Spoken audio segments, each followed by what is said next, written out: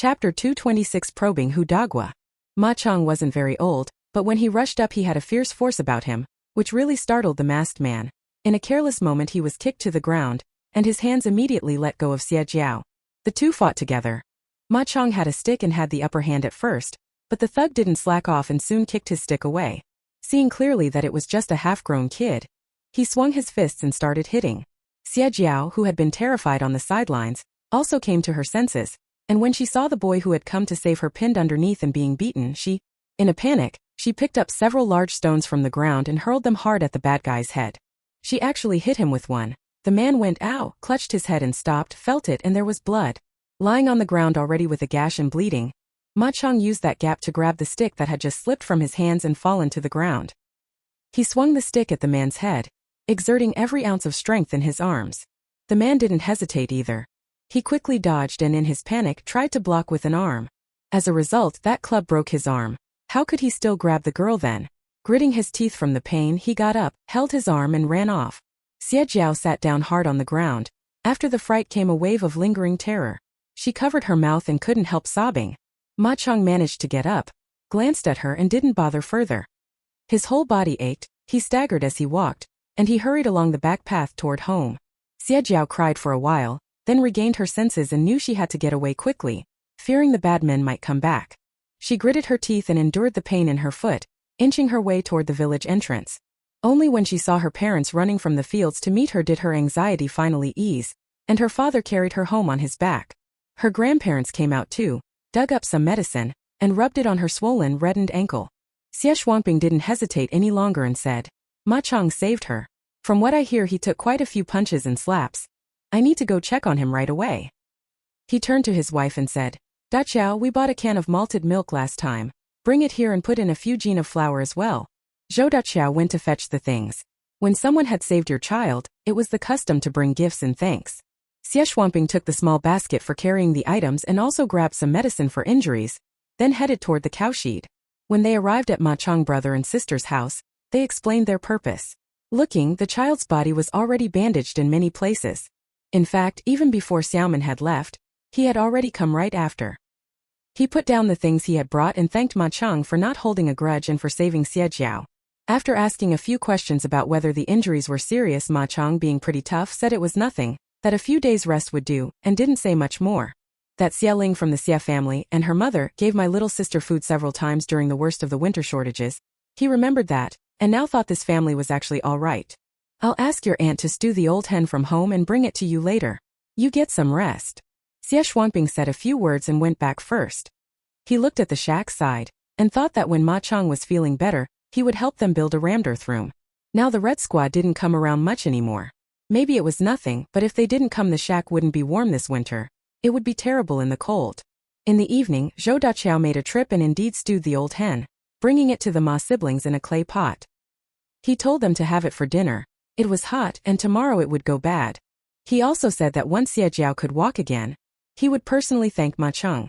Over here, leaving Ma Cheng's recovery aside, even Xiaomin began to have thoughts about that masked man. Old Xie's family really has had 8 generations of bad luck.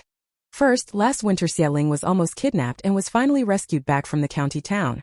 Now someone has come to abduct Xie Jiao. It's obvious they had a specific target. It wouldn't be a clerk from the pigeon committee. Why would they come to Sandao Go? It couldn't be incidental. Maybe they followed, trailed Xie Jiao, and struck where there were no people. Thinking of the description Ma King gave of that man, she plans to visit the committee tomorrow to have a look. If we can really catch that masked man and it's indeed the one he said, it'll also help Ma City get some revenge. This is easy to check. See if there's a lanky guy, probably with one arm broken. And that matter with Hudagwa also needs to be settled. Try to get back Xingying and the others' money and the precious watches if possible. Forget everyone else for now. Xingying is under her protection, so there's no way she'll let anyone named Hu off. They didn't speak all night. The next day, because she had to go to the commune, Lian Xiaomin, around 9 in the morning, after feeding Xiaofu and Xiaya, sent them to their aunt's house. She put on a wide straw hat, slung a carrying basket on her back, and set out, walking toward the outskirts of the village. It was 7 or 8 li. She strode briskly as if propelled by the wind and arrived in less than 40 minutes. It felt like exercise, and after the walk she felt completely refreshed. She walked all the way to the vicinity of the Pigeon Committee courtyard and stopped. She had been here many times before, Back when it was because of Su De Wang, she used to come often to glean information. This time, she quietly slipped up to the side of the enclosing wall, leaning toward the little building closest to it. Several offices inside were occupied. After listening with her psychic power for a while, she heard them talking about whose home had been searched and where they would go to be denounced next. But Hu Dagua was not in the room. She had never seen this person before, but Sun Xiefeng had followed Zhang Wenyong and the short, fat Chengji that time and had seen him, then later described his appearance. He waited by the base of the wall for more than 20 minutes when suddenly someone came in from the main gate, pushing a bicycle toward the building. Just over 30, medium build, wearing a blue cadre suit, small eyes, a full beard, with a large mole on his temple, none other than Hu Dagua. He frowned, his face dark, stopped the bike at the building entrance, didn't bother to lock it and went straight inside. He went up to the second floor, walked into a private office, didn't close the door, and plopped down into the chair at the desk. Miao Chuanbua Tiandabiao, come here. After shouting once, two people quickly ran over from the large office next door. One fat, one thin, both wearing gray uniforms with red armbands on their sleeves. Seeing that Hu Dagua was in a foul mood today, the two of them carefully closed the door when they came in and hurriedly attended to him. One fetched water while the other lit his cigarette. The round-faced, slightly chubby man, about 27 or 28, struck a match and asked softly, Director Hu, you just got promoted, who's so bold as to make you angry? Hu Dagua lit a cigarette, took a drag, glanced at him and snorted in anger. De Biao, tomorrow go search Luo Wenqing's place on Yushui Street. You two take another person along, maybe that Huang Wu would do. Wang Yuzhu can't go. Tian Dabiao looked puzzled. Huang Wu? Isn't he Lao Shui's man? The Luo family is Manchu, and it turned out they used to be imperial relatives. There's bound to be a lot of gravy. Why have him go along? No, Director, what's wrong with Zhuji? He still hasn't come today. Chapter 227, going to the transport team for lunch. Hu Dagua was angry inside with nowhere to vent, so he could only speak gruffly. Do as I tell you to do. Zhuji. He's ill, hospitalized at the county hospital. That Huang Wu brought me a gift a couple of days ago, quite heavy. He can come along in the future. Let's see how he behaves. Miao Chuanbua, who had just refilled the water, chimed in. Following Shui Mingzhang won't get you anything. Of course Huang Wu wants to side with us. Tell me, what money prospects are there in sticking with such a straight arrow leader? Hu Dagua seemed to think they could definitely make a big haul from this Luo family, and gradually calmed down. They sipped tea and discussed with the two of them how to act tomorrow. He also said that, as before, pick out the valuable items from the loot and don't keep them at home. Send everything to the cellar at number 2 Shuishi Alley. After more than 20 minutes, Miao Chuanbua went out to take care of something. After he left, only Tian Dabiao remained in the room. Hu Dagua lit another cigarette and motioned for him to move his stool closer. He was good at reading people's expressions, dragged over a stool and sat down, all attentive, listening seriously. De Biao, I'll be honest with you. Zhuzi messed up that thing with Xie Jiao yesterday. Don't even mention it. Tian Dabiao rolled his eyes and immediately put two and two together. Wang Yuzhu wasn't sick, he had gotten into trouble. Huh. Director, you mean that pretty girl from Sandaogo? It's such a small matter, how could it go wrong? A country girl. If she could marry you, a senior director, wouldn't that be the kind of thing you couldn't find even with a lantern? What, did Zhuji go to her family and they refused? Did it come to blows? Hu Dagua waved his hand. No, that's not it. Arranged proposals definitely wouldn't work. That Xie Jiao has high standards, how could she possibly go for someone like me with 3 children? Before Changji had his accident, the first time he mentioned that little girl to me, he said she was quite pretty, had high standards, was favored at home. Formal arranged proposals wouldn't work, we'd have to do something a bit forceful. But then he had the accident and went away, so the matter was put on hold.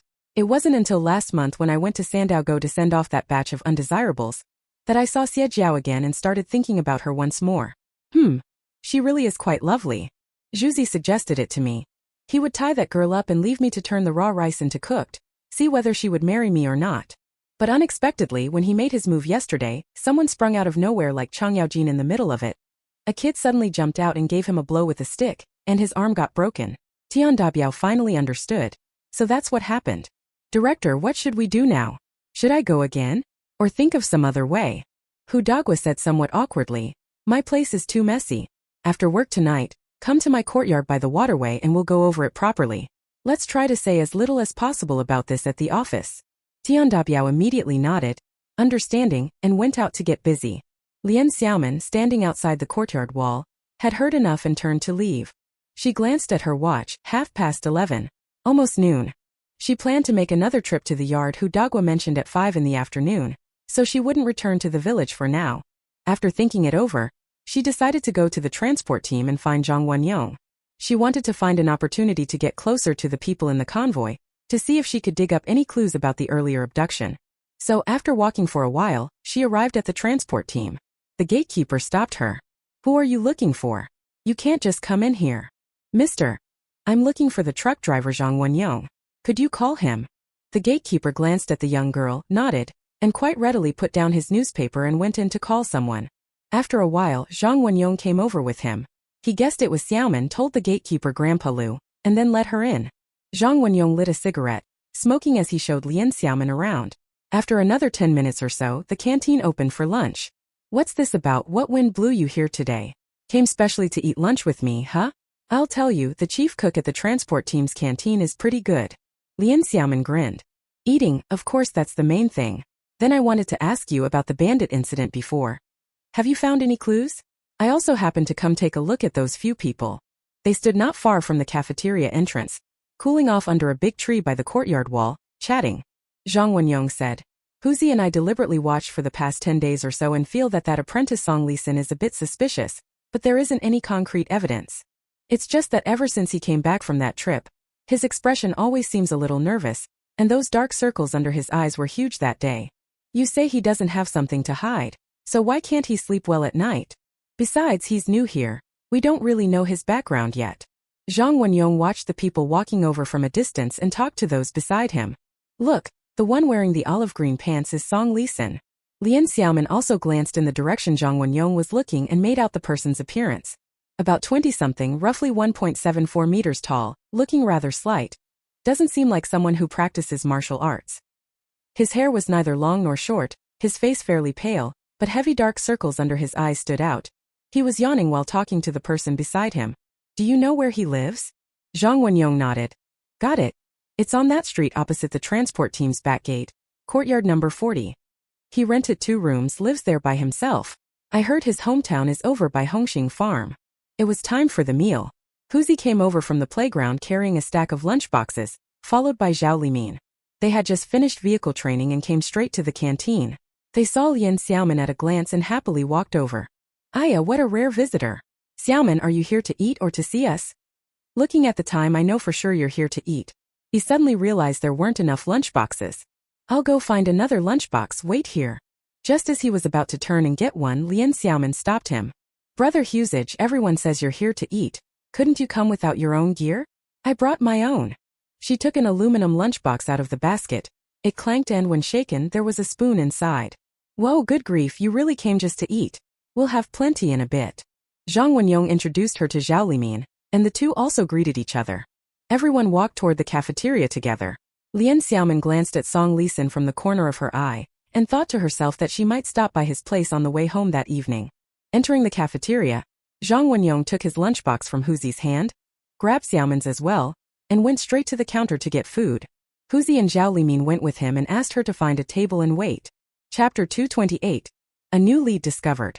Lian Xiaomin casually walked to an empty table and sat down slowly. Then she lowered her head and seemingly absent-mindedly began tidying the bamboo basket behind her. But in fact, her thoughts were not on that. She quietly released her mental energy and continued to observe closely the person named Song Lisan. At this moment, that person was standing, seemingly as usual, at the end of the line at window number 1. He had originally been chatting with a young man behind him, discussing what to have for lunch. However, at that moment, as if he had seen someone who made him extremely nervous, the expression on his face changed in an instant. Immediately after, he nodded quickly yet cautiously, the motion so slight it was almost imperceptible. After this small gesture, Song Lisan nonchalantly cast a sidelong glance around the surroundings. After making sure he hadn't attracted anyone's attention, he returned to his previous relaxed and natural state. However, none of this escaped Lian Xiaomin's sharp gaze. She took in every movement of the man, every subtle change with her eyes. At that very moment just now, she immediately looked in the direction of Song Lisan's sight. Outside the open glass window, a figure flashed by after making a hand gesture. Though quick, that speed couldn't escape someone who was concentrating to look. Even Lian Xiaomin saw clearly. The person outside was no older than 25, wearing a blue short-sleeved work uniform, also from the transport team. Of medium build with an ordinary face, hair naturally curly. He was alone. After making a six-hand gesture to Song Lisan just now, he hurried away. That brief, extremely covert interaction between the two would have been hard for anyone else to notice. Lian Xiaomin pondered.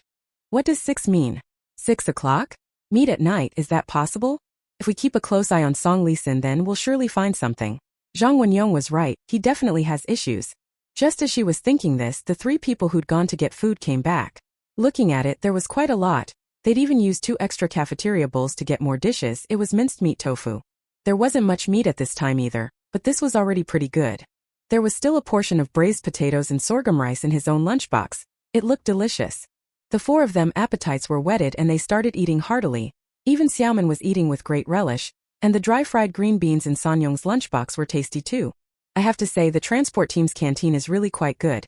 In this time of scarce supplies, being able to provide this kind of food definitely makes it a great workplace. After a whirlwind meal, everyone put down their utensils completely satisfied. Even Lian Xiaomin felt a little overfull. At that moment she pulled 4 big, round apples from the bamboo basket on her back. 1 for each person. Huzi didn't bother washing his. He wiped them on his clothes, bit right in, and they crackled crisply. Zhao Limin had to go home at noon.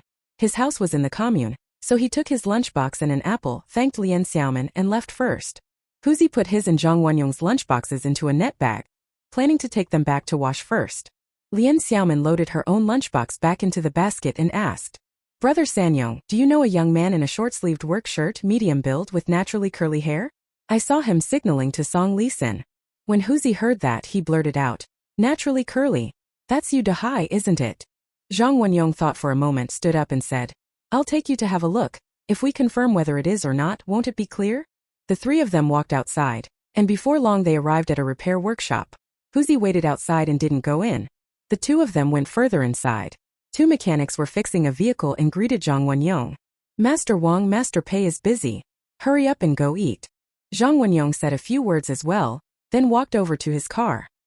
He opened the door, pretended to grab something, and with a raised eyebrow, signaled Lian Xiaomin to look in the direction he indicated. She hurriedly used the truck as cover and stole a glance that way. Someone was holding a clipboard and writing something down. She recognized him at a glance. It was the same person who had just flashed past the cafeteria window. Brother Sanyong, it's him. The other party nodded, silently took a pair of pliers, closed the car door, and led her out of the workshop. After going out, the 3 of them walked toward the gate, intending to find a quiet place to talk. After leaving the transport team's courtyard, they found a big tree and stood under it to cool off. Brother Sanyong, what does this person do? I feel there's something fishy. Zhang Wenyong leaned against the big tree and began eating an apple. Yu Dahai is the dispatcher for the transport team. He doesn't go on trips or travel with the convoy, but he knows all the routes we take. Lian Xiaomin exhaled. Then that's it, the designation has something to do with him. I saw him make a gesture to Song Lisan, showing 6 with his fingers. Do you think that means they'll meet at 6 o'clock? Zhang Wenyong nodded. All right, Huzi and I will keep watch on them from over here. We'll keep an eye on it first. If we find anything new, I'll come find you later tonight. Lian Xiaomin thought for a moment and agreed. After chatting with them for a while, she left. She found an empty alley, slipped into the space, changed clothes, swallowed a disguise pill, and transformed into Lindsay's appearance. Then slinging a large bamboo basket over his shoulder, he planned to drop by Mr. Qian's place in the afternoon if he had time. He went to the yard behind the cotton mill, near the small black market, knocked on the door, and before long someone came out to open it. Xuanqi peeked in and seeing Lindsay, happily let him in. Lindsay, you haven't been here for over a month. It's midday, have you eaten? I've already eaten. I've been away on a trip recently. The 2 of them walked into the room. It was just too hot outside and it was cool inside. The East Room's door was wide open. Master Qian sat there fanning himself with a palm fan, drinking a pot of tea. There were still unwashed bowls and chopsticks on the table. Xuanqi probably hadn't finished eating and went to open the door. There were 2 buns left in the bowl over there. Lindsay is here, hurry and sit down. Lian Xiaomin glanced over and whoa, on the cabinet against the wall inside the room, 2 pigeons were perched. They were the carrier pigeons she had left earlier, now treated as pets. She kept them, it was pretty good. When a crisis came, the 2 little ones finally proved useful. She opened the large bamboo basket she'd brought, took out a pound of tea leaves, put them on the table, and left them for Master Qin to drink. He handed over another huge, land-grown watermelon to Xuanqi. Xuanqi happily took it, weighing it in his hands. Oi, this watermelon is really huge, must be 15 or 16 jin, he said, grinning, and went to fetch a knife to cut it. Before long, He deftly sliced the big watermelon into pieces and called a few neighbors over to come eat. It turns out old Qian's 7 men are all here today. They were resting at noon. Erongji and the other two, Xiaoxi, Xiaomao and Shunan, all came over, greeted Linzi with smiles. Each took a slice of watermelon and squatted in the courtyard to eat. Chapter 229. Pay a visit to Hudaji's place. Boss Qian, how's this big watermelon? I still have a lot of goods. Do you think it will sell well? Not counting the planted fields she'd already sold, the 20 mu of land inside the space had previously grown a crop of watermelons. On ordinary outside melon farms, yield per mu was over 6,000 jin. The yield inside her space was even higher, so there were nearly 10,000 large watermelons stacked out in the open at the head of the field now. Old Qian nodded. All right, when do you put them in the abandoned warehouse at the cotton mill? I can sell them. These ticket-free watermelons will be snatched up like crazy. He finished a piece and kept praising. This melon is really good. She put away the tea leaves from the table, grinning as she thanked Linzi. The tea he gave was especially delicious.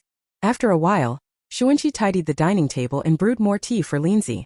Grandpa Qian took out the account book to show the other party, then opened the Kong cabinet and took out a small wooden box, placing it on the table.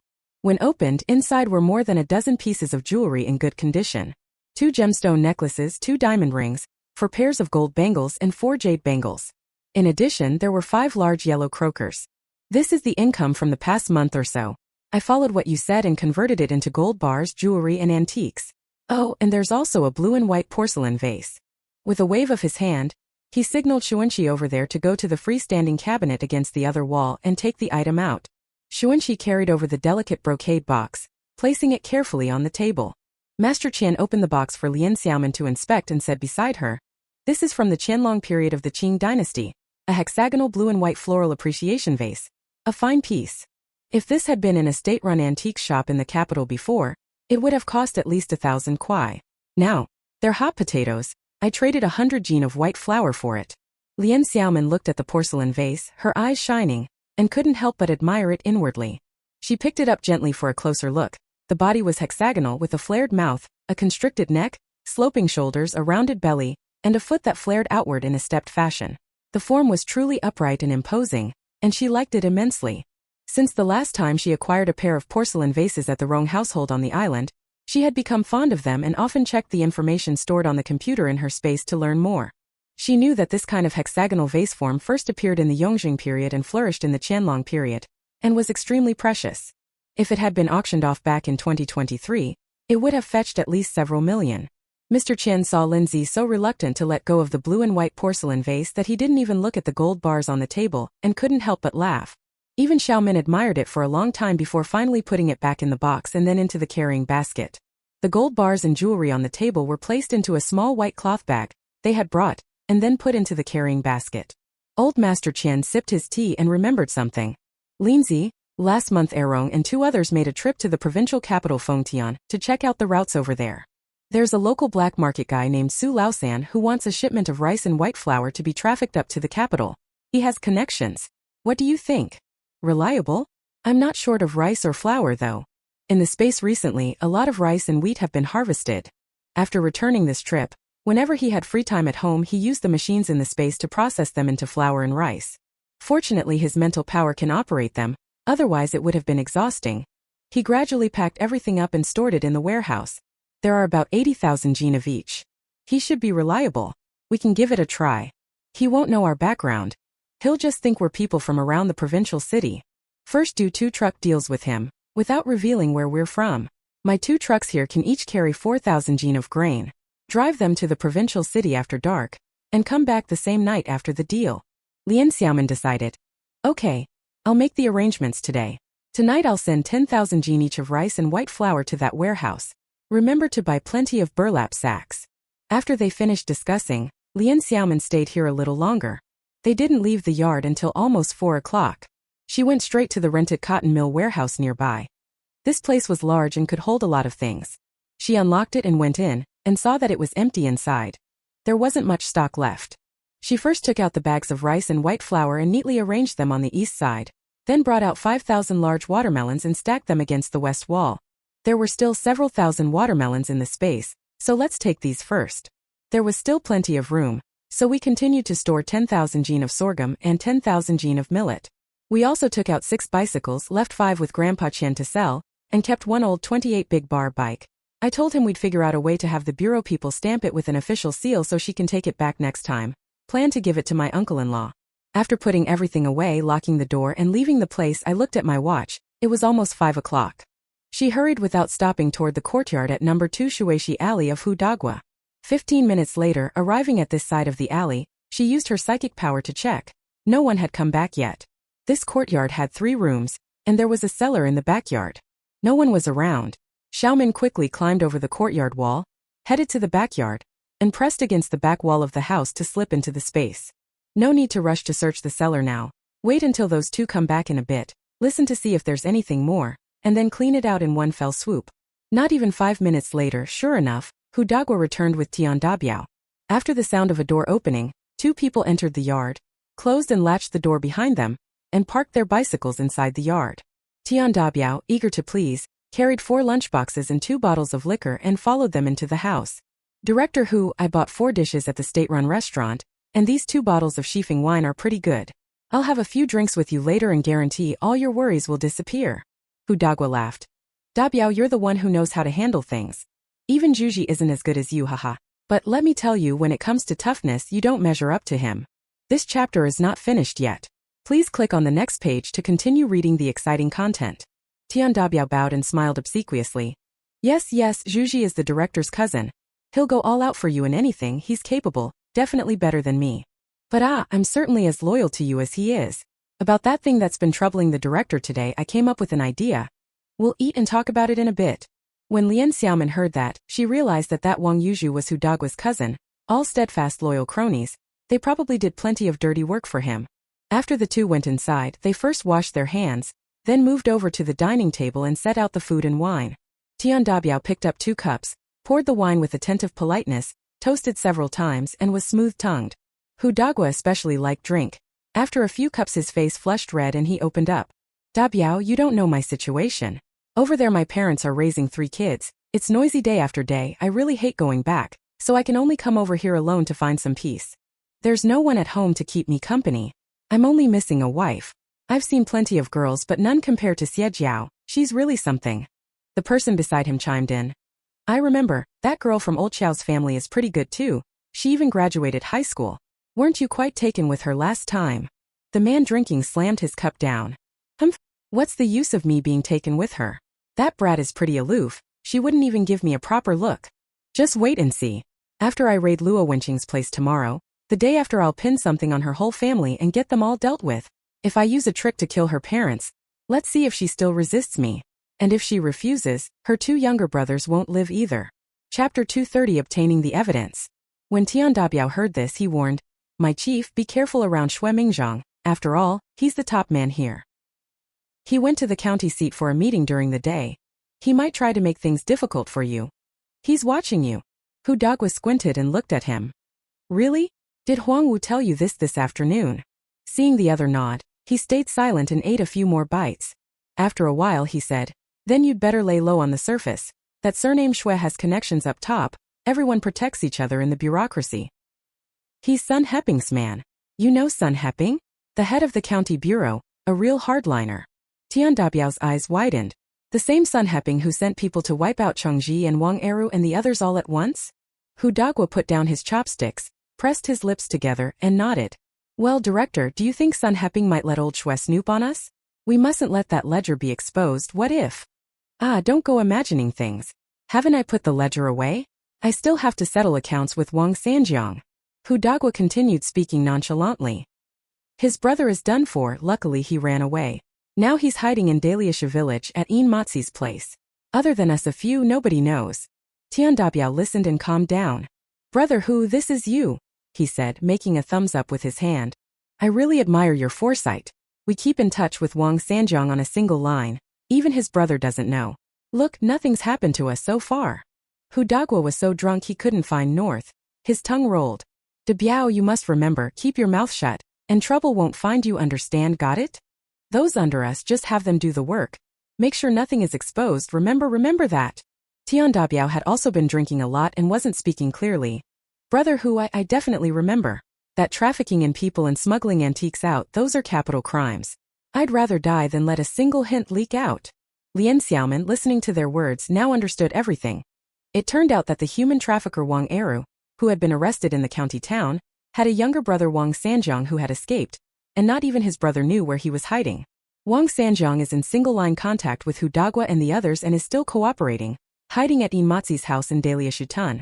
She had intended to deal with the two pests in the room today, but then she thought they're subordinates or accomplices. From the sound of it, there are quite a few. It would be better to give all the evidence to that Xue Mingzhang, purge these parasites, let him keep interrogating and dig out more people. The ledger? Where could it be? Have a look. Anyway, those two are still drinking, it's not too late to deal with them later. She slipped out of the space, put on a black mask and a black cap, and first went to the cellar. There was a small lock on the cellar hatch. With a snap she tore it off, flipped down the hatch, pulled out a flashlight and switched it on. The interior lit up at once. Against the innermost wall were two large sacks of grain. On closer inspection they were wheat flour and sorghum. Beside them were two trunks. She opened them one by one and glanced inside. One chest held gold bars, about 50 or so big yellow fish. In the other box were haphazardly placed some gold, silver and jade jewelry. 30,000 yuan in great unity notes, bundled into 30 neat stacks. Even when Lian Xiaomin saw this money, she wasn't particularly happy.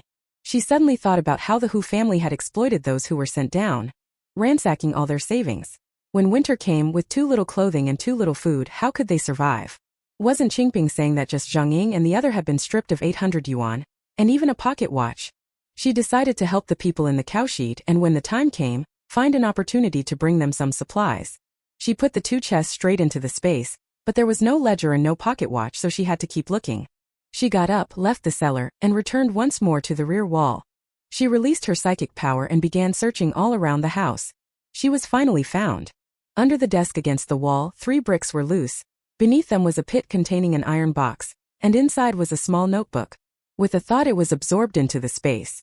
Flipping through it, it was indeed an account book, recording the dealings between Hu Dagua and the others with Wang Sanjiang. Every entry was very clear. Continuing the search, a box of gold and silver jewelry and 10,000 yuan were also found inside the large wardrobe.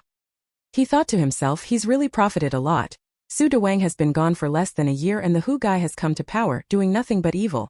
Beside it was a black leather bag containing 1,000 yuan, a stack of various receipts, and a pocket watch. Finally found the pocket watch. This is the hope. It's gold-cased, the chain is also pure gold, and it looks very delicate. He left 10,000 yuan in the wardrobe. This has to serve as evidence. She put the other things into the space, tidied them up, and then Lian Xiaomin strode into the room, her movements as fast as lightning. She came up close and with a single hand chop knocked Hu Dagua unconscious.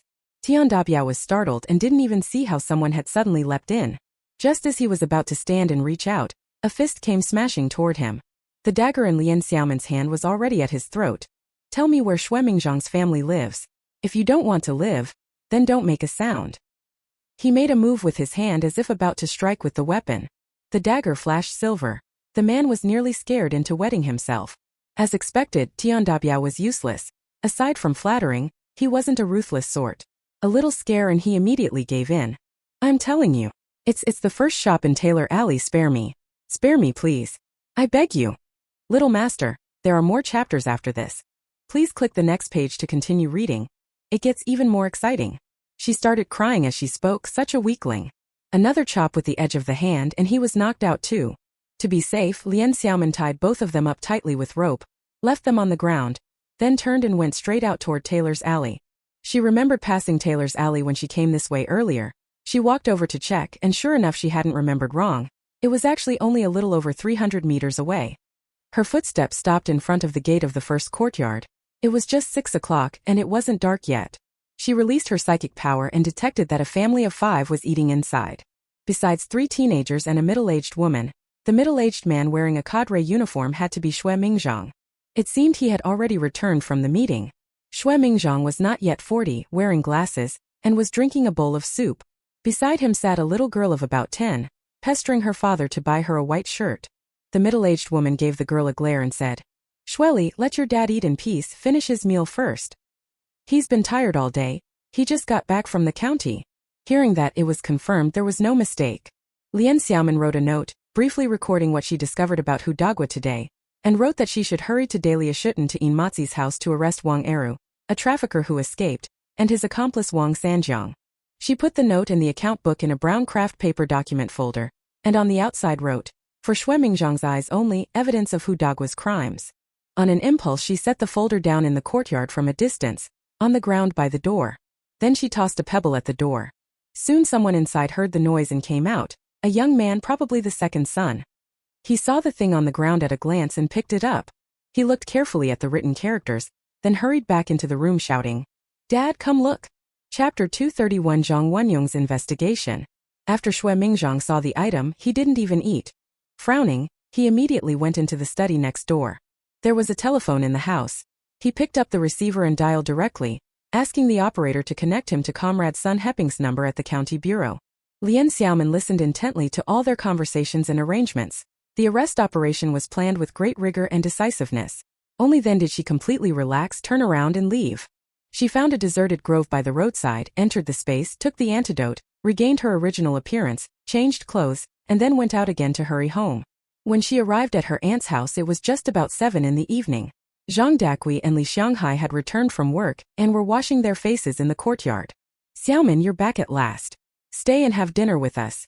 Her aunt invited her to come sit down and immediately began serving the meal. Little Fu ran over and hugged his sister's thigh. He took a milk candy out of his pocket, peeled the wrapper and stuffed it into his mouth. The little kid's eyes narrowed into crescent moons with delight. Normally he's restricted from eating too many sweets, and only given one occasionally. The little guy loves white rabbit milk candy, covering his mouth in bliss. "No, I'll take the 2 kids back to eat it. Auntie, you and Dechui can have the milk." She took a pig's knuckle out of the back basket and handed it to her aunt and Zhang Daqui, saying she had secretly exchanged for it at the commune and telling them to keep it to eat. Lian Xiaomin had to nurse 3 little infants, which was very hard. She occasionally brought some meat to her aunt to boost her nutrition so her milk would improve. Lian Xiaomin turned and went into the room to see Xiaoya and Xiaofeng sitting on the Kong playing. As soon as they saw their sister return, they immediately rushed over.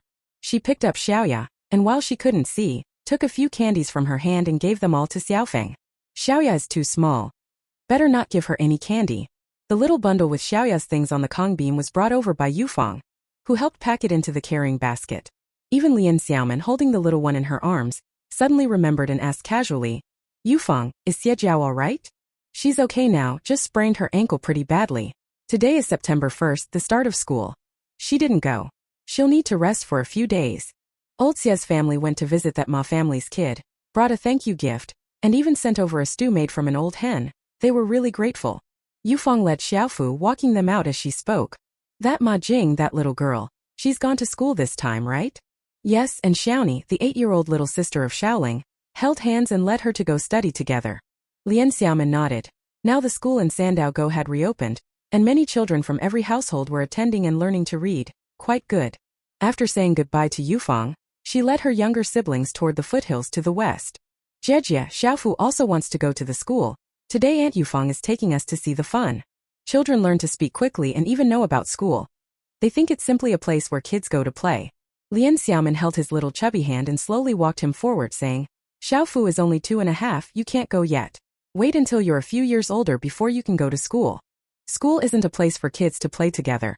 It's for studying and learning characters. Doesn't your sister usually read picture books to you?" The little kid tilted his face up. "Sister, I know characters. I know several characters. Big, small, Wang."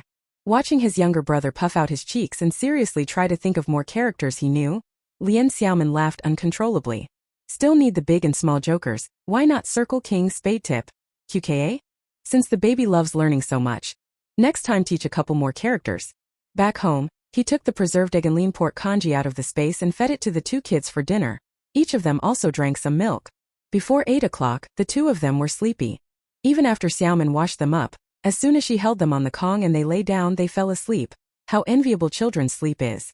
She slipped into the space to bathe, then went to check the crops planted in the fields. The wheat was a stretch of golden yellow. Unfortunately, there wasn't much wind in the space, so she couldn't see the spectacular scene of wind rippling through the wheat waves.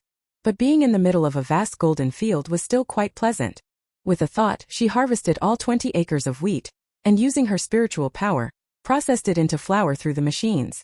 Fortunately, there were quite a few imported and exported machines in the port area, and they were all very advanced.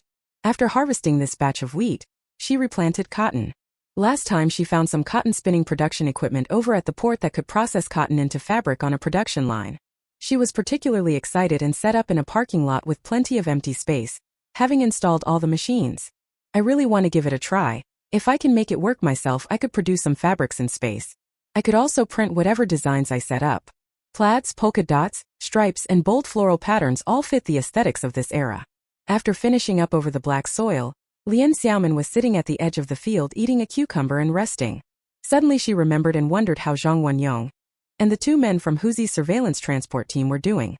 She was idly musing when someone knocked at the gate outside the yard, so she quickly slipped out of the space and ran to open the door. It must be Zhang Wenyong and Huzi. The two of them came in, each pushing a bicycle. It looked like neither had gone home yet. A few days ago Huzi also bought a bike. The brand new 28-inch single-speed was polished to a shine. He gave the pedal a push and propped it against the wall. Have you two not gone home yet? Have you eaten? I'll go fix something. Huzi hurriedly said. Xiaomin, don't bother, we've eaten. All right then, come inside and sit. They were led into the west room, and 2 enamel cups were fetched. Tea was made with hot water from the thermos. Little master, there are more chapters after this. Please click the next page to continue reading. It gets even more exciting. From the moment he came in, Zhang Wenyong had kept his brows tightly furrowed. Now sitting on the edge of the Kong, he said. Today we kept a close eye on Song Lisan and Yu Dehai. They weren't going to meet at 6 o'clock. They went to number 6 Shoshui Alley, which is an empty courtyard where no one lives. Lian Xiaomin nodded, so that's how it was. I climbed over the wall with Huzi and eavesdropped on Yu Dehai threatening Song Lisan, saying they must never tell anyone about this, otherwise neither of them would end up well. What are you talking about? Just wait for this to blow over on its own. Anyway, it didn't hurt Zhang Wenyong. The two of us kicked the door in, took them both down, beat them up and forced them to spill what they knew. Lian Xiaomin's eyes lit up. Did they say anything? What exactly happened?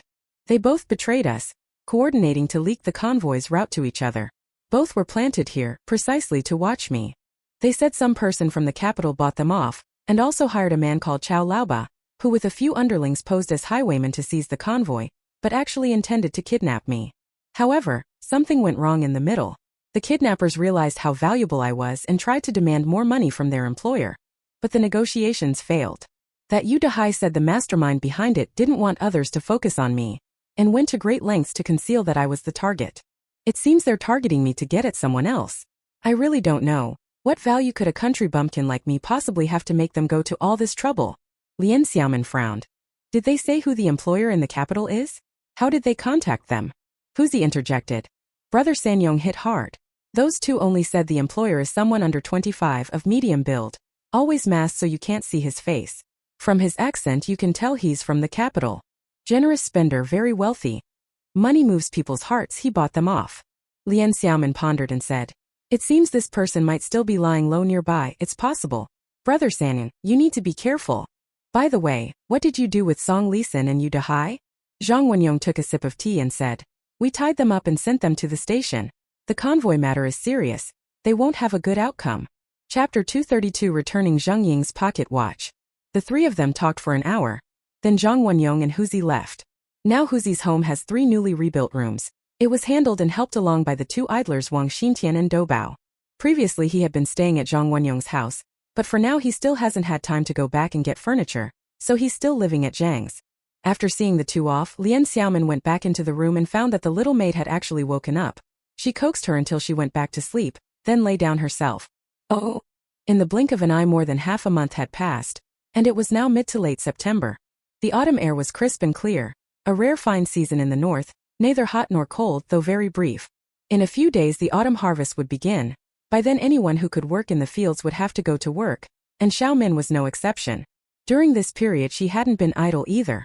She never relaxed her investigation into Hu Dagua's affair. She kept at it until those people were all arrested by the authorities and sentenced, each one executed, before she considered it concluded. That Xue Mingzhang had cleaned up those who had done so much evil was, in any case, at least removing a threat. People like that, one fewer is one fewer, and even Xiaomin finally breathed a sigh of relief. That night, at around 9 o'clock, Xiao Fu and Xiaoya had long since sunk sweetly into sleep. She set off lightly and went again to the cowshed. During the day I took 2 chickens out from the cold storage warehouse in the space, chopped them into pieces, and stewed a big pot of chicken and potatoes, adding some mushrooms as well. I first scooped out half, put it in an earthenware pot, and placed it back into the space, planning to deliver it to Zhengying and Sun Qingping at night. I had learned a few tricks from Yufeng before. And the dish turned out pretty good today.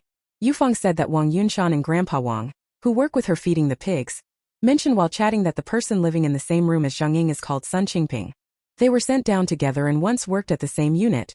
Both were from some film studio. Lian Xiaomin quickly walked to the earthen house on the far west, still hiding behind a big tree. On impulse she set a large basket down on the ground at the door.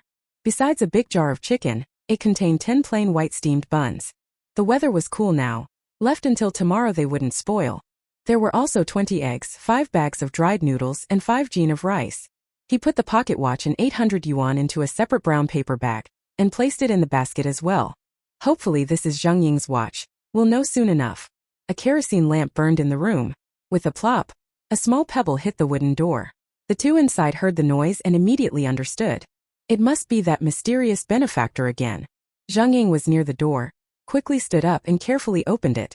Sure enough, there was a basket on the floor, covered with a black cloth. He still didn't grab it right away. Tiptoeing outside, he clasped his hands in thanks toward the pitch-dark surroundings, then turned back and bent down to pick it up. When he looked back, hot tears couldn't help but stream down his face. Lian Xiaomin used her psychic power to observe. She could see clearly and silently hoped his body would get better and hold on. Zhang Ying carried the basket into the room and closed the door. Sun Qingping also waited inside with an excited face. When he saw Zhang Ying come in with the basket, he hurried forward and whispered, "Still haven't seen the benefactor?" Zhang Ying nodded, wiped away the tears that had fallen, and set the basket on the floor. The two looked and saw a fragrant large earthenware jar. Definitely food. There are also 10 plain steamed buns, giving off the distinct aroma of flour. Sun Qingping quickly fetched a small table he had made himself, and 2 enamel rice bowls with their paint chipped. When the clay pot lid was lifted, whoa, so it really was stewed chicken. They could hardly believe it. There's so much. Let's give some to old Jiang and the others. Sun Qingping nodded, scooped out some with a spoon, and carried a small basin full, with 3 steamed buns on top, then went out to deliver it to the neighbors while it was still hot. The neighboring room was a bit larger, with a kong big enough for 3 people to sleep on. Jiang Weimin was 50 years old, formerly a professor at Peking University. His roommates Wang Linhua and Qiu Jian were around 40, also professors at the same school. Jiang Weimin opened the door, saw Sun Qingping bringing food in his hands, and gratefully took it. He and Zhang Ying had recently been given food by others from time to time, and he felt deeply moved. This is like sending charcoal in snowy weather. Otherwise the rations wouldn't be enough, sometimes he could only go hungry, and his body couldn't hold up. Sun Qingping said nothing, waved his hand to signal him to hurry back inside. Not to alarm anyone, then turned and left.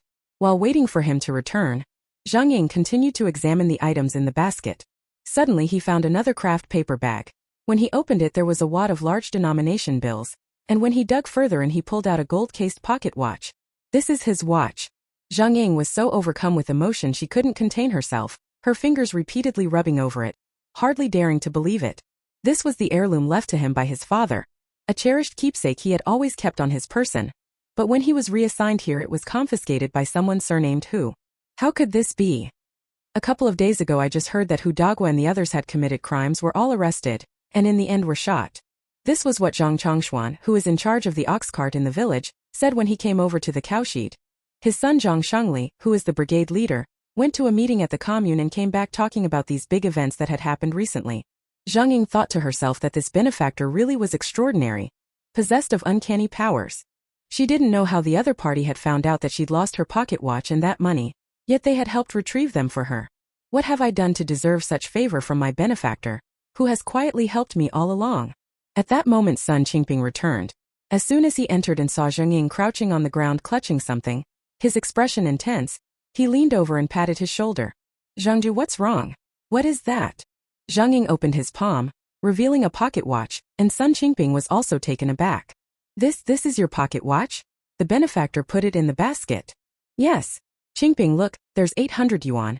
And inside there's your 300. Sun Qingping opened his eyes wide. It was truly unbelievable. Zhang Ying grabbed his shoulder and gave it a shake. The two dared not make a sound in the late night, together immersed in shock and excitement. Outside, Lian Xiaomin had confirmed it. It really was his pocket watch. Good, the jade returned to its owner intact, time to withdraw. He turned and quickly vanished into the night. But having just passed the educated youth quarters beside the cattle shed, he suddenly noticed 2 shadowy figures under the big tree outside the courtyard gate. Someone was standing behind the tree whispering. It was too late for Lian Xiaomin to hide. At such close range, the other party could see him at once. One person immediately stepped out from behind the tree. Looking closely, it turned out to be Xie Shui. Xie Shui awkwardly greeted. Xiaomin, it's you. If you have time, come over and visit Xie Ling. Without waiting for her to reply, he turned and strode away as if wolves were chasing him from behind. When Xiaomin looked again, she realized that the person who had come out from behind was actually Shi Weihong. She snorted with a laugh. Sister Shi, the moon is pretty round tonight. Chapter 233. After the autumn harvest, the educated youth Sister Shi gets married. Shi Weihong's face was flushed red. A long dark braid grasped in her hand, fidgeting helplessly. Xiaomin, oh, don't tease me, what moon are you talking about? No, it's nothing, I didn't see anything, I was just wandering around. I'm going back to sleep now. Pretending to cover her eyes and turn to leave, Shi Weihong stepped forward and grabbed her arm. A person usually very straightforward suddenly became shy. After all, she was only a young woman in her early 20s and thin-skinned. Don't go. There's nothing much to tell, it's just Xie Shui wants to date me, but I'm 2 years older than him and I'm a bit. Lian Xiaomin looked at Shi Weihong with her brows slightly furrowed. Apart from her somewhat dark skin, she fit the era's aesthetic quite well.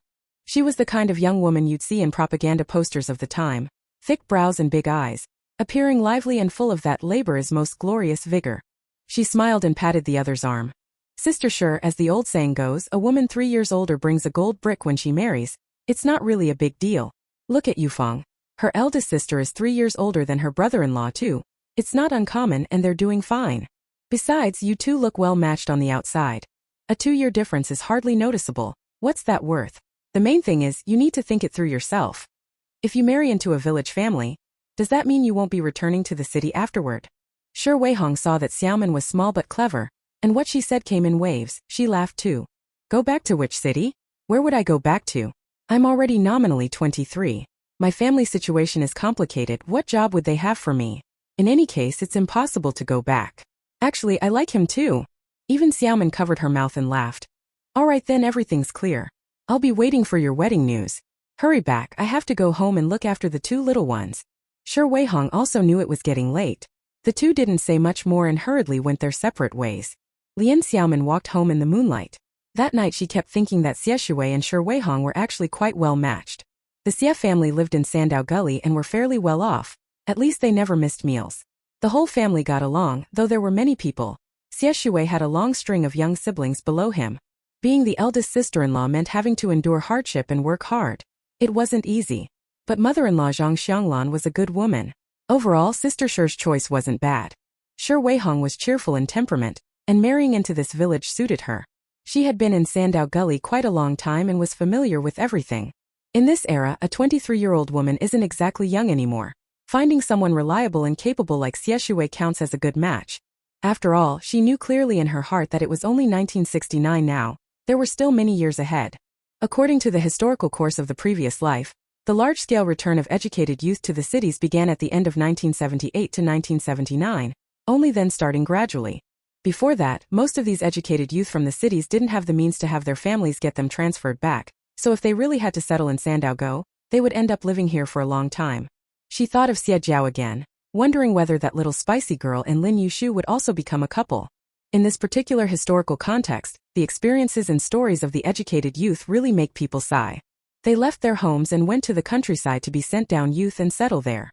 However, this period of history was full of hardships and setbacks. Only those who lived through it can truly understand the bitterness, spice, sourness and sweetness, and the joys and sorrows. Oh! In late September of a golden autumn, with cool autumn winds, the autumn harvest at last began in full force. In the Sandaogo production team, men and women, young and old, anyone able to work the fields, threw themselves wholeheartedly into this sweeping campaign. Across the fields, the golden rice ears bowed under their heavy weight. Over by the sorghum fields, the red sorghum burned like flames, tinting half the sky crimson. Everywhere there was a scene of bustling activity. The team members swung their sickles harvesting the crops, neatly stacking the cut stalks to one side, while those responsible for transport kept carrying them away.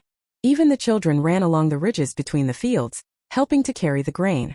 Even Xiaomin's small team, which had lost Yulei and Pei Ziqiu, had 3 new sent-down youth added in. Yishuhui was led to work by Shi Weihong, while Zhongmin and Shen Yuanchao were led by Lin Yushu and Li Chuang.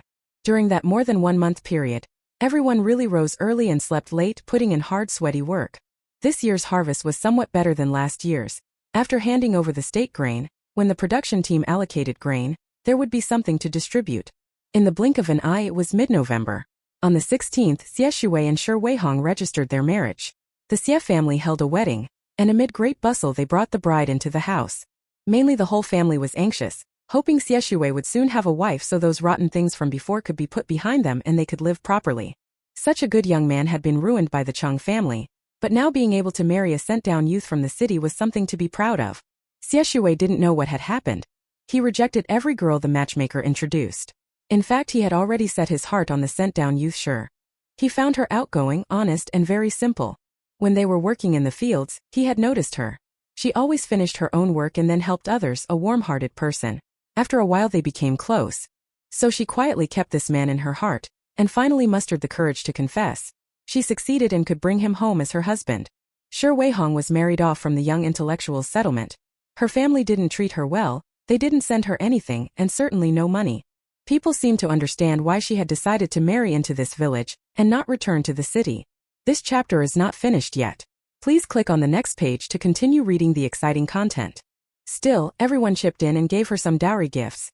The male young intellectuals pooled money and sent 2 enamel basins with red, double happiness characters. The female educated youth here were even bought a pair of red leather boots, lined with fleece, so they could keep wearing them in the bitter cold. This pair of shoes was actually quite valuable. With a ticket they still cost 18 yuan, and they weren't easy to buy on a whim. Why say the power of the masses is great? There was one remarkable person. Xiao Liyun, a Shanghai-educated youth who had been sent down with Pei Ziqiu's batch. Don't be fooled by her usually somewhat proud temperament. When it came to getting things done, she was actually very loyal and righteous. The family was fairly well off, but with so many older and younger siblings and not enough work for her, she had no choice but to be signed up by the neighborhood committee and sent to the countryside to join the production team. When she first arrived, the most memorable thing was that she had the most luggage. That girl came with bundles and trunks galore. If the ox pulling the cart hadn't collapsed from exhaustion, Zhang Chongshuan would have felt sorry for it. She wasn't much help with farm work, and a few of the older educated youths like Shi Weihong helped her quite a bit. This time she finally found an opportunity to show her ability. She wrote a letter asking her family to help buy a pair of red leather boots and send them over in time to wear at the wedding. She also contributed a large bill, a shoe ration ticket and 5 yuan. Quite generous. The other female educated youths also quietly picked some mountain produce, mushrooms, hazelnuts, walnuts and the like, and had Li Chuang and 2 male educated youths sell them in the small black market for a couple of coins, which is how everyone could afford to chip in this gift. Lian Xiaomin gave Shiji a bright red turtleneck sweater, thick and especially warm. Although she didn't know how to knit, she found a knitting machine in the space and knitted the most ordinary stockinette stitch sweater. Even if it's not very fancy, it still looks pretty good. After all, the color is bright, and in this era when everyone wears drab gray, it's especially eye-catching. Chapter 234. Jingying gets injured by a falling object. When Shi Weihong received this wedding gift from Xiaomin, she was deeply moved. She wore the red sweater on her wedding day. It was simply beautiful. The wedding was held in the Xie family courtyard. All the educated youths showed up. Being a little crowded didn't matter, it just added to the festive atmosphere. Xie Shui handed out candy pieces to everyone. He was the eldest among the younger generation of the old Xie family, the eldest grandson, and no matter what he was the most important, so the family had been saving candy and ticket money well in advance. Before, they had given Shi Weihong 20 yuan as betrothal money, made him a new set of cotton-padded jacket and trousers, and also bought a sewing machine.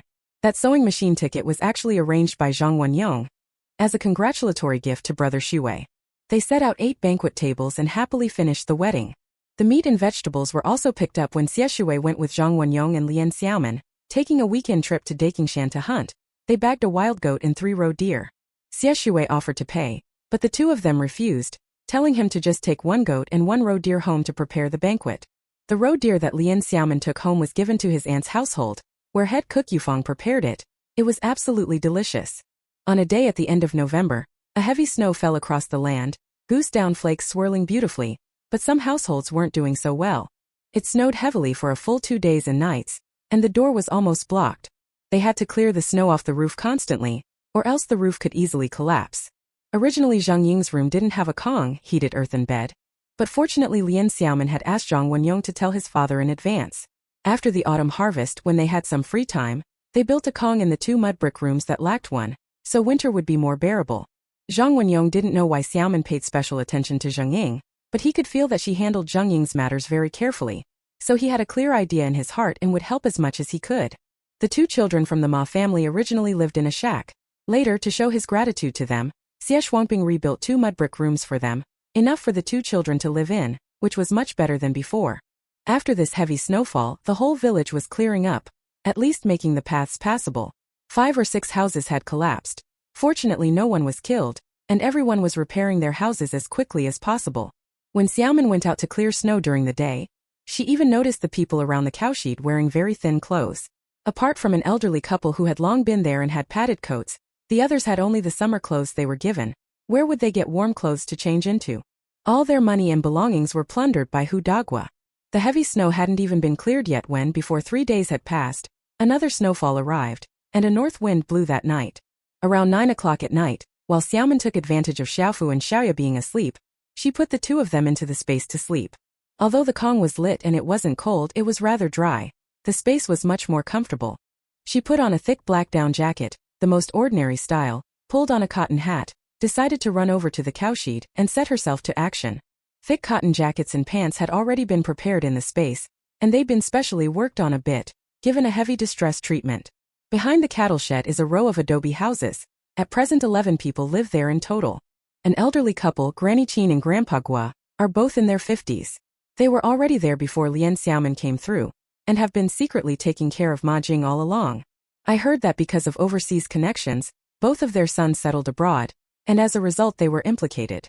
There are 5 others who are professors from Peking University, each roughly around 40 years old. One of the couples, Han Shuyun and Zhou Chong, live in the earthen house at the far east, the Han teacher Ma Cheng mentioned. She used to be a math teacher, and after arriving she would secretly teach Xiaojing some arithmetic. The other 3 professors are the ones living next door to Zhongying, including old Jiang and the others. There was one more occupant in the room, which Lian Xiaomin had long known. The director of the traditional Chinese medicine hospital from Shanghai, Yan Chang'an, and his wife Li Shuxian. The couple were relatively well off. After all, they had a son and a daughter properly settled, and later had sent something twice. Lian Xiaomin had left money to Yan Haixia originally, so she could tell that they had sent provisions. Because the 2 of them often took things out to share with the others in the cattle shed, everyone supported one another, and persevered through these hard years. Lian Xiaomin prepared 11 especially thick cotton padded jackets and pants tonight, some black, some gray, and some navy blue. All slightly different so it wouldn't be obvious. If they all looked like identical uniforms, wouldn't that give them away? She had this little bit of cleverness. All the clothes had patches. After distressing them a bit, it would be hard to tell they were new. She also took 11 pairs of cotton shoes, not too big or too small, just estimating the sizes. She stepped out of the house, facing the north wind, smoke and snow, and quietly went to the vicinity of the row of houses behind the cowshed. But before she could put anything down, she suddenly heard several sounds like crack, boom, and the roofs of the 2 houses on the west side were crushed down by the heavy snow. This was deadly. Those were the houses where Zhongying, Sun Qingping, and old Jiang lived. Even Xiaomin couldn't care about anything else and hurried over to rescue them. People from the 3 rooms on the east side heard the commotion and all came out one after another. Seeing a little girl already rescuing someone, they were momentarily stunned.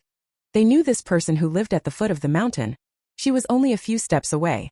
They thought she had probably just been passing the cattle shed and happened upon it, and there was no time to worry about details, so they hurried to help rescue people. Xiaomin, who was strong, quickly pulled Zhongying and Sun Qingping out first. The latter wasn't seriously hurt, only had some superficial injuries and was sitting aside catching his breath. But Zhongying was in pretty bad shape.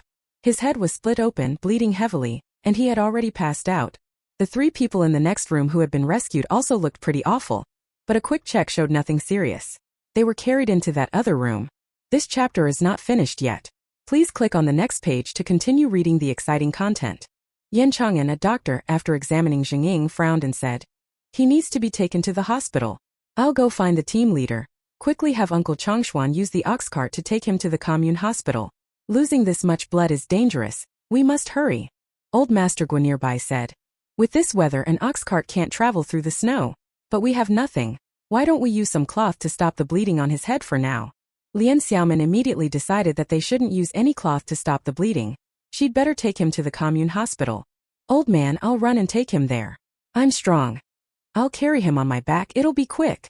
Tomorrow first thing, go find the team leader and have someone sent to the commune hospital to look after him." Without argument, she bent down and gently carried Zhongying onto her back, leaving the others stunned.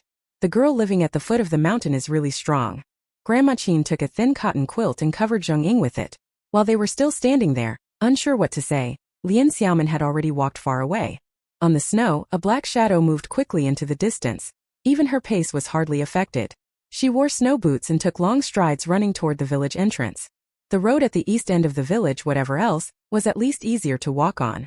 It had been cleared a bit these past few days. After all, people in the village still had to go out. After leaving the village, she saw no one around and on impulse, put the unconscious Zheng Ying into the space. She placed him in a guest room of the villa, hurriedly gave him a pill to stop the bleeding, didn't do anything else and let him lie on the bed. After leaving the space this time she ran more freely, took a flashlight to light the way, pulled up the hood of her down coat, and sprinted toward the commune. She ran with all her strength and was still very fast. Despite the snow, it took her less than half an hour to reach near the commune hospital. She had been here before, quite familiar with the place. Early on she even sold things at that little black market not far from the entrance. She slipped into an empty alley and entered the space. She changed Zheng Ying into a pair of black padded shoes. His single shoes were all torn and were set aside. She gently lifted him up again, and with a thought draped a military greatcoat over him, then quickly left the space and went straight through the main gate of the commune hospital. Chapter 235 Sending to the Hospital. Lian Xiaomin carried Zheng Ying on her back and ran through the hospital entrance, quickly looking for a doctor. Soon a doctor on duty came out.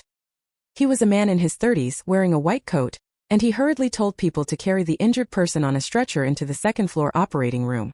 Outside the operating room, a nurse on duty handed the form to Lian Xiaomin and told her to go pay the fees. She went down to the first floor again, paid 20 yuan, and returned to wait outside the operating room. Time passed minute by minute. After about an hour, finally the operating room door opened and the doctor came out, his expression serious but with a hint of relief. The patient has had stitches in the head and currently appears not to be in danger, but since it was a blow to the head, hospitalization for observation is still necessary, the doctor said. When Lian Xiaomin heard this, a weight lifted from her heart. After that, Zheng Ying was wheeled out of the operating room and transferred to a ward. Lian Xiaomin followed into the ward and seeing Zheng Ying lying peacefully in bed, had a pretty good idea. After taking the space's hemostatic pill, he should be all right. If there were major complications, the commune hospital couldn't handle them anyway. He'd have to be sent to the county hospital. He was the only patient in this ward. The door closed. Lian Xiaomin had a thought, took out a cloth bag, and pulled out an enamel tea mug and an aluminum lunchbox. A teapot was filled halfway with hot water, the lid put on and set in place. She also took out 2 bottles of canned peaches, a spoon, 2 large apples and 5 tangerines, and put them all in the bedside drawer. Before leaving, after thinking for a moment, she slipped 5 yuan 10 jin worth of ration coupons, and 2 jin of meat coupons into Zheng Ying's coat pocket.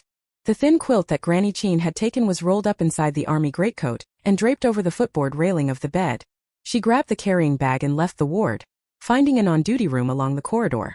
She saw that inside there was only one nurse of about 27 or 28, the same one who had just sent her to pay. After going in, she quietly slipped her a large apple and a handful of white rabbit milk candies. "Senior nurse, could you watch over patient Zheng Ying in Ward 3 for me tonight? Tomorrow morning bring him another bowl of thin porridge and a steamed bun or something. Okay? People from our village can come by in the morning to look after him." Saying this, she put the 1 yuan, a 1 kilogram grain coupon, and the aluminum lunchbox on the table. "Buy his meal first. Use the rest of the money to treat yourself to breakfast." With a quick glance toward the door to see no one passing by, the nurse smiled at Lian Xiaomin. "All right, taking care of patients is our duty anyway. Don't worry, little girl. If anything comes up, come find Sister Wang. I don't get off until noon tomorrow. Tonight and tomorrow morning. I'll definitely look after him. He still needs and for soon, I'll watch him carefully." She accepted all the items, and Wang Ifan felt delighted inside. It was such a small favor, and since she was on the night shift anyway, she could look after that patient. Who wouldn't be happy to get these tasty treats? Just like that, by the time Xiaomin left the hospital, Xiaofu and Xiaoye were still asleep in the space. She had to go back overnight, otherwise it would be hard to explain tomorrow. Having Nurse Wang take care of her that night made no difference. By the time she returned to Sandow Valley, it was nearly 2 in the morning, but when she passed the cattle shed she saw the 3 rooms still glowing with dim light. Xiaomin simply left the 2 sacks of clothes she had packed in the space at the door, then tossed a small pebble. Someone came out immediately, and it was limping Sun Qingping. So it seemed he really wasn't badly hurt. He saw the 2 sacks outside the door and quickly called to the people inside to help bring them in. When everyone discovered they contained cotton-padded jackets, pants and shoes, they could hardly believe their eyes.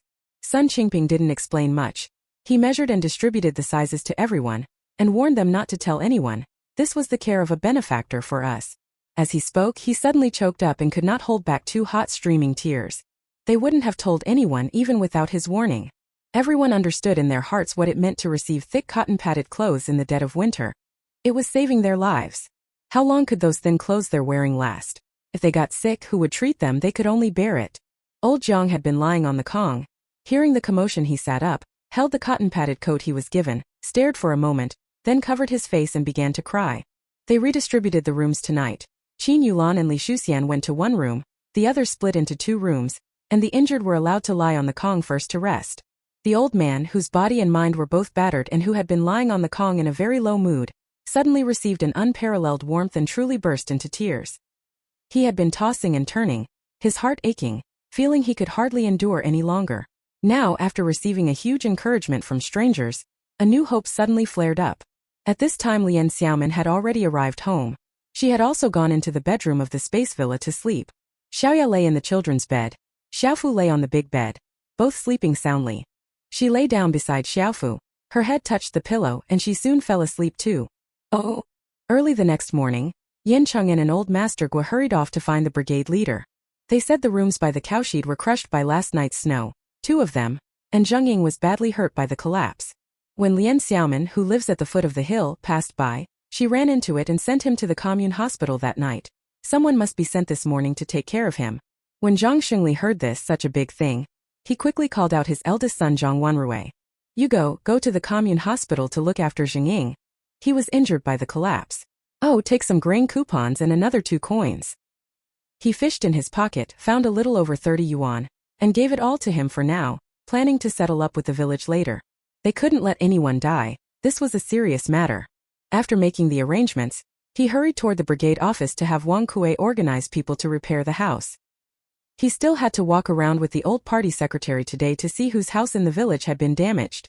The heavy, swirling blizzard finally stopped in the afternoon, and the villagers resumed clearing the snow, otherwise the roads would really be impassable. The people in the cattle shed finally had thick cotton coats and cotton shoes to wear. They were so excited. Those who were able to get up to work began helping tidy the houses and clear the snow in front of the doors. Even Xiaomin got up early, ate breakfast, and started clearing the snow off the roof. After the snow stopped in the afternoon, she continued sweeping the snow on the ground. After she finished shoveling her own yard, she opened the door and began shoveling the snow outside. Xiaofu kept clamoring to build a snowman. The north wind was blowing constantly and it was far too cold. The child was too little. Even Xiaomin told him to take Xiaoya and wait inside. He couldn't come out. I quickly and casually made a big snowman for him in the yard, sticking a carrot on as a nose and using 2 lumps of coal for eyes. Then I went inside and dressed the 2 of them from head to toe so thickly that only their eyes showed, brought them out to look at the yard, and even that was enough to make the 2 little ones deliriously happy. Xiaofu, as if he'd discovered a new continent, was overjoyed, circling the snowman that was taller and bigger than him several times, full of curiosity and affection. Xiaoya tightly held her sister's hand, repeatedly trying to reach out and touch that big brother. Hearing Xiaofu excitedly shout in his cute, childish baby voice, "Big snowman! So white! So tall!" Even Xiaomin was amused into hearty laughter, her heart full of joy. Afraid they would get cold, after only a short while of playing, she tucked one child under each arm and brought both kids inside. Chapter 236, New Year. Zheng Ying stayed in the hospital for 10 days, and it was Zhang Wanrui and a militiaman named Geng Zhong who took turns looking after her. She was discharged in mid-December. The house over by the cattle shed had been repaired, and she and Sun Qingping moved back into their old room, where they found the Kong had even been rebuilt. When Sun Qingping saw her, Zheng Gu was wearing a military coat, quite a rare fine thing. Zheng Ying shoved a jar of the peach preserve she hadn't had the heart to eat into his hand and told him to eat, saying, "When they took me to the hospital that day, I woke up and saw this military coat. Oh, and be sure to give that quilt back to sister-in-law Qin later." He leaned on the Kong pillow, pulled his clothes over himself, and kept chatting with Sun Qingping. "I heard it was that girl named Lian Xiaomin who lives at the foot of the mountain who sent me to the commune hospital. I owe my life to her. Not only did she give me the army coat, she also paid my hospital fees, left money orders and plenty of food. I really don't know how to thank her." Sun Qingping took the can, sat down beside him and lowered his voice. "Brother Zheng, you don't know the benefactor has come to bring us things again. It was the night you were taken to the hospital around 2 in the morning. It was a set of 11-ply cotton jacket and pants, very thick, and cotton shoes. I put yours aside for you. His voice grew softer, almost a whisper. I reckon the benefactor was that very Xiaomin girl. But about her bringing the cotton jacket, no one would ever reveal that. Also, how did she know that the 800 yuan and the one pocket watch you and I had were taken by Hu Dagua? I didn't tell anyone she brought them back. Only the two of us knew. Zhang Ying opened her eyes wide in astonishment. She didn't speak for a long moment. After calming her excitement, she finally spoke. Qingping, that little girl could carry me and run so fast to the hospital. She has skill. Not an ordinary person. I'm lucky she helped me. I don't know why, but I'm sure she's a good person. She must have accumulated virtue in a past life. We must hold on, fight fate to the end. Sooner or later the day will come when our names are cleared. Sun Qingping looked at Zhang Ying as he spoke, his face serious, and nodded. Luckily it was the dormant winter season and there was no need to work in the fields, so Zhang Ying rested and recuperated until the new year, by which time the wound on her head had healed. On New Year's Day, January 1st, 1970, Lian Xiaomin spent the whole day at her aunt's house with Xiao Fu and Xiao Ya. A few days earlier, she had handed over the last remaining male stag of over 400 gene in the space to the team, earning quite a few work points. The village divided up the meat. Although not much, some of the villagers who received portions now had the smell of meat in their homes for the solar new year. The Li family also prepared a piece of venison and even made a dish of iron pot stewed big goose. For this goose, Lian Xiaomin still used the excuse that Third Brave had helped acquire it. The cast iron pot stewing smells so good. The whole family closed the door tight, the thick curtain drawn snugly, not a seam showing, hiding inside to eat. The whole family sat around in the newly built big tile-roofed house, one large Kong heated warm, eating meat and sorghum rice, all happy and content. Days the Li family once wouldn't even have dared to imagine. Yufeng, don't give me all the goose leg meat, you eat some too. Even Xiaomin, watching the person beside her constantly skewer pieces of meat for her, grinned with bared teeth and picked out 2 pieces for her as well. Lian Xiaomin was feeding little Ya, ladling some millet porridge with meat broth and picking out a few small, tender pieces of meat for her to eat slowly. Xiao Feng could already feed herself, no one needed to spoon-feed her, and she ate heartily. While eating, Lian Xiaomin fed Xiao Fu and chatted and laughed with Yufeng at her side, listening to her talk about the tricks of cooking in an iron pot. But when it came to culinary skills, she really had no talent. She could get things cooked, but as for flavor, well, there wasn't much of any, so she made do. That day, Lian Xiaomin learned another piece of happy news. It turned out her aunt was pregnant again. Already more than 2 months along. Next month the triplets would turn 1 year old and now she was having another, really. No wonder so many families in this era have lots of kids, litter upon litter, they really can bear children. But in this era, being able to conceive and raise children was a good thing. The whole family was overjoyed, as you could see from De Chui Nai, who couldn't stop grinning. Lian Xiaomin knew in her heart that she'd given her aunt some nourishing tonic pills, which replenished her body and surely helped repair deficiencies, so there were plenty of benefits. She wasn't too worried about her aunt's health. When dusk was falling after finishing dinner, she picked up the slightly sleepy little Ya, took Xiao Fu by the hand and headed home. After coming in, she quickly heated the Kong. The little ones, worn out from playing, lay down and fell asleep. She was tidying up when suddenly she heard someone knock at the courtyard gate. She went out to open the door, and to her surprise it was Zhang Ying and Sun Qingping. Stunned for a moment, she hurriedly invited them in. The two of them came into the yard, didn't go into the house, stood in the yard, said a few words and left. It was obvious they had come specifically to thank Lian Xiaomin. Zhang Ying looked at Lian Xiaomin with tears in his eyes, his voice trembling slightly as he began. Miss Lian, you saved me.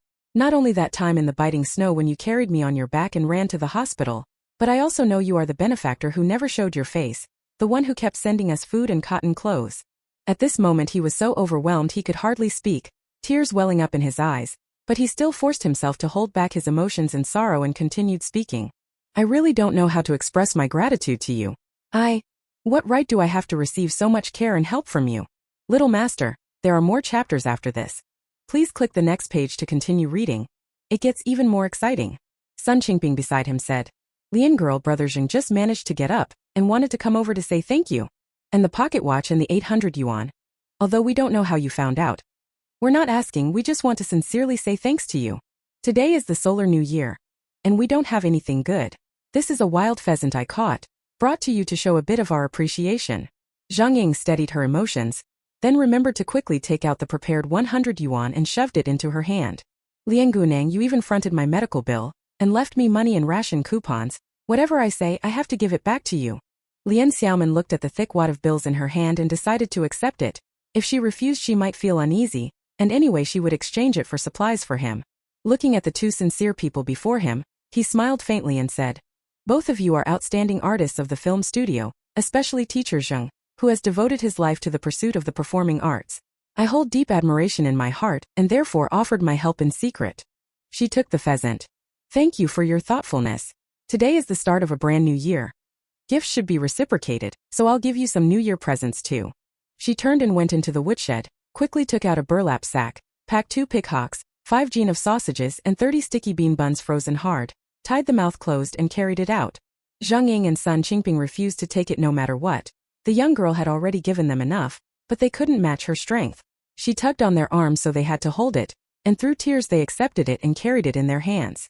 Knowing her reassigned status, she shouldn't linger and shouldn't bring others unnecessary trouble, so after a few words she left quickly. After sending them off, Lian Xiaomin also went to the woodshed and brought in 2 frozen persimmons to eat. She really liked them.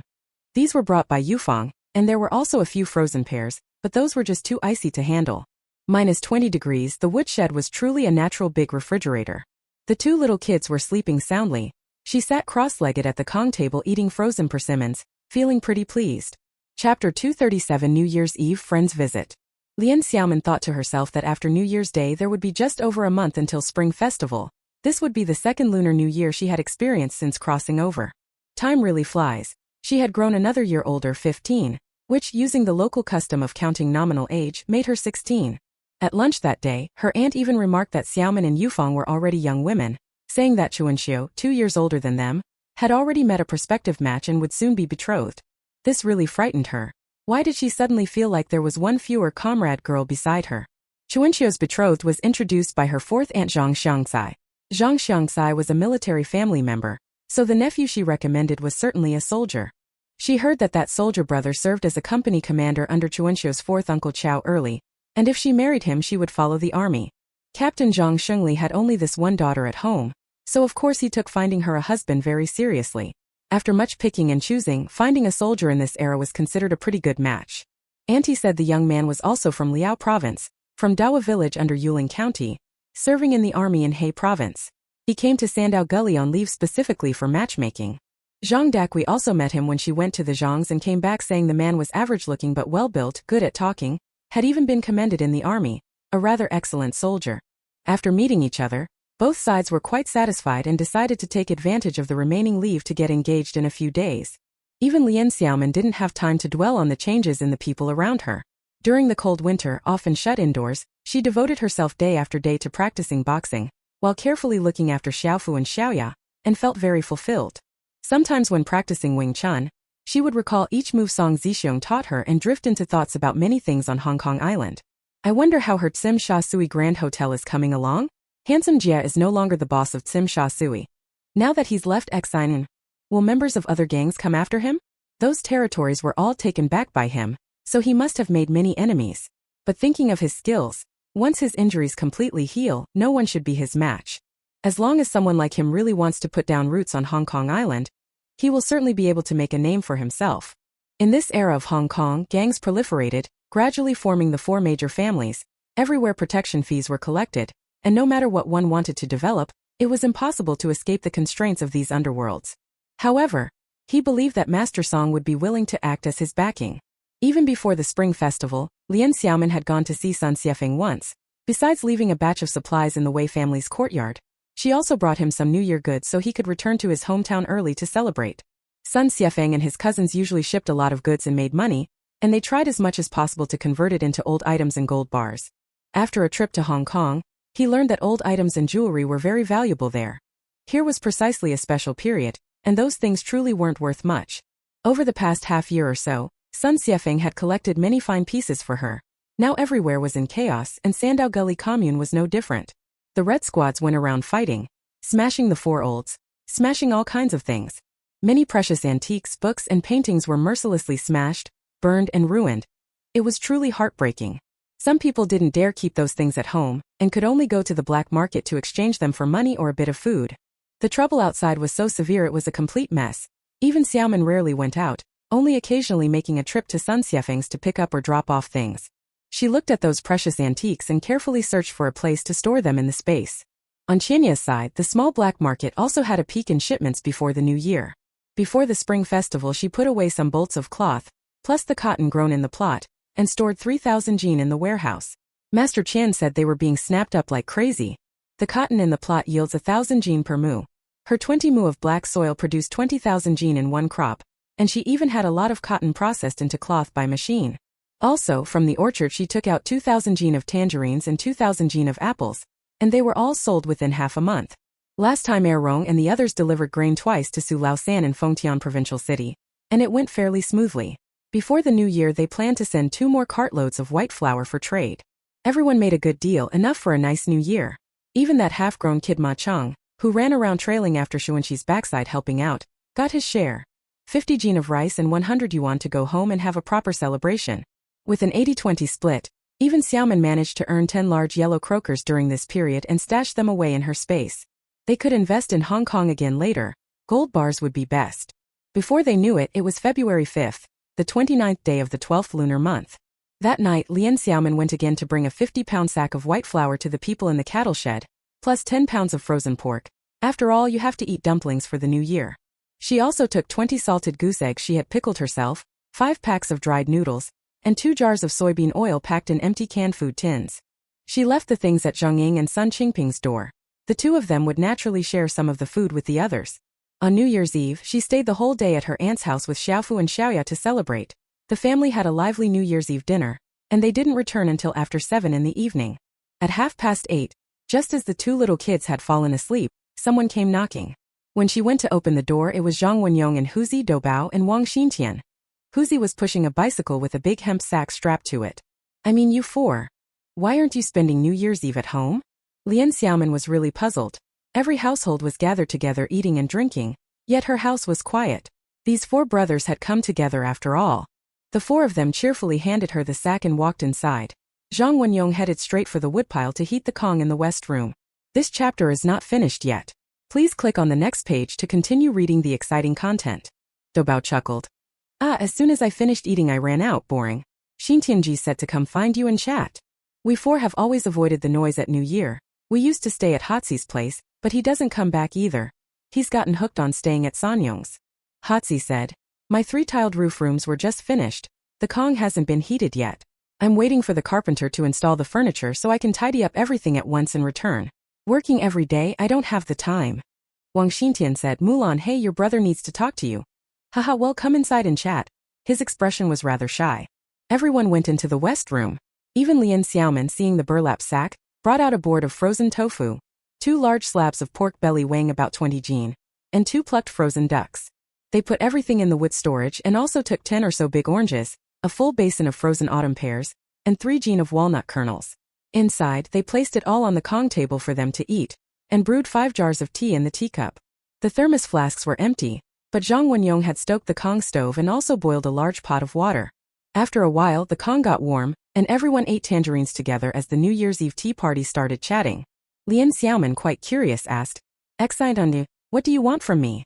Normally Wang Xintian was the funniest speaker and very lively, but today for some reason he was unusually quiet and a bit bashful. Xiaomin, I heard you get along well with the educated youths at the institute? I have something. She hadn't finished speaking when her face suddenly flushed. Even Lian Xiaomin was taken aback. What's this, trying to find out who? Looking at the hesitant person, Wang Xintian was fairly good-looking. Thick brows and big eyes, a straight nose and square mouth, with a rather burly build, very manly. His slightly dark face actually reddened for a moment. This was the first time anyone had seen that. Huzi always, at critical moments, blurts things out like a reckless kid. Might as well speak for him outright.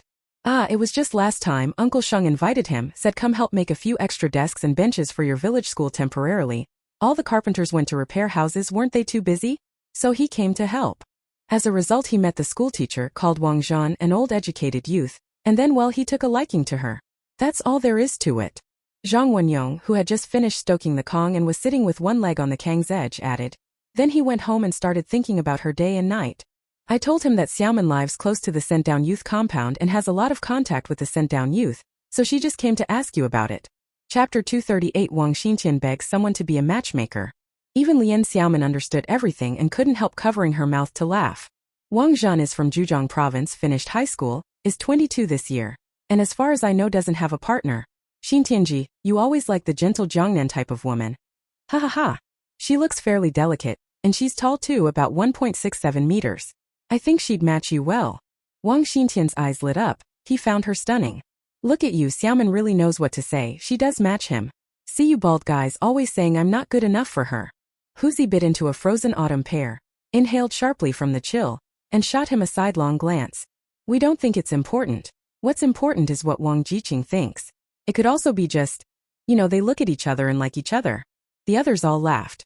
Wang Xintian glanced expectantly at Lian Xiaomin. Xiaomin, what do you think I should do? Lian Xiaomin peeled an orange as she spoke. I think you should go find Shi Weihong and tell Wang Jiqing. She married brother Xu Wei. She's brother Sanyong's cousin-in-law, right? She'd surely help. They too used to share a room in the educated youth compound.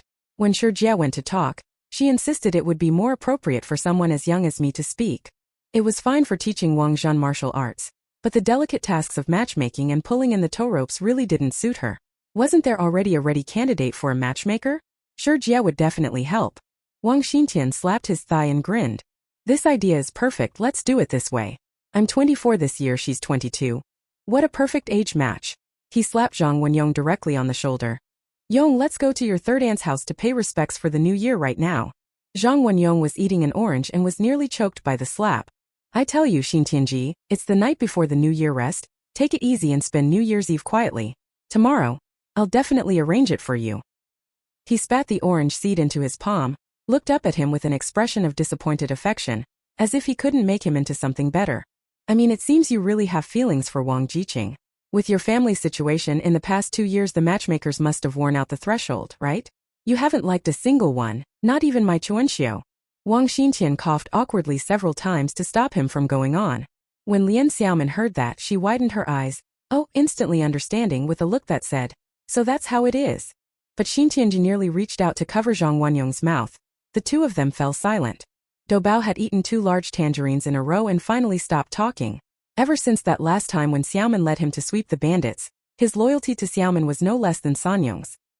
He looked at the other's eager little eyes and grinned, saying heartily, back then, Chuanxiu had her eye on Xintianji. Sanyong knew he didn't mean anything by it, but he couldn't stand his sister pestering him and his mother urging him, so he still came to ask Xintianji about it. Then, there was no then. After that, Chuanxiu gave up, listened to her parents, and went to meet prospective suitors. I heard that soldier was pretty good too. Lian Xiaomin grinned, a look of sudden understanding on her face. Looking at Wang Xintian, she felt that he really was pretty good. Regardless of his family's situation, the man himself was fine. Witty and humorous, burly in build. Could he be called a rough man? A bit rough in personality, but his face was not rough at all. A straight nose, a square mouth, neat and proper. I think I finally understand Brother Xintian now. Wang Zhan really isn't the same type of girl as Chuanxiu. Brother Xintian likes the gentle, restrained type. Wang Xintian scratched his head and smiled sheepishly. After they finished talking about Wang Jiqing, they brought up how chaotic things were outside. They said the middle school still hadn't reopened, all the students had gone home, big character posters were plastered everywhere, and there were public denunciations. Zhang Wenyong warned Xiaomin to watch out for the Red Squad coming down to struggle with those people, and to be careful. Lian Xiaomin nodded and filed it away in her mind. After a while, she went to the east room to check, helped the 2 little kids urinate, then tucked them back into their quilts to continue sleeping. Watching them sleep soundly and sweetly, she kissed each of them once, then went back to the west room to chat. These friends made New Year's Eve lively and bustling, not at all lonely. Doubao remembered and said, Xiaomin, one more thing. While Songyongji and Huzi are off for the Lunar New Year, how about we go together for a few days and hunt in the mountains? Now it's not just about making money, I want to follow you and experience real hunting again. That would be so exhilarating. The others also nodded, all of them thinking the same. Even Xiaomin agreed readily. What's the harm if we're going, let's just go. They eagerly made plans to set off early on the 4th day of the new year. But at that moment Lian Xiaomin had not anticipated that a major accident would occur just before the departure. After a few people had chatted and eaten their fill, they got up to say their goodbyes and left. Before leaving, Lian Xiaomin went to the woodshed, took out 4 cloth bags, opened a basket of tangerines, and packed 10 jin in each for them to take away. The next day, Huzi rode a vintage bicycle to his eldest sister's house in Donggo village, 30 li away. He brought a bag of sorghum rice and 4 pig trotters that Zhang Wenyong helped to pick up in exchange. He also carried off the oranges Xiaomin had given, which were the most sought-after Chinese New Year goods. His sister Gao Giju had just given birth 3 months ago, adding a big chubby boy to the Lao Lu family. Huzi got along well with his brother-in-law, so on New Year's Day they went over there to eat. And Wang Xintian followed Zhang Wenyong. That day they went straight to old Xie's house to pay their New Year respects. Mainly to chat with Xie Shui and his new wife Shi Weihong. The purpose was clear. Xie Shui was especially grateful to that third cousin on his maternal uncle's side. When he got married, the younger brother really helped out a lot. That sewing machine ticket was so expensive, it cost 3 Yong's monthly wages. And the game they brought. If he and Xiaomin hadn't taken him hunting, where would the meat have come from to make the wedding dishes so substantial? They were all helping him. When he saw that he and Wang Xintian had arrived, he was especially happy. After paying respects to the elders for the new year, he immediately invited the two of them to sit in his room a while longer, and had Wei Hong hurry up and pour 2 cups of sugar water. Wang Xintian took 5 jean of tangerines, placed them in front of Shi Weihong, intending to ask her to deliver them to Wang Jiqing, but didn't know how to bring it up. The other party looked at the items and was a bit dazed. Zhang Wenyong laughed and said, "Sister-in-law, actually today I mainly wanted to ask you a favor. Wang Xintian wants you to help arrange a match." He gave Wang Xintian's arm a tug. "You say it yourself, what's there to be shy about?" Shi Weihong had a particularly sunny disposition. When she heard this, she laughed and said brightly, "Ahem, whatever it is, just tell me. If I can help, I definitely will. So, who have you got your eye on?" Wang Xintian took a sip of the sweet drink, hesitated a moment, gritted his teeth and began to speak. He was older than Xie Shui, the same age as Shi Weihong, so he couldn't call her sister-in-law. He simply addressed her as Shi Jiqing. "Shi Jiqing, the last time I went to your village to help make desks and chairs for the primary school, I met Wang Jiqing. I'm asking you for a favor, please give her the oranges." When Shi Weihong heard this, she grinned and exchanged a glance with Xie Shui. "I figure it's because he has his eye on Wang Zhan. Why else would he come looking for me?" Chapter 239 Sudden Accident. Xie Shui laughed too. Wang Jiqing used to share a room with his wife, and they were on good terms.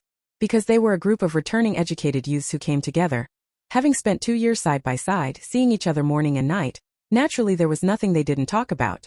And she had a gentle temperament, treated everyone kindly. According to his wife, Wang Zhan actually had strong opinions at heart, outwardly soft but inwardly tough. Not sure whether she could fall for a northeastern fellow like Wang Xintian.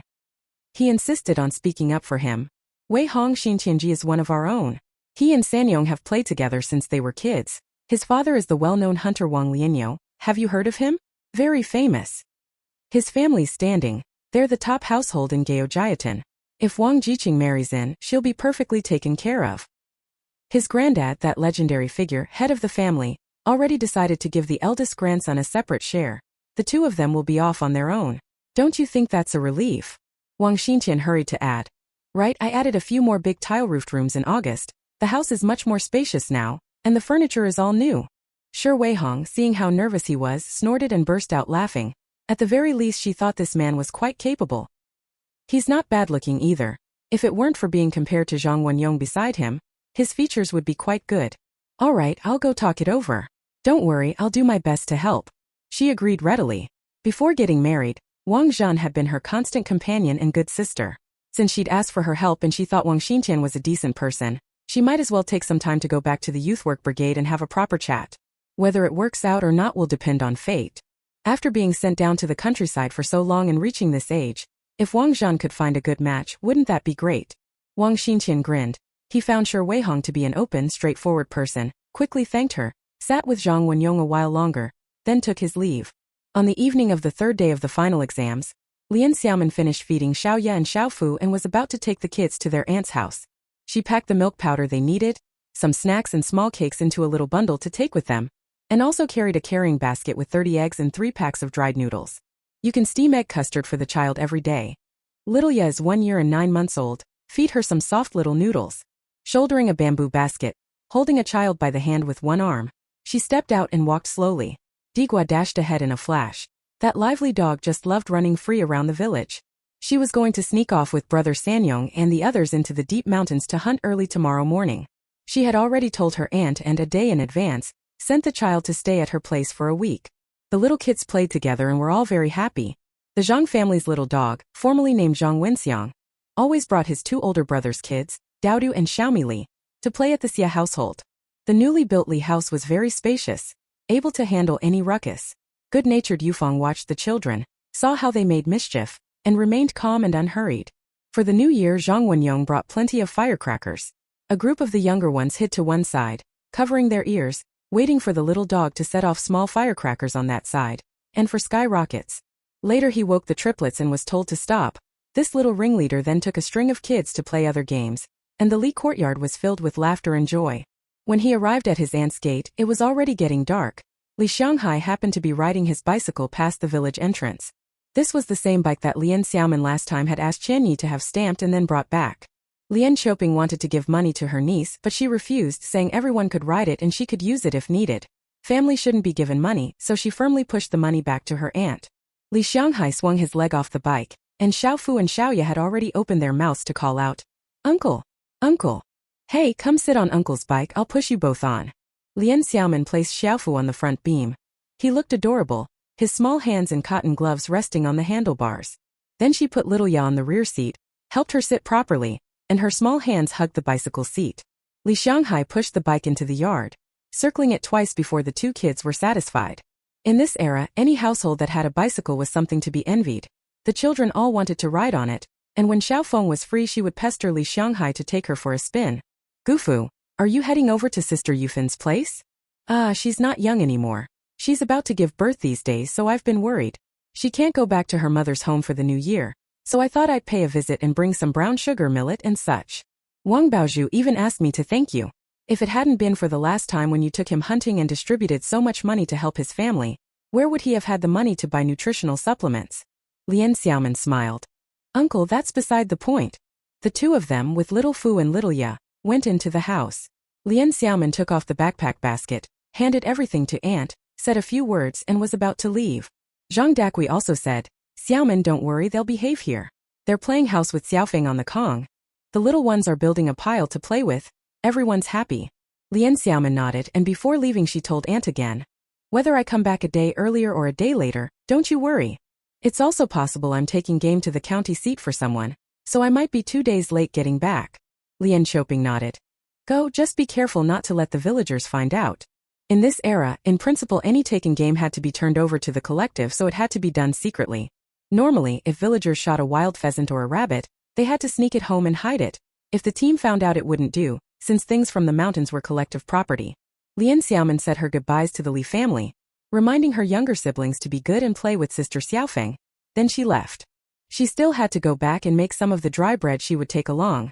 Once heated, it could be eaten. By the time she left her aunt's courtyard, night had already fallen. She took out the flashlight she had brought and walked alone. Without a little child at her side, her steps were light. In a few swift strides she was far ahead, and before long she was back home. She had barely stepped into the courtyard, not even having time to reach the house, when suddenly Lian Xiaomin sharply sensed something was wrong. A pigeon had inexplicably appeared in the yard. The pigeon seemed to recognize her. It flew straight toward her through the darkness and landed precisely on her outstretched arm. She raised the flashlight and in its beam, noticed a small patch of black feathers on the pigeon's tail. She immediately recognized it as the carrier pigeon she had left with Qianyi. Little Black Spot. This was the first time Qianyi had used a carrier pigeon to contact her proactively. What emergency could it be? She hurried in with 3 quick steps. 2 rushed to light the kerosene lamp, clamping the flashlight under her chin as she quickly untied the note bound to the pigeon's leg. She set the pigeon on the Kong, unfolded the note and immediately read it. There was only one line written on it. Lindsay Master Qian had an accident and was arrested. We're hiding in the last house of Chowdo Alley. Xiao Mao. Chapter 240. Rushing to the commune. Lian Xiaomin tightened her grip on the note, feeling a sudden knot in her chest. She had a premonition that this matter was very serious. No need to turn on the light. She recalled the carrier pigeon to the space, quickly found the shotgun and the cartridge pouch stored in the cabinet. These had been borrowed from Zhang Wenyong. She took everything, locked the door, and hurried toward the Zhang residence. From several dozen meters away she could already see the courtyard gate open and Zhang Wenyong standing at the gate smoking. He also saw her, still carrying the hunting rifle, and just stood there for a moment. Lian Xiaomin signaled for him to find a quiet place to talk, and the two of them went straight to the vegetable garden behind the house. It was bare now with nothing in it, and they stopped there to speak. "Brother Sanyang, something urgent has come up unexpectedly, and I'm afraid I won't be able to go hunting with you tomorrow morning. I'll have to bring the rifle to you first." She thought of the worst-case scenario in her mind and continued, "I'm afraid I need to go out for a while to deal with something. I can't say exactly how many days, at most about a week or so." I already told my aunt we'd go hunting with you into the deep mountains. Now this is a perfect excuse. You need to help cover for me. Zhang Wenyong nodded immediately. Don't worry, I'll do whatever you say. The four of us going into the mountains will be gone at least a week. We won't show our faces when we get back. We'll just lie low at Huzi's place so nobody knows, wait there for you to return. You join us there and then we'll appear together. Lian Xiaomin nodded too. That's what I mean. Today is February 9th. We'll meet up at Huzi's when we get back. I'll be off now. Zhang Wenyong grabbed her shoulder, his face tense as he asked, Xiaomin, what exactly happened? Is there any danger? It's chaotic out there right now. Do you want me to come with you? Lian Xiaomin smiled, lifting the corner of her mouth. Brother Sanyong, don't worry. Although it's a bit troublesome, I will definitely be able to handle it. After saying goodbye to Zhang Wenyong, Lian Xiaomin hurried straight toward the outskirts of the village, slipped into the woods and vanished into the space. She took an identity-altering pill and changed her appearance to that of a woodcutter, put on a black cotton jacket and pants, pulled on a cotton cap, and slung a bamboo basket over her back.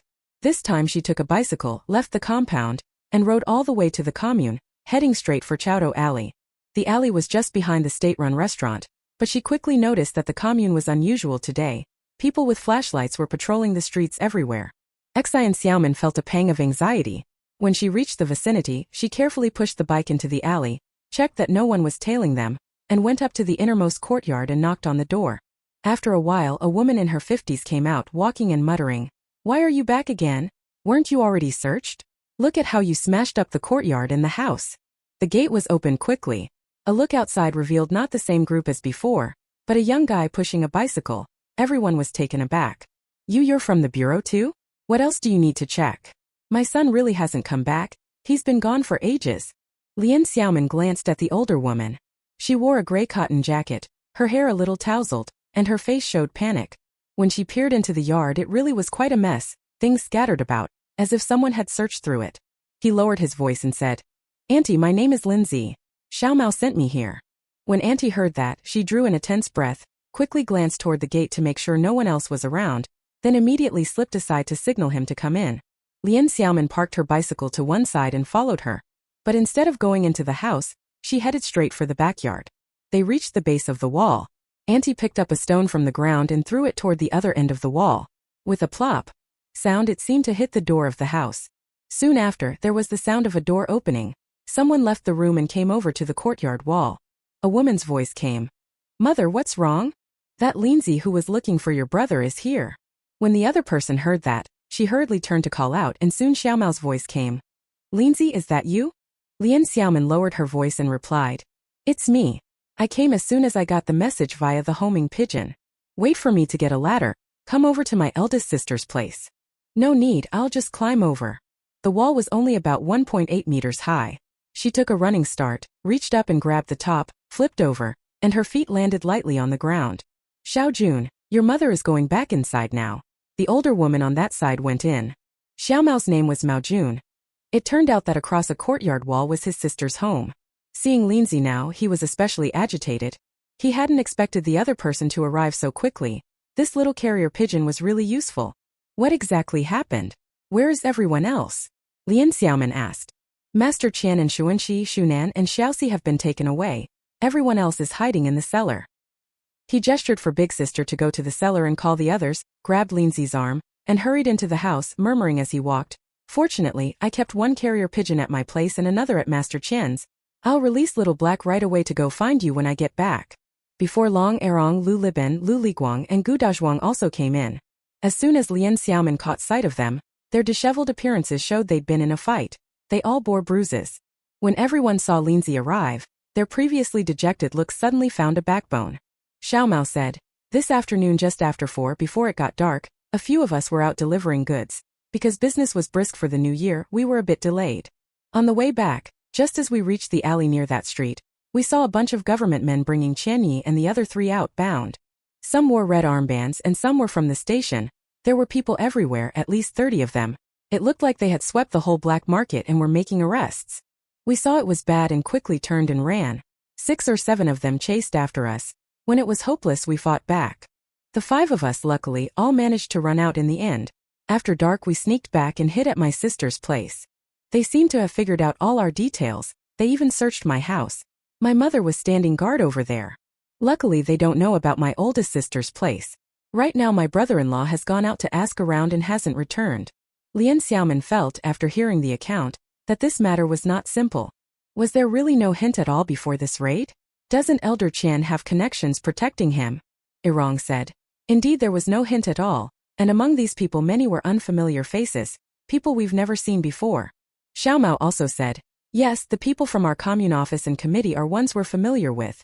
Even those from the county aren't strangers. We checked before. Most of them would have known. This time is unusual. Maybe it's someone sent from above? Wait a bit for my brother-in-law to come back. There might be news. Everyone sat along the edge of the Kong, and some pulled over stools to sit nearby. Only then did Lian Xiaomin notice there was another little boy on the big Kong about the same age as Xiaofu, sitting quietly and obediently, watching them talk with curiosity. He was probably the child of Xiaomao's sister. Chapter 241 Arranging Xiaomao and 4 others. Lian Xiaomin looked at the little boy, remembered something and asked Gu Dezhuang, who was sitting on the Kong edge. Did they search your home too? Could your wife and children be in trouble? Of these people, the families of the 3 Rong brothers lived in villages under a neighboring county, quite far away, so they should be fine. The others were all alone. Only Gu Dezhuang had a wife. He was already 28 and had 2 children under 5. Gu Dezhuang frowned. Xiaomao's home was all searched, so ours is probably doomed too. Hiding here has already been risky, now who dares go out? As they were speaking there was suddenly a knock at the door outside. Xiaomao's eldest sister hurried out to open it. Surely it was the children's father returning. Sure enough, before long, 2 people came in together and closed the door. Xiaomao went up to meet them and quickly introduced. Linzi, this is my brother-in-law Pan Yumin. Brother-in-law, quickly tell us what you found out. Pan Yumin looked at the people in the room and treated Linzi, who wasn't very old, with great respect. He knew the man must not be simple, so he nodded to him, then, still out of breath, hurriedly began to speak. I went to the committee to find Sun Laowu and have a talk with him. At first he wouldn't say anything, tight-lipped, not like before. There was no other way. I dragged him to a quiet place and shoved a little yellow fish at him. After some coaxing and threats he finally opened up to me. This operation was ordered down from the provincial bureau. Apparently they caught some guy in Fengtian who runs a black market, called Su Guoqiang, who was reselling several truckloads of grain. Irong heard this and said, it's old Su San. So he came from here. Pan Yumin continued. There was a bureau leader named Peng Adong who, in order to get promoted, needed achievements, so he singled out this line. Following the trail, they traced it to our county, and knowing it must be related to the Sandaga commune below, they didn't celebrate the new year. They immediately joined forces with the bureau and committee here. Acting together, it was all to arrest a black market boss surnamed Qian, hoping to catch them all and win merit. They're searching everywhere right now. His daughter-in-law brought over a tub of hot water. After taking 2 sips she continued, the 4 people they caught will be taken back to Fengtian for interrogation first thing tomorrow. Old Sun Wu says that besides the warehouse supplies, they also found guns, a lot of money and some gold bars. It's a big deal, they're definitely going to be shot. Not just Mao Jun's place.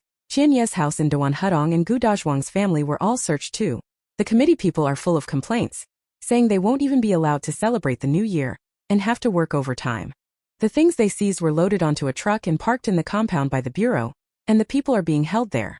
Tomorrow everything will be shipped back to Fengtian together. Old Sun Wu got angry when he mentioned this, and complained to me a few more times, saying they couldn't get any cut from this and yet had to work so hard. Hearing this, Lian Xiaomin and the others all understood what was going on. She thought for a moment, then looked at the few of them. Rong, you 3 brothers should go back to your hometown in Suyan County and hide out in the countryside for a year or so. Wait until things calm down, then come back. Wherever Gu Dazhuang and Xiaomao can go, they should hide out too. You can't stay in the commune. Irong said urgently. Linzi, we're not afraid of trouble. Even if it costs us our lives, we have to go and rescue Master Qian and the others. The others responded the same, one after another, saying they wouldn't leave. If anyone was going, they'd rescue them first and then leave together. Even Xiaomin looked at them and said, don't worry, I'll get those 4 out. Master Qian is the leader. The officials will focus on him and won't let him go. He'll have to flee far away. Everyone was greatly shocked when they heard this. Xiaomao knew Linzi's abilities but still couldn't help asking worriedly. Run off to escape? So where could we go? There are still 4 of us, it's hard to get out. I reckon Xuanxi and Xiaoxi won't leave Master Qian. They're as close as father and son. Lian Xiaomin waved her hand. Then we'll go together, I'll find a way. Right now you must leave first.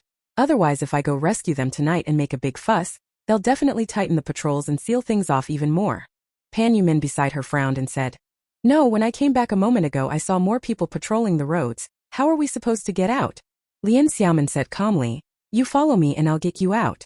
I'll put you on the road toward Suyan County, but bring warm clothes, we might be walking all night." She then looked at Gu Dazhuang and Xiao Mao. "Why don't you two hide out over on their side too? Don't go out in the village. Stay well concealed." Hearing Linzi put it that way, the others felt reassured and naturally obeyed him. Xiao Mao said, "All right, Linzi. If anything comes up, come find my brother-in-law and bring us word. We'll all head to Erong's old home by Hutan and hide out there for a while." Gu Dazhuang said to Pan Yumin, "Yumin, my wife and the two children are in Yuan Hohat's care secretly. Tell my wife not to worry." The couple nodded and agreed, letting him rest assured. After Lian Xiaomin finished arranging things, she checked her watch, 7 o'clock, not too late yet, and told them to wait. She had to go fetch some things. In this bitter cold, they would be leaving tonight and all day tomorrow. It wouldn't do to go without anything. She slipped out of the Pan family's small side gate alone, went out, actually just darted into the neighboring alley. Seeing there were no patrols watching, she slipped into the space. She took a large hemp sack and packed 5 military coats, 5 sets of cotton hats and thick scarves and mittens. Then she found a large wicker backpack and filled it with 40 or 50 big sweet potatoes, each weighing about a pound. Although the sweet potatoes were raw, they could be cooked on the road by starting a fire with a stick and roasting them. On top there were 2 stacks of white steamed buns and more than 30 mantu, all packed in clean cotton bags and wrapped with a thin cotton pad. There were also 10 cans of luncheon meat, a few spoons and about 10 apples. These won't freeze and can be eaten on the road. 3 green military canteens to hold some drinking water. After she finished packing, she grabbed the big sack with one hand and the woven basket with the other, left the space and quickly returned to Big Sister Xiao Mao's house. When everyone saw that Linzi had taken so many things, they were full of gratitude. Xiao Mao's eyes were red. Choking up, she said, "Linzi, you've saved us so many times, I really don't know what to say. A great favor needs no words. Once the storm has passed, I'll keep working for you. I'll follow you and work for you for the rest of my life." The others felt the same way. Lian Xiaomin said, "It's nothing, the brothers are giving me and old Chen work to do. I can't not look after you. Put on your military overcoats, it's the depth of winter. You'll be traveling all night plus the whole of tomorrow. Also wear the cotton hats, scarves, and mittens." Everyone put their coats on over their clothes, donned their hats and the rest, and tidied themselves up. Xiao Mao's eldest sister and brother-in-law found 2 more basket packs, redistributed the load so that 5 people could take turns carrying the 3 baskets, making the journey easier. Chapter 242, Going to Gu Dazhuang's house. Lian Xiaomin took off the bamboo basket from her back, opened it, and first pulled out several boxes of matches for Xiao Mao to carry so they could light a fire to roast sweet potatoes during a rest on the road. She also brought along 3 flashlights. Finally, she took out 10 bundles of Dachuanji bills, each bundle containing 1,000 yuan. Each of the 5 had 2,000 in cash stuffed into their hands, and 3 small dried yellow croakers. Consider it a settling-in fee. These people couldn't come out for a while. None of them wanted it, and even Xiaomin told them not to waste time and to quickly tuck it into their clothes. They could only thank Linzi profusely, tears in their eyes, and carry the money on their person. Xiao Mao took 1,000 yuan and gave his sister 500, and their mother 500. Everyone had their things on their backs and was ready to set off. Just before leaving, he gave Xiaomin a black cloth mask and told her that when they went out she should keep close and run ahead with them. The 6 of them slipped out through the back door, hurrying away from the alley so no one would know they had left from their home and caused trouble for the family. After leaving that area, Lian Xiaomin sprinted away, and the 5 others were not slow either. They were all regulars in the black market and very alert people. They hadn't run far when they met some patrol officers on the road. Judging by their uniforms, they were 3 bureau officers. Seeing a group suddenly burst out from who knows where on the road and looking suspicious, the officers immediately moved in to question them.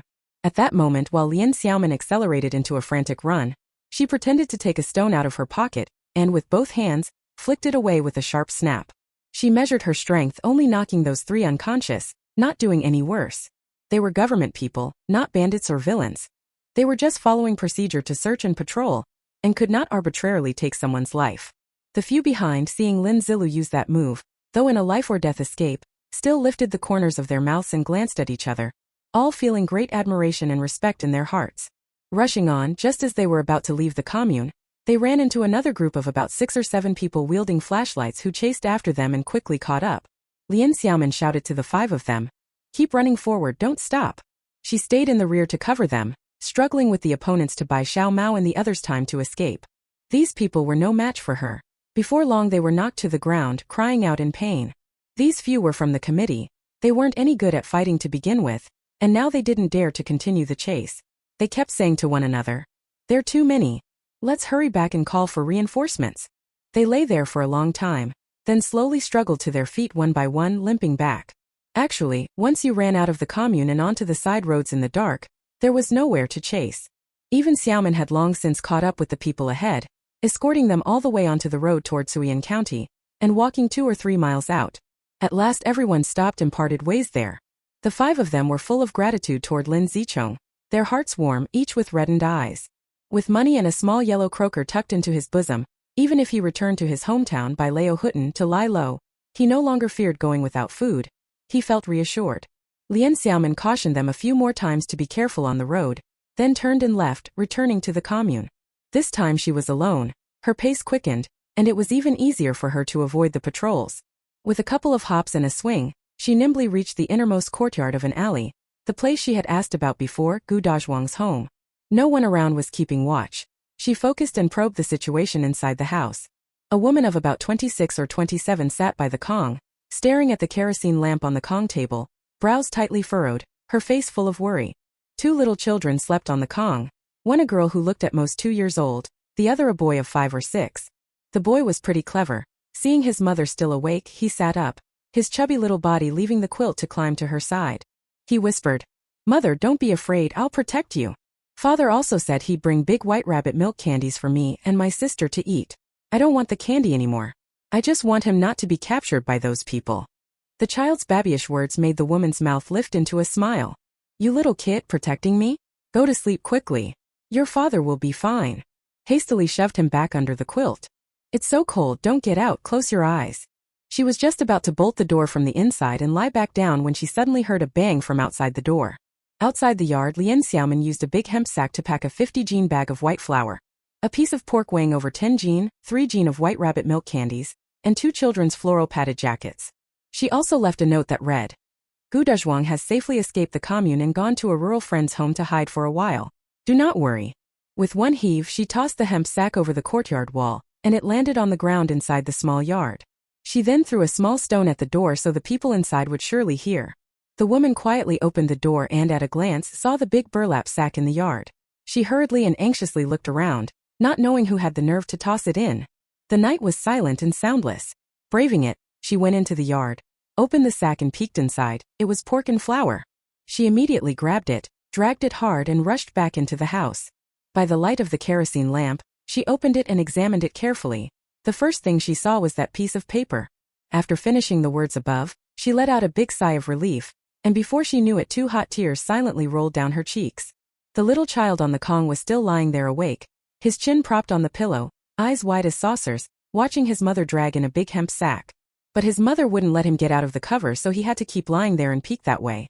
Finally he couldn't hold back and, lengthening the sound in a tiny voice, whispered, "Mama, what is it?" The woman read the note and hurriedly burned it. She knew enough and mustn't let it be revealed. She took the sugar out of the sack. Oh my, this must be several Jean. It was the milk candy the children at home had been longing for. She placed the paper bag of candy on the Kong, showed it to the little one, wiped her eyes twice, packed up the meat and white flour, and needed to find a place to hide them quickly. The little child held the bag of candy in both small hands, so excited he did a somersault on the Kong. Lian Xiaomin, having seen that the things had been received, did not linger and hurriedly left. She still had to go to the bureau to fetch Grandpa Qian and the 4 Xuanxi. She traveled extra cautiously and finally sneaked up near the compound of the commune bureau. This place wasn't far from the committee, less than 500 meters away. It was now around 9 in the evening, yet it was brightly lit inside. In the compound, there was a row of 5 or 6 single-story houses and a 2-story small building. She first lightly sidled around to the back of the wall where no one stood, then slipped into the space. It was cold outside, and inside the space she could also release her spiritual power to carefully inspect the situation in every corner. Chapter 243. The authorities snatched someone. In the bungalow to the west, 2 rooms had their lights on. 3 people in all were on duty, drinking tea and complaining that the provincial city leaders really were inhumane. A tall man of about 26 or 27 holding a teacup, leaned back against the table and muttered, "Catching a bunch of little black market guys right in the middle of the new year. Do you think that's worth it? If they'd waited until after the holiday to act, what could have gone wrong?" Next to him a younger man, about 22 or 23, chimed in. Yeah, you know how before everyone just turned a blind eye. If they clear everything out now, then later folks around here won't be able to trade for any food at all. Just then the office guy pushed the door and came into the room. He was about 36 or 37, not very tall, around 1.74 meters, dark-faced and wearing a stern expression. As soon as we came in, hearing the two of them talk like that, I hurriedly shut the door. I'm saying you too. Aren't you supposed to be out patrolling and catching people instead of loafing around? The leadership from the Fengtian headquarters came here, and you still dare say this? The tall guy quickly said. Ah, brother Yuqiang, it's just the three of us here. Xiao Zhou and I are only chatting, having a good talk. Really, it's those higher-ups making a fuss, coming down to stir things up in our little commune. They're making it so we can't even celebrate the new year. He hadn't finished speaking when he was cut off by the other side. I said, Wang Guangli, act proper. Don't think just because your dad used to be the boss you can say anything you please. I'm not protecting you out of loyalty to the old leader. Wang Guangli scratched his head, smiled sheepishly, and immediately straightened his posture. Yes, Deputy Captain Zhao. I was wrong. Xiaomin had heard the name Zhao Yuqiang even before this. Old Qian told her that the cop at the station had been promoted by the previous chief. After becoming deputy captain, he arranged things so they could get acquainted. For more than a year he'd been covering for Qian's little black market, and everything stayed calm. And this man was particular, not just out to strangle people, shake them down, or pocket bribes. He figured as long as matters weren't serious, every place had a little black market. Otherwise, how would those short of clothes and food trade for provisions? Weren't they all forced to bend their necks? Old Qian would periodically bring him gifts and he'd let things slide. If you didn't give him anything, he wouldn't demand money or goods. So over time they became friends. If you don't associate with people like that, you can't run a little black market business either. And old Sun Wu over at the committee is the same. Once she had a clear sense of things in her mind, Xiaomin continued to listen. Zhao Yuqiang lit a cigarette and, lowering his voice, told Wang Guangli and the others that it wasn't a matter of the little black market. It was the provincial capital that recently came up with a lead. Someone had been moving several loads of grain. It was also a matter of luck. Some people up top wanted to boost their performance records, so they fixated on this affair hoping to catch big fish. That money is valuable, and now troubles come up, so there's no choice. And today they grilled them for 3 straight hours, but they wouldn't open their mouths or explain anything. They're definitely going to take the fall. The two finally understood the details. Wang Guangli asked again. So how many more days do we have to work overtime? We can't go the whole year like this, can we? Zhao Yuqiang took a drag of his cigarette and shook his head. They'll be conducting a strict investigation all night and continue rounding up the few who dodged work. Tomorrow morning, once they catch those 4, they'll take them back to the provincial capital for further interrogation. Once the leaders leave, we can finally relax a bit here. But Captain Xie said we still have to continue hunting those 5.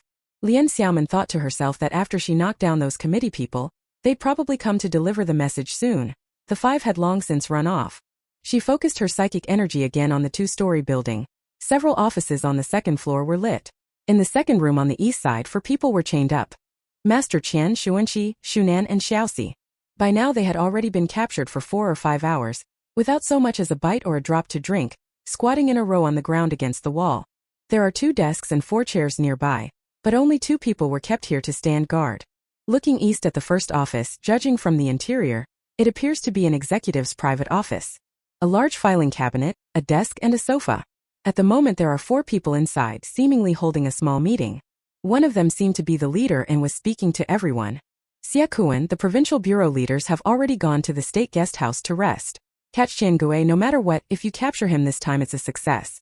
Over the next few days keep a closer watch and try to arrest the remaining 5 as well. Don't let them get away. Tycoon looked a bit embarrassed and said, It's too late. I just received a call from the committee. Their 7-man patrol team ran into a group trying to escape, got knocked down, and the others have already left the commune's area. What the hell? Not a single one caught. All of them got away? These useless idiots. All they know how to do is denounce this and that. When it comes to doing something serious, they haven't got a shred of real ability. Tycoon sighed helplessly. Yeah, it was pitch dark, they ran off, so they're definitely hiding now.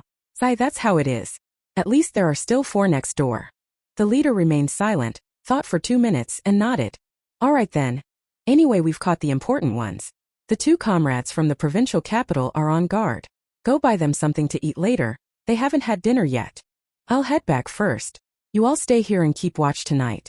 Early tomorrow morning they'll take the people away, and then it will be fine.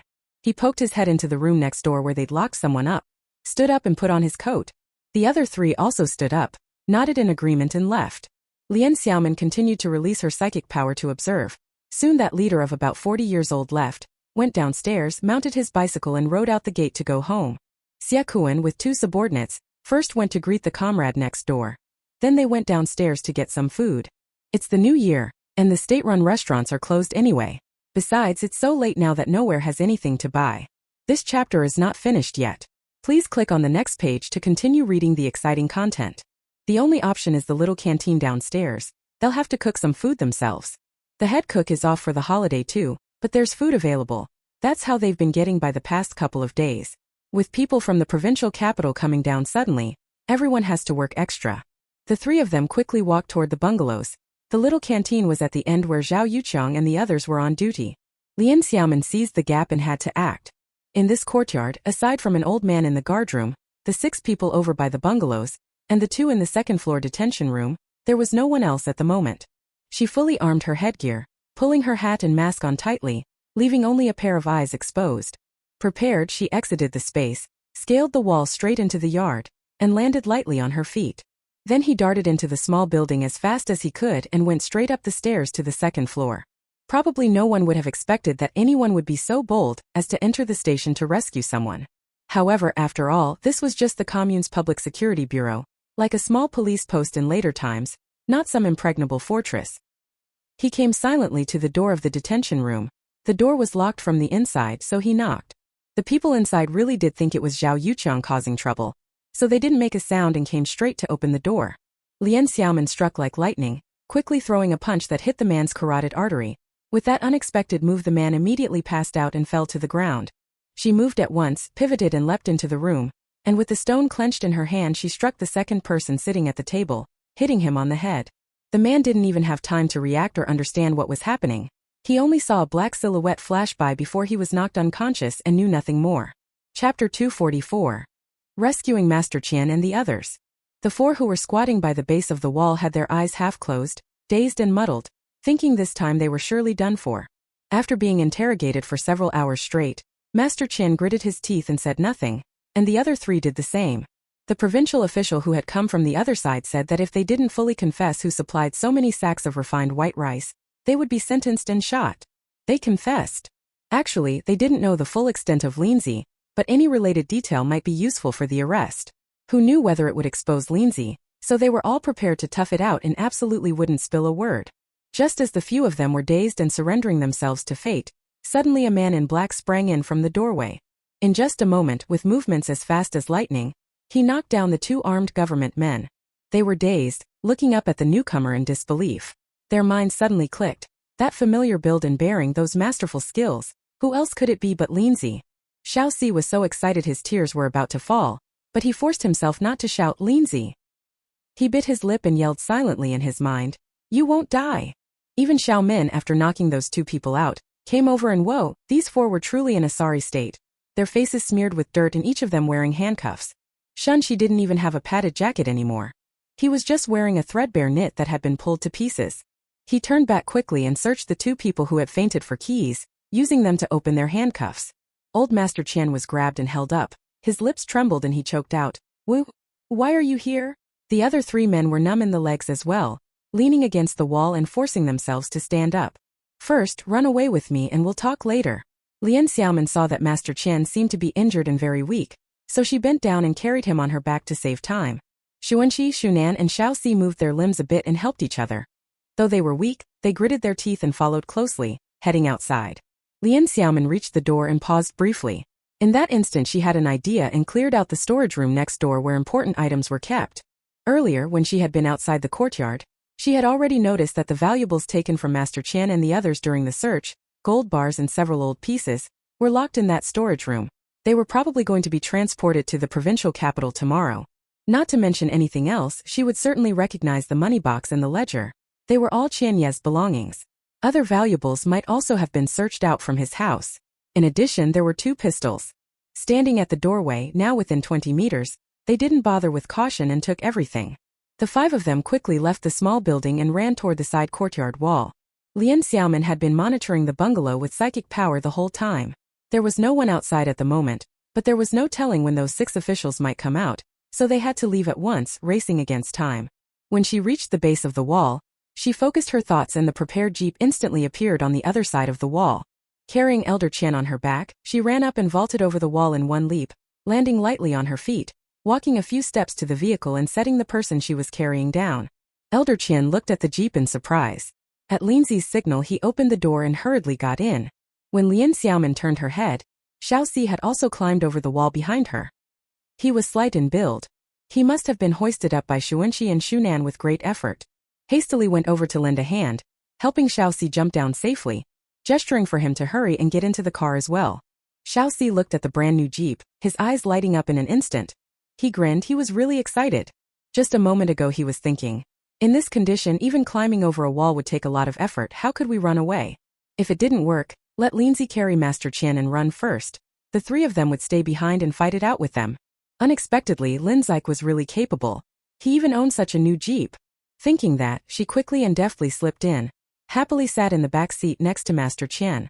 Even Xiaomin knew their current situation made climbing the wall difficult. This wall wasn't short, about 2 meters high. She simply leapt onto the wall again, one hand bracing the top, the other reaching for Xuanqi's arm, hauled him up single-handedly, then lifted him and helped him jump to the outside. Same trick again. In 2 moves they hauled Shunan over too.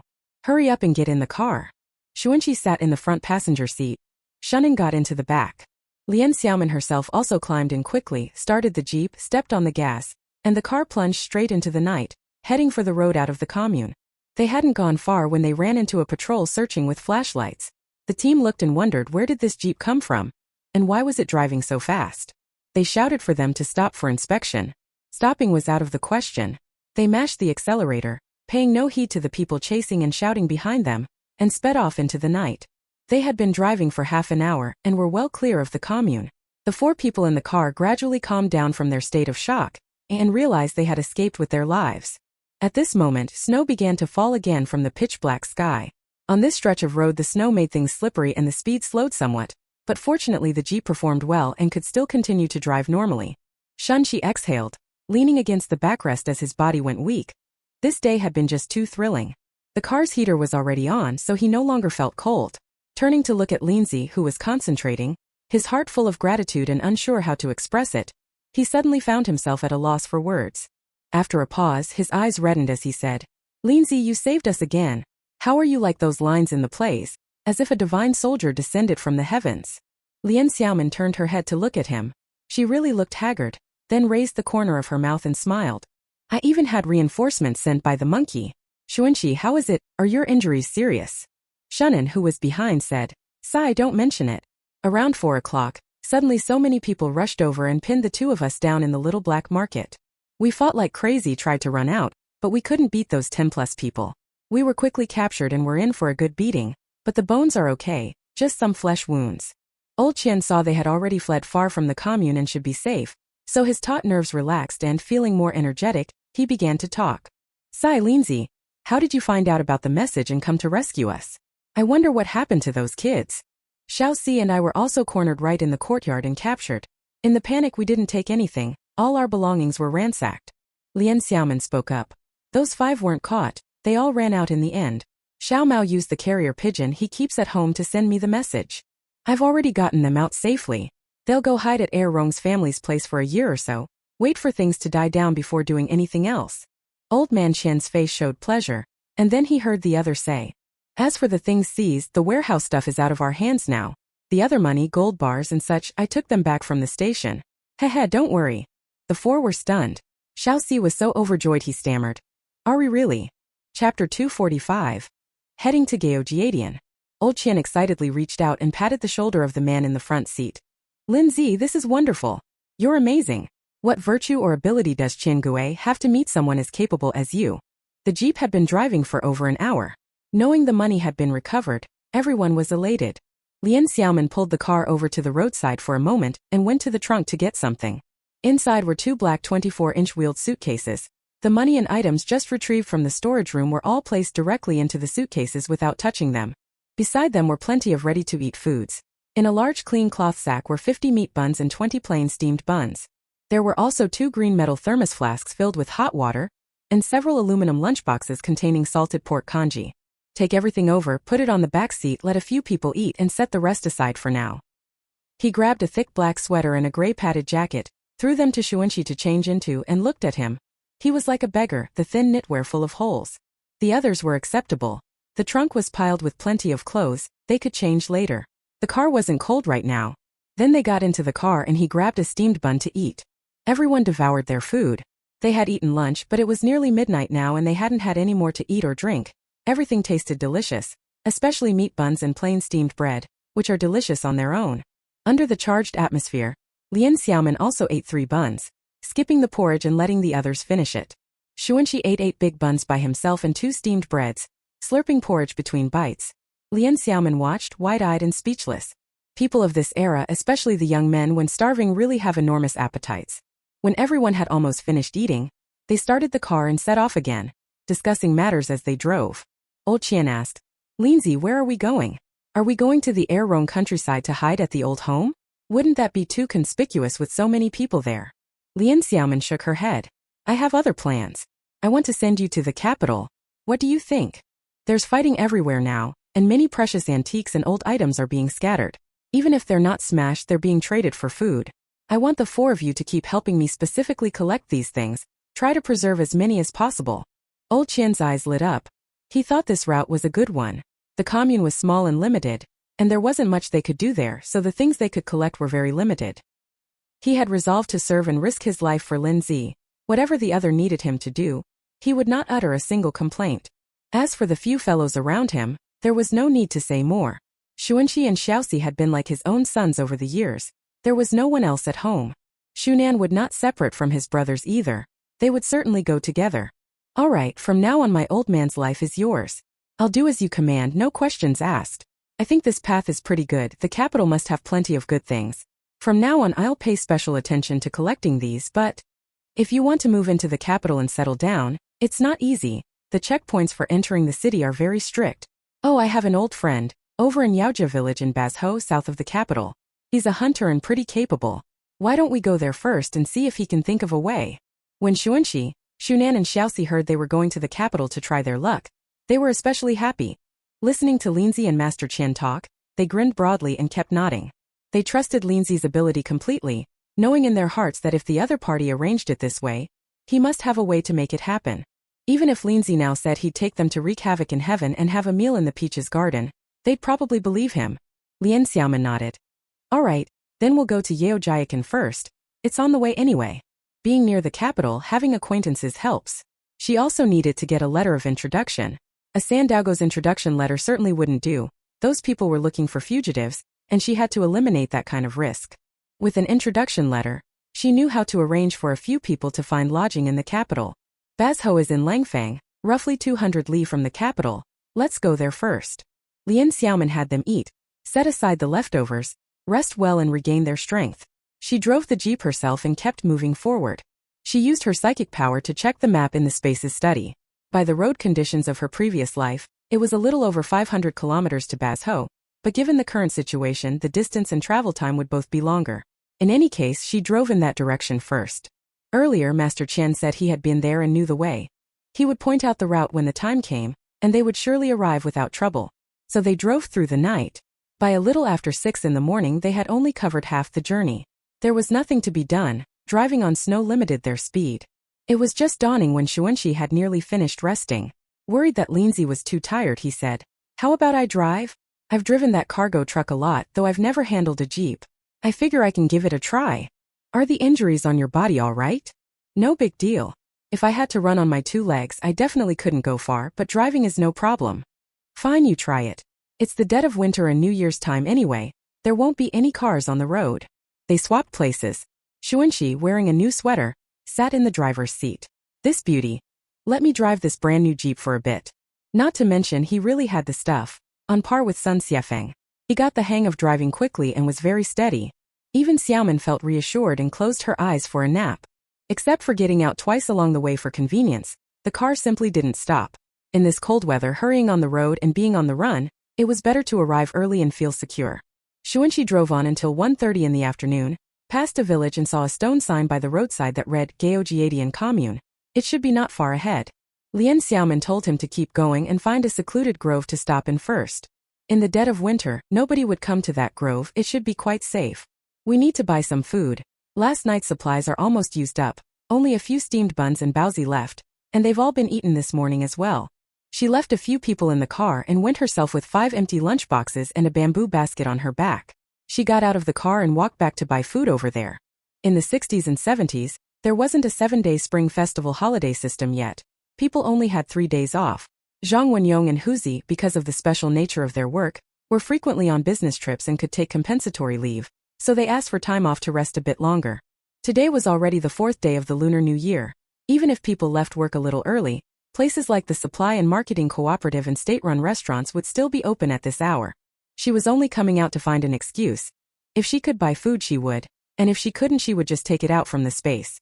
Walking along, she focused her mind and stored the aluminum lunchboxes from the carrying basket into the space, washed them clean, and then took them back out. She walked fast. A mile vanished in the blink of an eye. She headed straight for the state-run restaurant, went inside, glanced at what was written on the wall, and immediately took out the lunchboxes. Hello comrade, 3 jin of sorghum rice, 30 steamed buns. For dishes, braised eggplant, shredded potato stir-fried with pork, chicken stewed with mushrooms, and sweet and sour cabbage. There were only 4 dishes listed in total, so she ordered each of them once, not knowing whether they would sell her that much. Fortunately, the waitress saw that his stack of lunchboxes was clearly for someone else and didn't say anything more. She began to calculate the price. Altogether 11 yuan and 80 cents, plus 3 jin of meat coupons and 8 jin of grain coupons, but it'll take a bit longer, about half an hour or so. Lian Xiaomin quickly replied aloud, hurriedly finding the money and coupons, paid everything, and placed the 5 lunchboxes, a small aluminum basin for sorghum rice, and the cloth bag for the steamed buns on the counter. Chapter 246. A con man tricks a child. Lian Xiaomin checked her watch, half an hour to wait. Well, everyone could stop the car and rest a bit. She had nothing urgent and planned to browse the Supply and Marketing Cooperative. This was already within Jisheng Province's area, so she might as well see whether the co-op's goods were different. She exited the state-run restaurant, walked forward, and asked an uncle for directions. She really hadn't gone the wrong way, it wasn't far. She soon arrived in front of the co-op and felt the storefront looked about the same. Since she was here anyway and wanted a keepsake of the visit, she stepped in directly, planning to buy something casually. Anyway, there was a big stack of vouchers in the space that she never really needed. She rarely came to the Supply and Marketing Cooperative to buy things.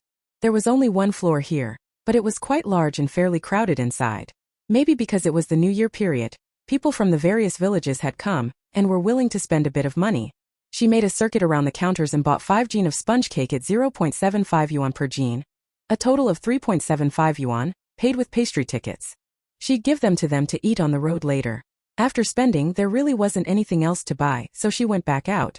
She had just stepped out the door when she saw, against the wall outside, an older woman tugging and pulling at a 4 or 5-year-old child. Passers-by assumed it was a woman scolding her own kid and paid it no mind. But Xiaomin couldn't help but keep an eye on them. As someone from 2023 who had crossed over from the present, she had read too many news stories and was especially alert to child abduction, so her attention naturally went that way. She released her spiritual power to listen quickly to see whether it was a kidnapper, and heard the little boy, dressed in rags, repeatedly snatching at something in the woman's hand. I'm not swapping with you anymore, and you still give me. The woman, about 40, glared with deadfish eyes and in a low voice threatened, if you keep shouting, I'll report you to the Red Squad. You're 2 old bastards at home, and you little brat, can just wait to be paraded and struggle called. After saying that she raised her voice a little, pretending to scold her unruly child.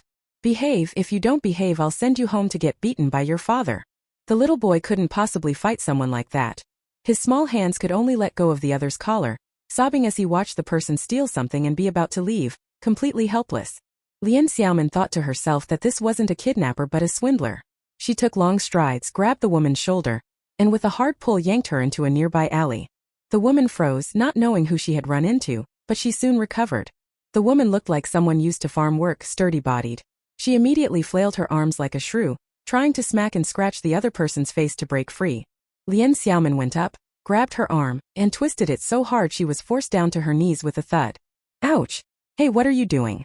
I don't even know you. The little boy behind, seeing a big brother suddenly appear and seize the woman, hurriedly ran over with quick little steps.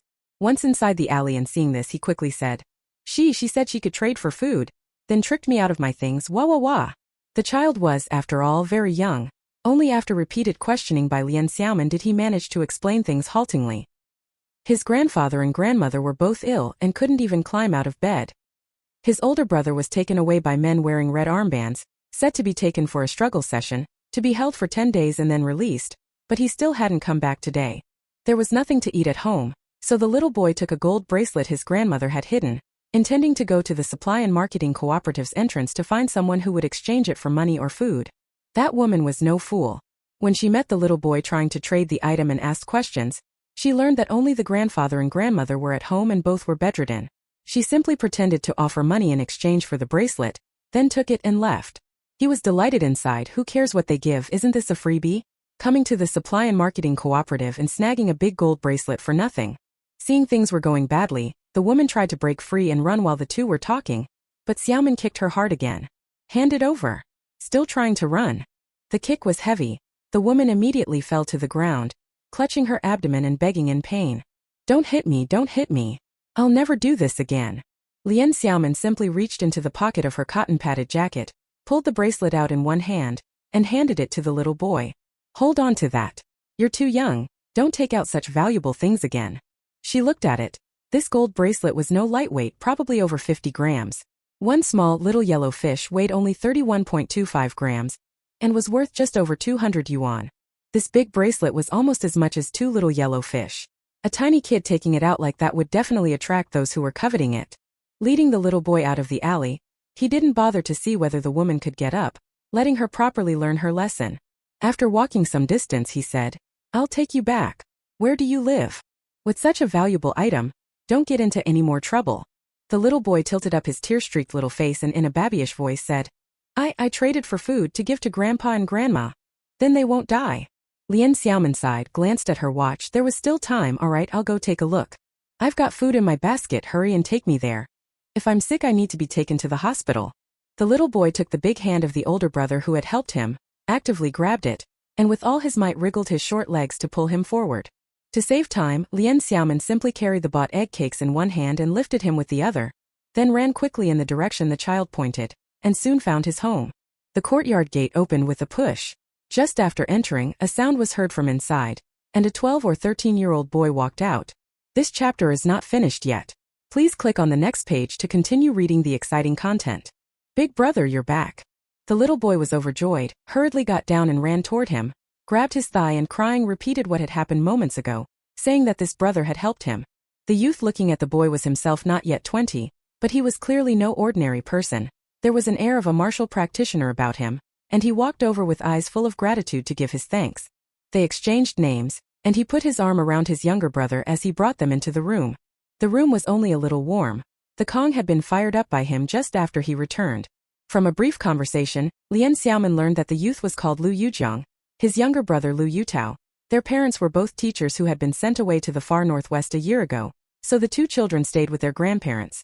A few days earlier, the two elderly grandparents had altered their own thick winter coats to make padded clothes and trousers for their grandsons, and as a result they themselves were left underdressed and became ill from the cold. Lu Yujiang had no choice. He sneaked off to the little black market hoping to trade some of the things hidden at home for grain and nutritional supplies to help his grandparents. This was his first time going alone, and as a result he was caught by the red armbanders. Seeing he was young, they didn't sentence him. They said he'd be detained for 10 days, to be publicly criticized and then released. Now the two elders were even more panicked. In the dead of winter, their half-grown child being publicly criticized by the red armbanders. What good could come of that? As a result, their illnesses worsened. For the past 2 days they couldn't get up from the Kong, and the household had run out of food for more than a day. The 4 or 5-year-old grandson saw today that neither grandpa nor grandma could be roused. He was nearly frantic, hungry and terrified they had died, so he went to where grandma hid things, grabbed a large gold bracelet, and ran out to trade for food. Chapter 247, Leaving the Lu family. Lian Xiaomin knew she couldn't delay any longer and gave the little child the steamed sponge cake in her hand, telling him to eat quickly. She immediately went over to the Kong to check on the two elders and at a glance saw the blankets covering them, the thin quilt for autumn, which was completely inadequate for this bitter cold. A touch to the forehead, it was burning hot, probably a fever from a cold, and hungry on top of that, still unconscious and unresponsive. Reducing the fever was the priority, nothing else mattered. He hurriedly opened the backpack, and under the cover of the pack took out a bundle, pulling out 2 antipyretic injections. To Lu Yujiang he said, "I happen to have fever medicine. Give these first and bring the fever down." He administered 1 injection to each, then took a packet of brown sugar from the basket and told him, "Make a bowl of brown sugar water and try to get them to sip it. When they wake up, cook some rice porridge to feed them." Lu Yujiang nodded vigorously, took the packet of brown sugar, and when he hefted it, it must have been about 2 jin. Over there Lu Yutao ate a piece of sponge cake and hurried over to help.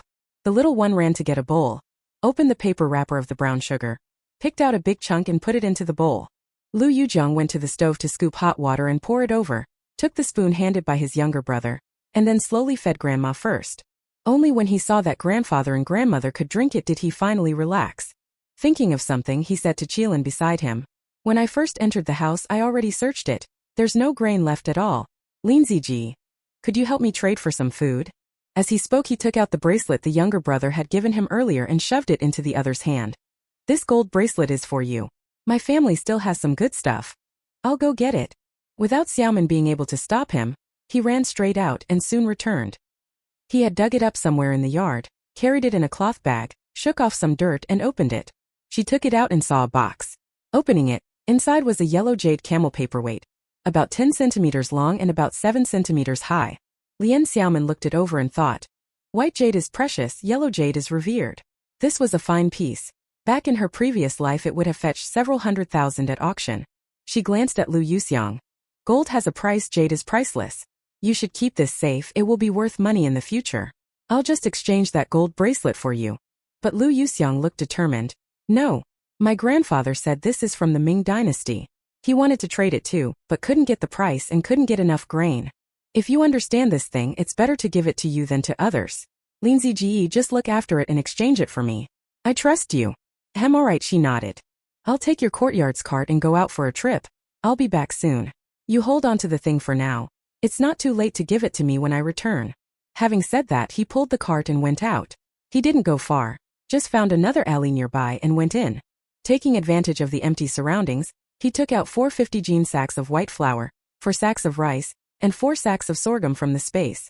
Seeing that these 600 jin of grain were loaded, he thought for a moment and added 2 more burlap sacks of sweet potatoes. The cart was almost full, but more could be stacked on top.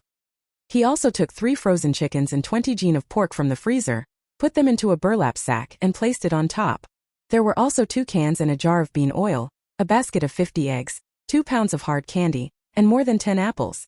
On top of the cart were placed 2 quilts weighing 8 jin each, 3 sets of adult-size thick cotton jackets and pants, and 1 set of children's cotton jacket and pants.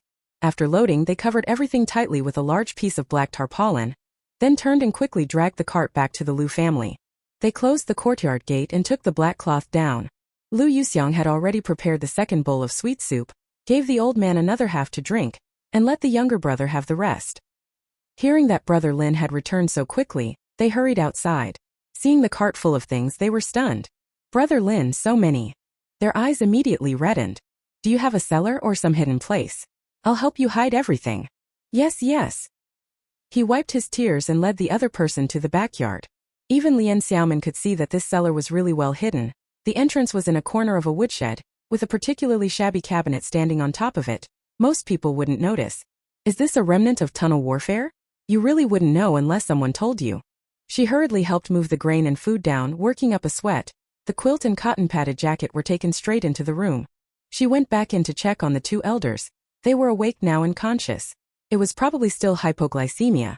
After drinking the sugar water earlier they had recovered a lot, and were now resting. She felt their foreheads. Their temperatures had also come down.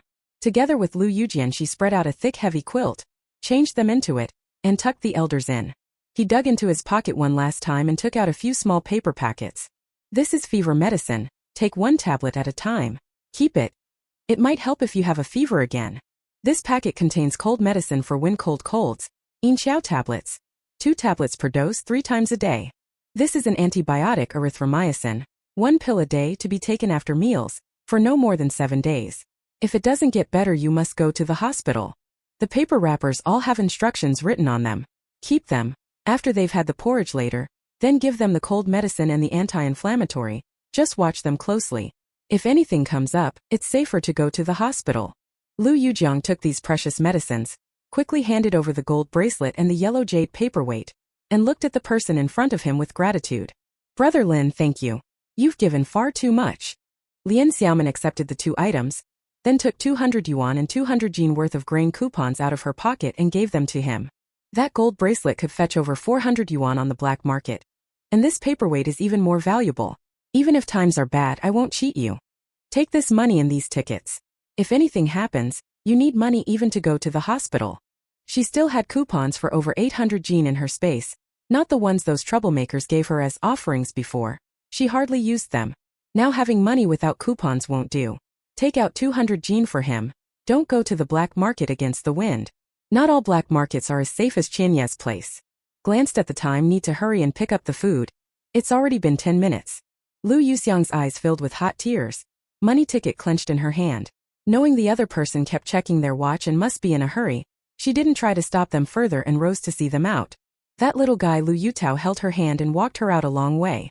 After they left the alley and stood by the road, he watched as the person walked more than 10 meters away and still waved his small hand. Big brother, I will always remember you.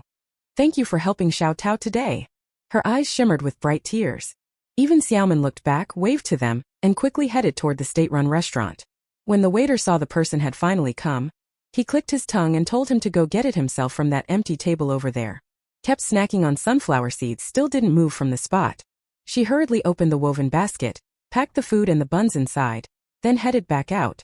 This time she moved even faster, running along the way, and soon reached the jeep. She stretched a bit and felt quite comfortable. The idea of sitting in a jeep all night is truly exhausting. They found the grove and saw several people exercising under the vehicle. Their injuries seemed okay, not too serious, just some punches and slaps sustained during the arrest. Everyone saw Lindsay return and hurried back to their cars to start eating. We were just moving around in the snow. Felt really good breathing the icy fresh air. My head is so much clearer now and I'm really hungry. Several of them had big appetites and started eating ravenously. Chapter 248. Yao family village looking for an old friend of Master Qian. Lindsay, this stewed chicken smells amazing. I was just thinking yesterday that if I ever got the chance to go out again, I'd want to eat a plate of chicken stewed with mushrooms. Shunshi kept his head down and his eyes closed. For this meal, in the end the chicken soup mixed with sorghum rice was all eaten clean. He let out a satisfied belch, straightened up, and talking about how last night when he was trapped and both hungry and cold he kept imagining this dish, said he never expected to eat it the next day. This dish, the state-run canteen really did give a lot of chicken, and they filled 2 large lunchboxes to the brim with soup as well. Just this one dish cost 6 yuan plus a meat ration of 2 jin and 8 liang. While something like vinegar braised cabbage was only 4 mao. If those meat coupons were traded on the black market, they'd be pretty valuable. Lian Xiaomin couldn't help smiling when she saw Xuanqi's satisfied expression. Earlier Xiaoxi had even pressed several pieces of chicken leg meat on her, telling her to eat quickly or Xuanqi would finish it all. Only then did she scoop up a few pieces to eat. But she was just tasting them to see what was different about a state-run restaurant chef's cooking. Usually Yufeng cooks for them and she cooks herself sometimes. It's not like they'll run out, there's plenty in the space. A chef's skill is something to admire. That's quite good. Speaking of the chef, she suddenly remembered something. She's about to go to the capital. Could it be true that there's a Hongxing Steelworks, and that silly chef Shaju from Nanluo Guxiang and the courtyard houses? She had even experienced time travel herself, so she felt the world was wonderfully strange and anything was possible. Having been to Shanghai already, this was, after all, her first time going to the capital, and she couldn't help but let her mind wander. After everyone finished eating and packed up, the way people ate then was so clean. Nothing was left in the lunchboxes, and they even used steamed buns to mop up and finish all the soup. Xuanqi had already sat in the passenger seat to continue resting. He had dozed off a bit when he parked earlier, but since he had been driving from morning until after 1, it was about time to switch shifts.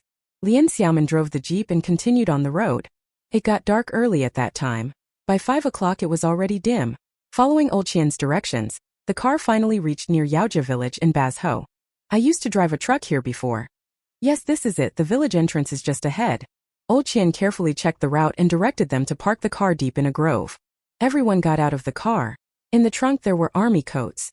When Qian and Xiaoxi were arrested they were wearing too little, so each was given one to put on.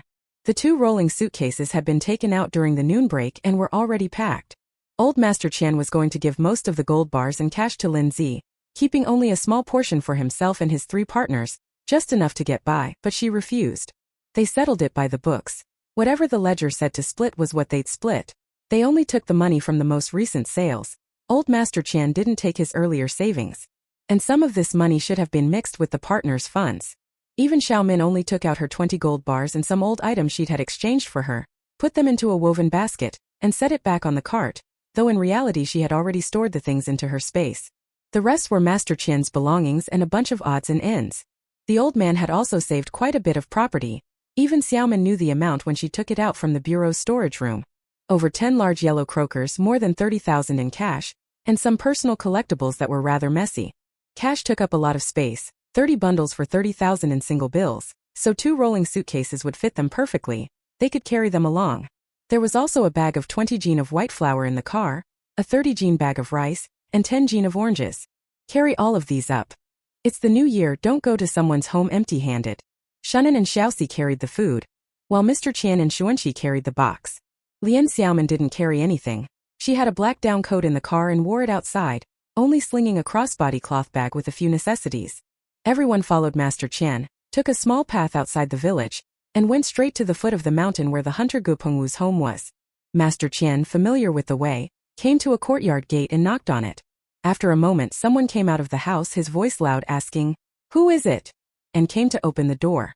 When the gate was opened he froze, then was overjoyed. "Big brother, is that you? Come in quickly.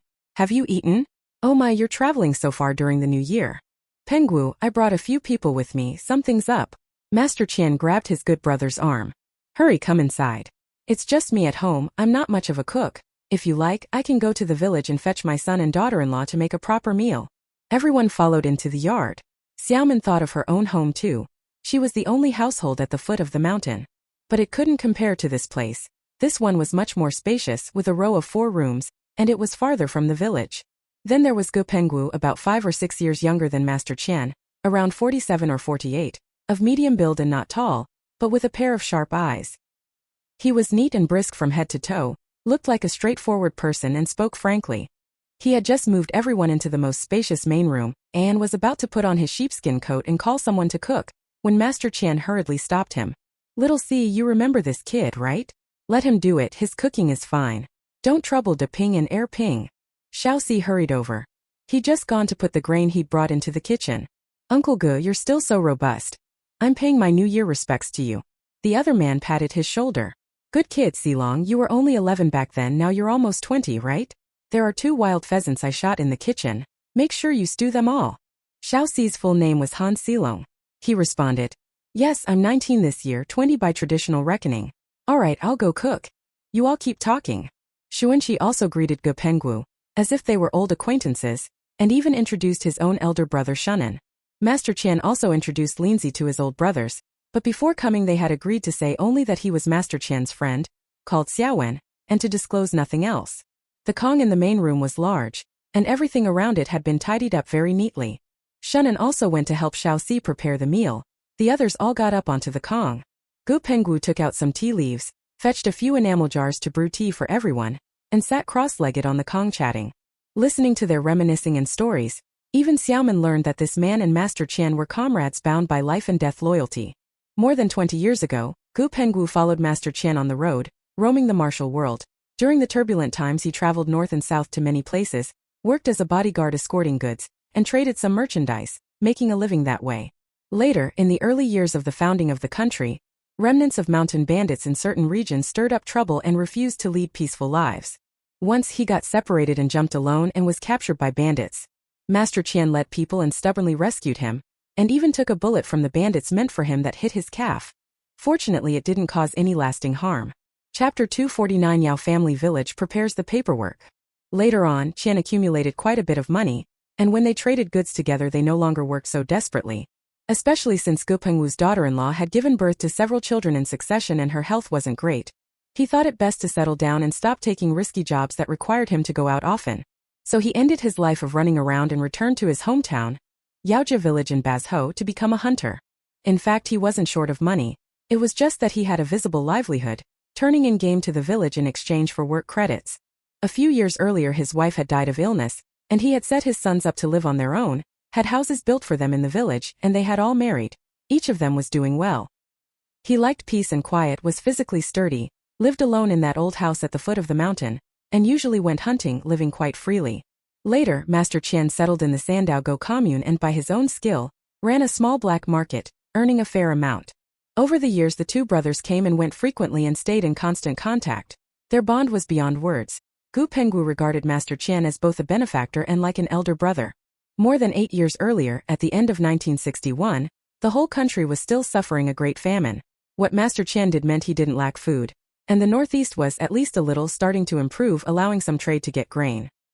He drove over to Gu Pengwu's place for the new year in the dead of winter, and incidentally brought along 200 jin of grain.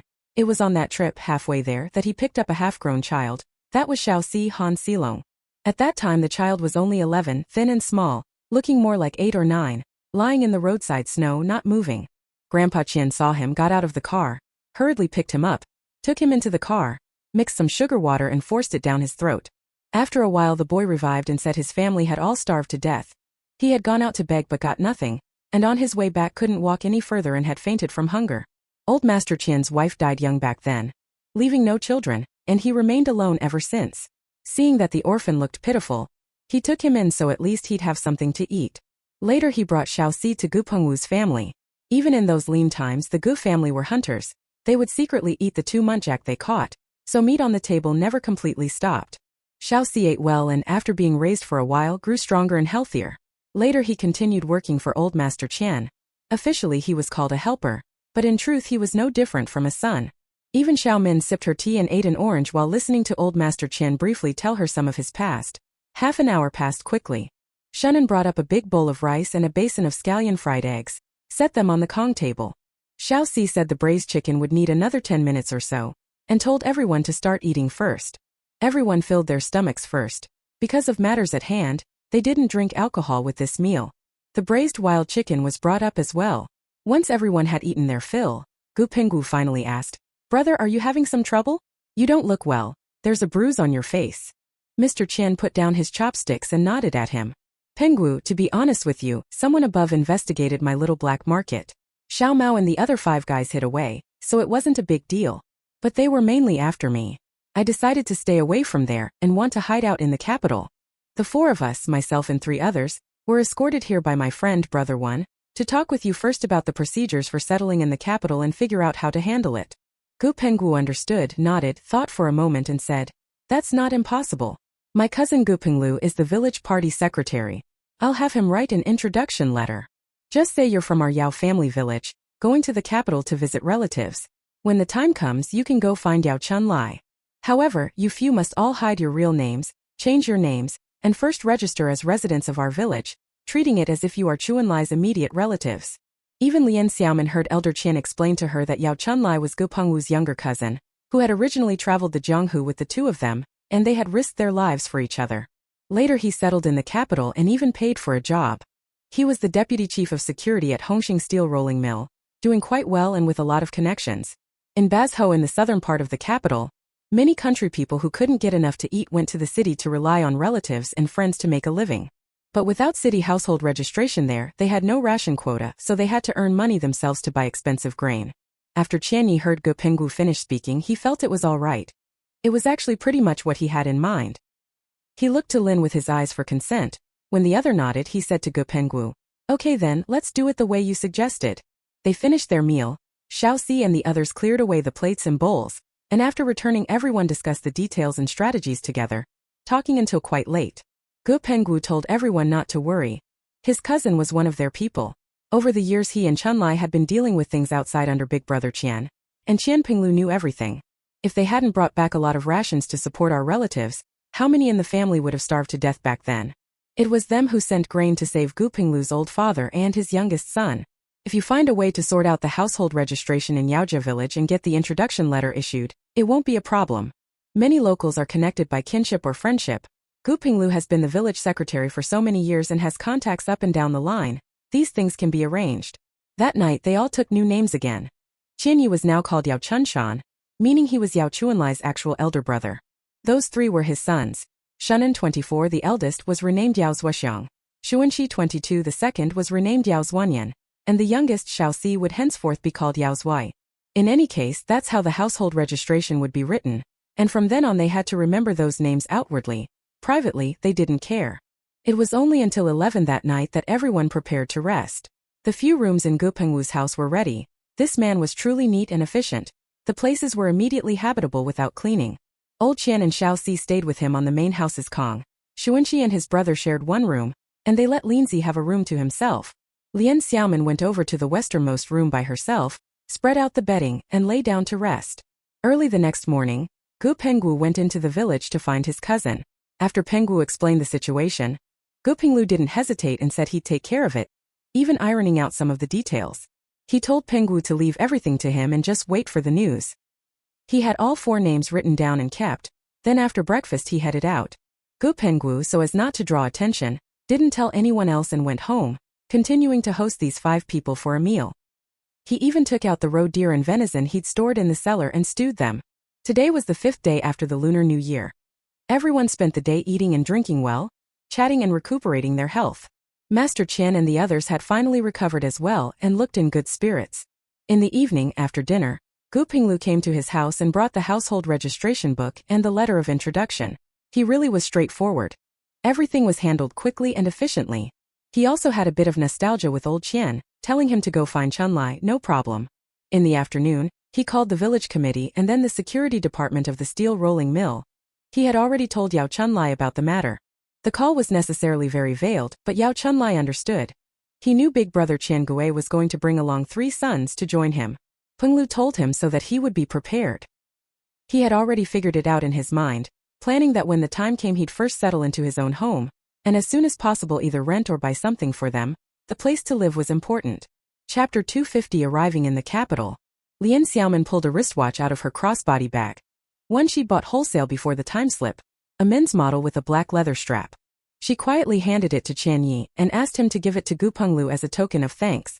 In a relationship like this, Master Qian couldn't very well take out some old keepsake to give, and they certainly couldn't accept money or a little yellow croaker. Here favors are deep and weighty. It's not something that can be bought with money. What would that make it?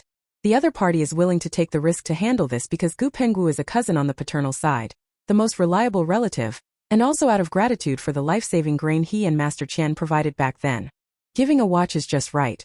Besides, she still has the more than 8,000 yuan she bought from that era's shop in her space. Old Qian understood, and while thanking Gu Penglu for his help in giving New Year's gifts, he handed his watch to him. After some refusals, he finally managed to get him to accept it.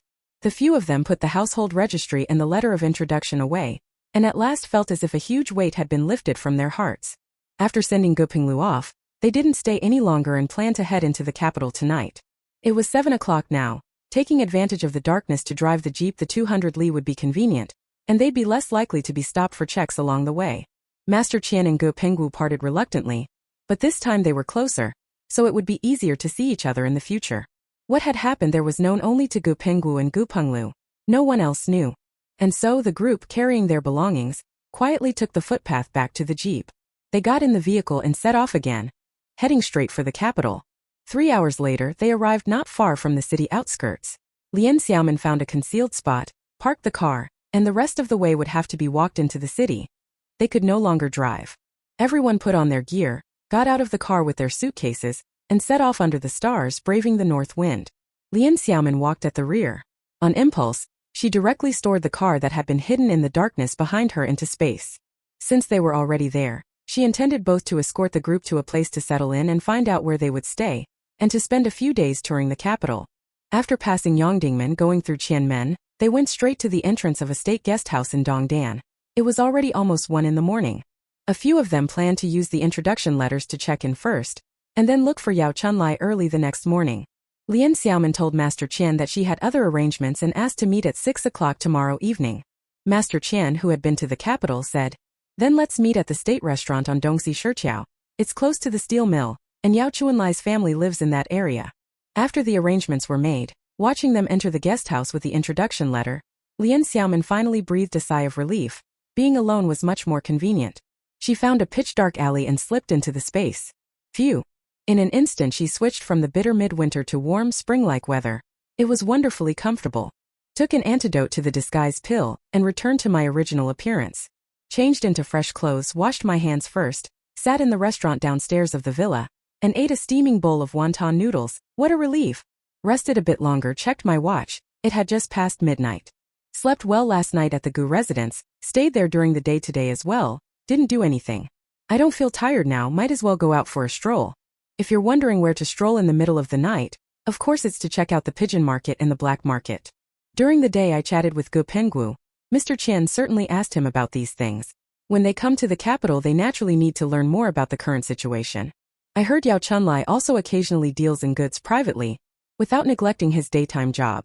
Lian Xiaomin knew that the pigeon market was also open during the day, but it only changed hands for everyday food and the most ordinary supplies.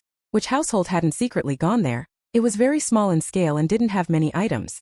There were also several black markets, all starting in the late night with greater risks and all kinds of people. At this hour, she could go take a look at the black market outside Dongximen. After all, this wasn't some small place like Liaoxing's Sandao Go. The demand here was definitely greater, so she could take the opportunity to sell some of the food grown from this space. These days, everywhere is short of grain, and she still has so much piled up in her space. Wouldn't that be perfect? Although the courtyard house can't be bought right now and she'll have to wait 10 years or more, it can be converted into gold bars and used to buy property in Hong Kong first, and she can also develop her hotel business. Thinking that building prices there change every year and are about to enter a phase of super-fast growth, she can still buy a bit more. She figured those few famous real estate tycoons would probably move soon as well. After eating her fill, Lian Xiaomin found a well-fitting down jacket, put on a black knitted hat, grabbed a bicycle and left the space. She'd shot up recently and was already 1.63 meters tall. She could handle a rugged old-style bicycle with no problem. She put on a mask, tightened her scarf, mounted the bike and rode straight toward a remote spot outside Dongximen. She was strong and pedaled fast, sending out her mental power to scout for the place, and soon arrived near the black market. Seeing no one around, he took out a large woven basket and slung it over his back. On the rear rack of the bicycle he also placed a big hemp sack. He pushed the bike over. At the outermost spot there was someone collecting money, not yet 30 years old, with a full beard. At first glance the person seemed to be a woman, yet she had brought a lot of things. She didn't say much and asked, "Buying or selling?"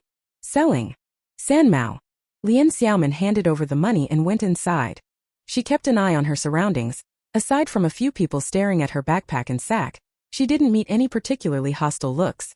Skill gives one courage. Coming to a place like this, what was there to fear? If someone without sense came picking a fight with her, they'd be courting death. This place looked like an abandoned factory in the suburbs. It was quite large inside and had a fair number of people, all speaking in hushed tones. They shone flashlights and conducted transactions here and there. She didn't put the things down right away. She first pushed the cart and looked around, and before long she really did spot a good item. There was a plump old man in a leather jacket squatting on the ground. A piece of cloth was spread out in front of him, and on it sat a pair of dotsi plates with honeysuckle and show character patterns. Two people beside him were studying it carefully, the old man shining a flashlight to illuminate it, not in a hurry. One of the men in his 30s moved next to the old man and squatted down beside him. "Master Qin Lu, you sure are something, aren't you? What? Finished with the white flour and now bringing out another piece to trade for finer grain?" The old man smiled and said to that man, "Wang Er, if you don't have grain, don't waste time here with me. Tell me, you used to have quite a few nice things at home, right? Now that your father is gone, those things should have all come to you. Have they all been squandered away?" The dark-faced fellow called Wang Er silently reached into his black cotton jacket, gently took out a blue and white porcelain bowl, held it in his hands and showed it to the other. "Size 6th, Master Qin, to be honest, it's already the 5th day of the new year and my family still hasn't had a single meal of dumplings. My sister is getting married after the festival and we need to scrape together a dowry. I want to learn from you and part with some things to get money." He took out a piece of blue cloth, spread it on the ground and placed it beside it. The old man examined the bowl, nodding. Qing/Yongjing period. Blue and white grouped phoenix and Rui Link palace bowl, a fine piece. The others just looked, no one asked the price, and soon they all left one after another. Everyone knew it was a fine piece. Calling it an heirloom wouldn't be an exaggeration. But these people first didn't have spare money and second were unwilling to pay a high price for something that, for now, couldn't be eaten or drunk from. Even Xiaomin parked her cart to one side, unloaded the carrying basket and set it on the ground beside her, then crouched down to take a closer look. She chose this porcelain bowl at a glance. The form was delicate, the curves graceful, the pattern crisp and refined. She picked it up to check the base. Made during the Yongjing reign of the Great Qing. This phoenix pattern is a circular motif. The blue and white glazing is delicately hued and can be called a treasure. Looking up, she asked the person called Wang Er, "How much?" Chapter 251 The Black Market Outside Dongxiamen. When Wang Er saw the newcomer, though a black mask covered their face, from the voice and build he could tell it was a young girl. He felt slightly surprised but didn't pay it much mind. The old man beside her, sharp-eyed, stared directly at her bicycle and the things she had with her, glancing several times, nodding, quite attentive. After nudging the person beside him twice to make him pay attention, Wang Er also reacted and said seriously, "This is a Yongjing official kiln blue and white porcelain bowl, priced at 600 yuan. Even Xiaomin picked it up and examined it carefully, secretly pleased, knowing that in the era before her time travel this bowl could be worth more than 1 million. She thought to herself, Yongjing official kiln plates and bowls whiter than frost and snow, both light and strong. To describe this bowl in that way would not be an exaggeration. But you'll definitely have to lower the price. The item is nice, but at that price I doubt anyone would buy it. 300. That's the most I can offer." He hesitated, reluctant to sell, but thinking about his family's situation, he kept weighing his options. "Miss, you're cutting the price in half. I can see your baskets and sacks, there's quite a lot in them. Do you have any fine white flour? If so, add another 100 jin of white flour and maybe we can negotiate." Lian Xiaomin knew clearly in her heart that, listening to Gu Penggu, Yao Chun had gone back to the village once around New Year's and told him that on the black market in the capital, rice and flour were selling for 1 yuan 80 to 1 yuan 90 per jin. For her, flour was as plentiful as one could want. If she came across a good item, she shouldn't haggle over this little bit, so she nodded. "All right, big brother. I just heard your sister is going out. I have a new women's wristwatch here. Take a look and see if you want it. For the sake of our deal, I'll give it to you at a low price. It can count as 110 yuan in exchange." Wang Er's eyes lit up. He clasped his hands together and leaned forward a little excitedly. Lian Xiaomin took a small watch out of her pocket, still with a reddish-brown leather strap, and opened her palm to show it. He glanced at it, immediately nodded and took it. "Deal. You just give me another 109. Wang Erxi raised his eyebrows. Now the girl's dowry was secured. That watch wasn't cheap. Even with paperwork it must be around 120 or so. Lian Xiaomin carefully put away the porcelain bowl, packed it into the crossbody bag she carried, and got up to fetch the white flour. The large hemp sack contained 450 jean bags of white flour. She took out 2 bags, held one in each hand, and carried them over to him. Wang Er clicked his tongue in amazement, thinking to himself, this girl's strength is really impressive. One hand 50 jean, so 2 hands made 100 jean in weight, but looking at it felt as light as carrying 2 vegetable baskets. He opened the 2 grain sacks, checked them and confirmed there was no problem. He quickly turned off the flashlight, hurried a few steps over to where a small cart covered with a burlap sack was pulled out, heaved the 2 bags of grain onto it with effort, covered them again and slipped away. Oh, so the fellows all carried them. Lian Xiaomin did not leave immediately. She turned back, crouched down again, and stared at the items in front of the fat old man. She reached out and picked up that pair of blue and white porcelain plates. The bottom bore the 6-character 2-line Kaishu rain mark, made during the Yongjing period of the Great Qing, and having them preserved as a matching pair was extremely rare. "Old man, how much for this pair of plates of yours?" The other party, seeing that this person had also taken a liking to his items, was quite pleased and quickly nodded. The girl has a good eye. These 2 porcelain plates of mine are no worse than Wang Er's bowl. As for me, I just want to trade for more white flour. When you get old, you want to eat refined grain to nourish the body. I'll trade these items for 200 jin of white flour and 100 yuan. Lian Xiaomin immediately bought the pair of blue and white porcelain plates. Okay, it's a deal. How will you transport the grain back? She thought for a moment, and 100 jin of white flour immediately appeared in the big backpack beside her. Then she flipped open the lid and lifted the sack out. She also grabbed the remaining 100 jin from the burlap bag over there, and put it all in front of the old man. Having already seen her strength just now, the old man watched her again and couldn't help but draw in a breath. He thought to himself that this girl came here alone and, judging by those moves, she was definitely not an ordinary person. He walked over, dragged a cart from not far behind, and loaded all the sacks of flour onto it. He covered them securely with a gray cloth and hurried away. Even Xiaomin put the ceramics from her bag into the space and first set them on the study table, feeling truly delighted. It felt like this trip to the capital had paid off. This place had so many good things, plenty of white flour to trade for treasures. How could she not be happy?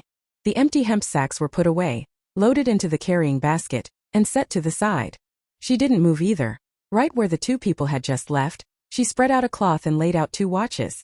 One was a men's watch with a black strap, the other a women's watch with a brown strap. It hadn't been 10 minutes before someone came over to ask the price. A young man in a gray cotton jacket, about 23, not a single patch on him. How much for this watch? 130, both models the same price. The man picked up the watches and examined them carefully. You could tell he was tempted. After looking at the men's watch, he looked at the women's, and in the end chose the women's one. He must be buying it for his partner, sacrificing the men's watch for her. I thought to myself, the young guy has good taste. Make it a bit cheaper, how about 120? I'll take this one. All right. She took the 12 big yuan notes he carefully counted out and let him take the women's watch. It was freezing outside. She might as well sell it for roughly the same price. She was mainly waiting. Any minute now someone from the black market would come to ask her about grain. She had carried in big hemp sacks and a bamboo basket, which made her stand out, and after swapping goods with the two people, quite a few eyes were on her. She had observed as well. The black market did distribute food, and it wasn't useless, but they only gave 10 jin or 8 jin. There was no way they'd have as much as she was carrying, and it would inevitably attract the black market people. After a while longer, someone bought the men's watch for 128 yuan. Actually, the men's watch was more popular. Without a ticket at that price it would sell quickly, so she was aiming for a quick sale. She had previously given watches to her aunt and uncle, one apiece, and they'd worn them for a long time with no problems. They'd been cheap when bought, but time had shown the quality was okay, so this time she could sell it for a bit more. 正想着收好步，在四处转转，这时，门口之前见过的那个络腮胡子过来了，旁边还跟着一个小年轻，看来是来报信的。这位姑娘，不知道怎么称呼，能否上前说话几句？对方还挺客气，让小弟等在一旁，和连小敏站到一块打着招呼。有什么事吗？ Oh, I'm in charge of running this black market, sort of a clerk. Everyone calls me lazy. Oh, you can just call me Xiao Ma. Lian Xiaomin said casually. Who would give their real name in a black market? Just a label. Xiao Ma? What a coincidence, my boss's surname is also Ma. I wanted to ask, do you have any more of that staple grain from before, the rice and flour? We can buy it. The price is negotiable. Chapter 252, Black Market Boss. Lian Xiaomin thought to herself, this is exactly what I was waiting for. A thoughtful expression appeared on his face. After a moment, he nodded. That could work. I actually do have a batch of grain, we can talk. Lazy was very pleased to hear that. He turned and signaled to his underling to go back and stand watch at the door. Take the colt with me and go see the boss. Although the other party was a woman, he didn't dare underestimate her at all. Anyone brave enough to come alone to the black market to negotiate deals was no ordinary person. Besides, who among ordinary people could possess that much fine grain? Xiaomin carried her basket on her back and pushed her bicycle following behind him. They were still in this black market, and there was a room by the east wall. A young man of about 22 or 23 was standing against the wall by the door, roughly 1 meter 70 or 80 tall. Lian Xiaomin glanced at him from the corner of her eye. His hair was a little long, with strands naturally covering his forehead. He had a high nose bridge, sharp brows and bright eyes, an attractive profile, quite energetic looking, wearing an army coat and smoking. When he saw Lazy approaching, he nodded and greeted him. Ma Er is the boss in the house? I brought someone to see him. My brother's inside, go on in. I'll have a smoke. The glow of the cigarette tip flickered. Even Xiaomin knew the man was lifting his eyes to watch her. She calmly locked her bicycle at the door and followed Lazy inside. When the door opened, a blast of heat hit my face. Looking into the room, it wasn't small, at least 40 square meters. Inside was a large wooden table and 6 chairs. 2 people were sitting at it, heads bent as they ate noodles. There was a bottle of soy sauce on the table, and the soy sauce broth in the bowl was clearly almost finished. Next to them was a stove with a small aluminum pot on it, bubbling and steaming. More than half a pot of noodles remained. After Lazy went in, he walked straight up to one of the men about 30 years old and said, Boss, this young woman has a stash of rations on her. I brought her to talk with you. Following Lazy's line of sight, the man was wearing a dark blue crewneck sweater and army green pants, looked fairly tall, and had broad shoulders. He finished the noodles in his bowl in 2 mouthfuls, wiped the corner of his mouth with the back of his hand, and looked up. When Lian Xiaomin glanced over, she thought to herself that this must be the black market boss named Ma. He really did look a lot like the man who was smoking by the door. Their eyes and body shape were about 70% similar. But the 2 brothers had very different hairstyles. This Ma Lauda had a buzz cut. His head shape was pretty good, and even the simplest style looked quite neat. This man's chin had some stubble. Compared with the person outside the door, his gaze was sharper and more ruthless. He turned his profile toward Lian Xiaomin at the door. Whoa, this girl was dressed all in black from head to toe like a night walker, and the black mask on her face hid her small face quite thoroughly. However, the pair of eyes was very bright and particularly beautiful. They were clearly soft apricot-shaped eyes. Yet they carried a strong heroic air, making them unforgettable. All right, miss, what is your name? Please have a seat. Before Xiaomin could speak, Lazy continued. Hui, guess what her name is? Xiaoma. Haha, don't you think that's a bit of fate? He pulled over a chair as he spoke and invited her to sit. Another person who was still eating noodles snorted with laughter, stopped his chopsticks and said, This is pretty funny. We already had 2 fast horses, and now there's a pony, that's 3 teams. Lian Xiaomin sat down and looked at that man. He looked about 27 or 28, with thick brows and big eyes, wearing a black cotton jacket, looking quite burly, clearly a man from beyond the passes. From his accent he didn't sound like he was from Liaoning province. He was probably from Heilongjiang. Lian Xiaomin didn't bother with formalities either. She set her basket down on the floor and sat directly at the table. She thought to herself that the name he casually gave her was rather apartment. She didn't know how to reply, but looking at the atmosphere here, there wasn't any cruelty or domineering vibe. However, with her powers of perception, she could tell these people were far from ordinary. In their every move and gesture, it was clear they were trained fighters. Even Ma Er, standing at the door, exuded shrewdness and a finely detailed observational skill. Being watched by him felt like being fixed on by a live leopard. An ordinary person would have felt a chill run down their neck. Lazy also sat down and was about to continue the introduction when Ma Er from outside the door stepped into the room, dragged a chair over to sit near the stove, and casually draped his military coat over the back of the chair. He didn't immediately go to serve himself noodles. Instead he leaned back against the chair, silently watching this little Ma, saying nothing. Little Ma, I haven't seen you over here before. This should be your first time, right? Let me introduce you. My boss is called Hui Ji. That one over there is his younger brother Ma Yi. We all call him Ma Er. And this is Luo Cheng. Lian Xiaomin nodded. This is indeed my first time here. Pleased to meet you all. Old Horse spoke up. Xiao Ma, how much fine grain do you have? We'll buy it all. Tell us how much rice and flour you have, as much as you want. Can we see the quality? Lian Xiaomin reached into the backpack she had set on the ground and pulled out 2 small pouches from the bottom that she had just sealed with her spirit power. One pouch held 2 liang of flour, the other 2 liang of rice. She put them on the table and pushed them across for the people opposite to inspect. After Ma Lauda and the others took a look, they were very satisfied. The price can be 1.4 yuan. That's the price during the New Year period, already very high. After all, we need to make some profit, and besides we also buy other grains. Lian Xiaomin thought for a moment and didn't haggle. I have quite a lot of goods. I don't know whether you can take them. 50,000 jin each of rice and flour. I can accept that price. However, I have one condition. Payment must be in gold bars. Little master, there are more chapters after this. Please click the next page to continue reading. It gets even more exciting. Also, what's the price for corn kernels? I have 50,000 jin. The people in the room were somewhat surprised. Lazy beside her was clearly having difficulty breathing. He stared at her with wide eyes, not expecting to have encountered a little god of wealth today. That was definitely a meritorious act. Old Ma didn't show much expression on his face, but his look made it clear he was quite pleased. Who wouldn't be happy to come across such a large pile of grain? With this, the black market under his control could become even more firmly established in the capital. He said outright, "We can count corn kernels at 50 cents apiece, no problem. We can handle it. Fourth Nine City is so big. This over 100,000 jin of grain can still be worked through, and gold bars are fine too." In his head he thought, what do you mean work through? It'll be a mad scramble, won't it? He turned his head and said to the man sitting behind him, Ma Er, you figure whether the gold bars will be enough.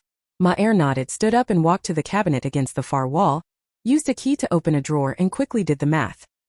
He also took out an account book and flipped through it a few times, then came back and said, a total of 165,000 yuan.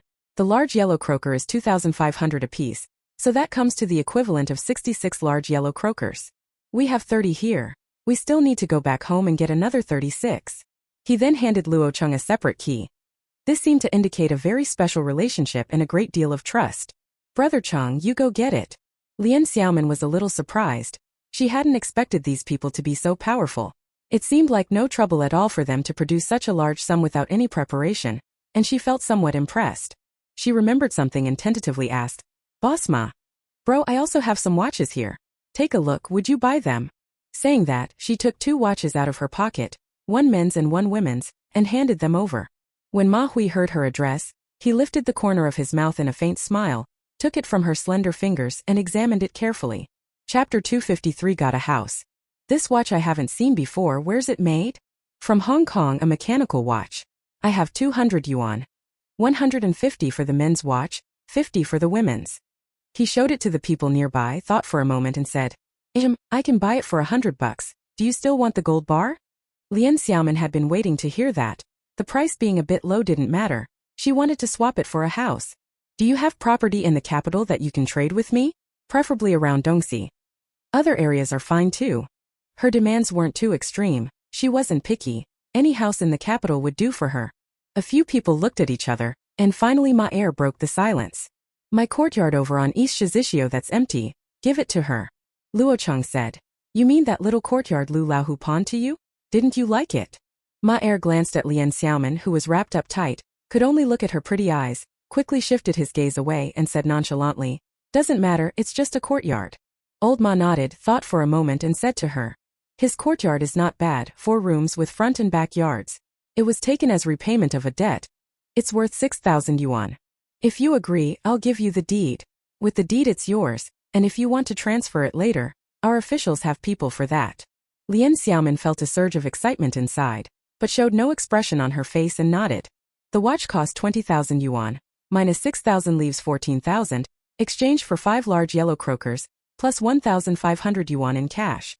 Ma Er finished the calculations and told Luo Cheng to go back and fetch 41 gold bars. He planned to complete the deal with Lian Xiaomin immediately tonight. Bring me all the burlap sacks you have. Put them in that courtyard for the next couple of days, she added. Those 150,000 jin of grain equal 1,500 burlap sacks. She had to reclaim at least some of them, whatever there were. Only outflow and none coming in. The sacks would soon be in short supply. Both parties agreed to meet 2 hours later, around 3 in the morning, to make the deal in that grove about a mile east. Then Ma Er and Lazy didn't even have time for noodles. They went out together to find help and get ready. Even Xiaomin excused herself first, saying they'd meet later. She stepped outside, pushed her bicycle and hurried off. She too had to move quickly. So much grain, we need to create the illusion that many people moved it, make tire tracks from trucks and so on. The grain in the space is actually ready-made. The stuff stocked up before crossing over with the lottery winnings. After the deal with Jinli there was still a lot of rice left, all bagged and ready, so we can just take it from there. There's enough white flour too. The space grew several crops of wheat and processed them into white flour with machines. It's all bagged and stacked in the warehouse yard. So creating those traces is the top priority. With that, she pedaled her bicycle straight toward the meeting place, releasing her spiritual power along the way, and constantly watching to see if anyone was tailing her. Don't be fooled by how spirited those 2 horses look, useless. If they try any tricks, they're no match for this little mare of hers. She found that grove, took out a truck from space, and drove it back and forth nearby to create the impression that many trips had been made. There were also many footprints left by people who had worn lots of different shoes. She used her mental energy again for a while. An hour and a half later, the traces on the ground were indistinguishable.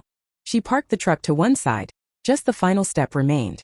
She took all 1,500 sacks of grain out of the space, divided them into 3 piles and stacked them neatly. Rice, white flour and corn kernels, 500 sacks of each piled together. Easy to inspect and check when the time comes. All the work was finished. She just waited here quietly, her mental alertness unrelaxed. She could even observe a mile away that those people had all mobilized. The other side also had a truck and more than 10 people, all with handcarts. Such quick speed. Who knows where they found so many handcarts in the middle of the night? But those things weren't her concern. As long as the trade followed the rules and no tricks were used to swindle, they were good customers. She now had 71 more large yellow croakers. With a thought, a black travel bag appeared in his hand, containing the 200 watches to be traded in a little while. After more than 10 minutes, those people finally reached the edge of the woods. Leading them were Lazy and Luo Cheng, who walked over greeting Lian Xiaomin. The Ma brothers pulled the truck to the side and jumped out. Xiaoma, you guys are pretty fast, Ma Hui said, pretending to look around casually, sweeping his flashlight over the stacked grain and immediately noticing a parked truck nearby. Inspect the goods. And these are 200 yuan watches. The others nodded, signaling Lazy and Luo Cheng to take people to count and inspect the grain. Ma Er reached out to take the travel bag, called 2 underlings over, and used a flashlight to count. After about 15 minutes, once they were sure all the goods were fine, Ma Er went back to their truck and brought over a black suitcase. He opened it, held it in his hands and said, There are 71 large yellow croakers and 1,500 kwai. Check it. The brown paper bag has the deed and the keys to the house, number 27, East 60 Strip. Even Lian Xiaomin ignored the case. She grabbed the gold bars and started stuffing them into the woven basket, counting as she went, and the number was exactly right. A bundle of money was tossed in directly. Finally she opened the craft paper bag, checked it over, made sure there were no problems, put it in as well, closed the lid and slung it over her shoulder. No problem, pleasant cooperation. Ma Hui nodded. Seeing her about to leave, he hurriedly asked, Xiao Ma, about your grain. Do you know if there will be any more later? When will we meet again? To cooperate. Lian Xiaomin turned back and smiled at him. That's hard to say. If there is, I'll come find you again, until we meet again. She strode up to her truck, grabbed the bicycle, lifted it straight up and placed it in the rear bed. A few people over there watched her actions secretly. Lazy whispered in the boss's ear, Didn't I tell you? She's very strong. The little guys under her saw with their own eyes. Xiao Ma lifted 100 jin of grain like it was 2 small bundles, so easy. Even Xiaomin ignored their stares, got into the truck, started it and quickly drove away.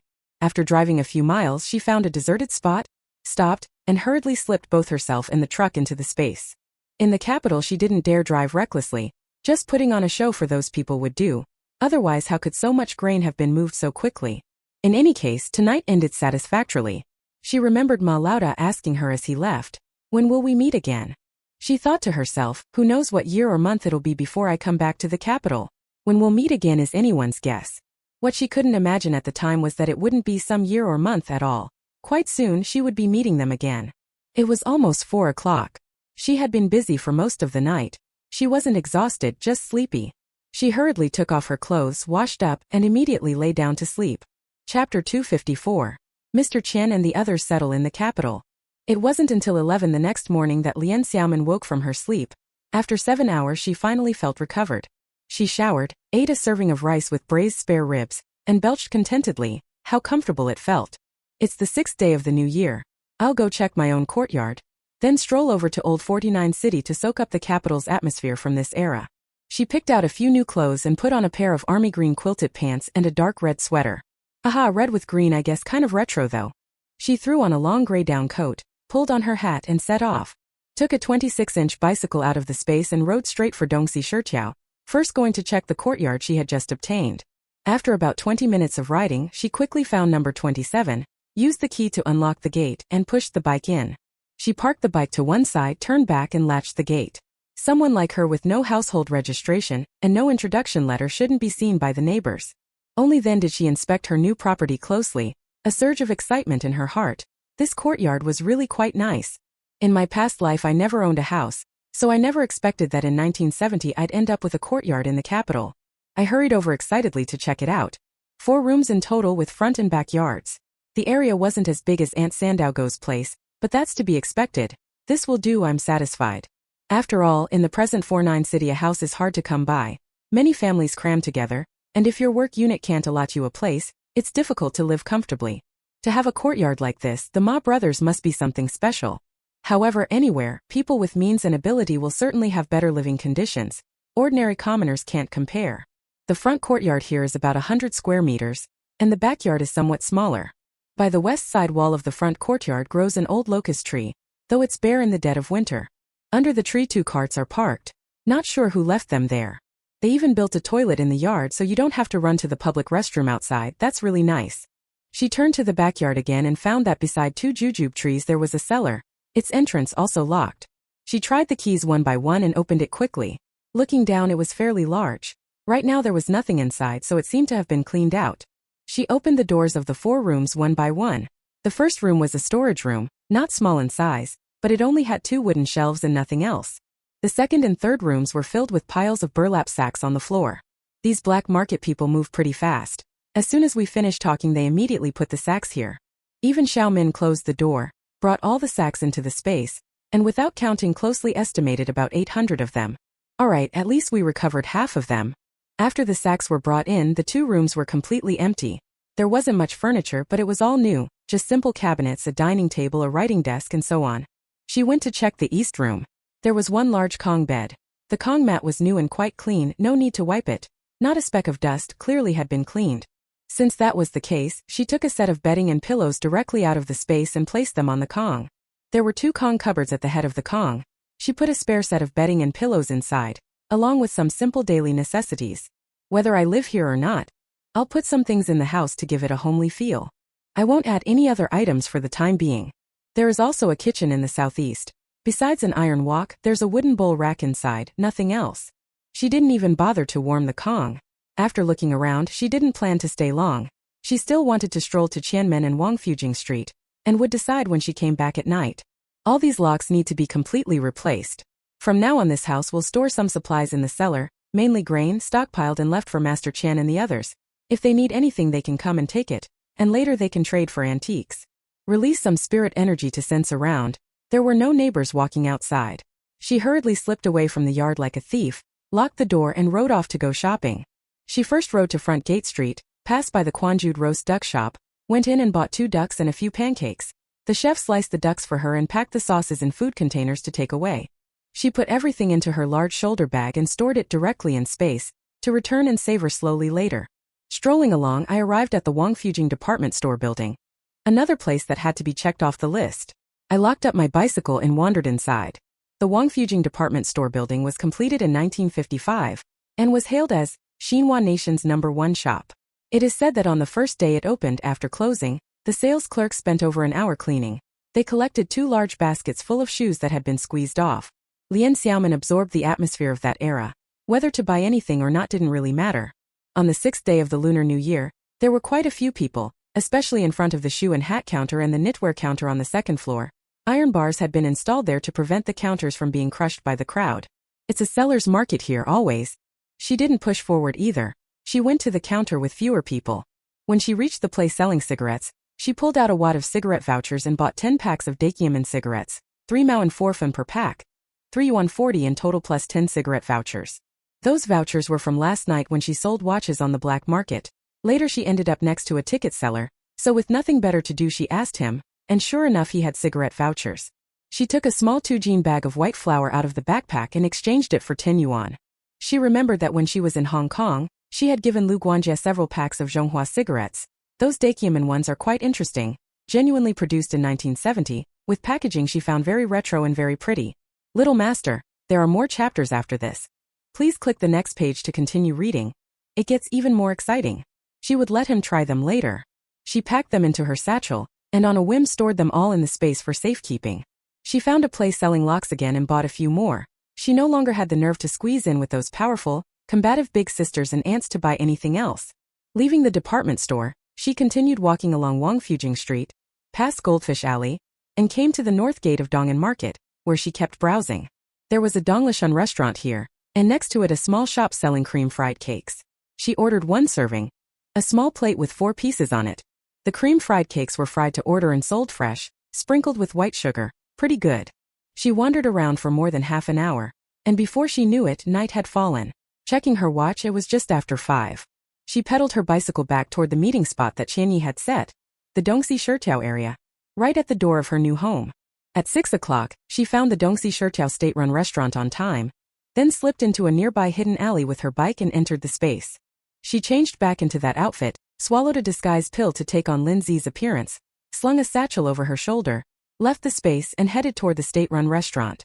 Entering, he saw at a glance that Master Qian and the others had already found a table and were waiting inside. When everyone saw Lindsay finally arrive, they all stood to welcome him and introduced Yao Chunlai to him. Lian Xiaomin sat in the chair left beside Master Qian and greeted the people across the table. Yao Chunlai was under 45, about 1.75 meters tall, with a square face and fairly regular features. He wore a gray cotton-padded jacket and looked shrewd and capable. Being able to become the deputy head of security at a huge company with tens of thousands of employees meant he did have some ability. Yao Chunlai only heard old Qian introduce him as a friend named Xiao Wan, who had helped a lot and wisely didn't pry further. From everyone's respectful attitude toward this young man, he could sense that this person was not ordinary.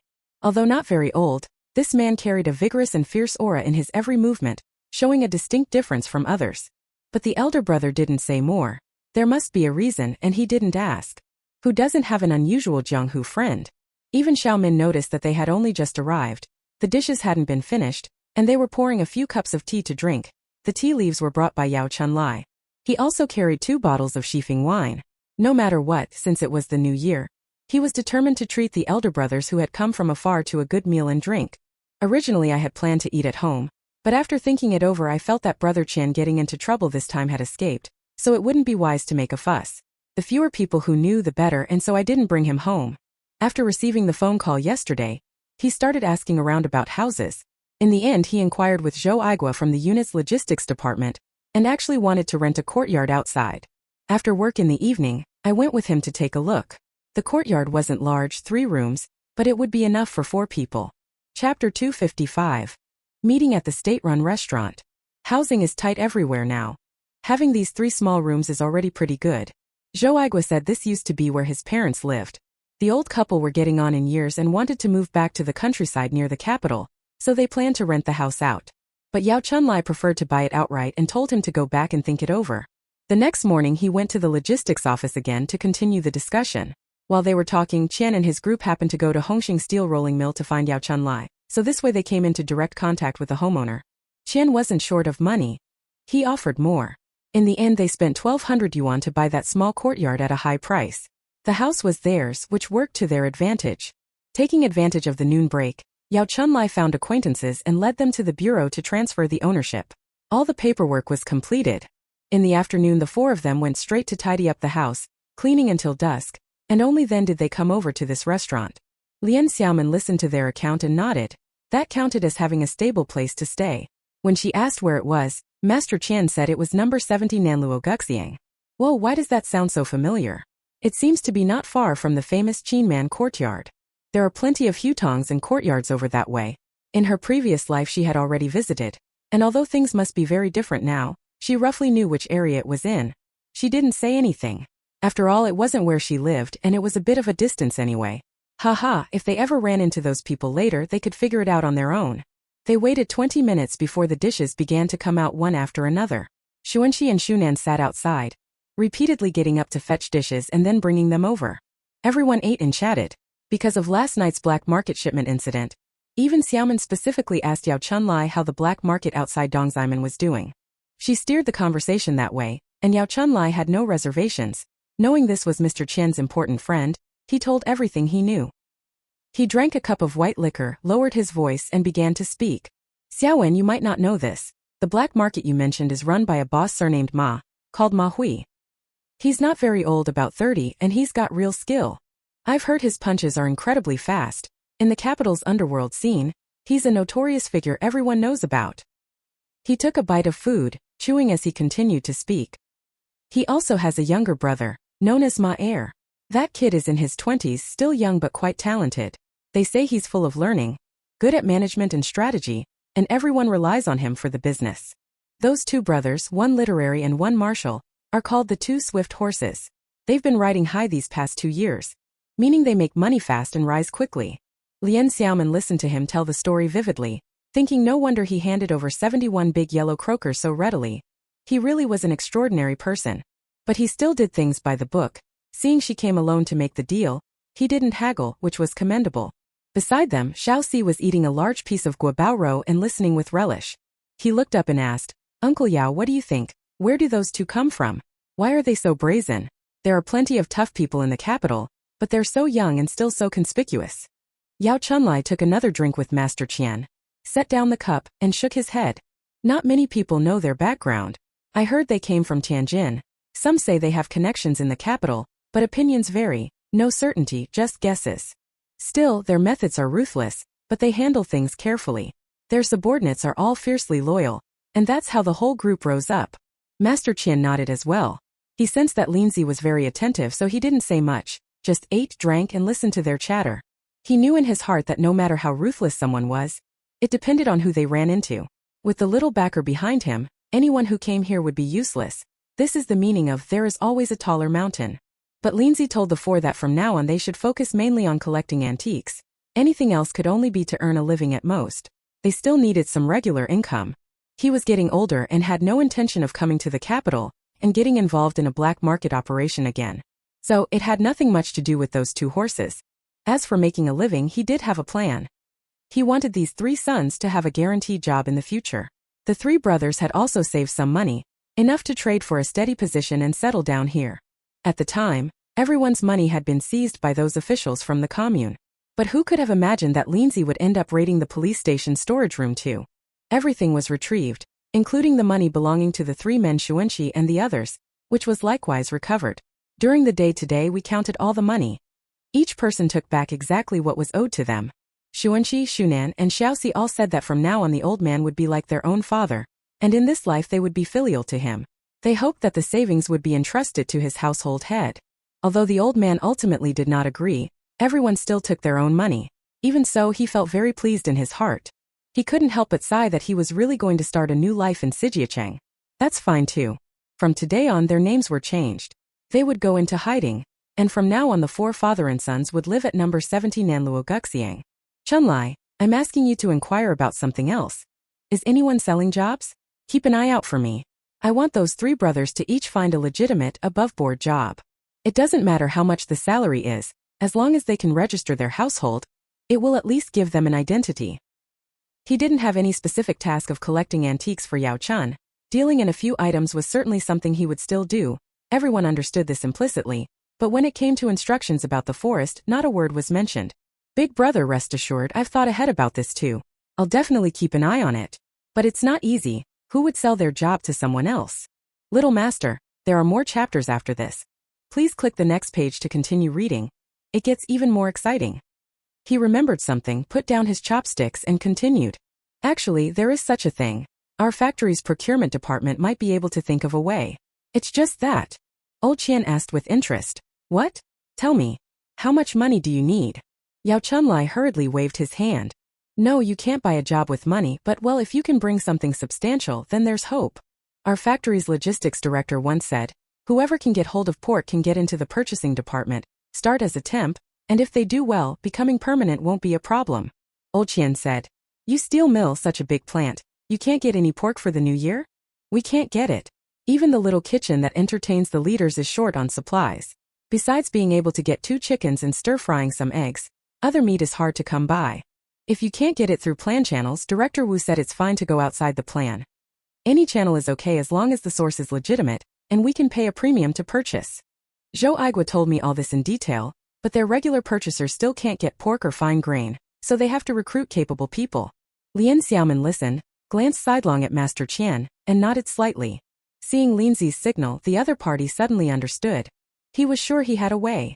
Chunlai, if I really can get some pork, will you arrange a purchasing officer position for me? Yao Chuanlai's eyes widened. Big brother, if you can really get 1 or 2 pigs. Live pigs or pork will do, I guarantee no problem. I'll run this errand for you tomorrow. Chapter 256, Going Out on a Snowy Night. A few of them didn't finish eating and drinking until almost 8 o'clock. Everyone dressed, tightened their scarves, and stepped out the door of the state-run restaurant. Sometime during the night, large feathery snowflakes had begun to fall, drifting prettily. They looked very beautiful. A thin layer had already settled on the ground, and there wasn't much wind. Yao Chunlai pushed his bicycle and said his family had extra quilts, enough to spare 2 sets, and offered to let Xuanqi and Shunan go with him to pick them up. His place was in Shangyang Alley, not far away. Even Lian Xiaomin knew that in the current situation, no household was well off enough to have extra quilts. How could there be any to spare? It was the depths of the coldest part of winter, so she decided not to press the matter. She said, Uncle Chunlai, no need. Your family will be just fine. If you pull something together, you'll barely have enough for yourselves.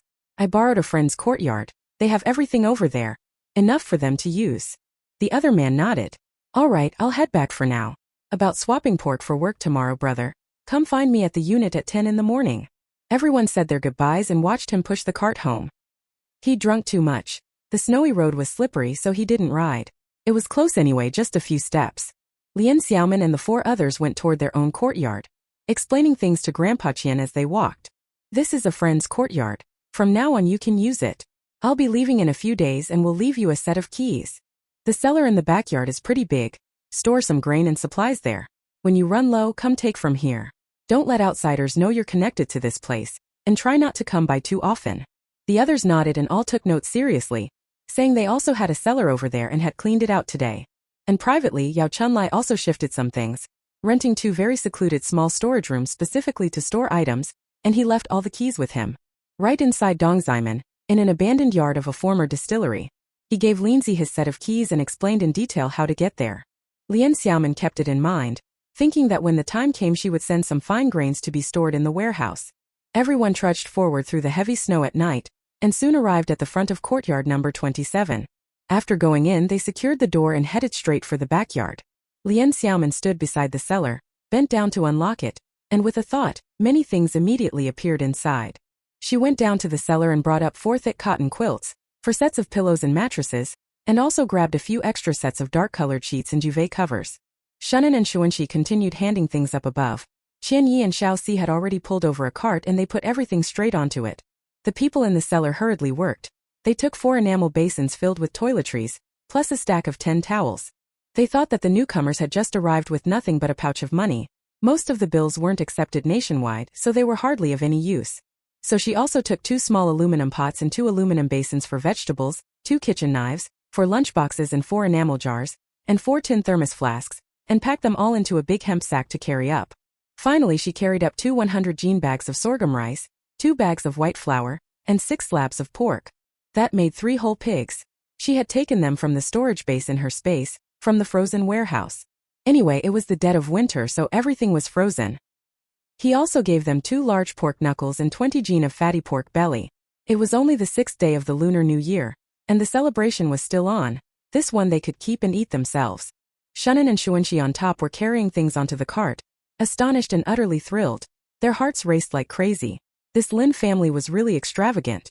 Originally the 4 of them were miserable, having come to the capital to start over. In the dead of winter they had nothing to use, and only 1 shabby old room to their name. They didn't know how they'd manage that night. They figured they'd just sleep wrapped in army coats and padded jackets. But Lindsay took care of them in every possible way. Working with people like him really put one's mind at ease and filled one with energy. After taking these, even Xiaomin came out of the cellar and took a newly bought padlock from her shoulder bag to lock it. She went back into the east room and pretended to take a few gray cotton shirts from the wardrobe, leaving them for the others to wear. Lately she had knitted 3 sweaters herself on the machine. There wasn't any pattern, just the most ordinary stockinette stitch. When the 4 of them had just escaped, Xuanxi treated him like a beggar and gave him a thick sweater, which he put on. Now the others each got 1 2 brown ones, gray ones. He also took 3 jean of tea leaves, 5 jean of white sugar, and 2 bottles of soy sauce, and handed them to Xiao Si to carry over. All right, the shopping was mostly done. The remaining odds and ends of daily necessities they could sort out themselves slowly. All 4 of them had grateful expressions. Each secretly resolved to handle things carefully for Lin and work hard to trade for antiques. They loaded all the items onto 2 flatbed carts, took 2 pieces of black cloth from the kitchen, and covered everything tightly, telling them to drive back. Road conditions are poor in the snow. Before leaving, he took a flashlight out of his satchel, handed it to Mr. Qian, and said he would stop by number 70 Nanluogu Alley when he had time. The courtyard they bought wasn't large, but at least it was a standalone property with its own gate and yard, making it convenient to operate. From then on, Lian Xiaomin even had trusted aides working for her in the capital, and they were all sufficiently loyal and quite satisfactory. Up until before 77, during those chaotic years, preserving some antiques as much as possible was, in any case, a worthwhile thing. Compared with those treasures that record history, these supplies I put out are negligible. Once Master Qian and the others establish themselves, they will gradually find ways to earn a living. After seeing off the 4 people, she exhaled, returned to the east room, didn't light a lamp and slipped into the space. After taking the antidote to the disguise pill and reverting to her own appearance, she finally felt much more comfortable. She changed into fresh clothes, looked at her watch, still before 9 o'clock, and thought about going to check out a black market spot near the West Strait Gate. At dinner today, Yao Chun had mentioned that black market wasn't small. It was run single-handedly by someone called Hong Yi. The market opens at 10 every night, early by their standards, and quite a few people from Xiqing go over there to swap things. She was dressed all in black again, and rolled her 26-inch bicycle out of the space. That bike was easier to ride. In heavy snow you don't torment yourself with a 28-inch roadster. She left the house and rode west. She thought to herself that she hoped to come across a few good treasures today, something surprising. But she would never have imagined that on this very night, there would be no surprises but plenty of scares. But in the end she had to count herself lucky. Fortunately she had decided to go out on this snowy night. From east to west, cutting through the city, snowflakes danced everywhere. There wasn't a single pedestrian on the street. Everything was white, giving off a sense of tranquility that made the lone walker feel very pleased. Even Xiaomin, passing through the Drum Tower Street area, suddenly noticed that from an alley she had just passed, it seemed someone was running with heavy steps, laboring as they fled. She unconsciously slowed her pedaling, used her mental power to take a look and see what was happening over there. At a glance, the figure looked somewhat familiar. A person wearing army green pants was holding onto the wall with one hand and clutching their abdomen with the other, weaving through the alley as they ran forward, but not very fast. Suddenly, as if tripped by something, they stumbled and nearly fell. On closer look, bright red drops of blood seeped from the covered right hand, trickling onto the snow, painfully conspicuous. This person with a buzz cut and an exceptionally well-shaped skull. Wasn't he that Ma Lauda Ma Hui? Chapter 257 Rescuing Ma Hui. Lian Xiaomin halted her bicycle, planted a foot on the ground, hesitating whether to get involved in this business. Although I rather admired the way those two fast horses handled things, we'd only worked together once and weren't close, so I had no idea what big trouble he'd gotten himself into. It was obvious that Boss Ma was gravely injured, and saving his life wouldn't be easy. Moreover, whoever could wound a man like that was certainly no ordinary person. That would be asking for trouble for no reason. After hesitating for only 10 seconds, I turned the bicycle around, and went to take a look. She didn't know what kind of new risky test heaven had given her this time. Bring it on. She pulled her mask up over her face, immediately entered the alley mouth, saw no one around, quickly folded the bicycle into the storage space and sprinted inside.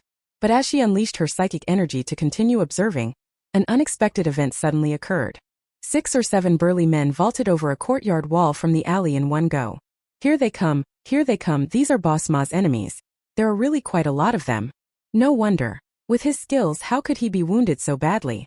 There are so many of them, each holding a weapon, knives flashing coldly in the reflection off the snow. But didn't he have so many followers? How could he be alone tonight? He kept worrying in his heart, gritted his teeth, and decided that since my little horse had already charged in, of course it had to keep going forward to see what was really going on. Seeing that these people had already surrounded Ma Lauda in the center, and were about to use knives to finish him off completely, Lian Xiaomin, who had been running quickly, arrived nearby. With a single stride she leapt forward and hurled a stone with a flick of her hand, striking directly the person at the front who was pressing on Ma Hui's head.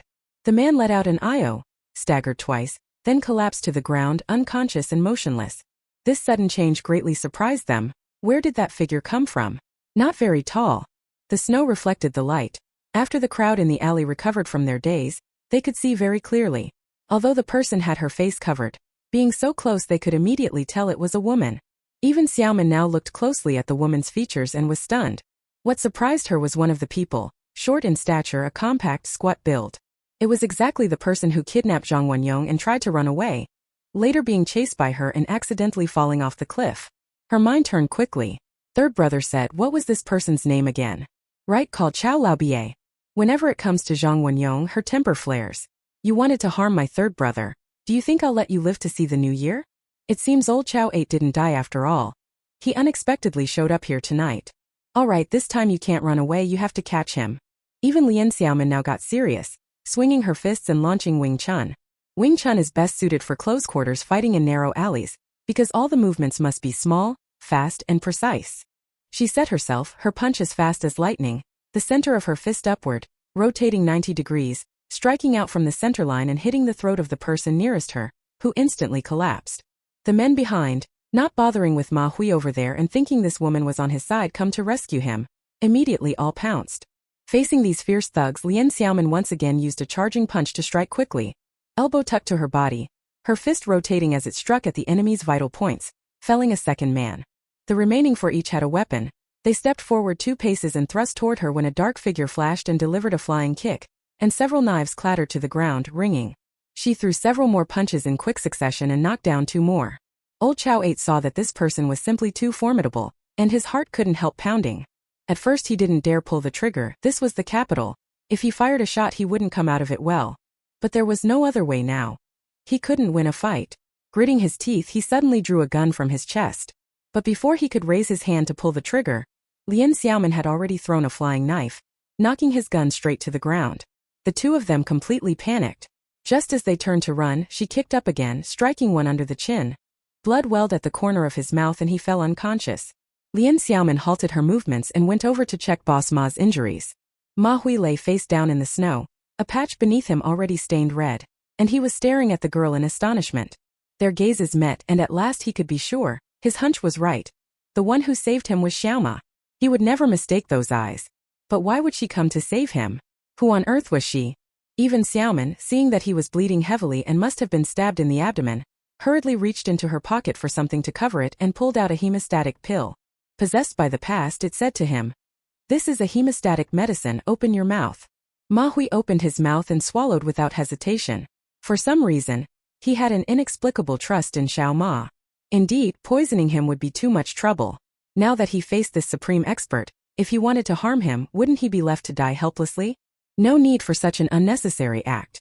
Lian Xiaomin's mind raced, trying to figure out how to resolve the current situation. Old Chow number 8 had come for Zhang Wenyong. Could it be possible that Ma Hui was also involved with Zhang Wenyong's affairs?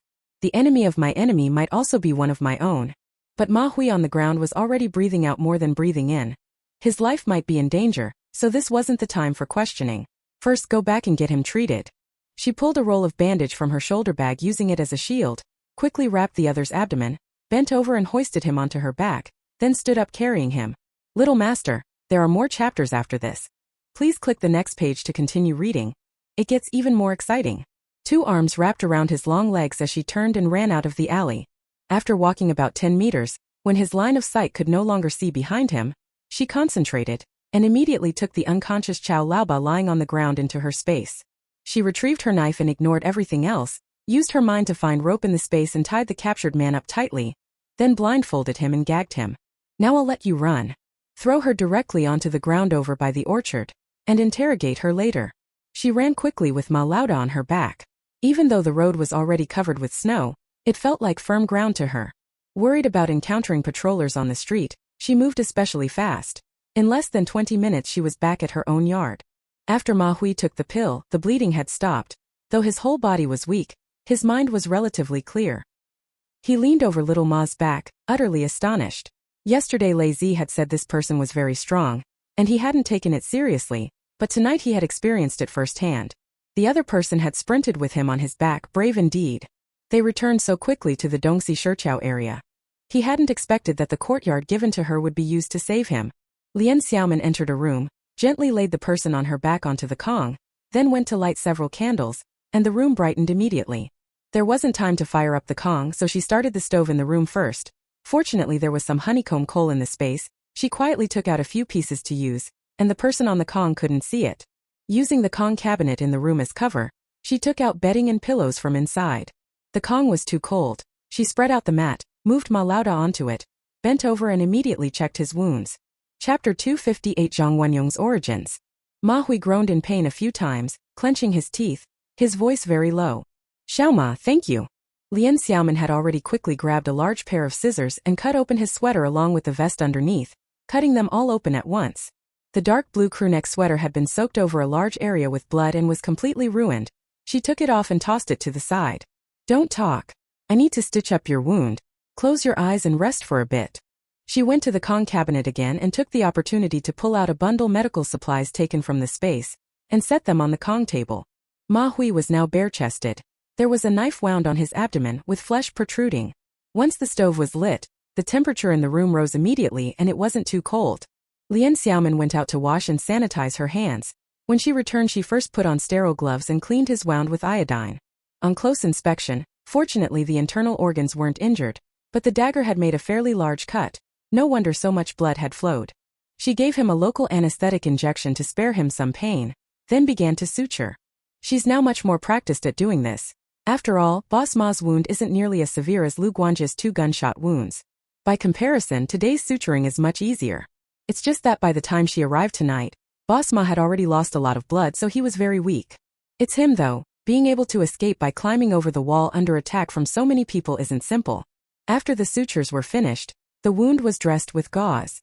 After doing the allergy test, he was given a shot of tetanus and a shot of penicillin. Phew. Finally breathed a sigh of relief, packed everything up, took out the clothes I no longer wanted, the coat, brought them into the space outside the door, and threw them into the trash can to be disposed of. Then I mentally drew half a vat of brown sugar water into the space, found a looser black cotton shirt, a dark green cardigan sweater, and a black cotton padded jacket, took them out of the space and brought them into the room.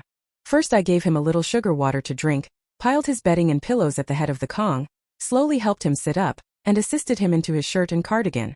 A cotton padded jacket was laid over him. From the moment I walked in until now, I'd been busy for nearly an hour, and even Xiaomin had sweat on her forehead.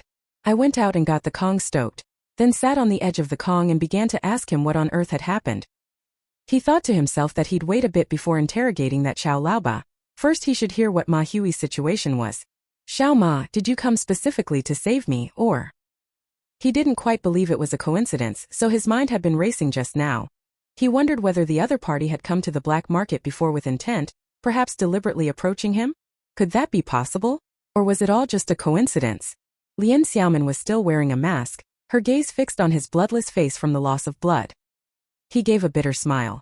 If I told you that tonight I was merely passing by and meddled in things, would you believe me? Ma Hui thought of many possibilities, but he hadn't expected that it was indeed just a coincidence. His eyes were like torches. In the candlelight he stared into Xiao Ma's eyes. After a moment he slowly nodded. I believe you. Their eyes met and Lian Xiaomin continued. But you have to tell me why these people want to kill you. One of them is someone I have some ties with. I only recognized him when I got close. Ma Hui thought for a moment and decided to tell the truth. He figured it wasn't exactly a huge secret. It was merely something someone had entrusted him to do, and had no deeper connection to himself. He, having met countless people, felt that Xiao Ma bore him no ill will and had even saved his life. Since she asked like that, he might as well be frank. All right, I can tell you everything. I was entrusted by a person of great influence to rescue a hostage. I thought the mission was too dangerous, but the person who entrusted me had done me many favors in the past and helped me a lot, so I couldn't refuse.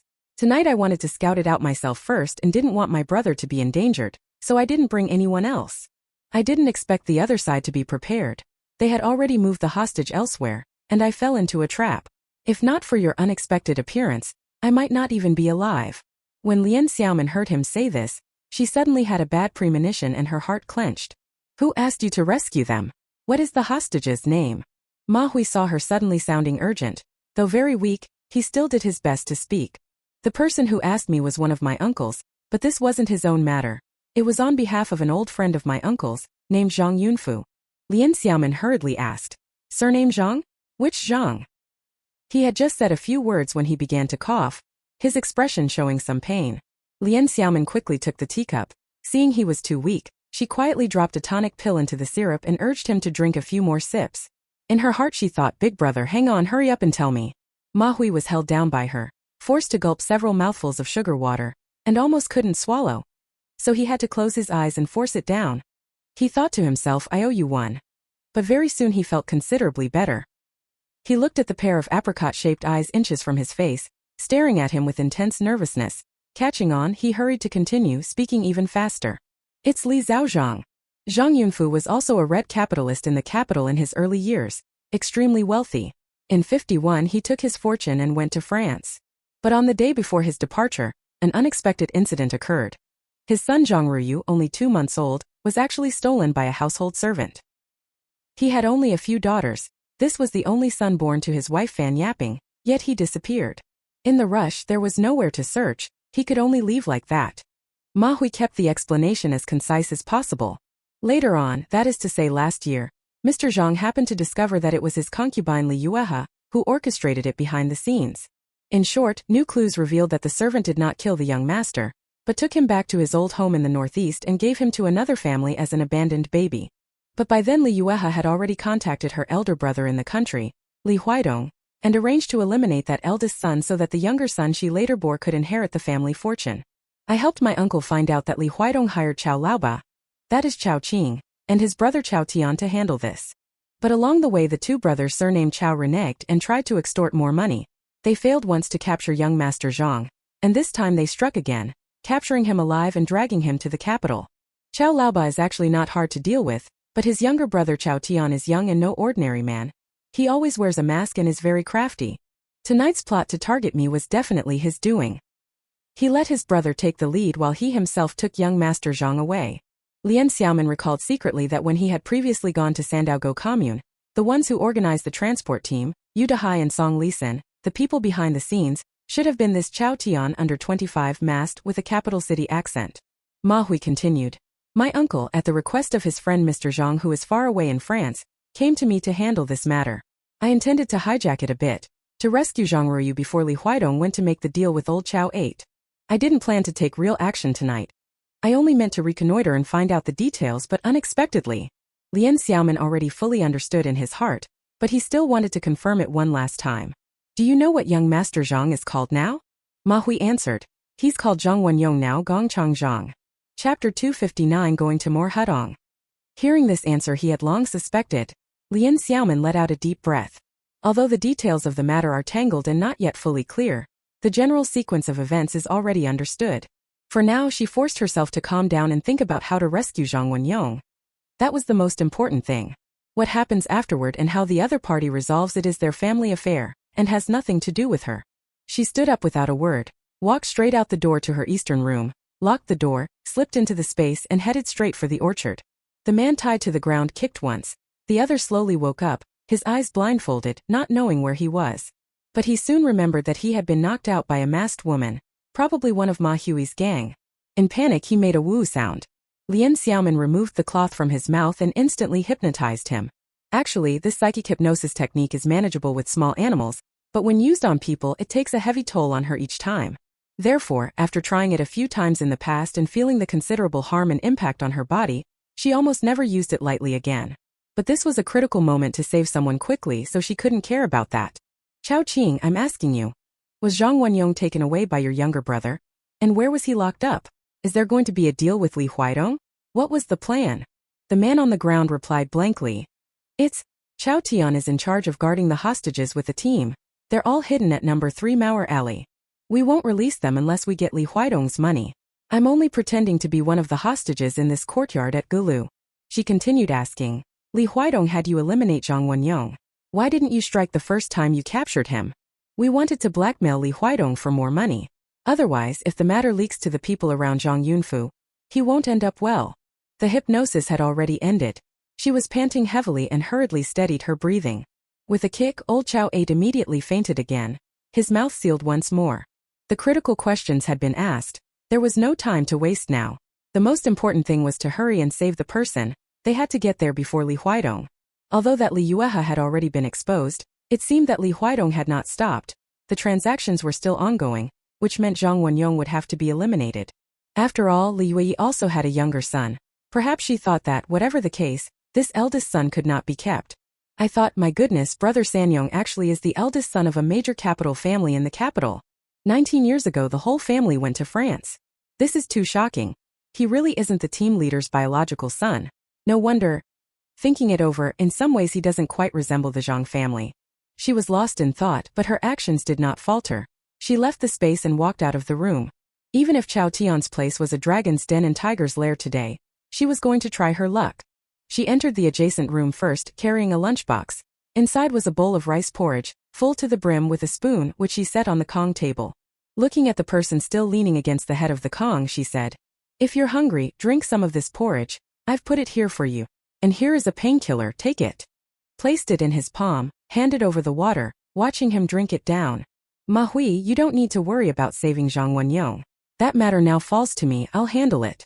Your uncle is an old friend of Zhang Yunfu's. Give me his address. Ma Hui pondered for 7 or 8 seconds, then said, Number 46 Shijia Alley, Mr. Ling. Lian Xiaomin inwardly marveled. She had heard that those who lived on Shijia Alley were either very wealthy or noble, many high-ranking officials and celebrities. It was probably not just an ordinary place. Tell brother Sanyong the address then. Leave the decision to him. She said to Ma Hui again, Tonight's rescue will be known only to the two of us from now on. I'm going out now. I'll come back tomorrow to take you. If you're tired, lie down and sleep. Now the Kong in the room had been heated, and it was quite warm. Ma Hui looked at her, his lips moving. In the end he simply nodded seriously and said, You must be careful. Lian Xiaomin nodded, turned and walked out. She glanced at the courtyard gate. The bolt was locked from the inside. Forget it, she'll climb over the wall. Otherwise there's no way to get in. She took a running start, leapt up, grabbed the top of the wall with one hand and swung over, landing lightly. No one was around. She took out her bicycle, slung on a satchel, pedaled off straight toward Mauer Hudong. She searched the Beijing map in her mind. Mauer Hudong was over by Shikahai, and Nanluoguxiang a bit further northwest. It wasn't that far, 3 or 4 kilometers. It was already past midnight, and the streets were even more deserted. The snow hadn't let up at all. Instead, a northerly wind had picked up again. It was really cold, the temperature probably below -10 degrees. 20 minutes later, he had reached the vicinity of Mauer Hudong. He parked the bicycle at the mouth of the alley, began releasing his psychic power, and checked the courtyard at number 3. There were 3 rooms inside. The middle one had a kerosene lamp burning. The Kong wasn't large, but 4 people were crowded on it. 2 of them were lying down asleep. The other two sat at the head of the Kong, their clothes still on with their padded jackets set aside. Two long daggers were tucked under their clothing, so they appeared to be on night watch. She recognized it immediately. One of the daggers was the one she had given Zhang Wenyong. She clenched her teeth, thinking, I'll deal with you later. Looking again at the room to the east, it was pitch dark inside. But when observed with mental power, it was extraordinarily clear. There was only one person on the Kong, and in the darkness he was not sleeping at all. The man held a gun and was fiddling with it back and forth. Lian Xiaomin saw a black mask beside his pillow, and guessed that this person was most likely Chao Tian. This chapter is not finished yet. Please click on the next page to continue reading the exciting content. He had a sharp, monkey-like face, but try as she might to recall, she had never seen him before. She turned her attention to the last room. In the west room, 3 people were sleeping on the Kong, and the person sleeping at the inner edge of the Kong had a handgun tucked under his pillow. On the floor someone was tied up. Looking closely, it was Zhang Wenyong. His hands and feet were bound, and his mouth was gagged with cloth. He looked a little weak, but there didn't seem to be any injuries on his body.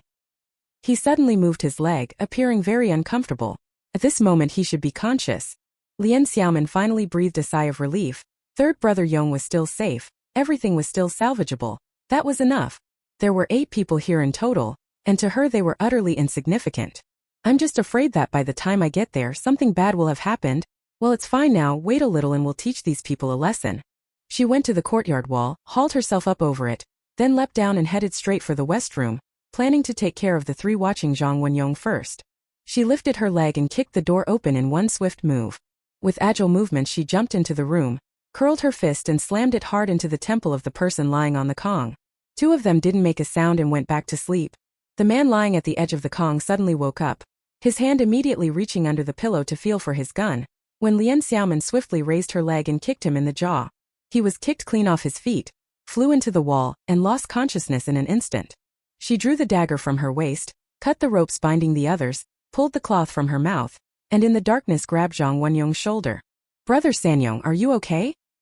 Hearing that familiar voice, the person on the ground was stunned. Xiaomin, it's you. I'm fine.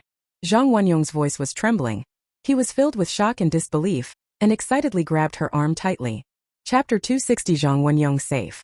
Lian Xiaomin breathed a sigh of relief. I'll take care of them first.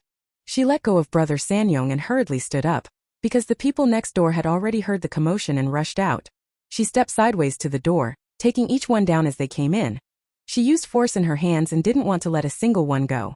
Plop plop, the 2 in front were struck by her powerful punches, hitting the carotid and chest, and had already fallen still. 2 daggers fell to the ground. She picked up the one that had originally been Zhang Wenyong's dagger, slid the fallen leather sheath onto it, and fastened it at her waist. There were 2 people left at the back. Chao Tian finally panicked. He truly couldn't imagine what kind of expert had arrived. So many people were no match at all, they couldn't even get close. He tightened his grip on the gun, stood at the back, aimed at the shadow and prepared to pull the trigger. Even Xiaomin was blocked at the door by the people on the ground, unable to get outside for the time being. A glance at the 2 standing in the courtyard. Each had a large stone clenched in their hands, and in a flash they both hurled them at the same time. Bang bang, 2 sounds, both hitting squarely on the heads. This time they used full force and they wouldn't wake up again. Clatter. The sound of the pistol hitting the ground. The 2 men involuntarily collapsed, and the courtyard fell immediately silent, with no more sound. On such a quiet night, there was already commotion in the yard. We had to leave immediately. Brother Sanyong, let's get out of here first and talk later. Reaching down to lift him up from the ground, Zhang Wenyong's arms and legs were stiff from being bound too long, and he could barely move. But there was no time to loosen him. I hoisted him onto my back and went straight out the door. By the light reflected from the snow outside, Zhang Wenyong made out the people lying there in disarray. He said nothing but gripped Xiaomin's shoulder with one hand. 1,000 words crowded his heart. At this moment he was overwhelmed with emotion. Xiaomin had truly thrown caution to the wind for him. Even as Xiaomin walked toward the courtyard gate and moved out of Zhang Wenyong's sight, she willed the people lying on the ground behind her into her spatial storage, placing them in a small storeroom to be dealt with later. Try not to leave any mess. After all, this is the capital. She put the dagger and gun away and set them down by the villa's gate for the time being. She moved quickly, exited the courtyard, and closed the gate behind her. She used her mental power to scan the surroundings. It seemed someone in that other yard had heard the noise and gotten up. But nobody went outside. It was the middle of the night and snowing. Who would willingly go out? The sky still rained down heavy snow, yet Zhang Wenyong wore only a black sweater. No one knew where his padded coat had gone. She noticed this only when she saw the swirling snowflakes. When she was almost there, a thought crossed her mind. 2 meters outside the alley, leaning against the wall on a parked bicycle, a military overcoat and a padded cap suddenly appeared. He took a few more steps, walked out of the alley, turned right, came to the car and set the man down. She grabbed the military overcoat draped on the car, quickly put it on him, then stood on tiptoe to adjust his hat. Zhang Wenyong stood like an obedient piece of wood, letting her dress and arrange him without a word. Though his face was pale, a faint smile lingered at the corner of his mouth. Brother Sanyong, sit in the back seat. I'll ride the bike with you and get us out of here quickly. Zhang Wenyong burst out laughing with the Poochie. Xiaomin, I really didn't expect that my first time in the capital, strolling the streets with a girl, would be you giving me a ride on a bike. He sat sideways on the rear seat of the 26 bicycle. Xiaomin swung her leg over the top tube from the front, sat on the saddle, pushed hard with her right foot, and the bike rode off. She grinned too. I sure hope I'm not the one who has to pedal either. My legs aren't that long. Zhang Wenyong put on his military coat and felt much warmer. Just rescued from a desperate situation, he felt light and surprisingly cheerful as he sat on the bicycle enjoying the snowy scene. Under the glow of the streetlights, the snowflakes falling from the sky danced lightly in the north wind. Facing upward, letting the cold snowflakes fall on his face, the corner of his mouth still holding a smile. To know someone is to find a kindred spirit. Let's regard it as the snowy scene of Yanxi. Xiaomin, I will always remember tonight's heavy snow. He really wished this snow would never stop, that this road would never end. Even Xiaomin, knowing Zhang Wenyong had a photographic memory, and had buried himself in books since childhood, understood the meaning when he recited this line of poetry. This is the poet's wish to retire to the mountains and forests, hoping to find like-minded friends to enjoy the natural scenery together. She thought to herself that his future did not belong to the mountains and forests. He might soon go to that distant France. Ever since crossing over from another world, Zhang Wenyong had always been by her side, both brother and friend, the closest companion whose personality matched hers. If he were to go to that distant country, in an era like this it would likely be difficult to have another chance to meet again in the near future. But as the saying goes, the sea is wide for fish to leap, the sky is high for birds to fly. Maybe he can break into another world. She was full of confidence in brother Sanyong. They had ridden quite a way and were already far from Mauer Hudong when Lian Xiaomin finally stopped the bicycle. Zhang Wenyong got off the bike and began to loosen up. His arms and legs gradually relaxed and he recovered. Lian Xiaomin thought to herself that this place was already very close to Shijia Hudong. They stopped in a secluded alley, parked the car to one side, and the two began to speak in low voices about what had happened. It turned out that Zhang Wenyong, Wang Xinqian, Doubao and Huzi had gone hunting. Because Xiaomin was temporarily missing, they finally decided to go to Yefeng Valley instead, so they wouldn't have to run so far. Little Master, there are more chapters after this. Please click the next page to continue reading. It gets even more exciting. Yefeng Valley was closer and less dangerous. As a result, they hadn't reached the valley yet. Halfway there, during a stop to rest, they found signs of prey and split up to investigate. Zhang Wenyong got separated and was captured by a group of people. He really hadn't expected there to be so many of them, at least 10 clearly aiming to take him alive. Once they had him, they withdrew immediately and didn't bother with the others. Thus, he was loaded onto a truck and, under their guard, was bound and taken to the capital. That sharp-featured, monkey-faced man didn't speak behind anyone's back when talking with his eldest brother Chao Laoba, so Zhang Wenyong had already understood part of the reason. It turned out the matter really was related to his origins. In fact, this doubt had already existed in his mind for some time. Sure enough, he wasn't Zhang Xingli's biological third son. He seemed to be the child of a major Beijing tycoon, and that family was now in France. These people were going to do a deal with someone surnamed Li, and the other side wanted his life. They even said that they would threaten the Li family. If he didn't pay 3 times the money, they would hand Zhang Wenyong over to their rival, a man surnamed Ling who had already been identified, and also make a profit from it. He was filled with despair, knowing this trip was probably a one-way road to death. But just this morning when he arrived, the situation turned around that very night, and Xiaomin miraculously appeared again and saved him. This damned fate, it seems my life wasn't meant to end. Lian Xiaomin also told Zhang Wenyong the sequence of events as far as she knew.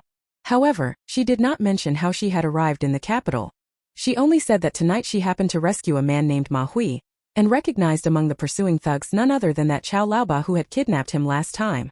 So after rescuing Ma Hui and questioning him, they learned that the wealthy magnate Zhang Yunfu, who had lost a child years ago, had already entrusted his old friend Mr. Ling in Beijing to investigate the matter.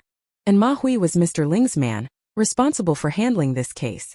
She captured Chow Laoba, and after interrogation learned that Chow Tian was holding the man in Mauer Hudong, so Ma hurried over without stopping to rescue him. Regarding Li Yuehe and Li Huaidong, even Xiaomin told Zhang Wenyong everything she knew. After saying this, she glanced sideways at Shijia Hudong not far away and said softly, San Yongji, that Mr. Ling's home is right here, at courtyard 46, Shijia Hudong. As far as I know, the people who live around here are either rich or noble.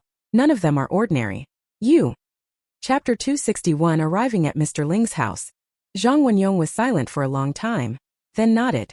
Xiaomin, I'll go talk to him. Where is your courtyard in the capital? I'll come find you tomorrow at noon. Just tell that Mr. Ling that a friend rescued her, that's all. He knew Xiaomin should best not show up and expose her identity. Courtyard number 27. Dongxi Shiqiao, brother Sanyong. I brought back the knife for you, and also take this gun with you. Zhang Wenyong looked at the dagger he had lost and now recovered, and carefully wiped the dust off the leather sheath with his hand. Finally he admonished, since you saved Ma Hui's life, tell him not to say it was you who saved him, so as to avoid bringing unnecessary trouble to you. I'll tell them to interrogate Chow Tian when the time comes, find out where Mr. Ling is from him. I think it's better if fewer people know you exist. Lian Xiaomin patted his arm. I know, don't worry. You be careful too, I'll wait for you tomorrow. Zhang Wenyong put the gun away, nodded and turned to walk toward number 46 Shijia Alley. The person standing alone in the snow watched his figure disappear into the alley but did not leave immediately. She needed to make sure that Mr. Ling was not in any danger. Releasing his psychic power to observe the situation over there, it wasn't long before Zhang Wenyong found the address by the house numbers and stood in front of number 46. It was almost 2 in the morning, the world silent and most people fast asleep, yet the lights in that courtyard were still on. In a study inside, 2 people were talking. One of them, not yet 50, wearing a brown sweater, brows furrowed, restless, was saying something to the other man of about 30. Feng Lin, I have a bad feeling. At this hour, Ma Hui should have arrived at my place long ago, but he still hasn't come and there's been no news at all. Could it be? The man wearing a black wool coat didn't look any better either, his face full of worry. Uncle Ling, if I come back this time without bringing Ruoyu, I really don't know how father-in-law and mother-in-law will bear the blow. I didn't expect that Li Huaidong would be so ruthless. He rubbed his face with both hands, suddenly stood up and said, I really can't wait any longer. How about I go over there? Mr. Ling grabbed him and shoved him back into his chair. Don't be impulsive. I'll have Xiao Zhou go find Ma Hui right now and see what's happened before we decide. Just as the 2 of them were at their wits' end, a few knocks suddenly came from the courtyard. The young man, surprised and delighted, was about to open the door, but Mr. Ling stopped him. I'll go. He threw on a cotton-padded jacket and hurried out. 2 young men came out of the adjoining room together, looking like bodyguards. Mr. Ling waved his hand, signaling them not to act rashly, and went forward. Near the gate he lowered his voice and asked, Who is it? There was silence outside for a few seconds. I'm Zhang Wenyong. The courtyard gate was suddenly pulled open. Mr. Ling fixed his eyes on the young man in the military greatcoat standing before him and looked him over carefully. Suddenly, her nose went sour. She pulled him in and with a reverse motion, slid the bolt into place. He struggled to control his stirred emotions, gripping his arm and heading toward the study. 2 bodyguards stood at the doorway, quietly watching the newcomer's movements and not leaving. The other man, called Feng Lin, had long since been waiting there impatiently. His 2 palms were clasped together as he paced back and forth. He had thought it was Ma Hui finally arriving, but unexpectedly he saw Uncle Ling enter with a stranger young man, his expression very surprised. This is... Mr. Ling didn't answer either. He led the man inside with one hand, gestured to one of the bodyguards to stand watch outside the door, then immediately shut the door tightly and continued to stare at Zhang Wenyong's face with a look of delight. Feng Lin, can't you tell who this is just by looking at his face? He is Ruoyu. Is this for real? Zhang Wenyong looked at the man who had grabbed his shoulder, didn't move and slowly took off his cotton hat, sighing. My name is Zhang Wenyong now. You must be Mr. Ling, right? And who is this? Mr. Ling hurriedly introduced. This is your eldest brother-in-law, Guan Fenglin. Suddenly his voice dropped very low and he continued. He arranged everything, went through countless difficulties to sneak back from France, has been back for quite a few days and has been hiding at my house. He was really anxious to find you. Come, Wenyong, sit down first and let's talk. The 3 sat down on the sofa over there, Mr. Ling and Guan Fenglin on his left and right, sitting on either side of Zhang Wenyong, staring at him excitedly. How can you be so sure that the person you're looking for is me? Mr. Ling sighed. You don't know how much you resemble your father when he was young. You are exactly like brother Yunfu 30 years ago. How could I not be sure? Guanfeng immediately took 2 photos out of his inner pocket and said, Yes. Wenyong, look, I brought photos of my father-in-law and mother-in-law. They were holding you when you were still a little baby. These are your full-month photos. He handed the photos into the other's hands, so overwhelmed with emotion that, before he knew it, 2 hot tears had fallen. This trip back to the capital from France was all thanks to that poisonous woman Li Yuehe and her brother. The twists and turns, words can't cover them. It was practically a brush with death. But now that I've finally found you and you're back safe, everything was worth it. Zhang Wenyong stared steadily at the 2 photos in his hand. In them was a gentle woman about 30 years old, her features dignified and pretty, cradling a small infant. Young master, there are more chapters after this one. Please click the next page to continue reading. It gets even more exciting. She smiled, radiating maternal light, her expression so full of happiness. Sitting beside him was a man in his 30s, tall and well-built with phoenix-shaped eyes. His facial features were really very similar to his own. He couldn't help feeling his eyes grow moist. He wanted to speak, but his throat was a little choked. Guanfenglin beside him continued. Also on the back of your neck near the right shoulder, there are 2 black moles, aren't there? Zhang Wenyong let out a soft sigh, placed the photo on the coffee table in front of him, took off his military coat, and adjusted his collar. The other 2 immediately saw the mole on his body. That's right, you are Zhang Ruoyu Zhang Zhaoshang. And you as in universe. Zhang Wenyong suddenly remembered that when he was a child, his father Zhang Shengli would often part the hair at the nape of his neck and look. Sometimes he would say things like that. Third son, when you grow up you'll surely be outstanding among men, even more formidable than I was at killing devils. You'll accomplish great things. Now in retrospect those words make me feel as if father had some kind of premonition, knowing that one day he would spread his wings and soar into the universe. After the 3 recognized each other, their excited emotions took a long time to calm down. The 2 of them first asked how he had come here alone in the middle of the night. Could it be that he had escaped on his own? Zhang Wenyong told them that he had a friend who had been secretly helping him, and actually protecting him all along, and that nothing would really happen to him.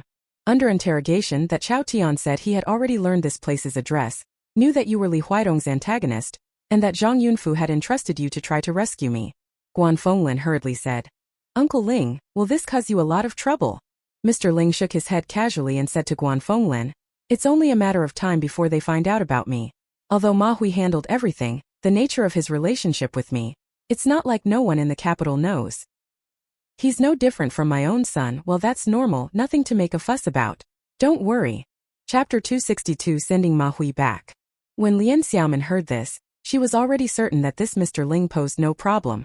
Moreover, Zhang Yunfu's son-in-law had traveled all the way here and was present as well, so the matter was settled.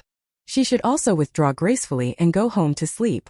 In the snowy field, she mounted her bicycle and slowly headed back along East 40 Street.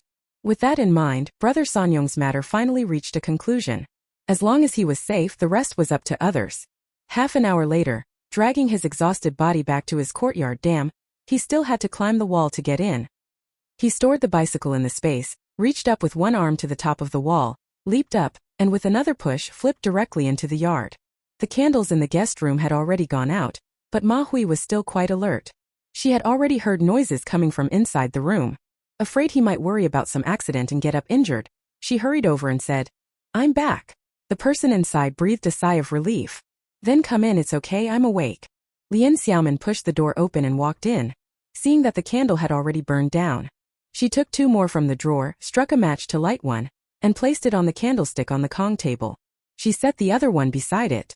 By the candlelight, he saw the person on the Kong had already propped himself up against the wall. The quilt beside him was spread out. Clearly he had just lain down to sleep. After taking a powerful restorative pill, Ma Hui's complexion was no longer so bad. The pill from the space had been given to him in a moment of urgency. It certainly had a great effect. At this moment he was bleary-eyed. In the candlelight this face was actually quite handsome, and the fierceness between his brows suddenly seemed somewhat similar to someone else. The person before her left her completely unmoved. Only, faced with this scene, another figure inevitably rose in her mind. That person's heroic brows and eyes were even more handsome. Truly a standout in Hong Kong. The nickname Handsome Jia wasn't given for nothing. His looks and skills alike were more than enough to hold their own. His thick, slightly long hair was smoother and more attractive than that of that other Zheng Yijian from his previous life. Whenever he lowered his head, strands of hair would fall over his eyes, giving him an air of mysterious charm. Lu Guanjia, who had become one of the Twin Flower Red Club by the age of 24, had originally been New Ian's ace enforcer and the boss of the Tsimsha Sui territory, truly an outstanding talent. It was this handsome face and lean athletic figure. No matter where he stood, he would surely be the most remarkable. She pictured in her mind how, on the day they rescued severely injured Will, the two of them had sat facing each other in the Villa Seaview room just like that moment. Thinking of that person now far away, her heart couldn't help but swell with a certain melancholy. It had been more than 7 months since they last saw each other. He had said he would come find her. Even knowing he might come when summer returned, it still felt somehow a little distant.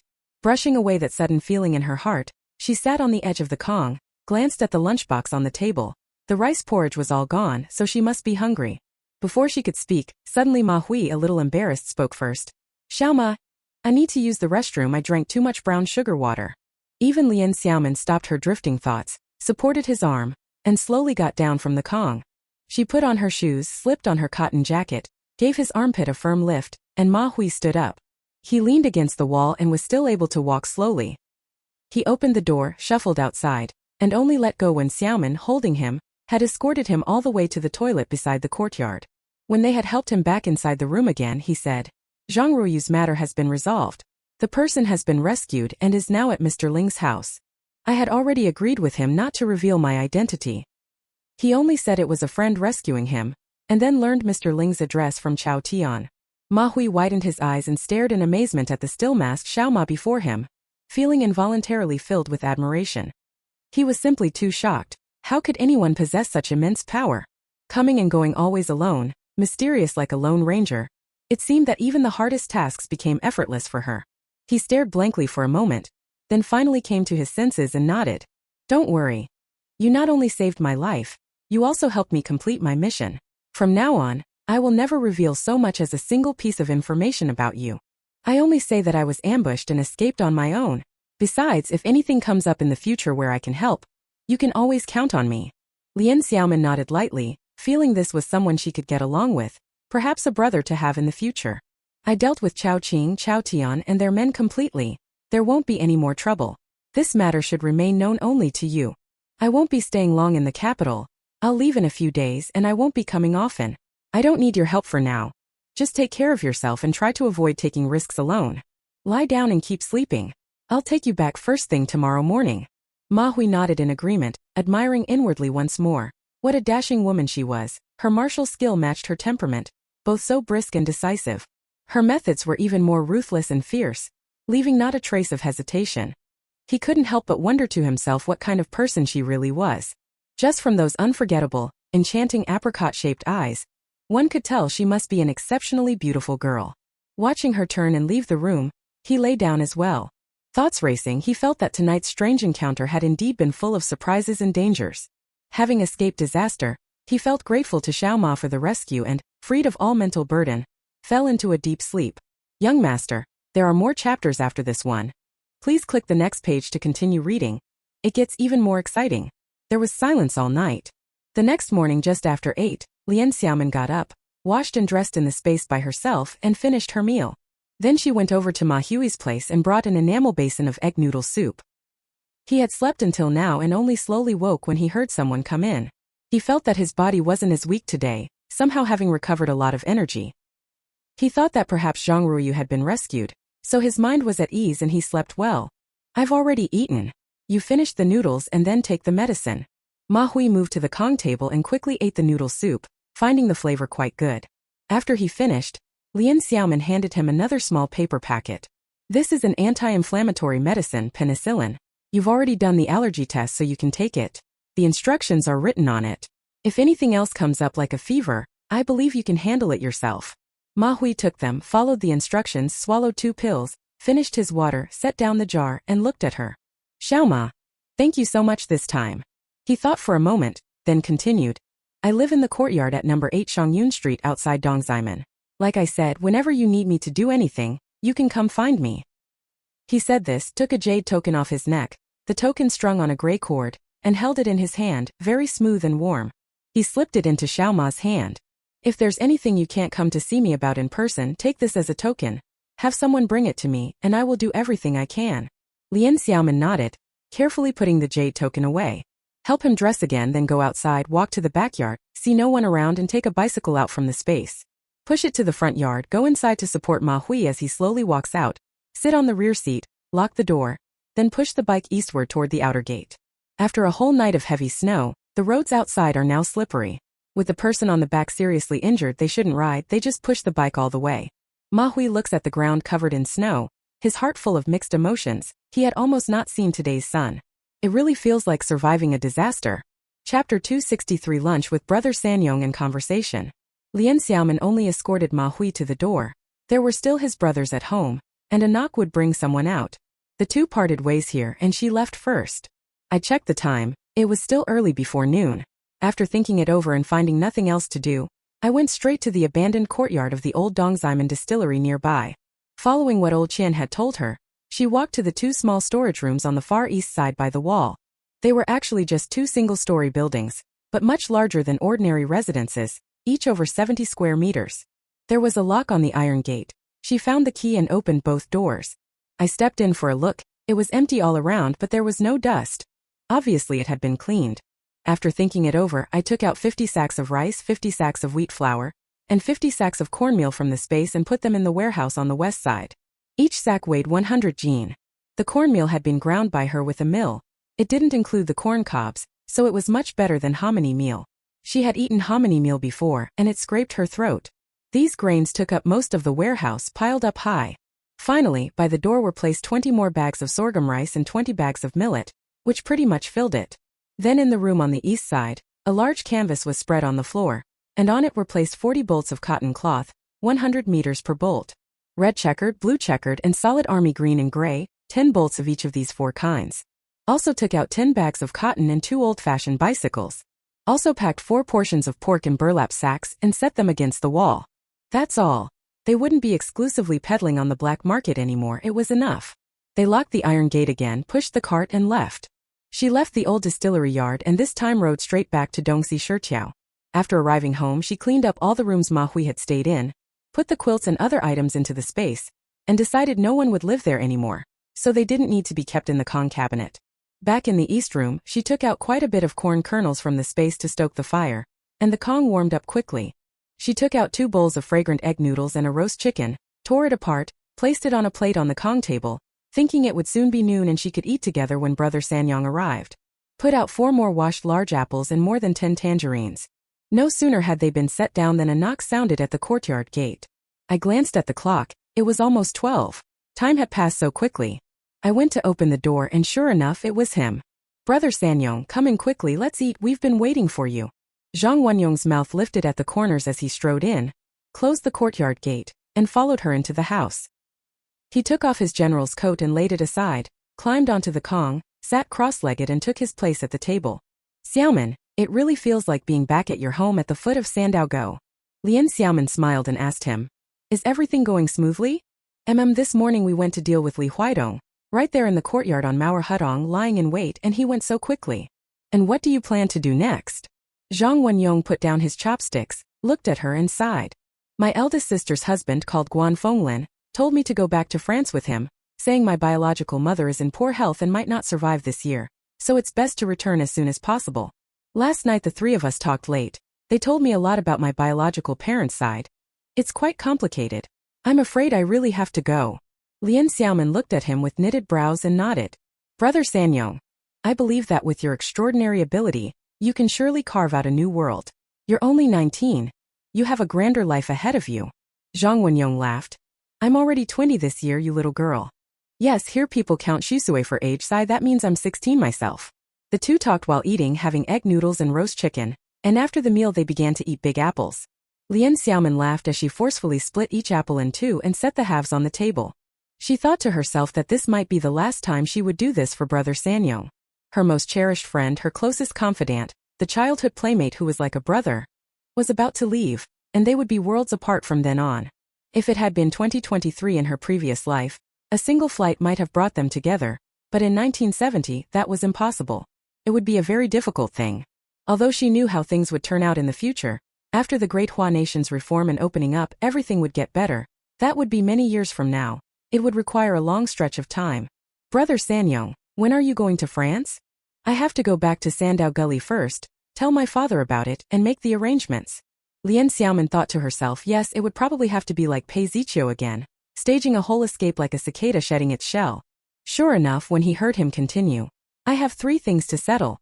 The money buried under Huzi's family's courtyard is for my parents. After all, they raised me, especially my father, who loved me so excessively. At that, his eyes suddenly reddened. His voice choked as he said, if I could choose, I truly wish I were just the 3rd son of Zhang Shengli, the brigade leader of Sandago and an anti-Japanese hero. I could live peacefully and freely in a small village, and continue practicing martial arts with you. Lian Xiaomin grasped his arm and patted it, able only to comfort the person before her in this way. Sometimes the debt of upbringing is deeper than the debt of birth, because the former includes the parents' meticulous care and love. Moreover, about to face such a life-altering change, anyone in that situation making that choice would be full of inner struggle and hesitation. But his biological parents losing him would also suffer for those 19 years, no less. In any case, he should still make this journey. Zhang Wenyong steadied his emotions and continued. Second thing, I need to work out a plan with father. We must design a fake death chrysalis shedding trick. We'll say I went hunting and met danger, fell off a cliff. Got it, I guessed right, some tricks really never fail. There's a third thing, I want to take Huzi with me. Besides his eldest sister who married out, there's no one else at his home, so he's most likely willing to come with me. Oh right, that matter too. Lian Xiaomin hurriedly asked. So you were captured by Chao's brothers who sent people after you, the 3 of them. Early this morning I used the Ling family's phone to call our commune's transport team and reach Zhao Limin, asking him to quietly run over to Gaojiatan and deliver a message to Huzi's family. I figured the 3 of them must be frantic. As it turned out, Limin said Huzi had silently gone to his place early this morning before he went to work and told them that I had been taken away. The 3 of them spent the whole day yesterday trying to find a way, and when they were completely out of options they decided to burn their boats. They asked brother Limin to help, trying to find a way to drive a truck and chase to Beijing. Huzi had met Chao Laoba and knew some of the inside story, such as the fact that the 2 moles in the transport team were being directed by a masked man with a Beijing accent. Therefore, right now I want to take Doubao and Xintianji and no matter the cost, go to Beijing to find Chao Laoba and follow the clues to rescue me. What a coincidence. I timed it so that I called Zhao Limin as soon as I started work. When he saw I was okay, he finally breathed a huge sigh of relief and went home to inform Huzi, who was waiting for news. Chapter 264 Going to Nanluo Guxiang to find Master Qian. Lian Xiaomin, upon hearing this, also let out a sigh of relief. Tiger and the others are indeed righteous. For Zhang Wenyong they would even risk their lives. They can withstand tests and are friends worthy of trust. The friendship between people does not come from nowhere. It is forged through one trial after another, becoming bosom friends, brothers for life and death. She thought for a moment and said, Brother Sanyong, how do you plan to return to Sandow Go? I suppose if your biological mother's condition is indeed this bad, you would want to get to France as soon as possible, right? I have a friend's jeep here. I can set off tonight and secretly take you back to Sandow Go. Zhang Wenyong listened and nodded. All right, I'll quietly go back, get everything arranged, have my dad write a letter of introduction, and then leave by train. After they finished discussing, they planned to leave as soon as it got dark. Watching Zhang Wenyong still chomping on a big apple with gusto, Xiaomin smiled once again. Seeing he looked a bit haggard, she brewed half a jug of brown sugar water and added a large tonic pill. After watching him gulp down several mouthfuls, she took the teacup away, satisfied. Sleep in this room this afternoon. I have to go out to take care of something. She had to make a trip to Master Qian's place. She hadn't expected so many emergencies to happen last night. She had only been in the capital 2 days, and now she had to leave earlier than planned. Zhang Wenyong had eaten and drunk his fill. He had indeed suffered quite a bit yesterday and hadn't rested much last night, so he was truly tired now. He laid out the bedding and went to sleep. Lian Xiaomin pushed the cart out the door, locked it outside and figured Brother Sanyong wasn't going anywhere anyway, so he'd just sleep there in the afternoon. She mounted the bike and rode to the area near Nanluo Guxiang, found a quiet, deserted alley, and slipped into the space with the bike. She swallowed a disguise pill, took on Linzi's appearance, changed into men's clothes, left the space and headed for number 70. She searched along the way and arrived at the front door. This was a single-house courtyard at the deepest end of the hutong. The alley even turned, and unless one turned into this innermost part, people outside couldn't directly see this side of the courtyard gate. Seeing no one around, he quickly took from the space 10 bags of rice, 20 bags of white flour, and 10 bags of cornmeal and placed them on the ground by the door. He was also carrying 2 large black travel bags. He hurriedly knocked on the courtyard gate. Xuanxi came out at once. No one else had returned on their side either. and he thought for sure it must be Lindsay. He opened the door, and sure enough it was him. She happily let him in. Lian Xiaomin didn't move. She pointed to the grain piled nearby, and quietly told him to call people to carry it inside and put it in the cellar. Xuanqi leaned out to look and, grinning in surprise, immediately went back to call the others out. Everyone was silent but bustling, moving very quickly. They soon hauled everything in with a handcart, working briskly and efficiently. The 5 of them quickly put all 40 sacks of grain into the cellar in the small backyard, and old Qian took out a newly bought padlock and locked it up. Everyone wiped their sweat and all exhaled, making way for Lindsay to go inside and sit. Even Xiaomin looked at the yard. The place was indeed small. Although it also had 3 rooms, it was a far cry from her own yard, and there was no toilet. Everyone had to use the public restroom outside. However, being new here, it was already pretty good to have been able to buy these 3 rooms. Xuanqi explained to Lindsay. He and his eldest brother shared one room, Xiaoxi lived in another, and there was a small stove room attached. The most spacious main room was given to Qianyi. When everyone entered Qianye's room, the room was over 30 square meters and had a large Kong bed. The place was tidy and neat, but there wasn't much furniture. Aside from a Kong cabinet, there was only a small Kong table. Shunan picked up the old kettle of boiling water from the stove and fetched it over to make tea for Lindsay. Xiaoxi carried a basin of water, mixed in a little hot water, and had Lindsay wash his hands first. Lian Xiaomin finished washing her hands, sat on the edge of the Kong, took a notebook out of her shoulder bag, and placed it on the Kong table.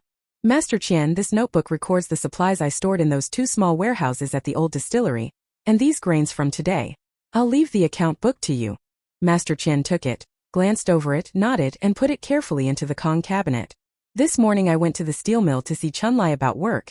It's definitely secure now. And about the 3 pigs you gave me last night, guess what? They can be exchanged for 2 job slots. Besides the purchasing position we talked about before, which can be made into a regular worker slot directly, there can also be an intern spot in the security section. If you do well, you can be made permanent. Lian Xiaomin nodded. That's not bad. Which of them will go? We discussed it and decided to send Xiaoxi as the purchaser. He's the sharpest and most articulate. Shunan will go to the security department and work directly under Chunlai. He's better suited for that job. Xuanqi will follow me first and run errands here and there.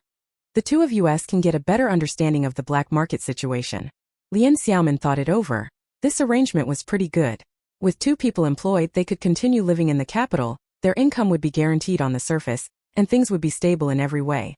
In their spare time from work, the 2 of them could still do a lot, and they continued to cooperate with Mr. Qian on tasks. Xuanqi sat down beside Lin and said cheerfully, I just don't like working, that strict little routine, that restraint, I really can't stand it. I've been used to freedom all these years. Luckily, there are only 2 positions here. None of which are mine, haha. Even Lian Xiaomin smiled at his smug expression. Everyone had their own duties, and indeed each person had their own strengths. Xuanqi went off to do black market work, and especially in the 2 years since he started following her, he earned quite a bit. He must have saved 5 or 6,000 yuan.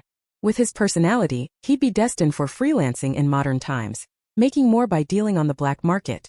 Lian Xiaomin brought up the 2 large travel bags that had been placed on the Kong earlier. When opened, she showed them to Old Man Qian and the others. They were all watches inside. Each watch was packed in a long flat box. The boxes had no markings, but they looked fairly refined. These are 200 mechanical watches, 130 men's and 70 women's. From now on, when I take in antiques, I won't leave you cash anymore. Apart from those supplies, these 200 watches can serve as money too. After they're sold, we'll split the proceeds the old way. 80/20. She had Qian Yi and the others bring out these watches, deliberately choosing styles different from the batch given to Ma Lauda and the others the day before, and this time they didn't come with boxes. Each piece was in a small cloth pouch. But the quality is the same, only the style and packaging differ.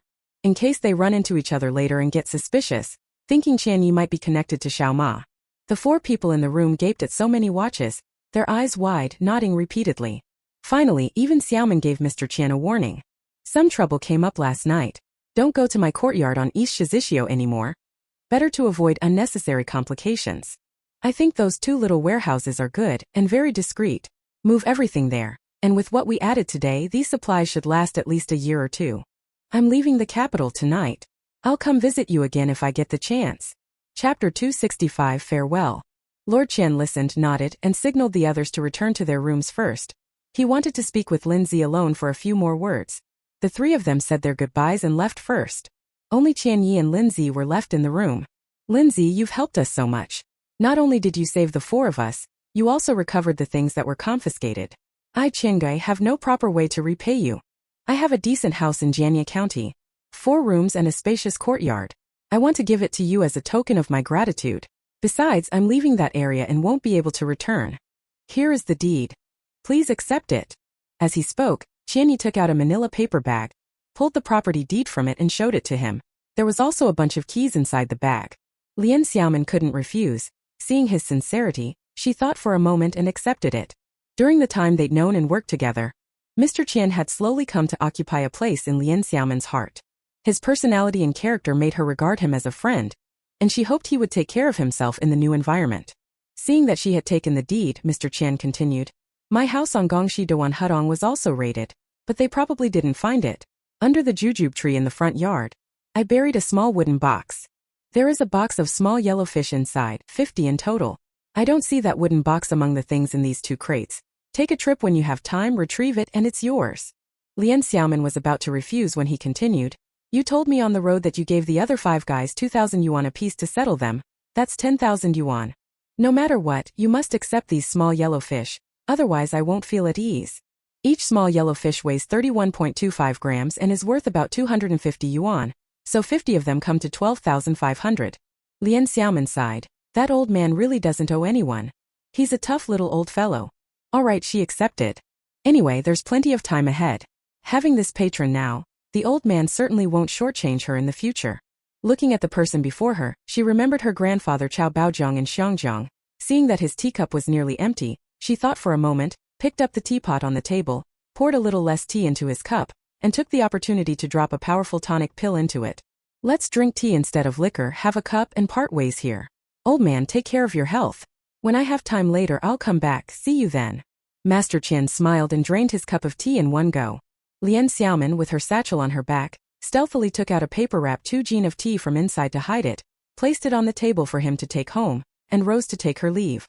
After Master Qian saw him out the door, Xuanxi and the others who had heard the noise came out as well.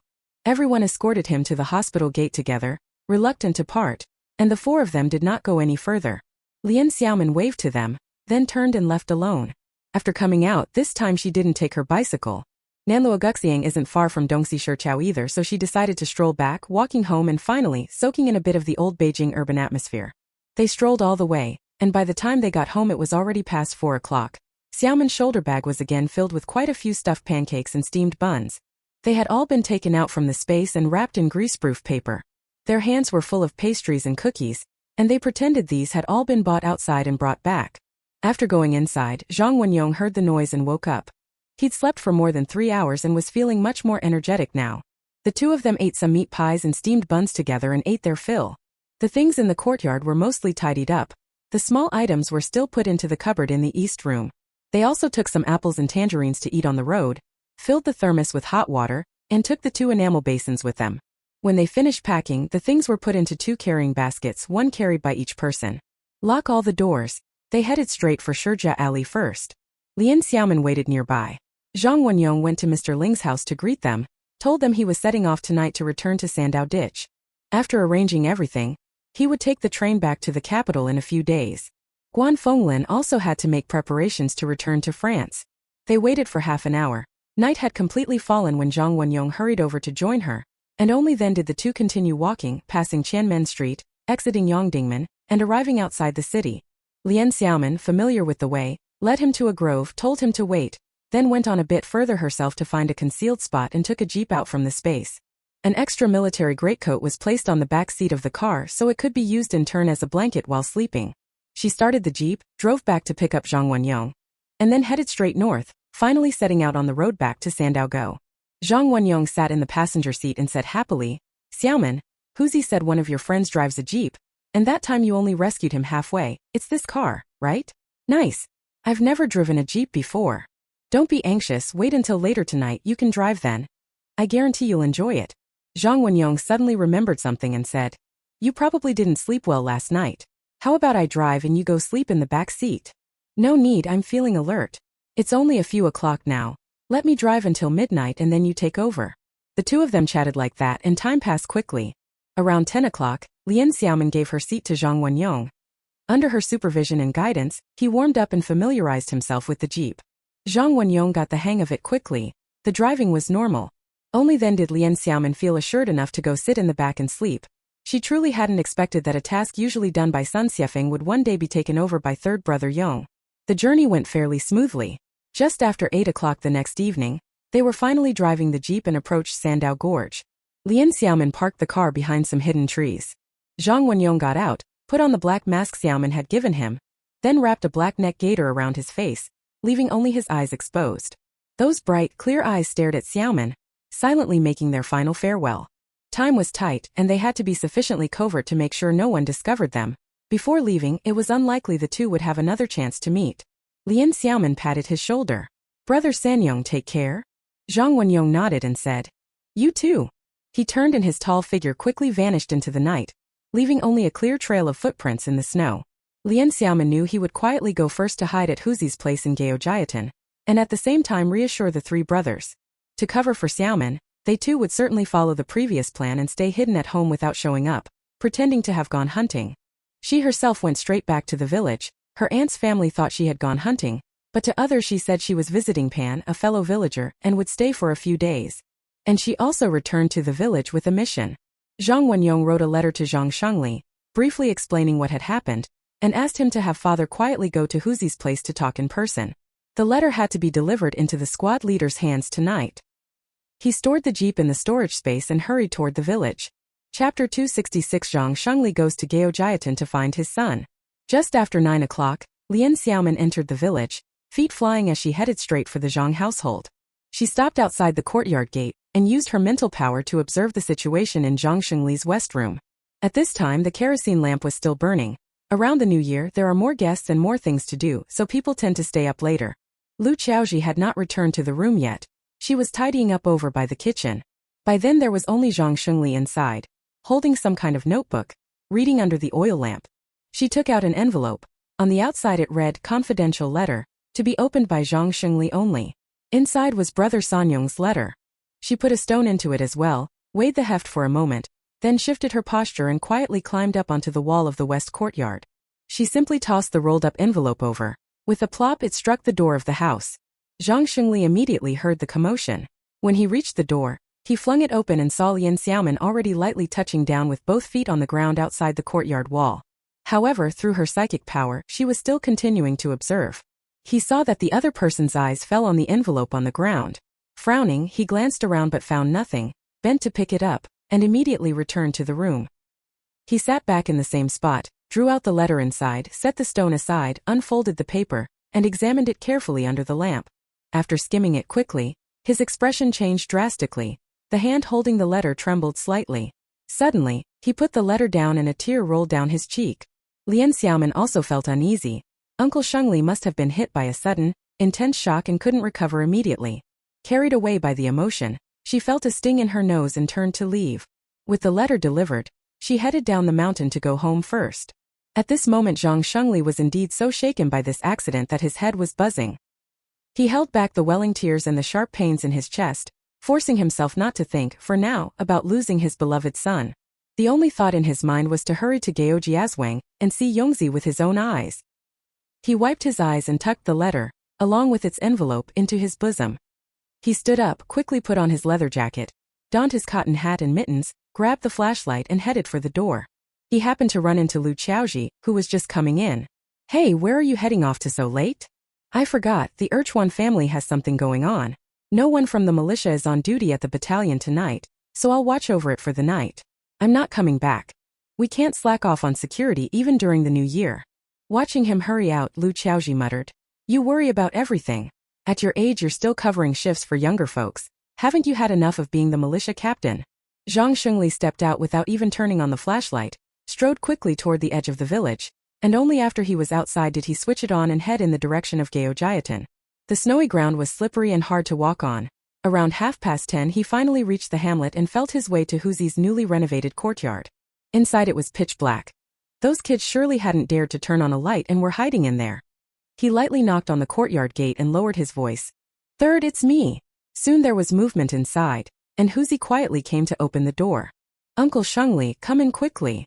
They didn't say much, hurriedly fastened the gate again, and went into the east room. It turned out they had blocked the windows with quilts, hung thick cotton door curtains on the room door, and lit a faint little oil lamp on the Kong table. A few people were all sitting around on the Kong. When Zhang Wenyong saw his father arrive so quickly and noticed how he had rushed out without even wearing a scarf, his heart went tight. "Father, you're here," he said, stepping forward to grab his arm and pull him up onto the Kong to warm him. Wang Xintian and Dou Bao also called to the others, making space for the two of them so they could have a good talk. Zhang Shengli nodded, and as the three young men went out to another room, he seized his son's wrist and began to speak. "Yongzi, quickly tell father everything all over again in detail." That night, the father and son opened their hearts and explained the whole sequence of events. In the past, because they were afraid Zhang Shengli would worry, Zhang Wenyong had not mentioned in detail that the transport team had been seized by bandits. He only brushed past it. And later when they caught the spy in the transport team, those matters were not mentioned either. If he hadn't been captured again by the Chow brothers this time, he wouldn't even have known how to bring himself to ask his father whether there was something off about his origins, whether he was really his biological child. How could he even begin to ask? It was too difficult. But now that things had come to this, everything had to be laid out. He told of what had happened to him over the past 2 days, recounted how on the 4th day of the lunar month, on the way to hunting with Huzi and the others, he had been captured. But there was no mention of Xiaomin's arrival. She was simply said to have gone to Aunt Pan's house. He kept talking and finally met Mr. Ling and Guanfenglen, who revealed his background. When Zhang Shengli heard him say this, his eyes were already filled with tears. He took a deep breath, and only then realized that since coming in he had forgotten to take off his padded coat. The Kong in the room was burning quite hot. He took off his coat, set it aside, and in a low voice began to tell how Zhang Wenyong had come to his family. 19 years earlier, that is, in 1951, Zhang Shengli was 25. He had married at 17, and this year he was already the father of a third child. The family's third child was also a boy, but he was sickly from birth. Before his month was out, it was clear he was dying. In desperation, he decided to try one last time. He wrapped the baby in a small cotton quilt, climbed onto the donkey cart driven by his father Zhang Changshuan, and brought him to the commune to see the doctor. But by the time they arrived at the hospital, the child was already gone. The two of them were very upset and had no choice but to go back. Unexpectedly, they encountered something at the commune. A woman in her early 40s, also holding a small baby in her arms, was walking with a worried look. Because she wasn't paying attention, she nearly fell at the entrance of the supply and marketing cooperative. Just then the donkey cart happened by, and Zhang Changshuan kindly stepped forward to ask what was going on, offering to carry the child. If they couldn't travel, he could give them a ride part of the way with his cart or something. Northeasterners are all warm-hearted, neighbors and kin. When they run into people like this, they help whenever they can. When the woman looked up, she recognized him at once. This was big brother Changshuan. By rights they were relatives, or at least somewhat related. The two women's mothers were cousins. Zhang Changshuan also remembered. This was his cousin aunt's younger sister, called Lu Dalin. With that they started chatting. Zhang Changshuan lamented that his family's little grandson had died before his month was up and felt miserable. At the same time he asked, "Is the one you're holding a grandson or a granddaughter? Looks about 2 months old, why is she carrying it around? The spring wind bites the bones, don't catch a chill, it's still cold at this time." Lu Dalin seemed to have some unspeakable difficulty. Later she finally said she had found a child on the road, looked pitiable, and it was a boy. But taking him home, she feared her family would complain they couldn't afford to raise him. Tossing him out again she couldn't bear to. She was just thinking over what to do. Zhang Shengli beside her heard this and his heart stirred. It felt as if fate itself had arranged it. He had lost a child, yet another was brought right to him. After discussing it with his father they decided, why don't we take it home? It's also a little life, seems like it's destined to be with our family. So the two of them made the decision to take the child home to raise. Lu Dalin agreed and handed the child over to them, leaving quickly as if finally rid of a burden. Chapter 267. A Father and Son's Night Talk. And so Zhang Shengli went home and told his family what had happened.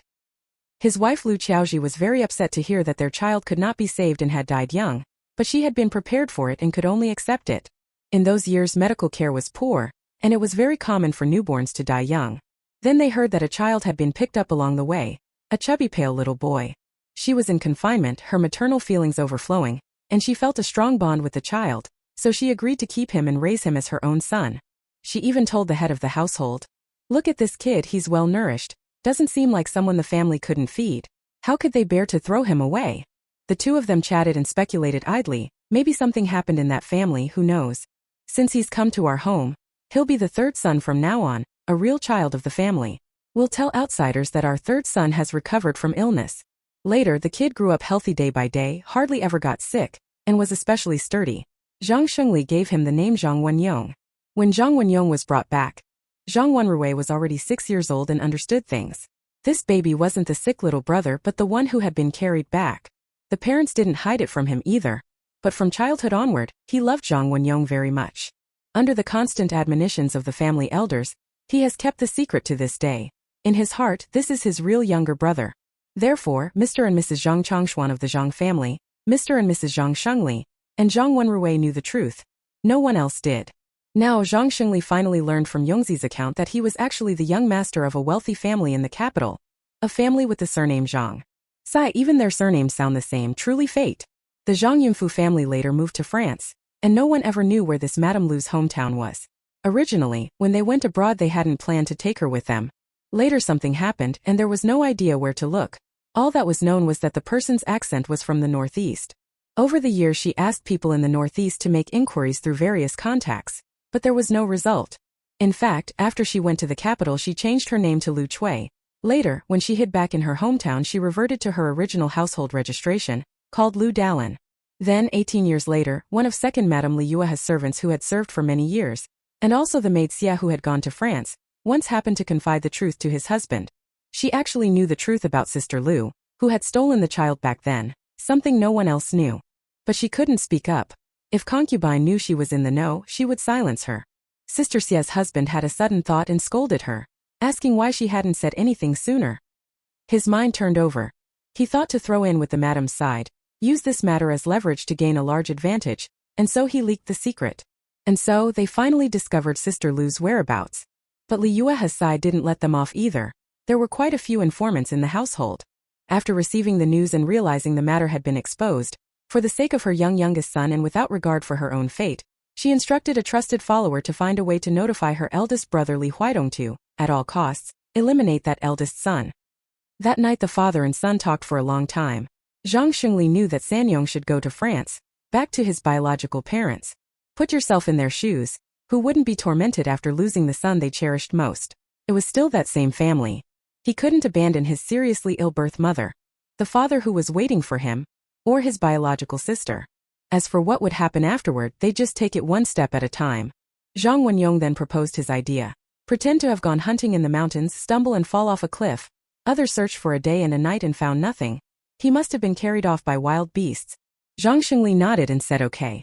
He also said that if things didn't go well over there in the future, Sandaogo would still be his home. If one day he could really come back, he would say he was rescued by a hunter, but had hit his head and lost his memory. Anyway, there are always more ways than difficulties. The two of them talked until 4 in the morning. Before dawn, Zhang Shengli had to feel his way back in the dark. Once it got light someone would see him. There really was no one on duty at the brigade headquarters tonight. Indeed, nobody had been there during these few days of the new year. But nothing much was happening. That was just his bluff to Lu Xiaozi. He planned to nap there until broad daylight before going home. It was already the 9th day of the lunar month. On the Gregorian calendar it was February 15th. He had a lot to take care of when he returned.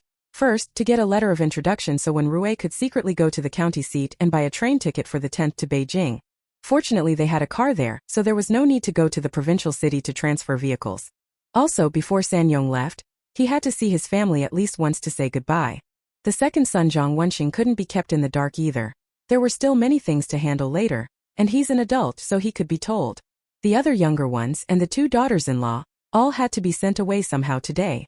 Get some fine grains and food, let the daughter-in-law take the child back to her parents' home to visit and stay one night.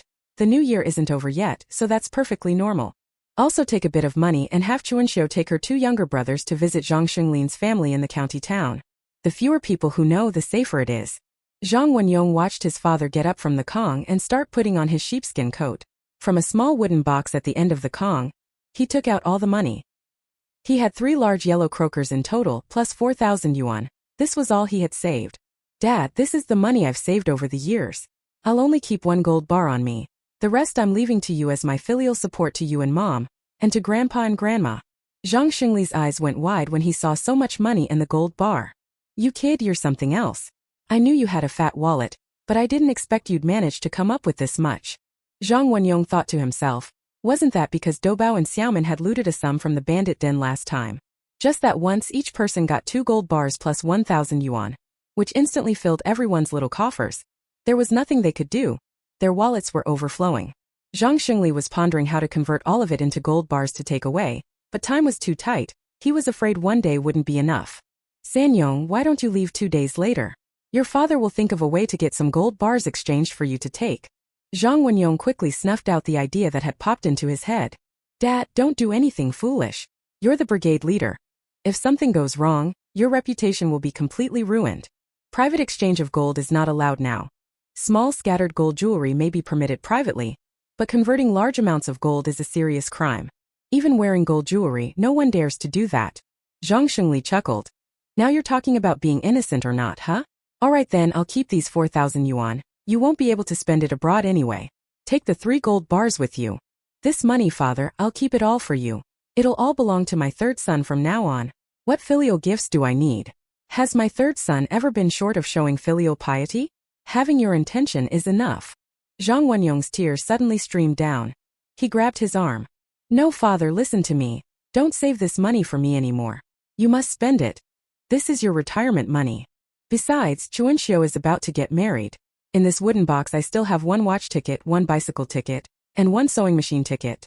1 sister, 2 younger brothers, 1 each. Use this money to buy them. It's my brotherly intention. I'll give up the driver job on the transport team. When the time comes, let my eldest or second brother send someone to take the post. Zhang Xingli patted his son's shoulder, nodded with tears in his eyes, and took note. The third brother, so young, had done far too much for this family in silence. Zhang Wenyong took out the 3 gold bars and set them aside. He packed the 4 bundles of big unity and some bills into a small wooden box, found a sturdy cloth bag from the room to put it in, and handed it to his father. Chapter 268. Zhang Wenyong and Huzi depart. Father, one more thing, we need to buy 2 train tickets. Huzi is coming with me.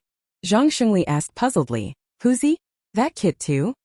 I told him when I came back tonight, asked if he'd be willing to go to France with me.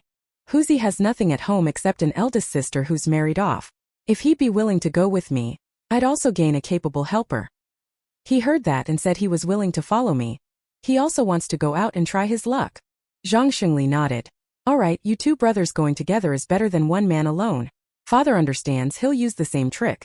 A golden cicada sheds its shell. Zhang Xingli put on his gloves, carrying a cloth bag in one hand and a flashlight in the other, and went out. They agreed that tonight Zhang Wenyong would secretly return home for a visit, to say goodbye to his family. After seeing his father off, Zhang Wenyong went back inside for a nap and slept for more than 4 hours. After waking up around 8, the 4 brothers who couldn't build a fire during the day, used a small coal stove to cook porridge. After they finished eating, they kept chatting. They had already learned last night that Sanyong and Huzi were going to leave here and travel to a distant other country. Wang Xinqian and Doubao felt particularly uneasy and upset. Unable to help in other ways, they said to reassure the family that the 2 could rest easy. They would help look after things, and from then on whatever happened they would treat as their own concern.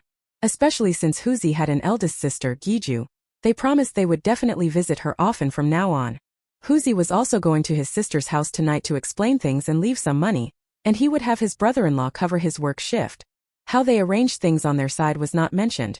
Moreover, Lian Xiaomin, after returning to the house at the foot of the mountain, had to hide and not show herself for the time being.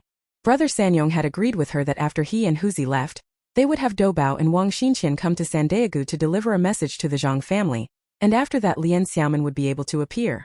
Others didn't know, but her aunt's household was aware that she had gone hunting. At that time they would treat it as if she had returned from the mountain. That night when Lian Xiaomin arrived home, she didn't touch the courtyard gate's lock. She climbed the wall into her own yard, went into the house, and then slipped into the space. Stay in the room for a couple of days, you can go out on the 3rd day. She harvested the wheat grown on 20 mu of black soil, then ground it into flour with the mill, packed it into 100 jean sacks, and stacked them neatly over by the compound warehouse. In the 10 mu herb field, most of the valuable medicinal herbs were ready to be harvested, and it was another round of hectic work. These medicinal materials are also valuable, and need to be stored properly. For the rest of the time, she immersed herself in practicing boxing. The brief 2 days passed quickly. She rested well, and the fatigue from the days spent in the capital was completely gone. The 11th day of the first lunar month finally arrived. Sai, the performance of feigning death to escape, was about to begin. Although she did not take part, She still went to her aunt's house and, after closing the door, gave them a brief explanation. They stuck to the prearranged story, saying Zhang Wenyong and Huzi ran into trouble while hunting. The Li family sighed together. They were relatives and felt very sorry about the matter. But only their own people knew Xiaomin had also gone hunting. They kept that completely to themselves. Such a big incident happened in Sandow Ditch, so the villagers naturally sympathized with the team leader's family. No matter how the Zhangs acted it out, Xiaomin pretended not to pay attention. She acted listless and unwell, took the two little children home, and rarely went out afterward. Only Doubao and Wang Xinqian would come to chat with her. Doubao also brought her a knife made by Zhang Wenyong with his own hands, saying it was left to her by brother San Yong. The handle of that knife was carved very delicately and beautifully. Even Xiaomin, holding it in her hand, loved it very much and put away the gift, only hoping that her friend who was traveling far would be safe and well. More than a month passed, and in the blink of an eye it was the end of March. Zhang Wenrui and Huzi's brother-in-law Wu Zhangzhong went to the transport team to take over the two men's jobs, starting as apprentices and learning to drive from Zhao Limin. Zhao Limin also knew part of the inside story. Doubao had already gone to see him. Although he didn't mention going to France, he did say they had compelling reasons to leave this place. Zhao Limin understood that the less one knew about many things the better, but since they were brothers bonded by life and death, he would certainly, like Doubao and Wang Xinqian, keep the secret. Wu Zhangzhong and his wife Giju were the same as the Zhang family, putting on a show about their brother-in-law suffering misfortune. He was honest and kind and knew that, in fact, this job had originally been secured for Huzi only because Sanyong had helped send gifts and added extra money. Now that he had benefited from that favor and taken over such a good job, he felt very grateful to the Zhang family. He and Zhang Wenrui were the same age, and the relationship between the two of them was growing closer. Oh! On the last night of March after dark, Lian Xiaomin had already coaxed Xiaofu and Xiaoya to sleep, carried them into the apartment's bedroom, and then quietly went to the commune. She first went to the courtyard at the entrance of Dewan Alley with a stone lion in front. This was Qianye's home, because she needed to take something. The courtyard gate swung open easily. The padlock had long since been broken, probably forced during the last search. The courtyard was left in a mess, with Master Qian being so particular. Seeing this would probably send his blood pressure through the roof. Anyway, he wouldn't be able to see it. He went into each room looking around first. Everything showed signs of being searched, and apart from the tables, chairs, and cabinets, there wasn't anything valuable left. Finally, he stopped under a jujube tree in the yard. On a thought, an entrenching tool appeared in his hand. Without much effort, she dug up the small wooden box that Master Qian had instructed her to retrieve. When she opened it, there were 50 small yellow fish in the box, all of which she put into the space. She lightly filled in the hole in the ground, put the shovel into the space as well, patted her hands and left the place.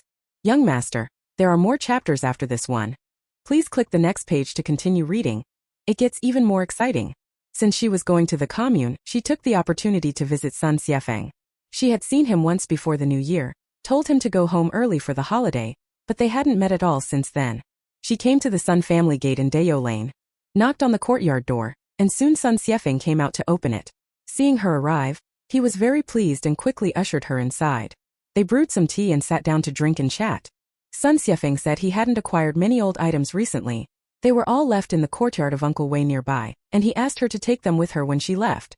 Lian Xiaomin said that there were denunciations everywhere now. Many valuable things were being smashed outright, which was a great pity. With things escalating like this, she told him to be careful and just do his best not to take risks. Also, on the third day of the Lunar New Year, the small black market behind the cotton mill was raided. They've been arresting people lately. Tell his two older cousins to be careful. Sell less merchandise for now. It's okay to take a break for a while. Asked him how going home for New Year was, whether Sun Wan and younger brother Sun Shuawei were doing well. Sun Xuanfeng sighed and told her about going back to his hometown for the new year. From what the two uncles said, the parents' situation at Hongxing Farm was very bad. Although the vile Su Manin was removed, the broader situation now is like this. Criticism sessions are frequent, and another wave of Red Squad members has come down from above, specifically to harass those undergoing reformation. They make these people do the dirtiest, most exhausting work. In the dead of winter, the roof gets damaged by heavy snow and leaks, and they won't repair it. Although the farm director had been okay before, the Red Squad cadres left behind to supervise are no pushovers. They live in the farm dormitories and aren't leaving anytime soon, overseeing everything. This is basically their job, the same everywhere, and has nothing to do with personal grudges. Although Sun Wan and Xiao Wei had the protection of their uncle and maternal grandfather's family, the younger one was 10 and couldn't go to school, and the older one could hardly even be spoken of for marriage. Their future was bleak. Chapter 269. Little Fu is 3 years old. Lian Xiaomin thought for a moment. Yes, when she had rescued Sunwan back then, she was 16. Now she was 18, nominally 19. In this era, a 19-year-old girl really was at the age for marriage. It was already a bit late. Sunwan was strikingly beautiful. Otherwise that bastard Su Dewang wouldn't have taken a fancy to her in the first place. Moreover, she came from a scholarly family. Her father graduated from Peking University, so the daughter's learning and upbringing were not lacking. But being the child of one of the 5 black categories, who would dare take that as a match, let alone find a suitable, outstanding young man? When Sun Xiefeng spoke of these things, his brow was deeply furrowed. He looked up and regarded Lian Xiaomin intently. Xiaomin, I want to tell you something. He had finally gotten used to that name and gradually changed from Xiaoyu to Xiaomin. Go on. Lian Xiaomin put down her teacup and waited for him to continue. I've been turning an idea that's been popping into my head over and over these days. I want to send mom and dad and the younger siblings over to Hong Kong. I'm not as good at swimming as you, but I'm okay. My parents are both better swimmers than me, they even taught me. If you could lend me a life ring, I'm fairly confident. It's just that Sunwan and Xiaowei can't swim. I might have to take them across in batches, or wait until summer to teach them. There is a sea near Janya County, bordering the Bohai Bay, but it's still a fair distance to the shore. Lian Xiaomin looked at him and listened quietly, as if pondering something, and did not answer immediately. After a while, when he finished explaining, he asked, Have you really thought it through? Are your parents willing to take the risk of leaving and going to Hong Kong? Sun Xiefeng sighed. I haven't brought it up with them yet. It's just that I can't bear to see them suffer. Their health is getting worse by the day. They've hardly done any farm work before, so I don't know how long they can endure. What if something happens and they can't hold on? After following you to Hong Kong, I really felt awful inside. Time and again I couldn't help but think, if only my family could go there like the Pei family did, they wouldn't have to suffer anymore. How wonderful that would be. Lian Xiaomin nodded. She could understand Sun Xiefeng's thoughts. Having personally been to Hong Kong, how could she not have such feelings? According to the historical trajectory of the world she had lived in before crossing over, in those years many children of the Black 5 categories and sent-down youths, unable to bear the hard life, tried every means to smuggle themselves into Hong Kong. That's why she still had vivid memories of that whole Shuko and Red Forest Beach affair. There was another route which went overland and required crossing barbed wire, far more dangerous, so most people took the water route, swimming across to Yuan Long on the other side. After thinking for a moment, she said, How about this? Barring any unforeseen circumstances, I'll probably go to Hong Kong again around August. If I can hold on for a few more months, we'll figure out a way then to take your family across. That's such a long journey. Without me, I don't think it would be easy for you to get them to Bowen County. It's far too risky. When Sun Xiefeng heard Xiaomin say this, he opened his eyes wide in astonishment, his lips trembling. He was so moved he didn't know what to say, and in an instant his eyes filled with tears. He was supposed to be a man of iron will, never crying in ordinary times, yet he was moved to tears again and again by Xiaomin's help, his heart filled with an indescribable gratitude. His throat choked and he said slowly, Xiaomin, thank you. Xiaomin patted his shoulder. This matter, you and your family need a solid plan. How to handle things at Hongxing Farm, how to fake your death, you must come up with a good idea. The same goes for your younger siblings' spouses. You need to plan carefully so as not to bring trouble to your maternal relatives. Hi, this whole fake death thing lately really is like a traditional performance, it's being replayed once again. Hi, anyway, it's not the same place. Anyway, there are 3 more months, plan it well. If you need any help, just say so then. Sun Xiefeng nodded heavily, and suddenly his heart felt especially clear. Oh. Lian Xiaomin left Sun Xiefeng's house, went to the Wei family courtyard, and put away several fine pieces of porcelain. Seeing that there were still quite a few supplies there, she didn't leave anything else and walked away. On the way, she thought that when it came to family, sometimes she forgot that she had parents before she crossed over. But whether they existed or not didn't make much difference. Contact was rare, each was well, and they didn't bother one another. She wondered whether, after that world from 2023 suddenly disappeared, they would know about it, and if they did, what they would do. By chance she transmigrated into a little orphan girl. Fortunately, her aunt and uncle's family were reliable. After spending time with them, they treated her sincerely well, giving her a familial warmth she had never known. Of course, she also had 2 adorable younger siblings, Xiaofu and Xiaoya.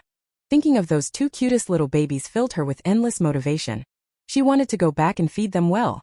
Tomorrow, April 1st, is Xiaofu's 3rd birthday.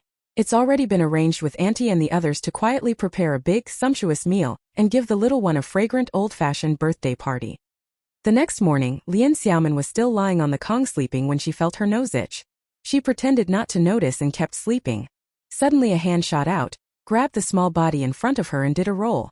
Let me see which little brat dares to bully me. A cackling laugh came to her ears. Jeja jeja ha ha. This short chapter isn't finished yet. Click the next page to continue reading the exciting content that follows. It's Little Fu, you little rascal. Why are you awake so early? Little Fu wrapped his chubby little arms around her neck. Today is Little Fu's birthday. I'm 3 years old. I want presents.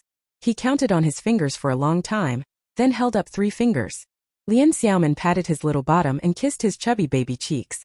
What present do you want? I want comic books. Lian Xiaomin scratched her head. She really didn't have that. She'd have to buy it outside. However, she did have picture story books. All right then, close your eyes. Little Fu grinned foolishly and shut his eyes, even using his little hands to cover them tightly, but he peeked through his fingers. Lian Xiaomin pretended to pull a comic book out from under the bedding with a swoop. Little goldfish, where did you go? Tada, Little Fu's birthday present is here. The little kid hurriedly pulled his tiny hand away, cooperatively letting out a long wah, in a high baby voice, then happily took the picture book. Thanks, Jia. Moi. He waved his hand, blew a flying kiss, then turned his head and stuck out his little bottom as he went to look over to the side. At that moment, the little girl who had been sleeping over there also woke up. All right, a new day has begun. Get up. Today I dressed the 2 little ones in new clothes. Although they look quite ordinary, just plain sky blue thin cotton jackets, but each has an applique sewn on the chest. Xiaofu has a little white lamb on the chest, and Xiaoya has a little white rabbit on hers. These were even made by Qiu Ping. The craftsmanship is really good, so cute. Lian Xiaomin washed up with them, and after breakfast they were ready to go out for a walk with the kids. Xiaofu, you can't take this book outside to read. Sister will put it away for you. You can read it again at home. Okay? Xiaofu nodded, set the comic book down on the Kong, and turned to run out with Digua. When Lian Xiaomin first arrived, he couldn't even walk yet. Now he's so fast that not even a dog can catch him. Xiaoya was also led by her older sister, following behind. Chapter 270 Xiaofeng's story. When they arrived at their aunt's house, the 2 little kids immediately ran off to play with Sister Xiaofeng. Zhang Daqui and Li Xianghai had both gone to work. Yufeng had just returned from feeding the pigs for the production team and had only just stepped into the house. Lian Xiaomin went into the room to look at the 3 little babies. As soon as Samba spotted her, he immediately scrambled out of the Kong, swoosh, and leapt into her arms. Go go! A baby of about 14 months could already babble a lot of words and had just learned to walk, though unsteadily and always wanting to get down. Samba and Lian Xiaomin were the closest. Whenever he saw her he clung to her. Lian Xiaomin lifted him up in her arms, raising him high 3 times in a row. The little baby laughed gurglingly. Finally he was set down on the ground, propping himself up and slowly practicing walking, his calves getting stronger and stronger. Samba wanted to go play in the courtyard. He was no longer content to walk only on the Kong or inside the room. Pulling his sister's hand, babbling baby talk, his little arm reached outward. Lian Xiaomin took him outside, letting him walk slowly in the courtyard, while she stayed nearby to watch over him. Hi, look at this, Aunt really has turned the house into a daycare. Li's daycare, haha, she could put up a sign. Yufeng said in a low, secretive voice. Xiaomin, I got up at 3 in the morning yesterday and had already stewed the chicken and ribs. Just heat them at noon and they'll be ready to eat. Even Xiaomin laughed. This really was like waking up at the cockcrow. Yufeng is like a little farmhand.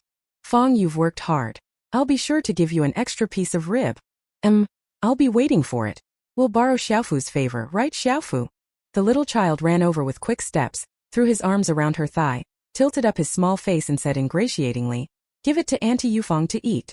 That noon, after Zhang Daqui and Li Xianghai finished work, everyone shut the doors and windows tight again, and began eating meat inside to celebrate Xiaofu's 3rd birthday. This little kid is adorable, sitting properly like that, waving his little hand so everyone feeds him meat.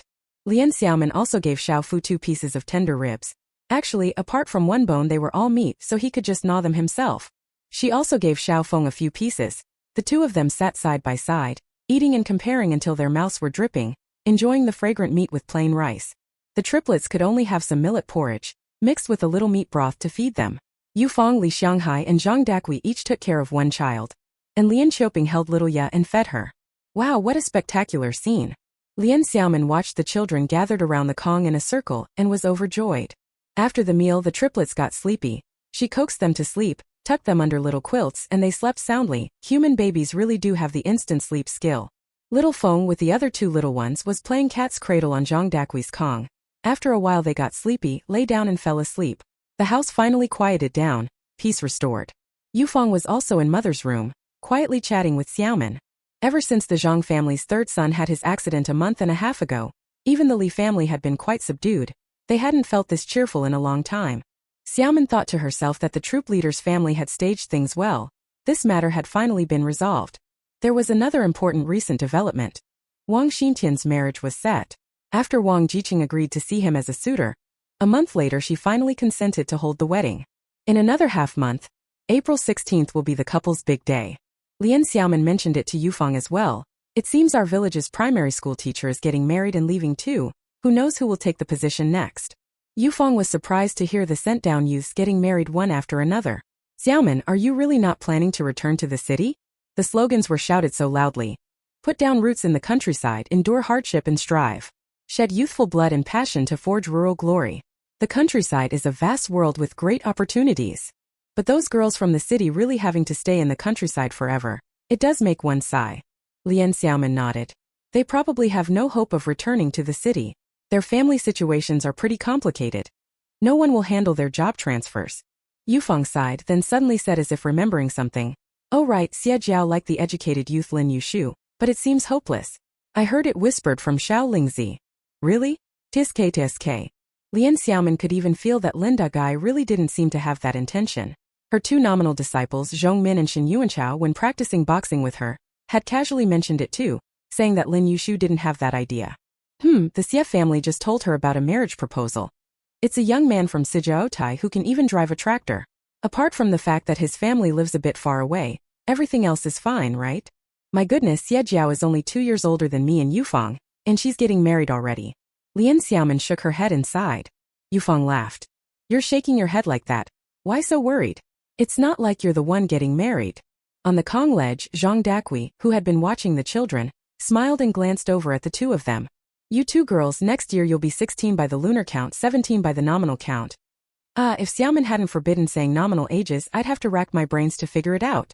Around here we don't talk in lunar years. Even Xiaomin's cheeks puffed out as she looked at Granny Dakui. Alright, Xiaomin will be 16 next year. Yufang will be 17 next year. I'm telling you, you two should be mindful next year and start preparing to find good husbands. Last time the eldest even told me there's a young man in Dahlia Shutan who would be quite suitable for Xiaofeng. Yufang's face immediately turned as red as a big apple.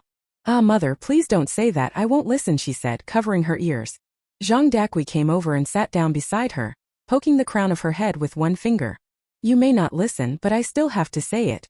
Your eldest sister says that Jiang Xinhua is quite good. Mother, I don't want to marry into another village. Don't make that plan. Yufang interrupted her again, almost covering Zhang Dakui's mouth. Alright, I won't say anything more. You brat, I've spoiled you. How could a matchmaker's family not listen to the old mother? I'll keep an eye out for you in our village, really?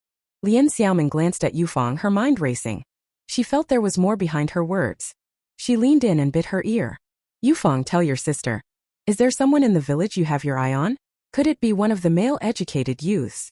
Yufang snorted with a little laugh and gave her arm a smack. You're at it again, calling everyone sister. Who do you think you are? Hey, sister is just an attitude. It has nothing to do with age or seniority. Now spill it. Yufang cast a sidelong glance at Zhang Dakui. I'm not listening, I'm going to work. You two keep chatting here. Zhang Dakui had already gotten off the Kong, put on her shoes, slipped on her coat, and was heading out the door. Only then did Yufang breathe a sigh of relief and complain to her good friend before her. Xiaomin, my mother keeps bringing up that thing about Jiang Xinhua. If my eldest sister hadn't just had a baby and been too busy to go back to her parents' home, I'd have another person nagging in my ear. It's driving me crazy. What's the matter, is that Jiang Xinhua not good? I've never even met that person, how would I know if they're good or not? Besides, what does that have to do with me? Lian Xiaomin reached out and swept one of her braids back. Hey, who is that after all? And what does it have to do with my Yufang? Chapter 271 Huang Liyuan. Looking at the girl in front of him with tender brows and eyes, Lian Xiaomin suddenly felt the sense of, the Li family girl has just come of age. In the past 2 years, Yufang had also grown into a graceful young woman, no longer that skinny girl he first saw who looked like a stick of kindling. Now, not only had his own height shot up to 163 centimeters, but Yufang was also about 1.6 meters tall, a significant increase from before. The girl who once had straw yellow hair now wore 2 long, glossy black braids, growing more lustrous by the day. She couldn't exactly be called a beauty, but she was very fresh and pretty. Seeing the guilty look on her face, it was clear she had someone on her mind. You're not really taken with some sent-down youth, are you? Xiaomin's heart tightened. She suddenly thought of the famous sent-down youth song Xiao Fang. But she certainly didn't want Yufang to be the heroine of that song. What's something you can never forget? Someone who stood by me through those years. Wouldn't we separate again once we return to the city? Yufang is such a gentle, kind little girl and she's one of our own. It's best not to pick a male-educated youth, to avoid going through those ordeals. Just as she was thinking this to herself, the person in front of her finally spoke. Not some male-educated youth, I don't like that type. It's just that he's someone with a bad background. Ah, my mother and my brother would definitely not agree. Then you tell me, who exactly is it? Yufang grit her teeth. It's Huang Liuan of the Lao Huang family. His family's class status is wealthy peasant. Lian Xiaomin racked her brains and finally remembered. This Huang Liuan, everyone simply called him Xiao Lizi. He was in the 4th production team, working under the team leader Wang Bingyi. He was big and burly, his build somewhat like Wang Xintian's, but only around 18 or 19. He usually kept his head down and worked, rarely spoke, a taciturn personality. As for looks, above average. A thin face, straight nose and square mouth, he appeared fairly upright. His family seems to live next to Sun Guangxi's, right? They all live by that earthen slope. There was an earthen slope in the village where a few households lived. Their circumstances were poor. Just look at the rundown houses and yards in that area, and you can tell. The Sun family was the poorest in the whole village. Huang Liuan's family probably wasn't much better. Lian Xiaomin had previously read some articles and novels online where people from that era recounted their times. If your family background was bad, if you were landlords or rich peasants, you'd be bullied in all sorts of ways. You'd also be frequently subjected to struggle sessions, and when you grew up you couldn't get a good job. You weren't entitled to any of the good things. She looked at Yufang with a meaningful gaze and didn't say anything further, simply remaining a quiet listener. Yufang told Xiaomin that when she was a child, around 6 or 7, once she went up the mountain to gather firewood and accidentally slipped down the slope. She twisted her ankle and couldn't move at all, so frightened she could only cry. Xiao Lizi's brother was only 10, he went and rescued her. His body scratched in several places by branches, and he carried her back home. After that he always helped her gather firewood. At that time Xiao Lizi's father was in poor health, the Huang family was among the poorest in the village, and Yufang would secretly give him half a steamed bun or a sweet potato. He was her only friend. These past 2 years the Huang family's composition was high, always getting cleaned up by the Red Squad. Huang Liuan's father couldn't withstand it and passed away, and now at home there's only his mother left, plus a little younger brother. Even Lian Xiaomin didn't know what to say. This Xiaofeng has taken a liking to such a kid. Their childhood bond is so deep, truly playmates since childhood. How she chooses in the future is up to her. Anyway, making it through these 7 or 8 years will lead to things getting better. After all, they're still young. 8 years from now Yufang will only be 23 or 24. Life is still long. But it also depends on the Li family's attitude, and whether Yufang is resolute. Suddenly slapping her thigh. Oh no, lost another comrade. Another sister is about to settle down, so why have I, who had so much promise in my youth, fallen to being the one playing single and left as the lone brother fighting on?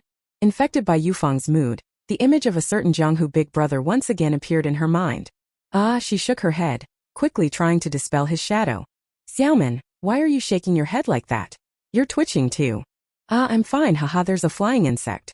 Yufang, this really is a big hurdle, how can I be of any help to you? Yufang smiled. Just help me keep it a secret first. The two chatted and laughed, and the afternoon passed quickly. Once Xiaofeng's 3 children on the Kong woke up, each of them ran straight out to play in the yard. Lian Xiaomin asked again about Yufang, how the people staying in the cowshed were doing, and whether anything had happened recently. Every day Yufang cooked pig feed there 3 times, fed the pigs, and looked after the livestock with Zhang Changshuan. The little girl was kind-hearted and never treated those uncles and aunts differently, so she was quite familiar with them all. Those people aren't a big deal, but my eldest uncle secretly told me, heard from the team leader, that in a while the committee people from above will come down to stir things up again, and they'll go after the people from the cattle sheds and the children of the 5 black categories. Zhang Changshuan was Zhang Daqui's eldest brother. That is Yufang's eldest uncle. The old man always passed on the intelligence he got from his son Zhang Shengli to his sister and little niece.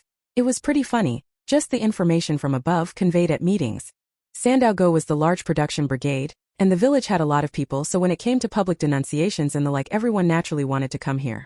But riding on Zhang Shengli's authority as brigade leader, he was so domineering that sometimes he dared to humiliate anyone he fancied, so the people from the red squad hardly dared to come. This time they couldn't be stopped. Before spring plowing, the pigeon committee people planned to come make a stir. This short chapter isn't finished yet. Click the next page to continue reading the exciting content that follows. Lian Xiaomin secretly noted it, planning to act according to the situation when the time came. Whoever dared to make a show of force in Sandao Go, she would quietly trip up, just to teach them a lesson. Half a month had flashed by, and before they knew it, it was April 16th, the day Wang Xinqian and Wang Zhen held their wedding celebration. A few days earlier they had gone with a letter of introduction to get their marriage certificate. That day the banquet was being held in Gaojiatan. Xiaomin had been explicitly designated as the first person to be invited to the event, counted as a top guest on Wang Xinqian's side. Those who didn't know the situation were a little puzzled.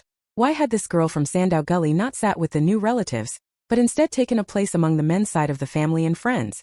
In local custom, the bride's relatives are called the new kin, which sounds more honorable and receives more courtesy from the groom's side at the wedding.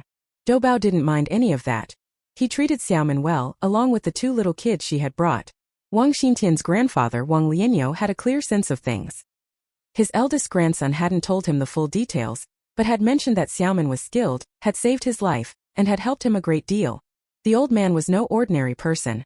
He was well-versed and tight-lipped, and no one would dare reveal anything. This time he took a great liking to the girl, treating her particularly well, happy that his grandson had such an outstanding friend. No wonder, when it came to rebuilding the house or hosting a feast, Xintian insisted on paying for everything himself. That wallet does look pretty fat. It seems this friend is a benefactor. No doubt he must have helped a lot. Because Wang Lianyo was backing them, the Wang household ranked among the better-off families locally. Many relatives and friends came to eat. They set out 15 tables. If they hadn't wanted to keep things low-key, there would have been even more. At the educated youth compound, guests had already been invited separately a day earlier. They set 2 tables. So on that day, only the 2 female educated youths Yanjing and Bai Jiahui accompanied the bride here. The others hadn't arrived at Gaojiatan. The 3 of them plus Shi Weihong, these 4 were the earliest group of female educated youths assigned together to Sandao Go. They were all very moved, now each already married twice. Chapter 272 Wang Xintian holds a wedding.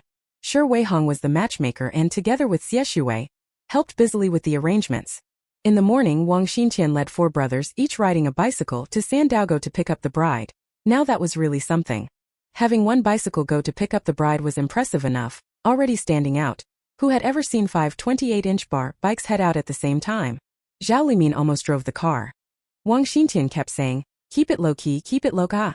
So Zhao Limin switched to a bicycle and pedaled over from the commune. Lian Xiaomin naturally handed over the car meant for her uncle, letting Wang Xintian's own younger brother, the second son Wang Xinyue, ride it with his brother to go fetch the bride. Doubao rode the cart that Huzi had left him. After Huzi left, the cart was left to Doubao, and the house was ostensibly sold to Wang Xintian by the eldest sister. Because they feared that as a woman who had already married out, she couldn't look after the family home, so it was just a formality. In reality Wang Xintian would firmly help protect that new courtyard with its 5 large tile-roofed rooms. No matter when she comes back, she'll still belong to Huzi. Giju can return to her mother's home and stay whenever she likes. The Zhang family also gave a bicycle, which Lu Qiaoying's eldest son from Gaojiatan, Zhong Daliang, rode away on, going with Wang Xintian to pick up the bride. That day really caused a sensation throughout the village. Everyone gathered around the educated youth settlement to watch the excitement. Wang Zhen was tall, wearing a red dacron shirt. It was still a bit chilly, so she had a red jacket over it, black trousers and black leather shoes. He sat directly in the back seat of Wang Xintian's car, and was taken away. On the Gaojiatan side in Wang Xintian's courtyard, it was almost time for the noon banquet.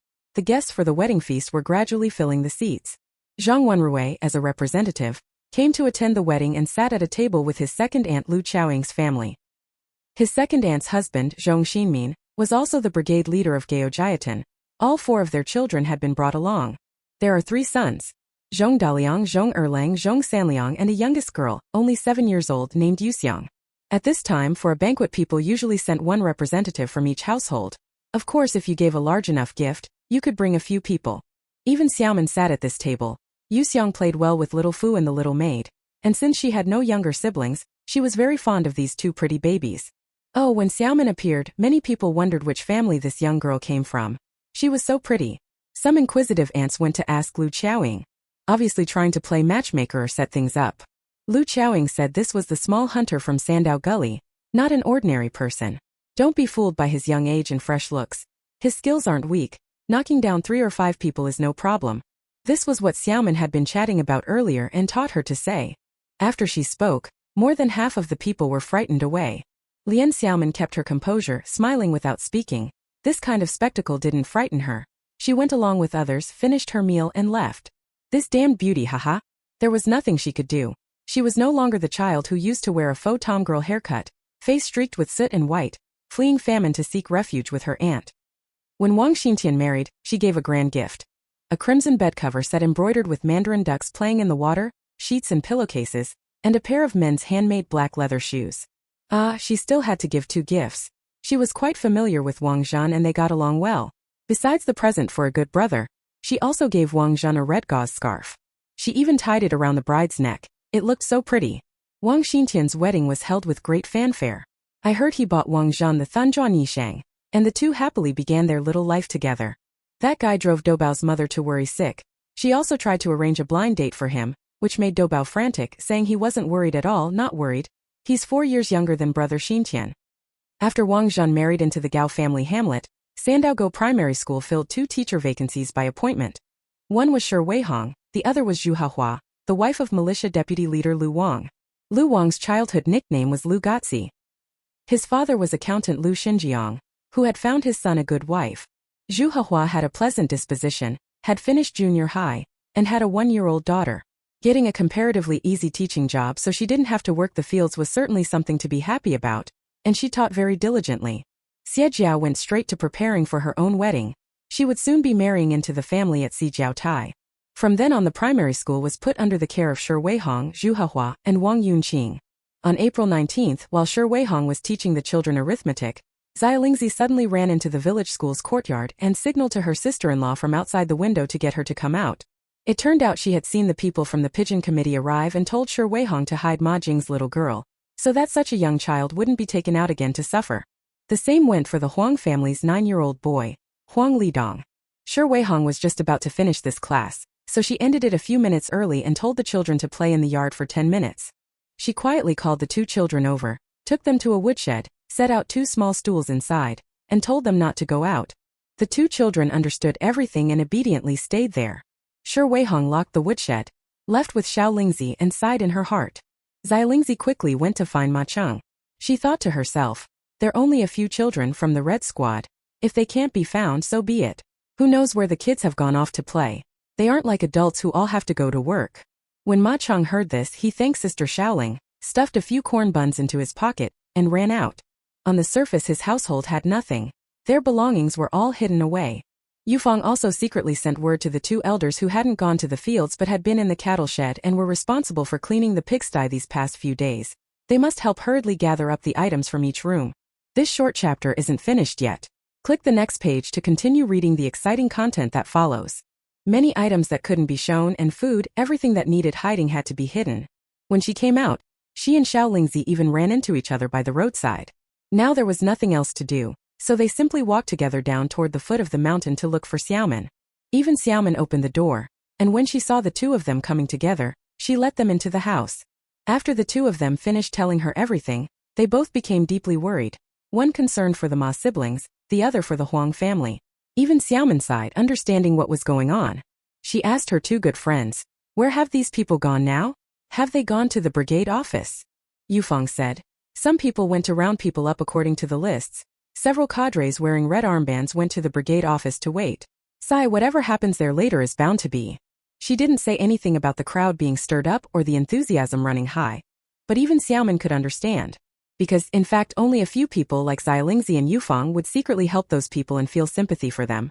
Most people of this era are still struggling against bad elements and want to draw a clear line with them. There might even be fistfights at the meeting later, people hitting others with sticks. The 2 young girls in front were providing this secret help purely out of innocence and kindness. They didn't understand many reasons and didn't know that history would one day right the wrongs. But as Lian Xiaomin, a person of later times, she naturally understood everything. She had to do something. "Yufeng, Xiaolingzi, you 2 stay at my house for a while, okay? Help me watch Xiaofu and Xiaya. I'm going out for a bit. I'll be back soon." The 2 of them looked at her in confusion, but still nodded. Lian Xiaomin didn't take anything and just walked out through the courtyard gate. Chapter 273. dealing with the committee members. She hurried toward the brigade headquarters, trying to avoid people along the way. Those people had only recently arrived in the village and hadn't used loudspeakers to broadcast yet. They were just starting to make arrangements. Everyone had gone to work, so there weren't many people on the village roads now. She soon arrived near the team headquarters, avoided the front entrance, slipped around to the base of the rear wall, glanced around to make sure no one was there, and slipped into the space. First release psychic power and take a look at the situation in the courtyard. There were 4 people in the yard at that moment. One of them wore glasses and a gray cadre suit and looked like a leader. He had a small side-parted haircut and was about 37 or 38. Lian Xiaomin had never seen this man before. He had one hand on his hip and was all talk and no action, bossing the other 3 around with an imperious air. Right, those big banners all have to be hung straight. Little Zhou, after you finish hanging them, move the tables over and line them up. Li Weibing, why haven't you gone to brew some tea yet? I'm dying of thirst after this whole trip. That Li Weibing wore a look of displeasure. Director Du, the people from these 3 valleys are so clueless. Knowing you personally came to preside over the meeting today, they didn't even come early to wait here. And up till now not a single person has shown up, even the thermos is empty. How am I supposed to make tea for you? Director Du snorted loudly when he heard that and muttered to himself. Just you wait, Zhang Shengli. I'll deal with him. Today on his little patch of ground, I'll call a big meeting later. Finding fault won't be hard. After muttering, he turned to the 3rd man and said, Wu Feng, go and bring Zhang Shengli here. Tell him to hurry up. The man had no choice but to run out of the yard to find the brigade leader. Li Weibing had already boiled half a kettle of hot water on the stove in the room, took out the teacup he kept specially for the leader, brewed a cup of tea, and handed it over solicitously. Director Du, you sit down and rest for a bit. Have some tea, will do the work. Xiaoguo took people, followed that militia leader from Sandao Go, and is going by the list to bring over those who are to be criticized. It'll take quite a while. Director Du nodded, sat down on a chair in the courtyard, and drank his tea.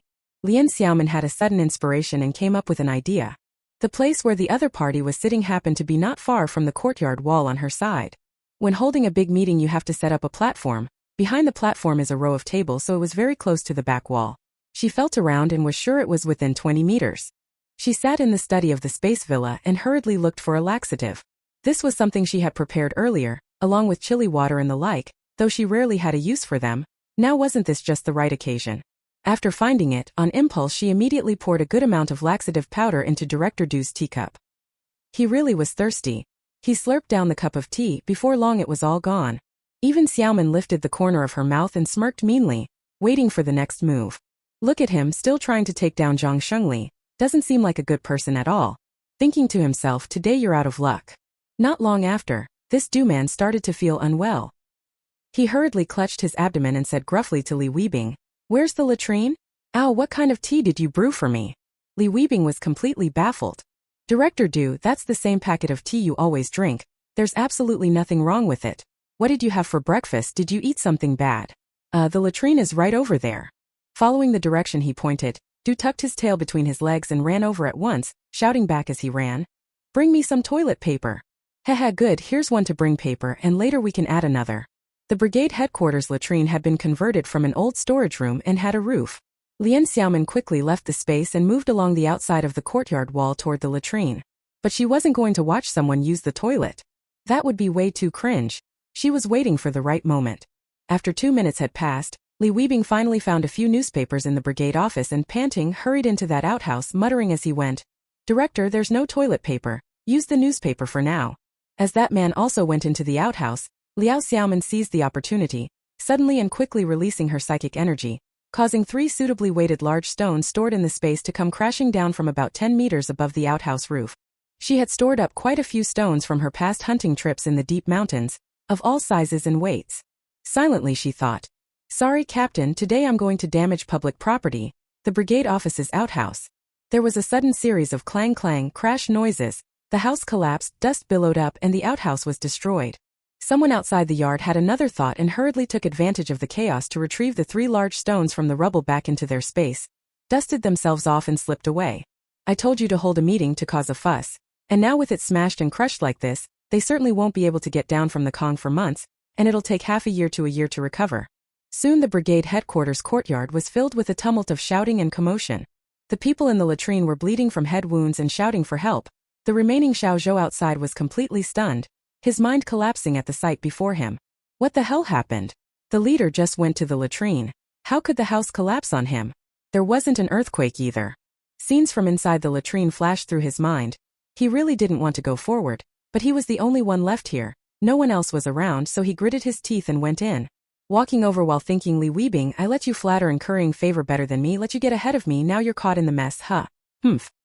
He clenched his teeth, mustered his strength 3 times, did another round of mental preparation, pinched his nose and went over to rescue him.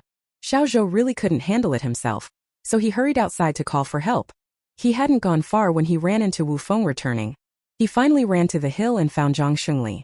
Before they could get into the yard, they spotted a bedraggled Xiao Zhou. Xiao Zhou wiped the dust from his face and grabbed him, explaining what had happened. Director Du and the others over there are still shouting for help. Go quickly. Zhang Shengli called Lu Wang and the others with a puzzled look, and they helped pull the people out. Wu Feng went out and called Xiao Gua and the other 2 back. They were checking names of the people who were to be denounced at the meeting in a little while. As soon as they heard something had happened to the leader, they dropped everything and hurried back. What's the point of holding a big meeting now? Get them to the hospital at once. The commune clinic wouldn't do. They needed to be taken straight to the county hospital. The delegation from the Pigeon Committee left in a panic, all in disarray. Zhang Chongshuan first put the injured on his ox cart and took them to the commune. Then they tried to find a vehicle to get them to the county town. The old man glanced sideways at the 2 of them. Good heavens, their heads were busted and bleeding, arms and legs broken. Yet they lay there groaning and cursing. Go back and tell my son Zhang Shengli with this spirit, he won't die. Zhang Shengli stared at the collapsed outhouse in a daze and said to his father and the others at the team headquarters, if he really dies, the village will be in trouble, but as long as he doesn't, there's nothing to worry about. We never showed our faces. They're the only ones here. Who knows what they were up to? No way we can be blamed for this. Chapter 274. Entering June. Having accomplished her task and retreated, Lian Xiaomin imagined that eye-wincing scene, covering her mouth as she laughed and headed home. After entering the compound, she pretended nothing had happened, only saying she had gone to the field to ask Li Chuang about something. Yufeng and Xialingzi didn't think much of it either. They stayed a little longer, and seeing it was almost noon, left to go home. As it turned out, when they reached the village, it was exactly the time people were coming in from the fields for lunch, and everyone was talking about what had happened at the brigade office that day. The 2 of them asked around and discovered that the latrine at the office had collapsed, injuring Director Du from the Pigeon Committee and another person. So the meeting couldn't be held. The 2 young girls were overjoyed. Their faces, which had been full of frowns, were now so excited they felt like dancing, like the golden mountains of Beijing shining forth. There are plenty of people who, like them, were deeply stirred. The men in the cattle shed had mentally prepared themselves for this day. Who knows, one blow and you might never get up again. Haven't we heard of such things before? But unexpectedly, the tide turned, and today they were suddenly spared that ordeal. It was truly a mix of grief and joy. Sun Qingping gripped Zheng Ying's arm tightly, walking while lowering his voice. Brother Zheng, I was worried about your health and about Teacher Zhang and the others who are older. They might not have held up. We've escaped another disaster this time. Why do I have a feeling this matter is related to our little benefactor again? What do you think could it be? Zheng Ying looked toward the west end of the village, thoughtful and silent, a faint smile lingering at the corner of her mouth. Although the matter might not necessarily be related to the little girl, she had long since become a pillar and a source of strength in everyone's hearts. Lian Xiaomin stayed home with the 2 little kids reading picture books, listening to their childish talk, completely at ease. She thought to herself, next time this happens, I'll have plenty of ways to deal with it. Spring plowing finally began. The production team's men, women, old and young all pitched in. Anyone able to do farm work had to go to the fields, and Lian Xiaomin also had to join the first production squad to work in the fields. Zhang Wenrui went to work at the commune transport team, and Xie Shui replaced him as leader of the first squad. Everyone worked with energetic fervor. The little kids ran around the fields and paths, slightly older children could help with the work, and the very small ones were carried to sit under the tree roots where the adults could see and take care of them. This past month was truly exhausting. The year's plan depends on spring, so the working people seized every day, spreading farmyard manure, turning and loosening the soil, sowing the seeds. With high enthusiasm for labor, they worked up a sweat, hoping only for favorable weather and rain so that the autumn harvest would be bountiful. Time flew, and in the blink of an eye it was early June. Half a month ago, Xiaoya also turned 2 years old, and Lian Xiaomin celebrated it elaborately at her aunt's house. The food was truly on par with New Year's. She found time to go into the mountains and shot 2 large wild boars. She handed one to the production team and experimented with the other in her space like a master butcher, cutting off 20 jin of belly meat and secretly bringing a large pig knuckle to her aunts to eat. Zhang Dakui could cure any leftovers into preserved meat. Aside from the meat she kept, the rest she said she would take to the little black market at the commune clinic to sell. Actually, it's still kept in the room. Otherwise, with the hot weather it wouldn't stay put. The whole family shut the door and had a big feast, also making up for the physical depletion caused by the hard work of spring plowing. Even Choping made a pretty little blue floral dress for her niece. When June came and the weather warmed, she could finally wear it beautifully, and she also put on a pair of little blue cloth shoes made by Dechui Nai. Lilia had a tiny top knot tied straight up on her head. Chubby little cheeks, incredibly cute, making you want to nibble on them. No matter how you kissed her, it was never enough. A pair of big watery eyes were very much like Lian Xiaomin's. No wonder the two sisters really looked alike. The little one grew more and more like her elder sister. She also knew her sister was beautiful. When others praised her for looking like her sister, the little girl was overjoyed, delighted at being so pretty. Xiaofeng still had 4 months to go. Her 4th birthday wasn't until October. She envied Xiaofu and Lilia, who not only had lots of meat and vegetables to eat, but also gifts. Lian Xiaomin told Xiaofeng that she'd celebrate her birthday then too. All the kids in our family will have one. There's more than enough wild boar meat. When it's gone she'll go hunt some more. The little one was so happy this time that he kissed his cousin several times. Lian Xiaomin also made a little red floral dress for Xiaofeng, and made an identical one for Ernie, who had just learned to walk. When the two little ladies put them on and tugged at them with their tiny hands, they were simply irresistible. She used the phone in the space to quietly take lots of photos of these little kids at various stages of their growth, but she couldn't take them out. She thought to herself that she should try to buy a camera from this era when she got the chance. These are hard to come by, so she'll keep an eye out. Auntie's belly was getting bigger and bigger. The due date was in mid-July, a little over a month away. Having a baby in summer is a bit of a trial. The room is stuffy and quite hot. Thankfully, at least northeastern summers are much better than those in the south, with cooler mornings and evenings. There was wild boar meat in the space, and Xiaomin even cooked a big pot of ribs. She added a lot of vermicelli, and under cover of night she quietly sent the large aluminum pot over to Zhengying, so they could replenish their strength and improve their lives. Although her cooking skills were limited when it comes to stewing ribs, you just stew them. What other flavors can you make? She added fewer green beans as a garnish. People who are clumsy in the kitchen console themselves like this. It's all just the taste of meat anyway. It all goes inside, one word. Stew until it's cooked. Their own courtyard was secluded. No one could smell it, and cooking there was always more convenient than over by the cattle pen. She also took 20 jin of rice and 10 packs of noodles for Zhengying. When passing Ma Chong and Ma Jing's courtyard, she even left a large enamel rice basin at the door for Lian Xiaomin, covered with a lid. Inside was a basin of spare ribs. Threw a stone at the house door, and that kid from Mocking came out quickly. This wasn't the first time. He knew that the hunter Lian Shifu was certainly hunting again. This was another secretly delivered tasty treat. Even through the lid you could smell it, fragrant. The boy's eyes reddened for a moment as he carefully carried it back, thinking that his little sister would be over the moon. He was filled with gratitude. Since the last time he was injured saving Xie Jiao, the care and quiet, behind-the-scenes help from Lian Xiaomin, Xie Shuangping, and Xie Ling and her daughter had brought a great deal of warmth to his heart. Over time he became familiar with these people.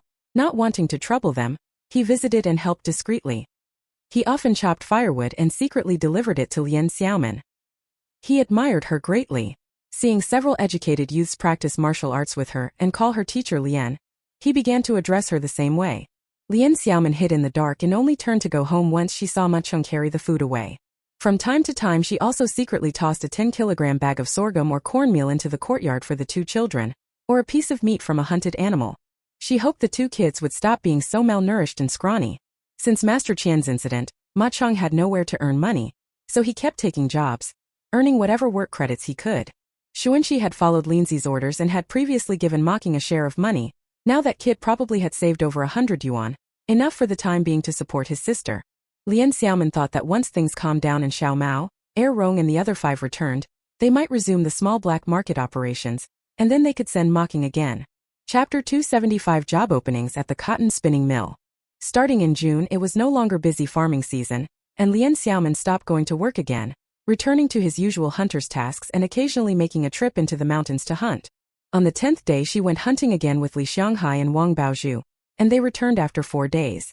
Actually, it would certainly have been more convenient for her to go alone, but wasn't this a chance to help out her family? Occasionally she took the two of them along to earn a little money. In these years when oil and fat were scarce, people bought meat by the liang. The monthly allowance was only a few liang of meat. Rural folk had even less access to coupons and could only wait for the brigade to distribute some meat, which was always very little. Meat was in high demand everywhere and fetched a good price. Li Xianghai and Wang Baozhu were both in their prime, physically fit, and learning hunting from an expert like Xiaomin had improved them a lot. They'd also developed some real skill with their hands. Using bows and crossbows they could hit smaller prey. They could use shotguns now too. This time Wang Baozhu brought an old hunting gun and actually shot a wild goat. The little black market behind the cotton mill is gone this time. But Lian Xiaomin had a sudden idea. Didn't she used to know a canteen purchasing director named Wang De? Previously she had dealt with Wang De under the identity of Lin Zi, and she planned to do the same again. She had her uncle and Wang Baozhu unload the 3 carts of game they'd brought to a concealed grove beside the commune. It was late and no one would come this way, so she told the 2 of them to take the 2 flatbed carts and head back first. She said she'd find someone to come for the deal in a little while. The other party would be taking the risk and only wanted to see her. Since they were acquaintances, nothing would happen. With Xiaomin's skills, the 2 weren't too worried. After giving her a few instructions, they left first. After they left, Lian Xiaomin gathered all the prey from the ground into her space, went inside to change clothes and swallowed a disguise pill. When she finished tidying up and came out again, she had already turned into Linzi. It was not yet 9 o'clock in the evening. She put on her mask and hurried toward the textile mill staff housing compound. She arrived at building number 1, went inside and walked to the innermost unit on the first floor, then stopped in front of the door. She knocked. The people inside were still awake and came to open the door quickly. As soon as they met, it was Wang De. He was suddenly surprised to see Lin Zi show up at his door. But Wang De was very quick-witted.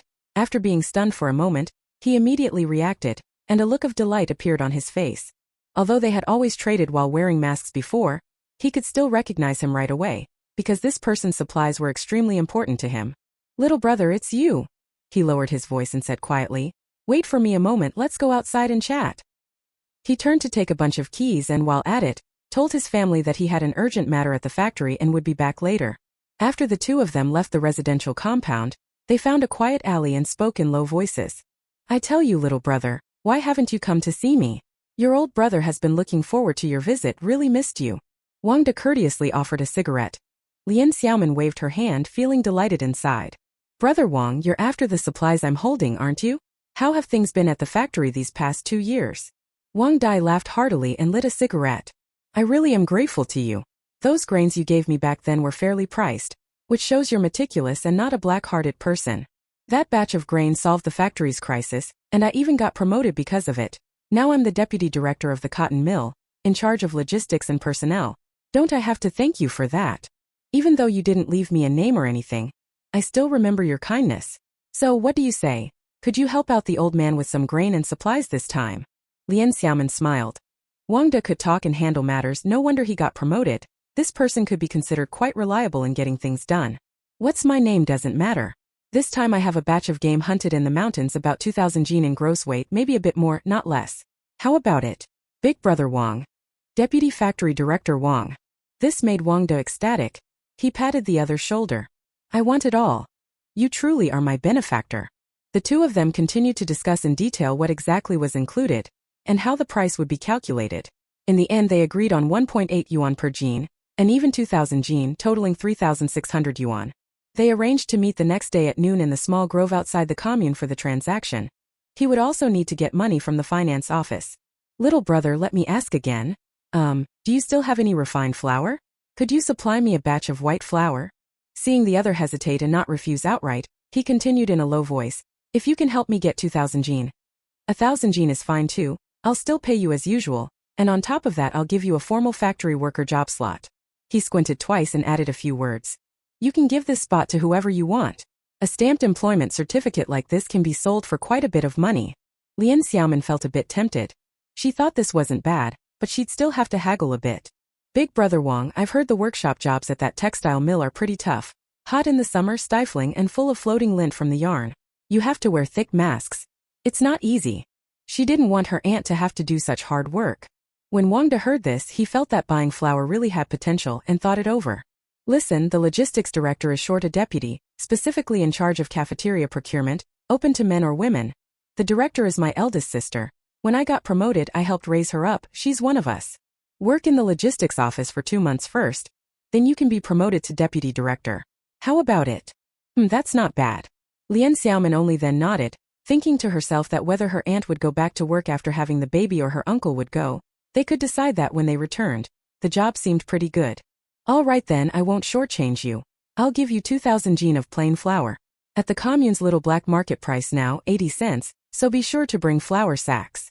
Wang De nodded vigorously. After they both agreed, they went their separate ways. The next day at noon, the two parties made the exchange in the grove outside the commune where they had agreed to meet.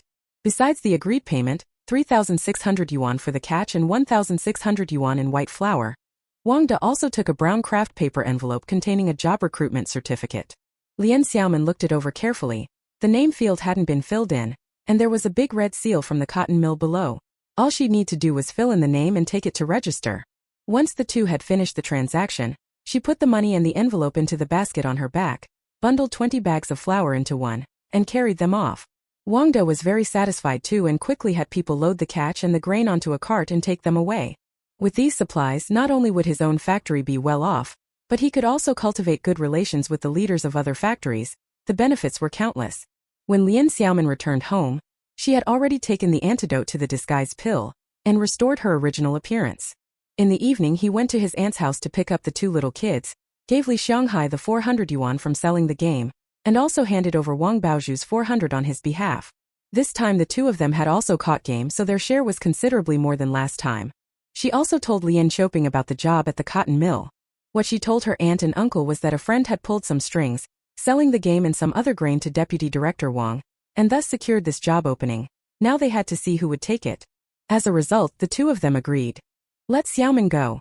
Lian Xiaomin laughed. I'm so young, how could I go be a deputy director? Li Xianghai said.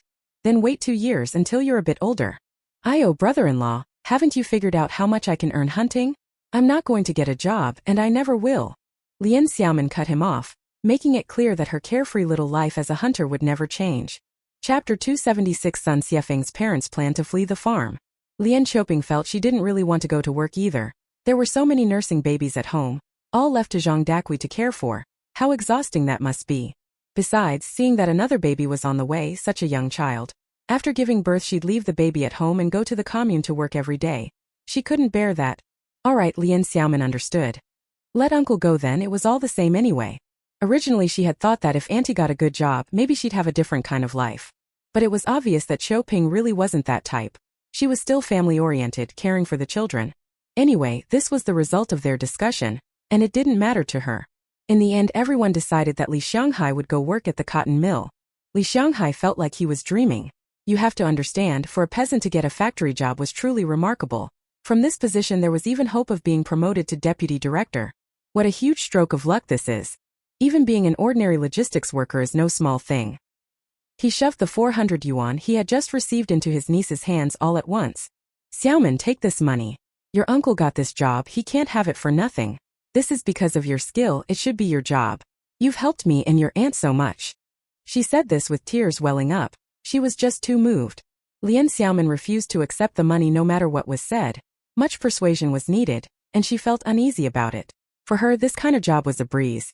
But for ordinary farmers like her uncle and aunt, this was truly a great blessing, almost something beyond their reach. For such an opportunity to come to them one day was truly rare. How could they not be moved? Uncle, hurry and put the money away. I don't need it either. We're all family.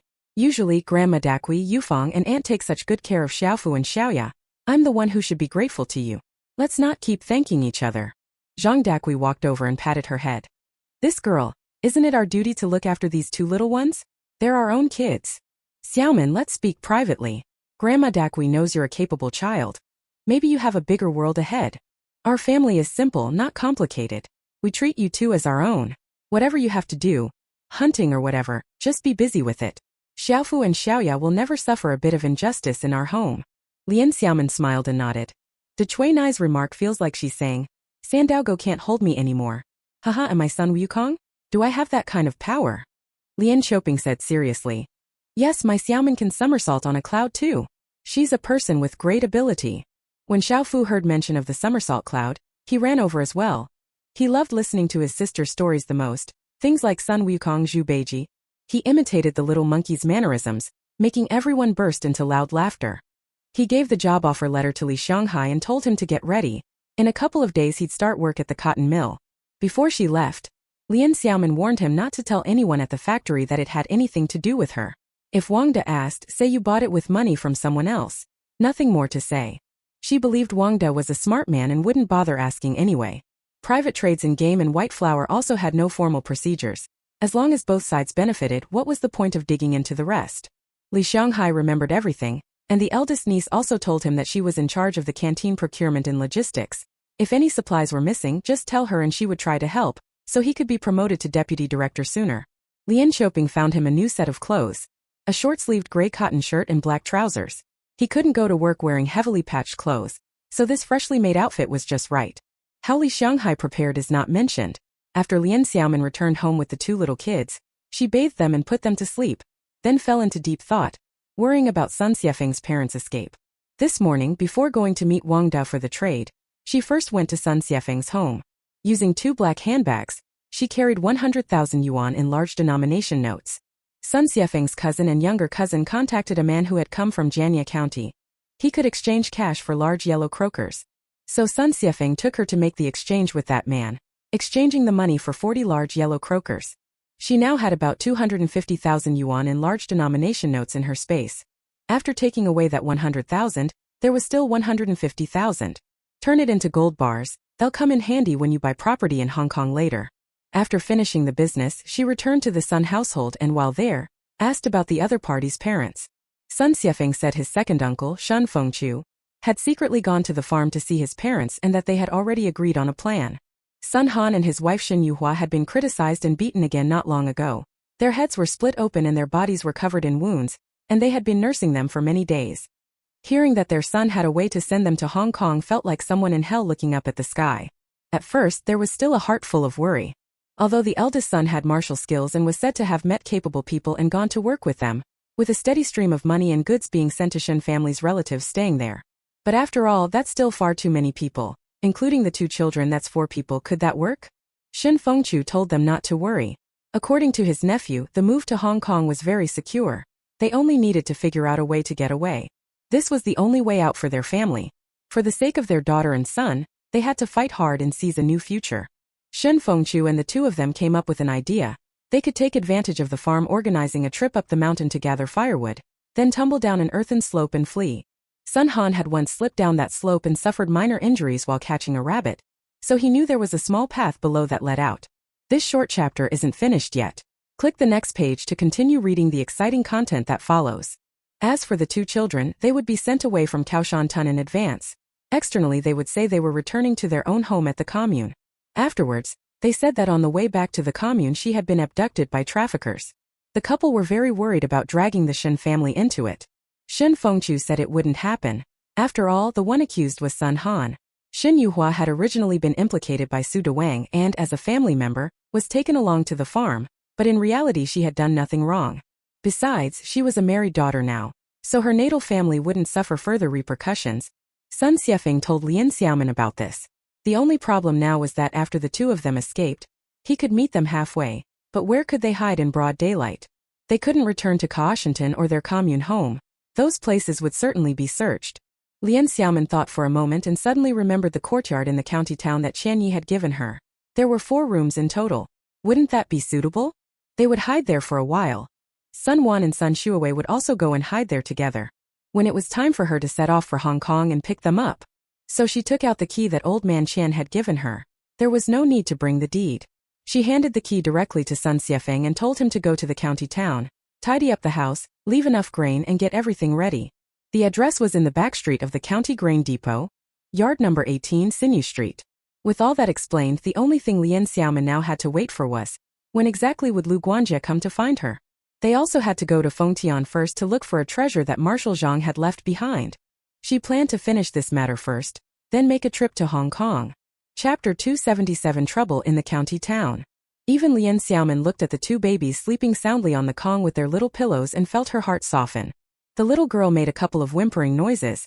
It looked like she needed to pee. I hurriedly picked her up gently and sat her on the little potty. The little one wasn't fully awake either. Her chubby little body wobbled and leaned against her sister. After she finished urinating, Lian Xiaomin put her back on the Kong, looked at that rosy little face, and couldn't help giving 2 kisses. These 2 tiny nursing infants trusted her so completely. She often felt how wonderful it was to be so relied upon, especially since her sister was such a strong person. Heh, in the future the lands I conquer, the houses in Hong Kong besides the one I live in will all have shares for these 2 babies. I want them to grow up happily and ideally never have to struggle for money their whole lives. Living only to do the things you love, why wouldn't that be a beautiful thing? She was daydreaming, when suddenly a few soft knocks came from outside the courtyard gate. So late, who could it be? She released her psychic energy and glanced quickly. Turns out it was Sun Xiefeng. She hurriedly got up and went to open the door. She didn't expect Sun Xiefeng to look a bit disheveled, as if his arm had been injured. He stood outside pushing a bicycle. Let him in and have him put the bike away. He turned and shut the courtyard gate behind him, then immediately went into the west room with the others. Apart from emergencies, Sun Xiefeng rarely came home to look for her. This must mean something had gone wrong. What happened? Is that wound from a knife? He rolled up his shirt sleeve, saw a wound on his forearm, and hurried over to the cabinet, using it as cover to take out a small bundle. While talking, she disinfected and stitched it up. Sun Xiefeng sat by the Kong, handed his left arm to her for treatment, and let her work. Don't ask about it, we hadn't even gone to that courtyard yet. As soon as my cousin and I arrived in the county town, we ran into trouble. We were planning to clean the yard together and put away some grain, so I brought a 50-jean sack of rice, plus a small bag of white flour and some simple cooking utensils. Everything was packed in a basket and strapped to our 2 bicycles. It wasn't a big deal, but we ran into a local thug who recognized my cousin and started causing trouble. Listening to his story, it turned out that Shun Tian used to secretly go to the county town to sell goods. Demand was greater there and the prices were a bit better. Once he sold a few watches, these were hot items. Some people could only buy them by ticket and had to pull strings or they wouldn't get a chance. As a result, at the black market near the canned foods factory's staff housing, someone spotted him. Although he ran fast and ultimately escaped safely, his appearance was remembered by a man called Kai Wu. Later, he also made some inquiries and heard that this Kai Wu was in his mid-30s, a confirmed bachelor known as Brother Wu, with 2 biological younger brothers under him. The 3 of them didn't do anything good, and often frequented various black markets. They not only flipped goods, they also watched in secret to see who bought the most or which seller had valuable items and money, then would jump them halfway, put bags over them and rob them. Everyone came to the black market to buy or sell. Who could report to the authorities? All they could do was accept their bad luck. At best they'd take a beating and lose their goods and money. At worst they'd pull a knife. If you ran into them, you were in for pure misfortune. The black market manager over at the canning factory was called DeLong, and even he was straight up intimidated by those 3. I heard that Kai Wu has a sister named Kai Xiaoli, who's especially pretty and lively. She married some official who'd lost his wife and even bore him a son. That brother-in-law is more than 10 years older than Kai Wu, and isn't a good sort of person. But no matter what, in many matters you have to help out this big brother-in-law and the 2 younger brothers-in-law. Bit by bit, word got around that Kai Wu has backing, that his connections are incredibly strong, and that he even knows high officials in the provincial capital. Besides warning them twice, DeLong couldn't be bothered with these people, and didn't want to bring trouble on himself. After all, this person was only causing small trouble, not fighting with his own black market over turf or becoming a rival. Better to turn a blind eye. People like this are the most annoying. Their methods are despicable and like hot tar they stick to you. Once they're attached it's a hassle you can't shake off.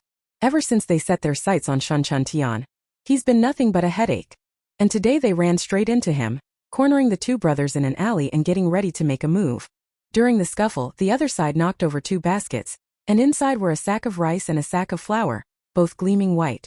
Kai Wu's underling casually said to his boss, "Oh, good stuff," pointing at Shun Tian and telling his leader that the kid is from Sandao Go, and that he secretly followed him once. He mentioned it, could it have anything to do with that Qian Gui? So now there's this scheme of using rice and white flour again?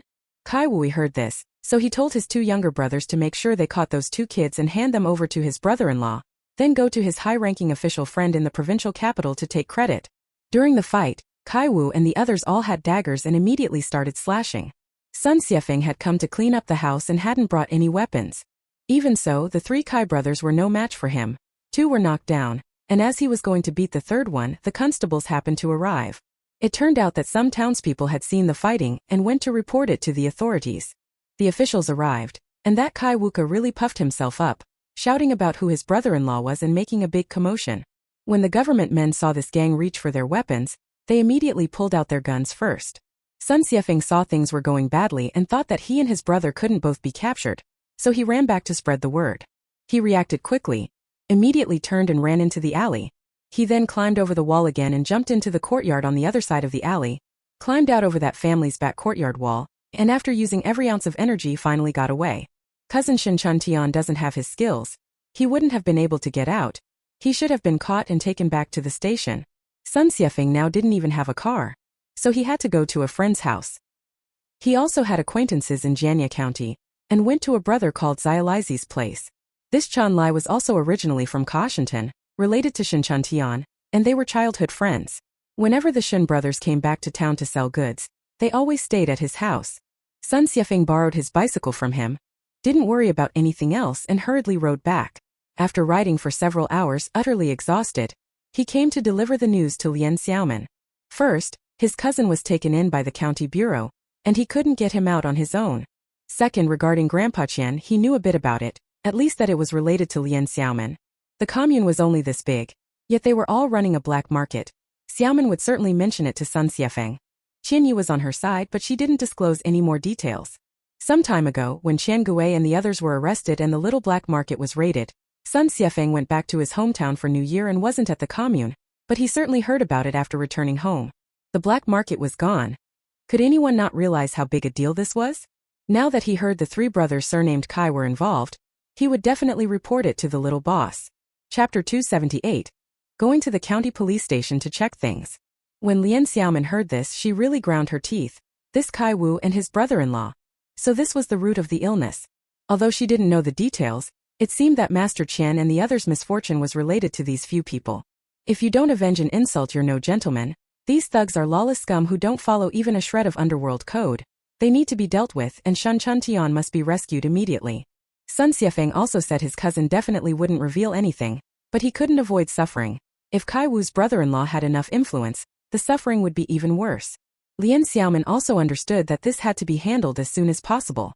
Otherwise, if it comes out that Shin Chuntian is from Cautionton, it will be easy to follow the trail and find that he has a cousin in Sandaogo commune. If Shin Chuntian won't even explain his own identity, then he's in trouble. Is he an agent or what? His identity unknown. So we must hurry and make it so he suffers less. As he spoke, his hands were not idle. He numbed Sun Xiefeng's arm. The wound was quickly stitched up and bandaged with gauze. Lian Xiaomin glanced at his dust-smudged face. The white shirt was stained with blood and couldn't be kept. It was truly hard on him. The county to Sandow Gully is about 100 li. Usually when they ride there, they have to stay at least one night and return the next day. Who could ride that fast otherwise? But today he was really anxious. Injured and pedaling for several hours through the night to rush back, he no longer looked like a child. This must be Sun Xiefeng. An ordinary person's physique simply wouldn't cut it.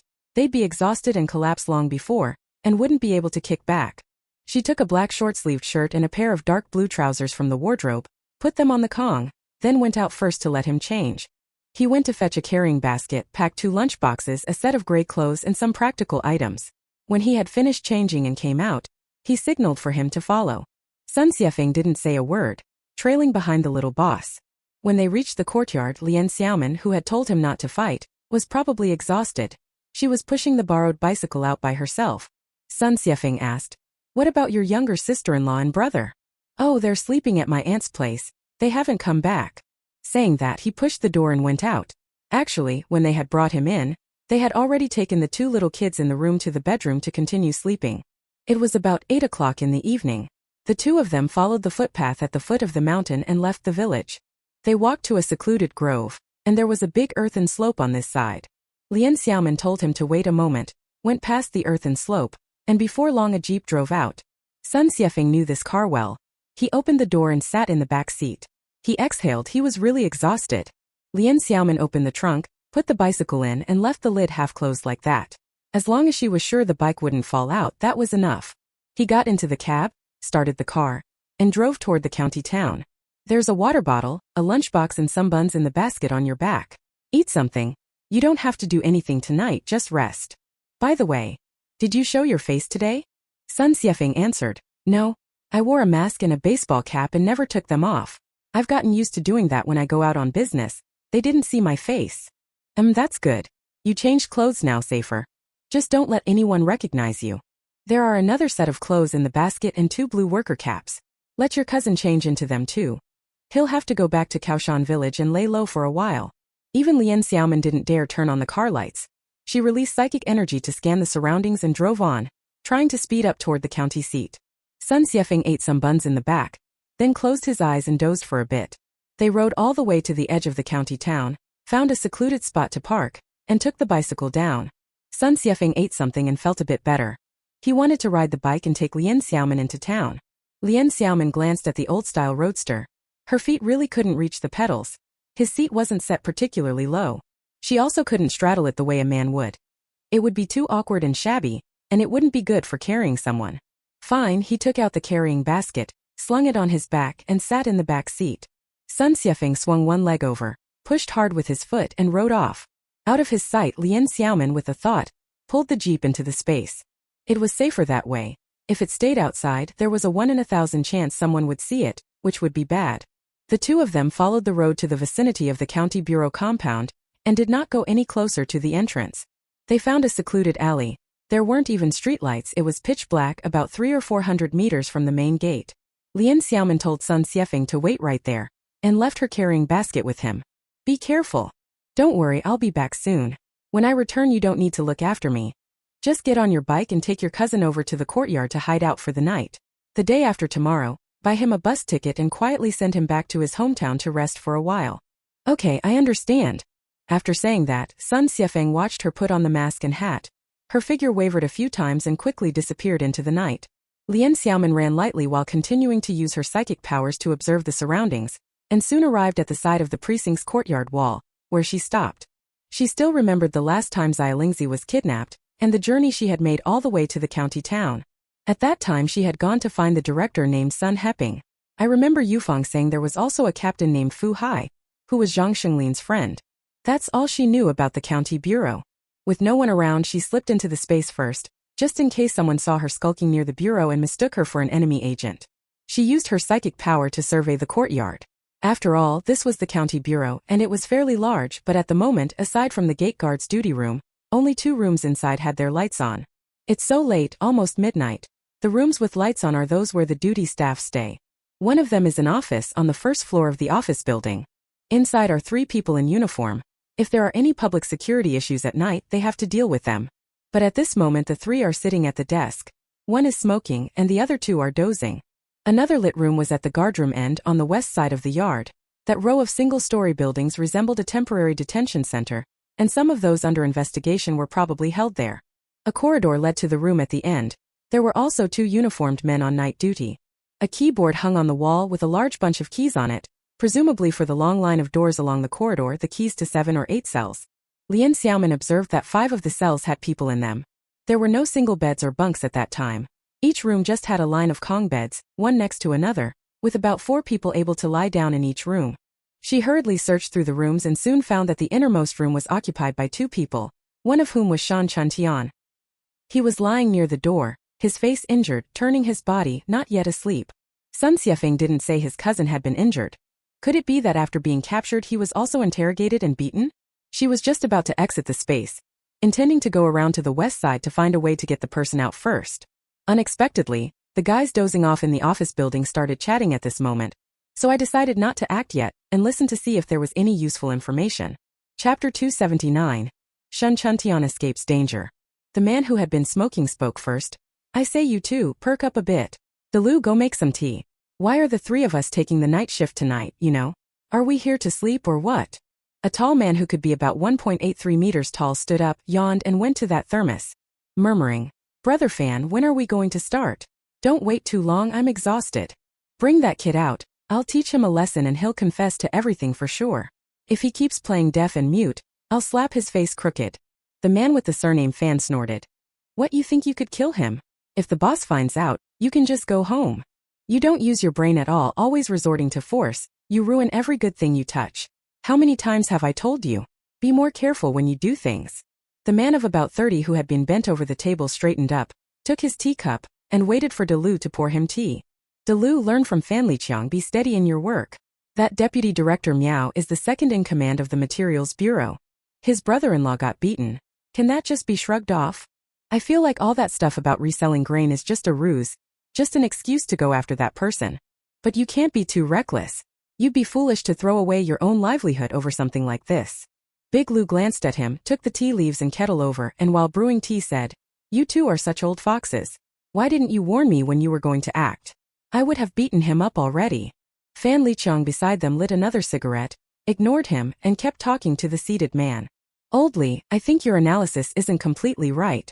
Besides wanting to teach that kid a lesson, they might actually have uncovered some new leads. I checked. Indeed, something happened over at Sandow Gully during the first month. They were after someone who was reselling several cartloads of rice and flour surnamed Qian. It's pretty much as Kai Wu described.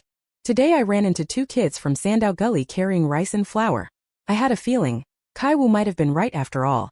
Maybe it's actually a lead. Too bad that masked kid got away. It would have been even better if we'd caught him." Old Li sipped his tea, thought for a moment and nodded. "You make a good point. Then tonight we'll try to break the guy in the cell, pry his mouth open. If it really is related to Qian Gui, we can squeeze Director Miao too. We won't be taking his money for nothing." Fan Liqiang exhaled a mouthful of smoke. Finish the tea to freshen up. Then go fetch the guy and continue the interrogation." Lian Xiaomin had a clear idea in her mind and remembered the key information. The deputy director of the Material Supplies Bureau, surname Miao. She privately guessed that Kai Wu had probably caught wind of Master Qian's grain smuggling operation and told his brother-in-law about it. After that, Mr. Miao used this lead to curry favor with his friends who were officials over in Fengtian. After all, in this era, trafficking large quantities of fine grain was no small matter. Who wouldn't want to win great merit, get promoted and make a fortune? Between officials, there are often chains of connections and entanglements, involving a lot of reciprocal interests. As for the Miao family and Kai Wu's debts, note them down for later, handle them after. Right now we must save the person.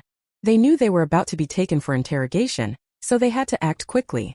If anyone could move faster than her, there probably really wasn't anyone. In a flash she slipped out of the space, her feet quick beneath her as she ran straight to the west courtyard wall, scaled it and leapt down, landing lightly on both feet in the yard. Near the gate by the guardroom, the outer door was latched from the inside at night. I suppose if someone tried to get in the middle of the night, they'd knock first. Only then would the duty room staff come out to open the door. But this was no problem for her. The bolt was functional and could be pushed back directly into the space. First, deal with those 2 duty staff. They were now sitting at the table dozing. With a thought, Xiaomin found in the space study the drug that could make a person sleep for 3 hours. Take a tiny pinch of the powdered medicine and sprinkle it through the air directly onto the 2 of their faces. The 2 of them quickly fell into a deep sleep.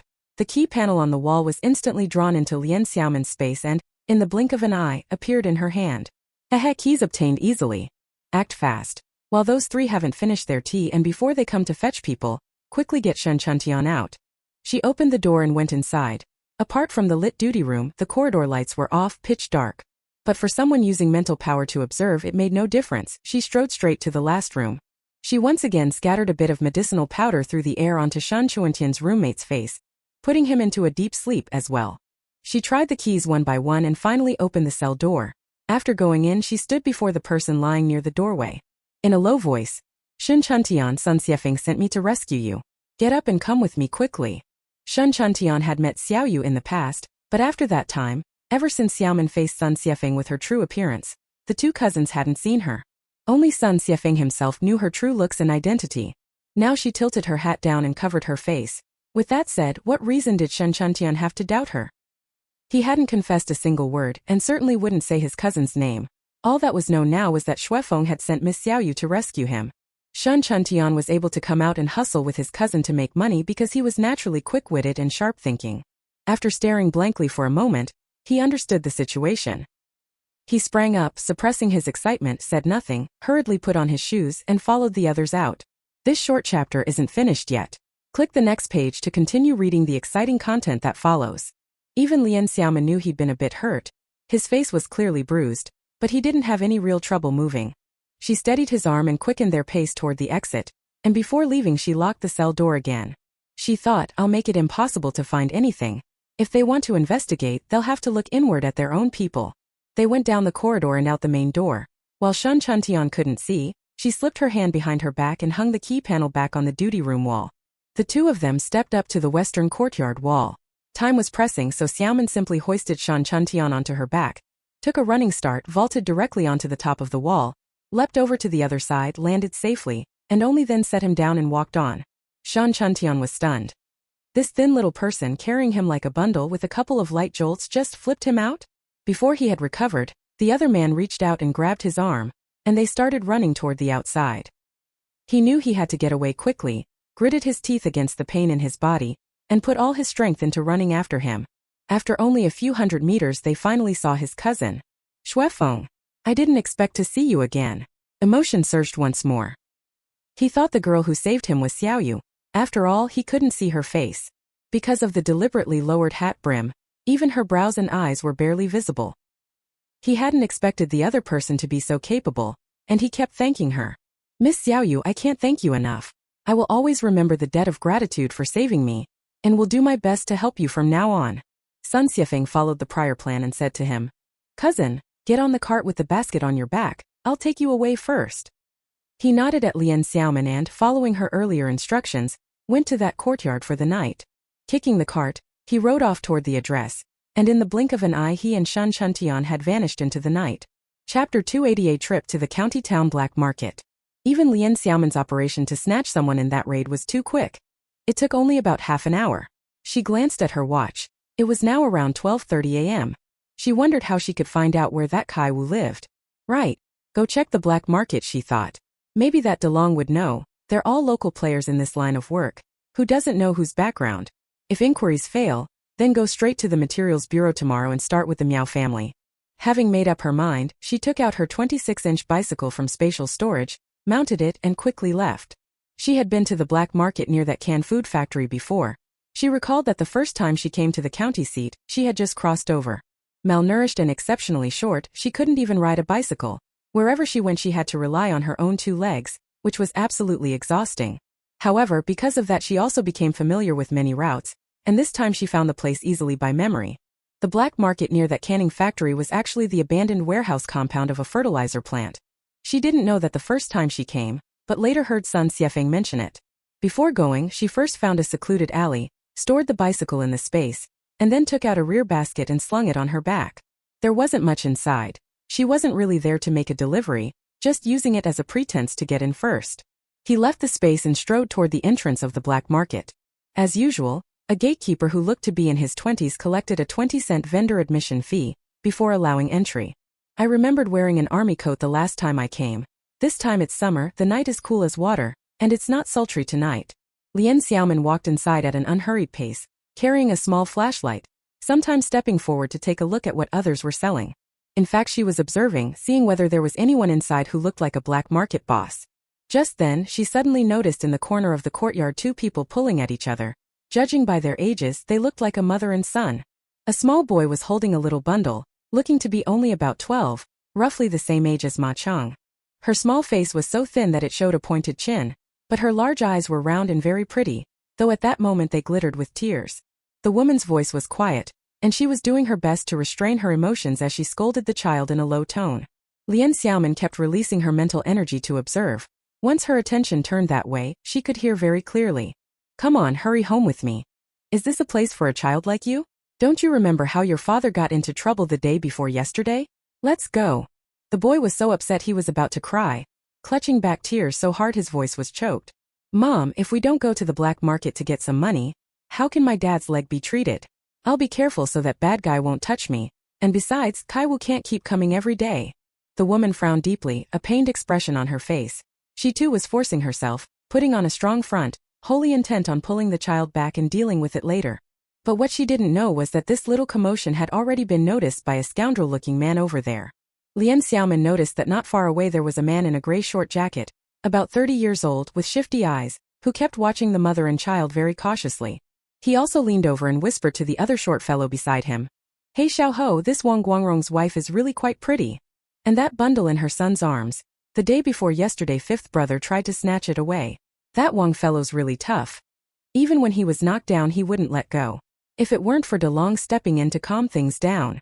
The short man called Xiaoho was pitch black, like a burned potato, and his small eyes brightened. Guadonki, what's so interesting in that bundle? How about this tonight? Hehe, you get the man, I get the goods. Sound good? We'll wait until DeLong's out of the way. Then make our move. Guadonki sneered and nodded slightly. The bundle contains gold seises from the Qing dynasty. Never seen them before, right?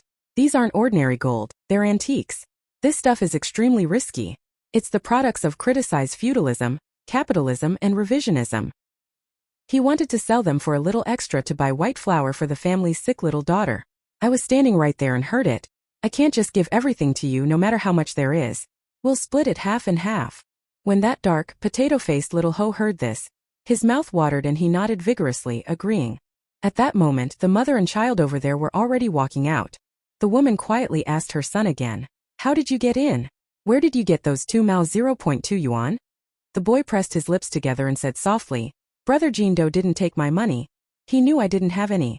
She had just said she went in to look for the child and hadn't given any money.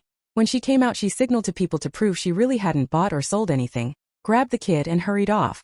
They watched as the two dark figures behind had already followed out, and even Xiaomin quietly moved toward the door. They couldn't just ignore it now that they'd run into them, and those two ruffians looked like they were familiar with Kai Wu. Since they couldn't find that big dragon, they'd start by interrogating these two. Seeing that the two were pretty good at putting on an act, and fearing the people at the door would notice they were tailing the mother and son ahead, they deliberately swung the coarse grain they'd just exchanged, pretending to be carrying it as they walked out. It looks like they just swapped some things and left.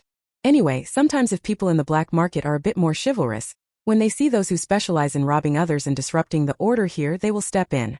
Hanging around the black market a lot, people here pretty much know what kind of person each lowlife is.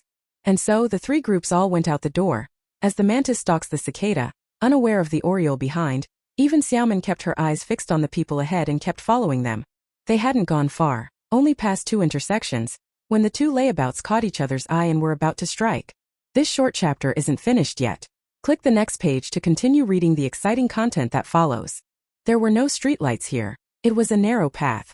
If they didn't act now, they'd almost be at Wang Guangrong's house. The two men suddenly lunged forward and trapped the mother and child there, each grabbing one and dragging them into a dead-end alley. The woman turned pale with fright. She was about to call out when she suddenly recognized them and instead grew particularly furious. "You two scoundrels! What are you trying to do? If I call for help and accuse you of molestation, you'll be shot." Guoluzi sneered.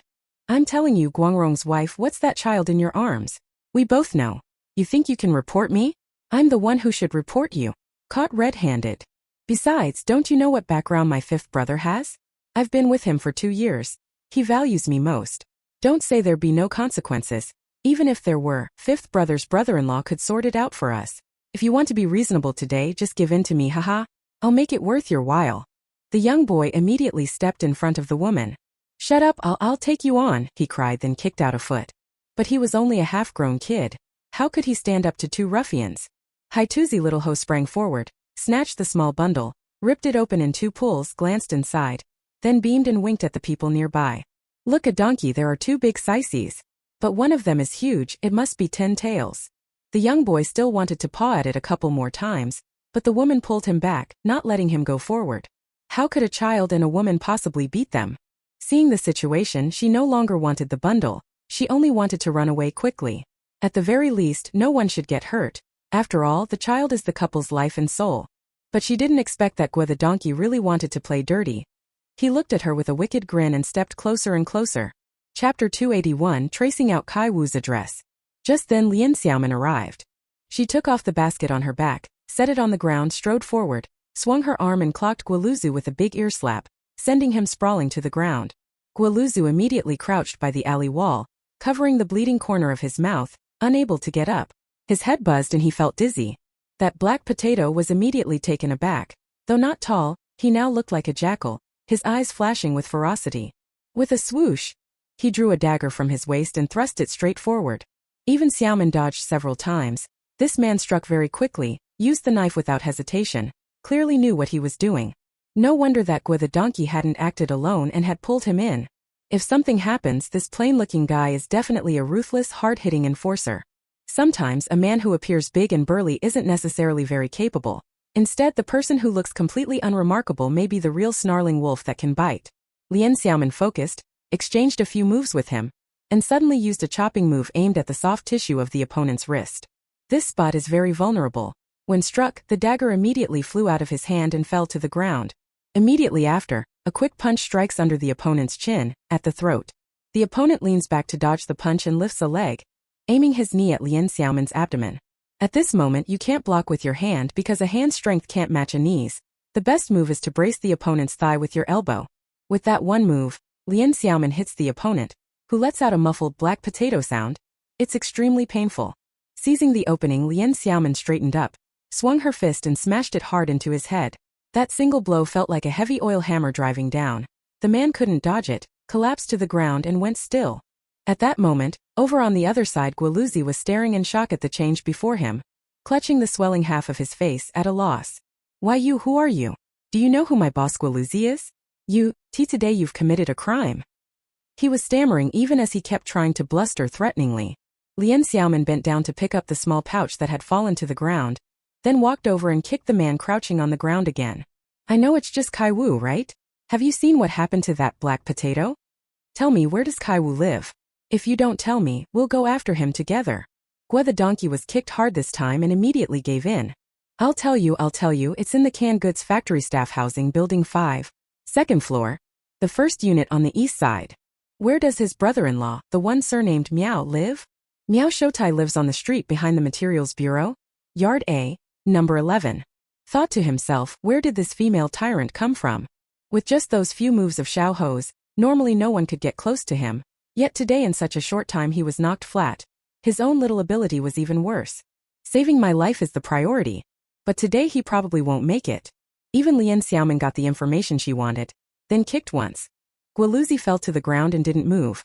After dealing with 2 drifters, Kaiwu's henchmen, she turned and walked up to the mother and son, handing the small bundle to the little boy. You're still young, don't go to the black market again. Look how close you and your mother came to getting into trouble. Where do you live? I'll give you a ride. Listen to the tone. This woman was clear-headed and already understood that the girl before her had come because of Kaiwu's 2 men. The night before last, the child's father was robbed by the 3 Kai brothers when he went to the black market to exchange goods. They pretended they wanted to trade with him, took him out to withdraw money and fetch flour, then beat him up and broke his leg. If it weren't for that black market boss, DeLong, stepping in and scolding those 3 men away, telling his underlings to send the head of the household back, the goods would certainly have been stolen, and there's no telling whether he would have been left alive. Miss, thank you for saving the 2 of us, mother and daughter. Otherwise, I really don't know what would have happened. Saying that, 2 silent tears fell. Life is truly too hard these days, sigh. Even Xiaomin saw the bitterness all over the other's face and, after thinking for a moment, could roughly understand what had happened to this family before. It seems the day before yesterday, this kid's father Wang Guangrong was beaten by Kai Wuga and the others until he had a fracture, and with money needed, the teenager sneaked off to the black market. Let's go, I'll take you back first and then we'll talk. Didn't you want to trade something? If you really want to trade, I can take your things. The woman's eyes brightened at once, and through tears she nodded. Really? Sister, come to my house later and take a good look. The 3 of them left the alley and walked forward. Lian Xiaomin had a thought and drew the 2 people from the alley behind her into the space, planning to deal with them on the back mountain when she had time. After walking past 2 more streets, they finally arrived at the gate of a courtyard. Looking at those 2 shabby rooms, it was clear the conditions weren't very good. Lian Xiaomin followed into the east room lit by a kerosene lamp and saw at a glance a man lying on the big Kong. His face was pale, his brow tightly furrowed, as if he were suffering even in his sleep. A little girl of maybe 3 or 4 was nestled beside him, one small hand still resting on her father's body. The door creaked and the little girl immediately woke, climbing up and rubbing her eyes. But the man did not wake. He remained in a stupor, looking badly injured. Brother, the little girl flung herself at the boy who had barged in first, her tiny voice threaded with a hint of grievance. Xiao, be good, don't be scared, he cooed. The boy, acting like a little adult, soothed his sister into sitting down first, opened the bundle, then turned to the masked woman and said, Benefactor sister, take a look. My father says it's a Qing dynasty gold size C, worth more than ordinary gold. Young master, there are more chapters after this one. Please click the next page to continue reading. It gets even more exciting. Even Xiaomin, seeing his eager little face, knew this kid wanted to exchange it for cash as soon as possible to take his father to see a doctor. She picked it up and tsk, what a coincidence. In her past life she had watched a TV program called World's Odd and Interesting Stories, that specifically featured this Qing dynasty turtleshell Tinliang gold ingot, weighing 365.6 grams. The ripples on the surface spread outward like waves from the center, extremely precious. At the Hangzhou auction the starting bid was 1.5 million. She had even discussed with colleagues that in costume dramas you often see people buying things with gold ingots, but according to the program, ancient gold ingots were not used as currency, they were mostly for rewards, gifts, and presenting to others. so it left a very deep impression. The boy in front of her actually handed over two. A large yellow croaker weighs only 312.5 grams. This gold ingot is heavier than the fish, and as an antique its value far exceeds that of ordinary gold. She nodded, then glanced at the boy's mother. She needed to confirm with the elders at home. The woman hurriedly said, "Miss, you can take it if you think it's right. Although this thing is precious, my in-laws said it's been passed down in the family. Given the current situation, we wouldn't dare to sell it unless absolutely necessary." Sigh, to be honest with you, the child's father originally had a worker's job at the canning factory, but our little daughter fell gravely ill. She's the apple of his eye. To treat her, he sold his job. All the money was spent and the illness was cured, but her father still hasn't found work. The household has no money or rations. Hearing the daughter talk in her sleep about wanting noodles, plain steamed buns, her father, such a big man, was heartbroken and cried. The night before last, he took his bundle to the black market, planning to risk it to exchange for some money, hoping that later he could buy a job again and then be able to buy some white flour to give the child a couple of meals. The woman spoke earnestly, truly hoping it could be sold so it would solve the family's difficulties. Chapter 282. Switch to a Qing dynasty gold ingot. She understood in her heart that although the young woman before her had her face covered and she didn't know what she was up to, she had saved the mother and child. She was a good person. Selling it to this benefactor would even save the trouble of going to the black market. What was there to hesitate about? The little girl sitting on the Kong tilted her head, listening to the adults talk, suddenly pouted and burst into tears. Xiao won't eat noodles anymore. Wah! The woman's eyes were wet. She hurried over to comfort the child. The little girl obediently stopped crying, only hiccuping now and then as she forced her tears back in. Even Xiaomin looked at the two heavy gold ingots in her hand. A large yellow croaker was 2,500, and the weight of one of these ingots would be worth almost 3,000 yuan. Moreover, the value of antiques in later generations is incalculable.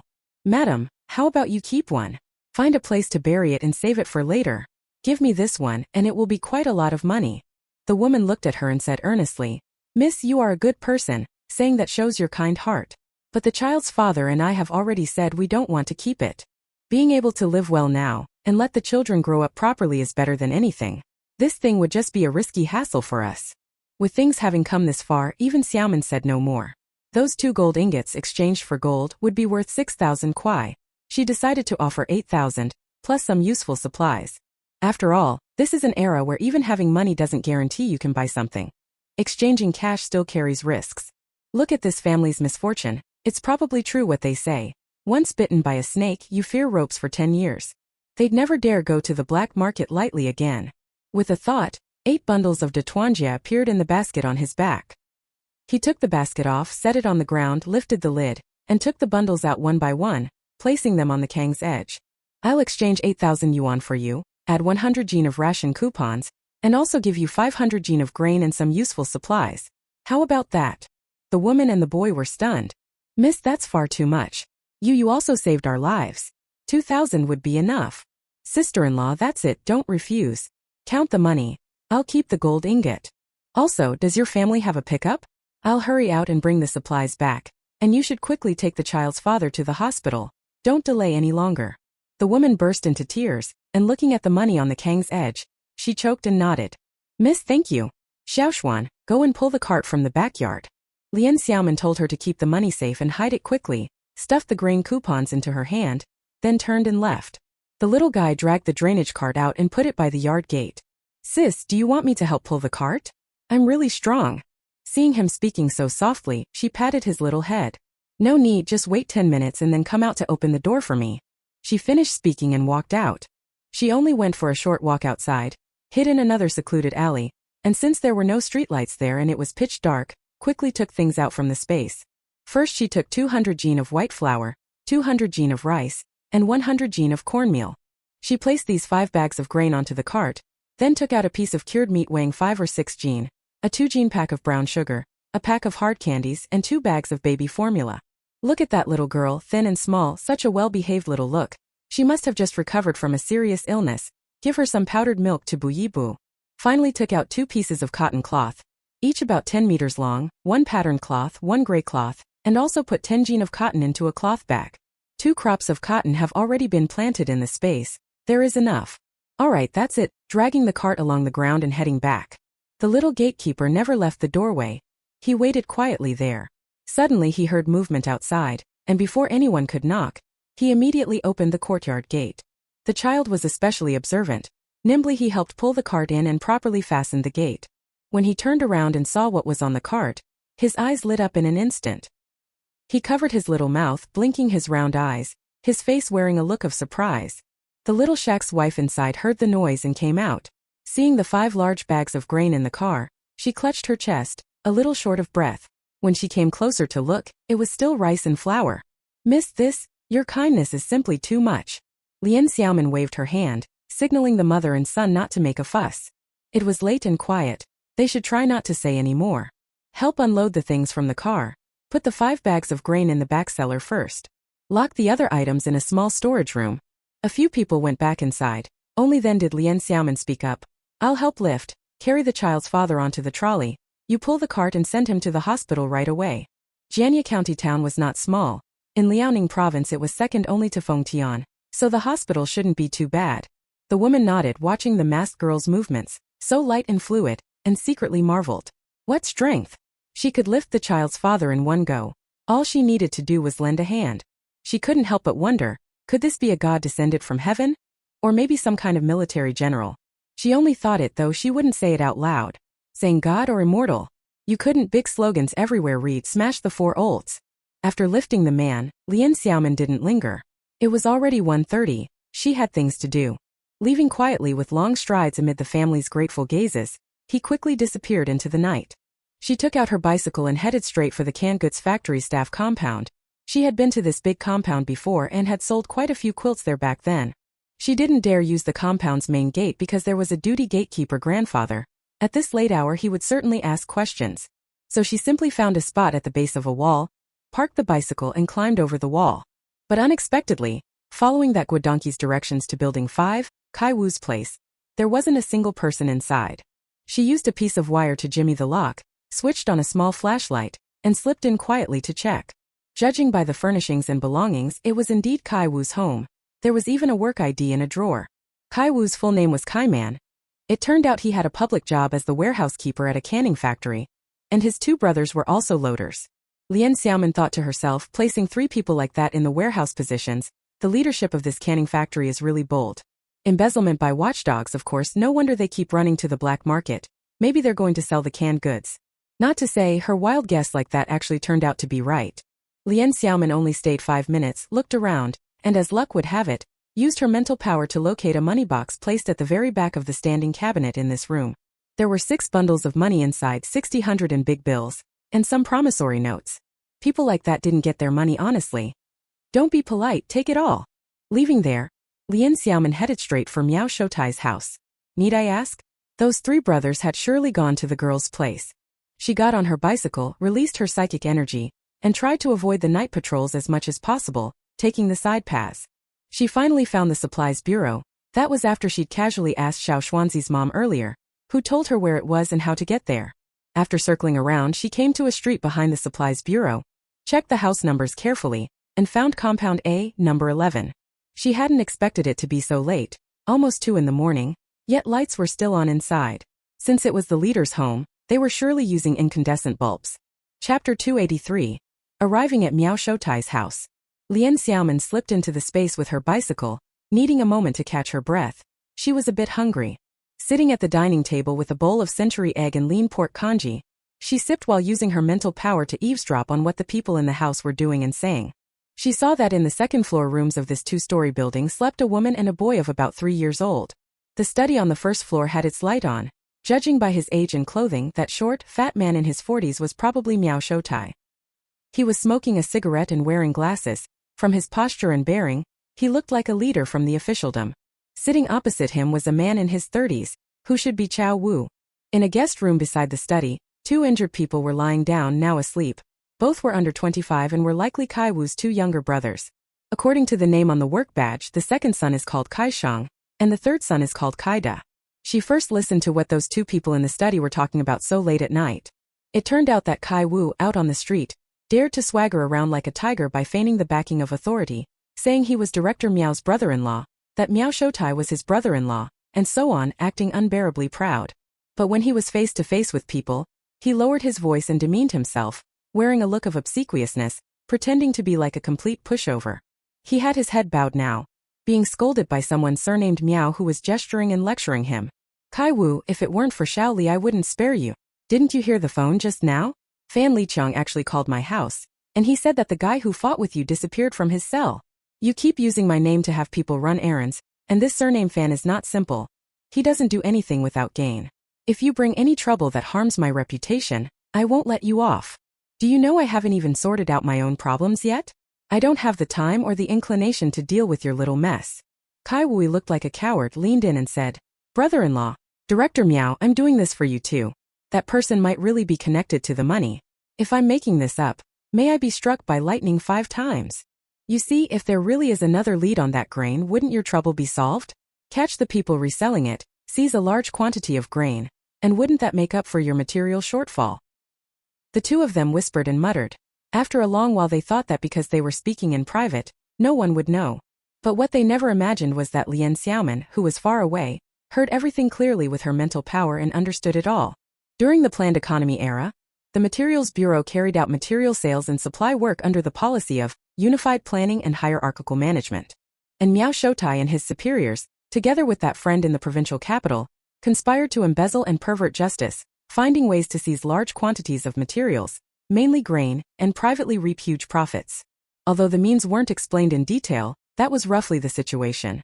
Originally, they had it all planned. They intended to pin everything on the head of the Jianye County Materials Bureau, Director Shi Yutao. Shi Yutao is upright and honest and clean in office. Trying to make him take the fall, they weren't fully prepared yet. This Director Shi who's being framed probably doesn't know he's about to suffer greatly. Unexpectedly, someone had already begun secretly investigating issues involving Miao Shoutai and others, uncovering some clues. The person conducting the investigation seems to include Sun Heping. Miao Shoutai was eager to plug the embezzlement first, get past this hurdle, and deal with the rest later. They temporarily discovered that Su Laosan from Fengtian and Qian Gui from Sandaogo were reselling large quantities of grain, and wanted to trace the larger sources behind them to confiscate the stockpiles and make up for the missing grain. But last time Qian Gui escaped and Su Laosan as the middleman didn't know the more specific sources, so that lead was cut off.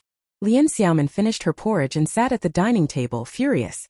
People were already short on supplies and living in such hardship. In this era most officials' households also worked diligently. Even a small team leader from Sandaogo, Zhang Shangli, would risk his own safety to buy grain so the villagers could eat. But in every country and every dynasty, there will always be some hateful corrupt official who does such immoral things. After listening for a while, the two of them behind kept talking about how to deal with Sun Heping. Kai Wu kept coming up with rotten ideas, and in the end they couldn't come up with any sensible plan. Miao Shoutai was sleepy and impatient. All right, go to bed. Xiaoli is letting the 3 of you stay at my place to recover. Behave yourself and don't cause any trouble recently. Don't meddle in the matter of people fleeing the station. You leave that to me to look into. Kai Wu stood up sullenly, bobbing and scraping, saying he'd definitely remember, then turned and left. He had only just reached the door when he immediately came back. What's the matter now? Don't tell me you're asking me for money again. Xiaoli has already secretly given a lot to you guys, hasn't she?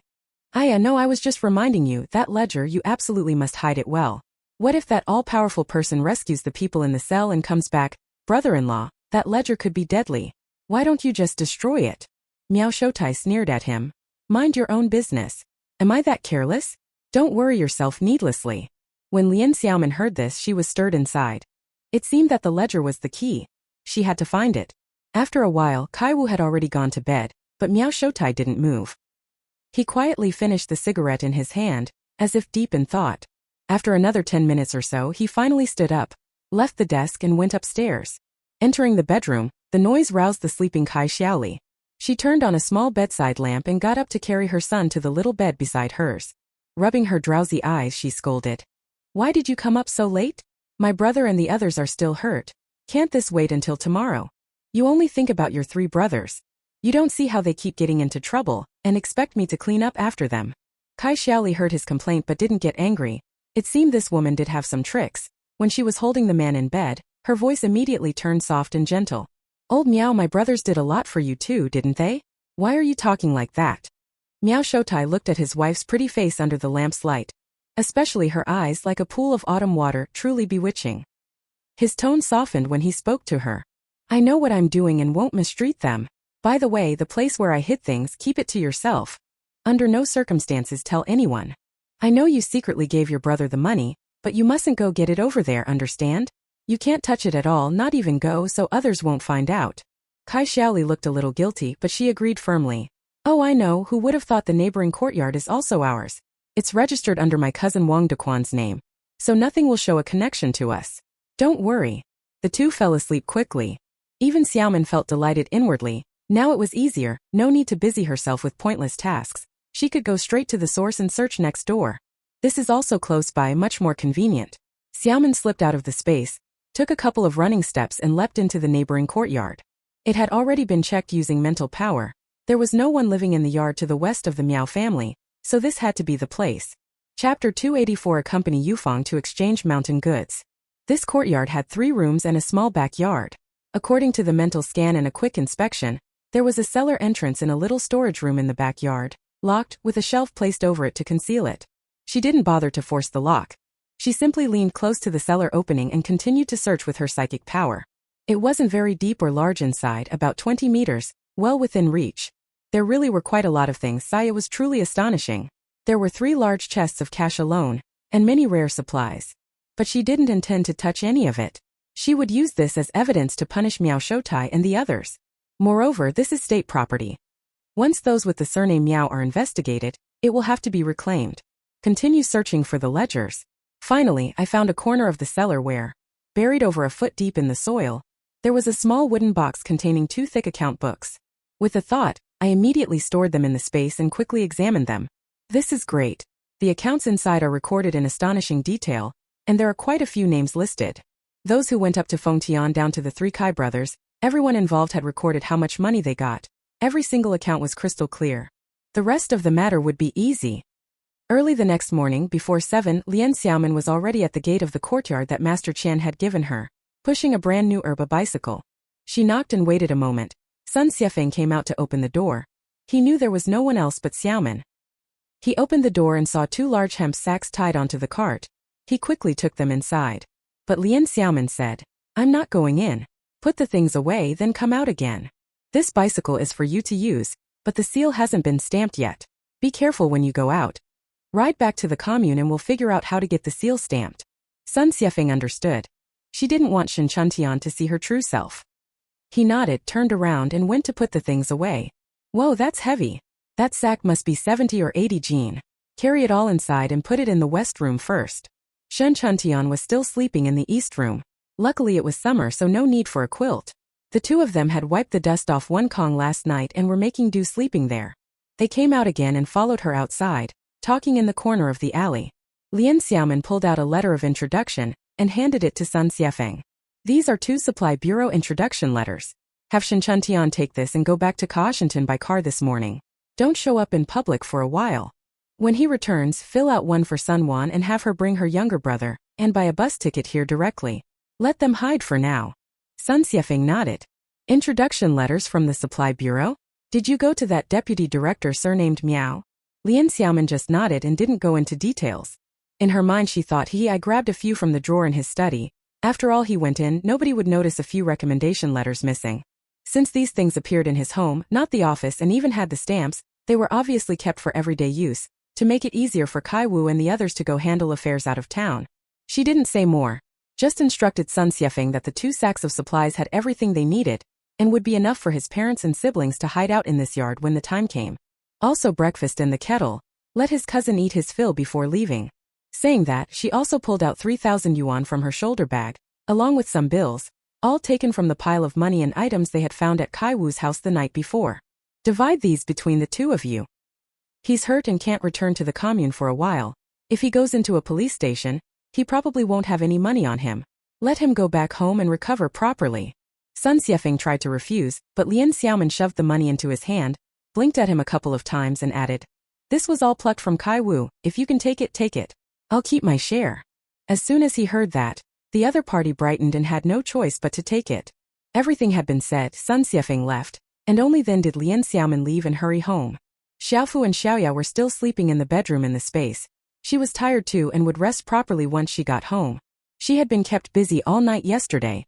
After obtaining the 2 ledgers as crucial evidence, He also wrote a note briefly explaining the matters involving Miao Shoutai and the others, packed everything in a craft paper bag, and quietly went to Sun Heping's house overnight to deliver it into his hands.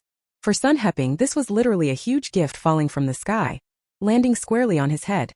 At 3 in the morning while he was asleep, he heard noise outside and alertly got up to check the yard, only to discover this document bag. He thought to himself, why does this scene feel so familiar? Hurriedly took it back to the study, didn't even sleep, opened it and examined it carefully. When I finished reading it, I nearly couldn't stand it. Might as well not sleep at all for the rest of the night. I grabbed the phone and called Captain Fu Hai's house, then laid out a series of orders and decided to act immediately. I was just afraid that if we were even a little late, Miao Shoutai would move the stolen money and goods. Lian Xiaomin had been watching in secret the whole time. Only after everything was secure, the people were arrested, and the stolen items retrieved did she leave as if nothing had happened, hiding her contribution and fame. After saying goodbye to Sun Xiafeng, she returned to the Sandow ditch house in the morning, and took the 2 little kids out of the space. Little Ye and little Fu could feed themselves now. She had long ago set up a small table on the bedroom carpet and put out breakfast, so the 2 kids ate the rice porridge as soon as they woke up. Even Xiaomin carried a big watermelon and took them to their aunt's house, where they played together with Xiaofeng and Zhang families Daodu and Mili. She also greeted Yufeng, saying she hadn't slept well and was going back to catch up on sleep. Yufeng took the big watermelon and smiled. Xiaomin, looking at the dark circles under your eyes, where were you sneaking off to at night? Go back and sleep now. Lian Xiaomin grinned. Where do you think I could have been? You don't know. I even found 3 big boxes of money, but I didn't touch any of it. That was a dream you had in your sleep. Lian Xiaomin laughed as she turned to leave, thinking, my dear Feng, your sister really didn't lie to you. In the blink of an eye more than 10 days had passed, and even Xiaomin hardly went out. That evening she was having dinner at her aunt's house. After the meal, before she could take the 2 little kids back, Yufeng pulled her into the yard to whisper. Xiaomin, I'm begging you for a favor. Will you take me to the commune hospital's little black market tonight? Okay? What's wrong with that? Do you want to exchange something? Yufeng whispered in her ear. I want to trade the mountain goods I picked for a piece of cloth. I saw Li Ji's clothes are all torn. I've never been to the little black market either. I want to go take a look. I heard quite a few people from our village secretly go there to swap mountain goods for money. Oh my, how sour. Even Xiaomin felt a wave of envy watching her good friend fall in love. The single dog was a little bit provoked. But Yufeng was a shy person, so she didn't tease her. She simply patted her chest. No problem, then let's go. Whatever you want to do. I'll escort and protect you. Yufeng was an honest person. It was the first time she had been asked for a favor, of course she'd accompany her. Just think of it as a little walk after dinner. Chapter 285, Buying Cloth. As soon as Lian Xiaomin entered the room, she said to the 2 little kids, Xiaofu Xiaoya, you 2 sleep with Sister Xiaofeng tonight, okay? Sister will come pick you up again tomorrow, how about that? Ooh yay. The 3 kids knew they could sleep on the same Kong tonight and were overjoyed, making a racket, howling and shouting, chirping excitedly. Hearing the commotion, the triplets on the other side also clamored to sleep with their older brother and sister. Oh dear, the room was a mess, high-pitched baby voices non-stop. Each shout higher than the last, each wave louder than the one before. It was driving everyone crazy. Lian Xiaomin hurriedly stepped back out. She couldn't hold on any longer, her head buzzing. There are now 6 kids on this Kong. If Auntie has another, it will be 7 kids on one vine afterward. Hey gourd baby. Kids just like to compete while talking. That day Xiaofu and Daodu were even competing at reciting nursery rhymes. You sing one, I sing one, little mouths chattering non-stop, always reciting without a pause. It's really endearing. Li Shanghai came over and asked, is it Yufeng going to sell mountain goods? See, I told you I could go. Yufeng hurried over and said, brother, you have to work tomorrow, go to bed early. With Xiaomin here, what could possibly happen? Don't worry. The village is full of educated youth. Every family's sister-in-law goes to swap.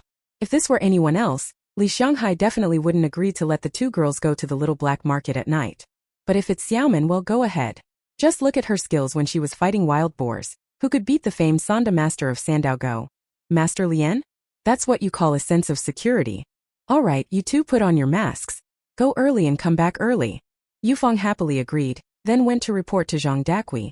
She knew that with Xiaomin escorting them, the family would surely consent. The 2 left the house after 8. Xiaomin even pushed their uncle's bicycle, and Yufeng tied the 2 baskets of mountain goods, mushrooms, wood ear fungus, hazelnuts and the like, to both sides of the rear seat. The 2 pushed the bike and headed for the commune. After the road was repaired, 7 or 8 li no longer seemed far. Around 9 or 10 at night, just when the little black market began to get busy, They arrived and looked around the alley for a place to unload both baskets. Lian Xiaomin parked her bicycle, turned on a small flashlight and handed it to Yufeng to light the way. Anything edible sells well. Yufeng had a scale ready, and before long someone came over to ask. You could tell at a glance these were mountain goods gathered by fellow villagers, pretty good stuff. In less than half an hour, both baskets were sold, bringing back a total of 6 yuan and 60 cents. Yufeng happily pinched the handful of Mao tickets in her hand. With this, she was already very satisfied.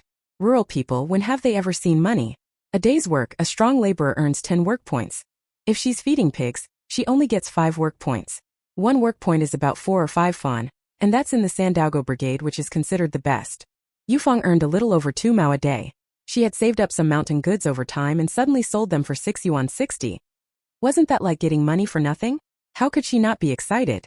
No wonder, ever since Li Shanghai went to work at the cotton mill and got a fixed monthly wage of 27.5 yuan, the news spread like it had wings. It really was like a thunderclap, exploding throughout the village and earning the envy of so many people.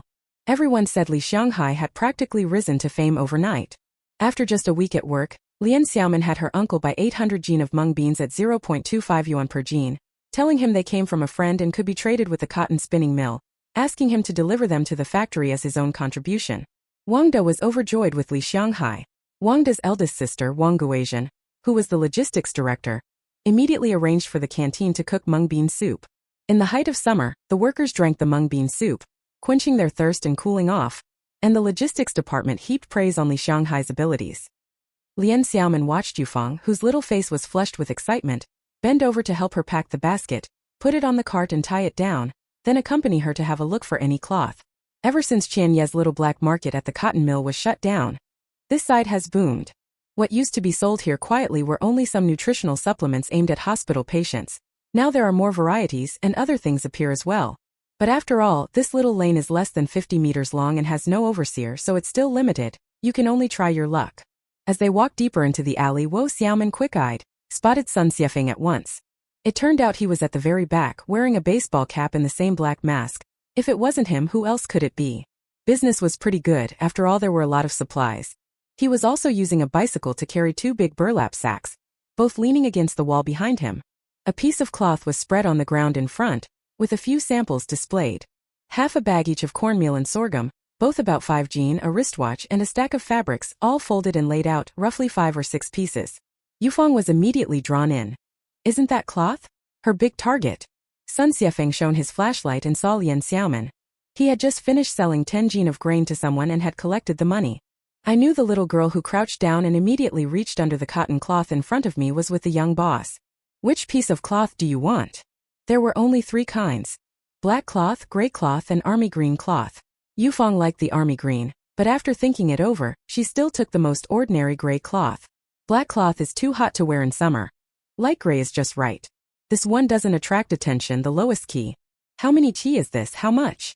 Ling Xiaomin stood behind and made a 6 gesture at Sun Xiefeng, meaning there were only 6 kuai in her pocket. How come you wouldn't leave Xiaofeng 60 cents?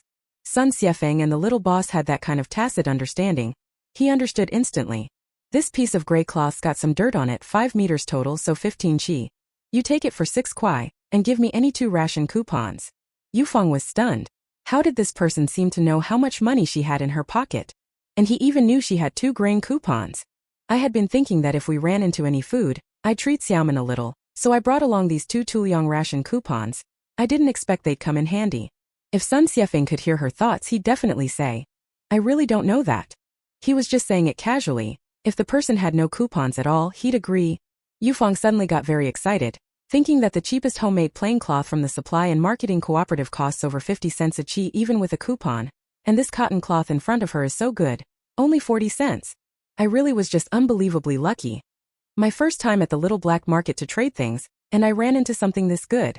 Without a second thought, she quickly pulled the Mao tickets out of her pocket, counted them several times, sure enough 6 kuai, and handed them over along with 2 grain coupons. Sun Xiefeng received the money, laid the cloth into the other's hand, then picked up a pink gauze scarf that had been underneath and stuffed it into her hand. Consider this a little something extra then. Yufeng was so delighted her grin nearly split her face. This gauze scarf was so bright. When had she ever seen pink? It looked lovely whether tucked into a braid or wrapped around the head. The road was so dusty. If any girl had a gauze scarf to drape over her head and tie at her throat, she'd really feel refreshed. She straightened up, packed everything into the cloth bag Xiaomin had given her, slung it over her shoulder, hooked her arm through her good friends and set off. He finally answered the little girl's question correctly.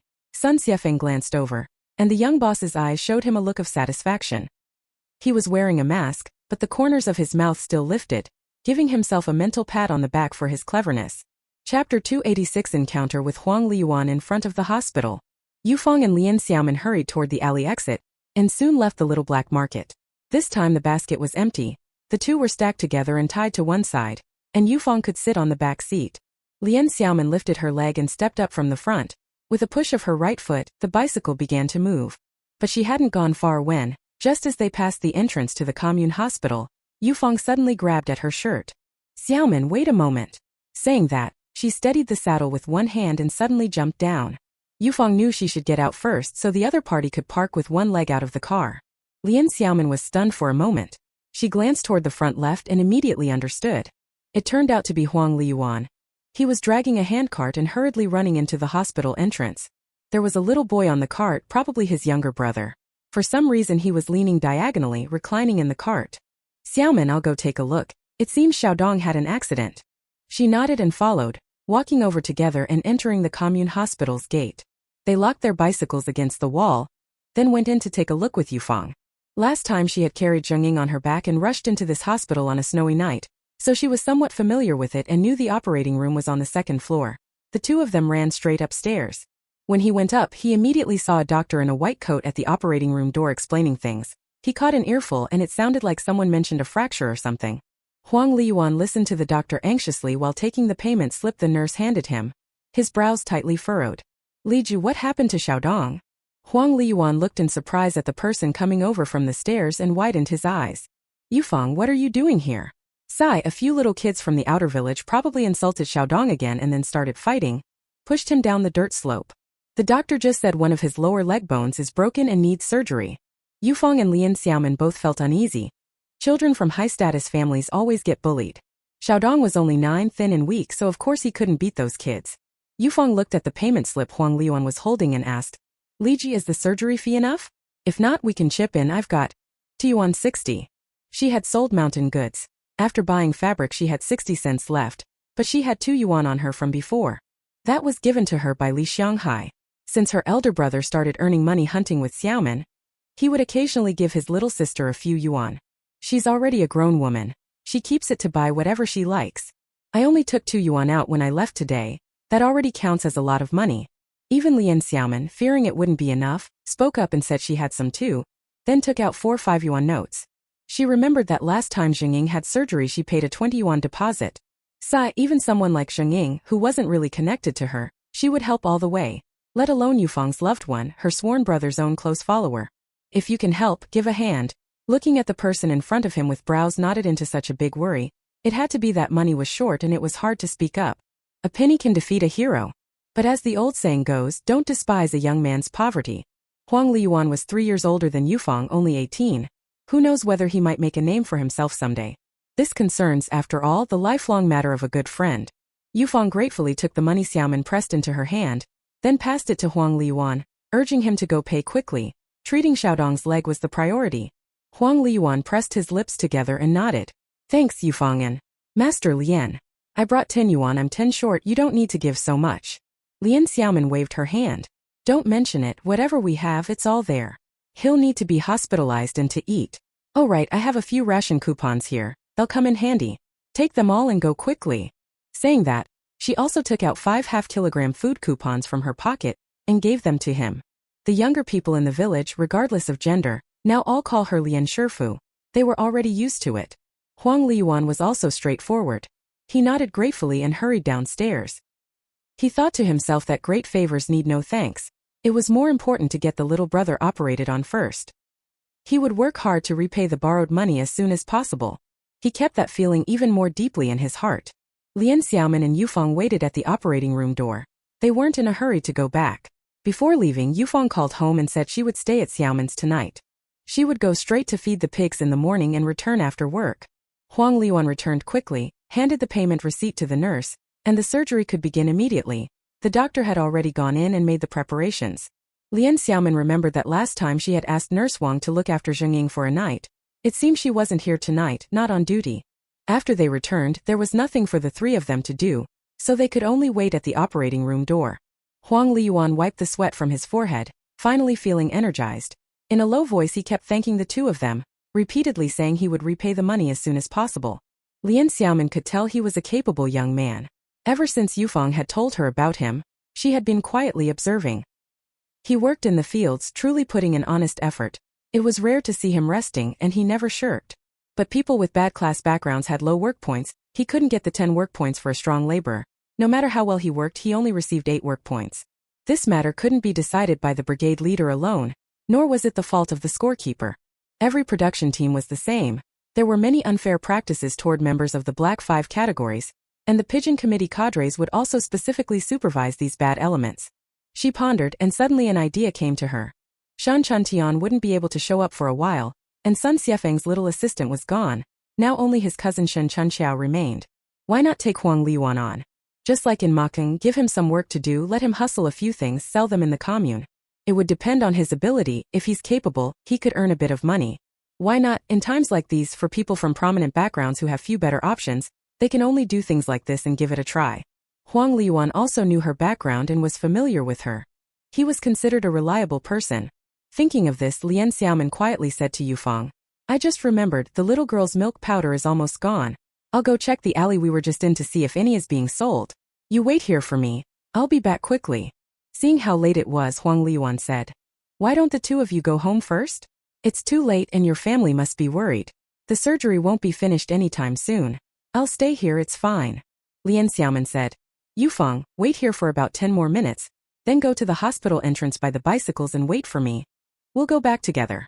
Yufeng nodded and agreed. Only then did Lian Xiaomin leave the hospital, return to the small black market, and go straight to find Sun Xiefeng. When Sun Xiefeng saw that she hadn't been gone long and had come back, he stood up. What's the matter? Why are you back? Lian Xiaomin stood at the base of the wall, leaned in close and whispered to him. There's something I'd like you to handle. She told him about Huang Liyuan's background and asked Shen Chunxiao to look for an opportunity at the hospital to get to know him, see if he'd be willing to act as an assistant, to handle some grain and supplies and sell them at the commune. Give him a commission so he can earn a little money by his own ability. Sun Xiefeng grasped it immediately. I understand everything now. Don't worry about this. By the way, tomorrow afternoon I'm going to Hongxing Farm to rescue Mom and Dad. Sun Wan and Xiaowei have already left Kaoshantan and gone to hide in that courtyard in the county seat. They also told me to thank you. Lian Xiaomin nodded. So are everything for tomorrow arranged? It's arranged. However, when they tumble down the earth slope they might get injured. My uncle and I have taken care of the follow-up preparations, so rest assured. Chapter 287, Entering July, Torrential Rains Strike. After saying goodbye to Sun Xiefeng, Lian Xiaomin did not waste any more time. She thought for a moment, put a bag of milk powder for a little over 2-year-old baby into her shoulder bag, and headed straight for the hospital. Yufeng was already waiting downstairs, with Huang Liyuan standing beside her. You two hurry back and be careful on the road. I said goodbye to him, and Lian Xiaomin rode her bike taking Yufeng back to the village. Along the way, Yufeng held the flashlight and they chatted. Xiaomin, I think Xiaodong is too pitiful. Since I bought so much fabric today, I'll make him a set of clothes. That little guy only has one pair of trousers, patch upon patch, and they're even stained with blood now. Lian Xiaomin rode her bike and said, You spent all the money from selling mountain goods on fabric and want to make clothes for someone else. Would your mother be happy about that? My mother said the mountain goods I collected myself. The money from selling them is all mine. Actually, she knew it was fine that I made clothes for Ligay and Xiaodong. That early winter, my eldest sister was pregnant and fell on the road back to her parental home. By chance she ran into little Li Zigu.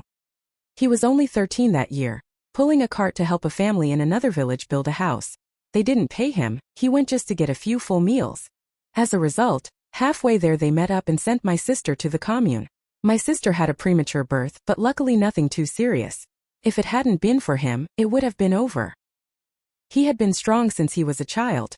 No other kid could have pulled him. He ran such a long distance. At that time the road from the village to the commune hadn't been built yet. It was quite far. Lian Xiaomin understood, so there were so many stories. No wonder she'd been puzzled before. How could straightforward Yufeng hide so much from her family and do so many things?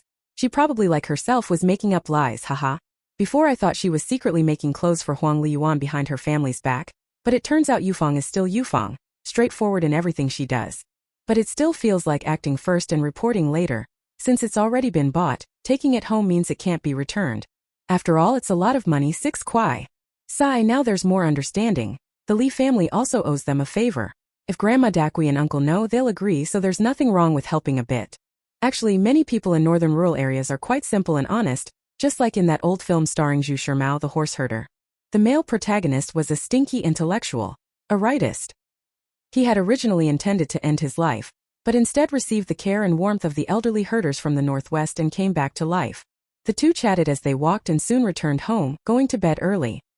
By July, 4 days had flown by, and even Xiaomin was preoccupied with worrying about Sun Xiefeng's parents fleeing the farm, afraid something might go wrong.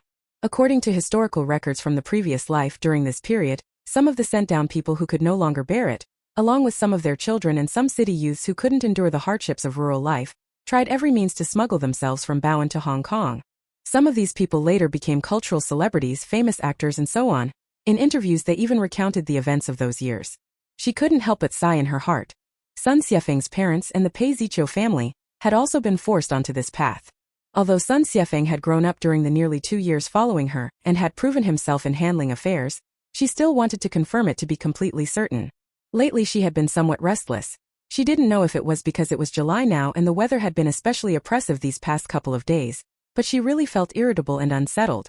That afternoon, just after she arrived at Sun Xiefeng's house, the sky turned dark with clouds, and before long there was thunder and lightning and a torrential downpour began. Sun Xiefeng told her about what happened. It was frightening but not dangerous. Her parents had some abrasions, but no broken bones or serious injuries. He and his uncle each rode a bicycle and through the night, took the two of them to Jianye County, quite a long way. They rested along the way, stopping and going, and finally arrived. Fortunately it was summer. If it had been the dead of winter with snow-covered roads, it would have been much more difficult. My parents and my younger siblings, the whole family has finally reunited. They were so overjoyed they cried. The tears flowed all through the night. Now they're all in the county town courtyard, keeping their doors shut and not going out, hiding for a few days. There is also a cellar in that backyard. If anyone comes, as long as they hear any noise they can hide people there. Even Xiaomin nodded. Grandpa Qian had mentioned it to her, because that courtyard had been empty for a long time, and he wasn't someone to be trifled with. The people around just assumed it had always been empty, but they didn't dare to make any moves. No one would go there lightly. After talking about these things, Sun Xiefeng added that after returning he asked his cousin, and the matter was handled quite smoothly. Shan Chunxiao used a little trick. He hired 2 thugs, gave them 2 jin of rice and staged a scene on Huang Liyuan's way to buy lunch at noon. They pretended to have a grudge against him, snatched his things and even tried to hurt him. It turned out Huang Liyuan was actually quite righteous and pretty brave. He went up and landed a series of continuous kicks, really fierce ones. He drove the 2 thugs away and saved Shin Chunxiao. Because of that, later on he also gave the guys an extra 2 jin of rice. Shin Chunxiao was 3 years older than Huang Liyuan. The two became good buddies, and to thank Xiao Lizi, he said he would take him along to deal in black market goods and asked if he was willing. When Huang Liyuan heard that, how could he hesitate?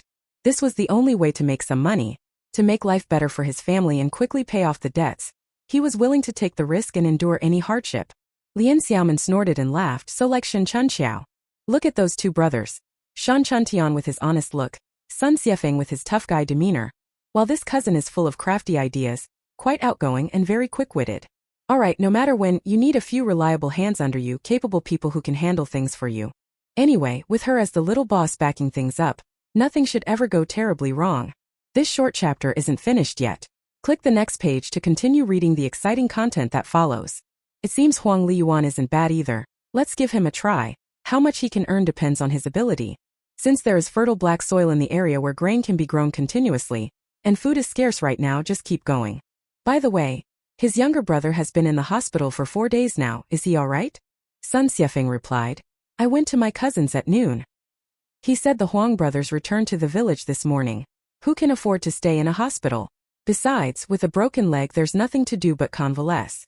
Better to return early to save money. The cousin also first took 10 jin of millet, asking Xiao Lizi to take it back so the younger brother can get some nourishment. They had talked until they were nearly done, but the rain outside showed no sign of letting up. Sun Xiefeng gazed out the window and couldn't help but sigh a few times. He remembered when he was a child. One summer there had been a heavy storm and the Lin River had flooded. Several of the middle school students at his father's school lived in the villages along the Lin River. They usually boarded at school and it happened to be summer vacation so they couldn't get home. Worried something had happened to their families, they were in tears.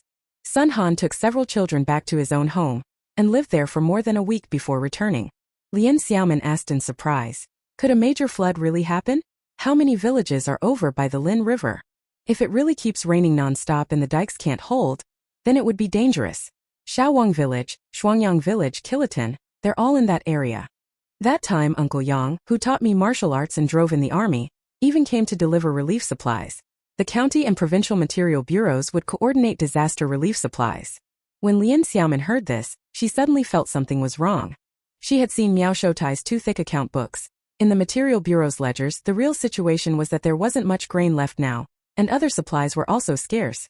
The outlook was very bleak. If they suddenly needed to send supplies to the disaster area, it would be worrying. There would definitely be a shortfall. No matter what, Linha Riverside has 3 villages, and that's quite a few people. Ah heavens, please bless us, I hope this rain stops soon. Chapter 288 Aunt Safe Childbirth in the Rain. By almost 6 in the evening, Lian Xiaomin decided not to wait any longer. This downpour showed no sign of ending, steam rising off the courtyard ground. It certainly wouldn't stop in the short term. She stood up, planning to go back. Sun Xiefeng found an umbrella for her. There was nothing else. No need. When I left, the weather looked especially oppressive, so I was expecting rain and brought a raincoat. She lifted the knapsack she had brought, took out the most ordinary army green raincoat from the space inside, put it on and went out like that. She didn't have Sun Xiefeng come out to see her off. She simply pushed the bicycle away. Walking in the downpour, she immediately felt like she was being pounded by the rain. Before leaving the alley mouth, she took a diving mask out of the space again and hurriedly put it on. There wasn't a soul on the avenue. No one could see what was on her face, and with that it was almost possible to ride a bicycle. Otherwise, the cold, icy rain would lash her face hard, making every step difficult. The main problem was that she couldn't open her eyes. And so, sometimes riding, sometimes pushing the bike on foot, she struggled along for a very long time before finally reaching near the village entrance. The village path was all water. The phrase arduous trek wasn't an exaggeration at all at that moment. That was just her and her gear. It was likely Li Xianghai wouldn't be able to get home from work today. Most likely he'd have to rough it at the office for the night. Before entering the village, she first stowed the 26-inch bicycle and the diving mask into the space, then walked all the way to her aunt's house. I finally stepped into the courtyard, my plastic sandals covered in mud. But the moment I entered, she sensed something was wrong. Grandma Dakwi was in the kitchen heating water, ladling scoop after scoop into a basin. This scene was all too familiar. A bad feeling rose in my chest. Could Auntie have gone into labor 10 days early? The due date is mid-July. When Lian Xiaomin gave birth to triplets early last year, it was also many days ahead of schedule. But this time her belly isn't that big. And it's early again? She had no experience, didn't understand at all. Her heart was pounding faster and she began to get nervous. Zhang Dakwi was busy and drowned out by the sound of the heavy rain. Didn't hear anyone come into the yard. When she looked up, Xiaomin was already at her side. Auntie Dakwi, is my aunt going to give birth early? Lian Xiaomin asked anxiously. Xiaomin, you're back. Your aunt has gone into early labor. But Auntie Chan and her daughter-in-law Tsuelan are here. And they say the baby's position is fine, so don't worry. Oh good. How long has it been? She asked as she set the soaking basket on the ground, took off her raincoat and hurried to help. It's been over 2 hours. I just asked Aunt Pan. She said it's probably soon. Go inside and quickly change your clothes so you don't catch cold. I'll manage. Okay. Big Chui Granny. Call me if you need anything. She walked through that kitchen and went straight into Zhang Dakwi's room on the east side. Yufeng was inside watching a bunch of little ones. The triplets were 1 year and 5 months old, restless as ever. Little children can't be left alone, and if you're not careful they'll bump or hurt themselves. Xiaofeng had them sitting around together on the big Kong, and this older sister was really excellent. They passed a small bag back and forth, much like the game of passing the parcel. Yufeng, are there any of your clothes in this room? Find me something to change into. Yes, I'll find you something. She opened the Kong cabinet and rummaged through things, first taking out a new towel, then a new dress that hadn't been worn and handed them over. Xiaomin, use the towel to wipe the water from your head. Don't catch a chill. After my mother finishes heating the water, I'll make you some ginger soup. The sister-in-law's delivery went fairly smoothly, so don't worry. Even Xiaomin knew the other woman was afraid she'd get worked up. When her aunt had the baby last time, she had been terrified and all tense, which didn't really help much. Her experience in this area was truly zero, so she just got flustered. This skirt was made for you by my aunt. Why haven't you worn it yet? I don't need to wear it. Just find me a short-sleeved top, that's fine. It's okay if the pant legs get a little wet. In such a heavy downpour, even though she wore a raincoat, a lot of rain still poured into the collar and got her neck wet. Yufeng had no choice but to find her another top. Xiaomin took it, opened an umbrella and went next door to change. About half an hour later, Aunt's fifth child was finally born safely in this weather. What a little rain god. It was a baby boy, 6 Jin and 2 Liang. Even Xiaomin finally breathed a sigh of relief. As long as the adults and child are safe, that's all that matters. After the room had been tidied up, Zhang Dakui gave the midwife 1 yuan, took 2 Jin of sorghum, and couldn't see them out the door, only thanked them a few more times. The mother-in-law and daughter-in-law exchanged a few congratulatory words, opened their umbrellas and went back. Lian Xiaomin went into the west room to see her aunt and the baby. Lian Xiaomin was still in decent condition, only exhausted as she leaned on the pillow to rest, quietly watching the little one lying beside her. Zhang Dakui gently picked up her little grandson, overjoyed and utterly delighted. Xiaomin, how about you give this kid a pet name? Lian Xiaomin laughed. He's so fair and chubby, let's call him Dun Dun. Anyway, pet names are just for when kids are little, given casually one after another. The formal names had been prepared in advance for both genders. If it's a boy, he'll be called Li Xianfeng. Sigh, unfortunately Li Xianghai couldn't come back anytime soon. He probably couldn't have imagined that today the family gained another child and he'd become a father again.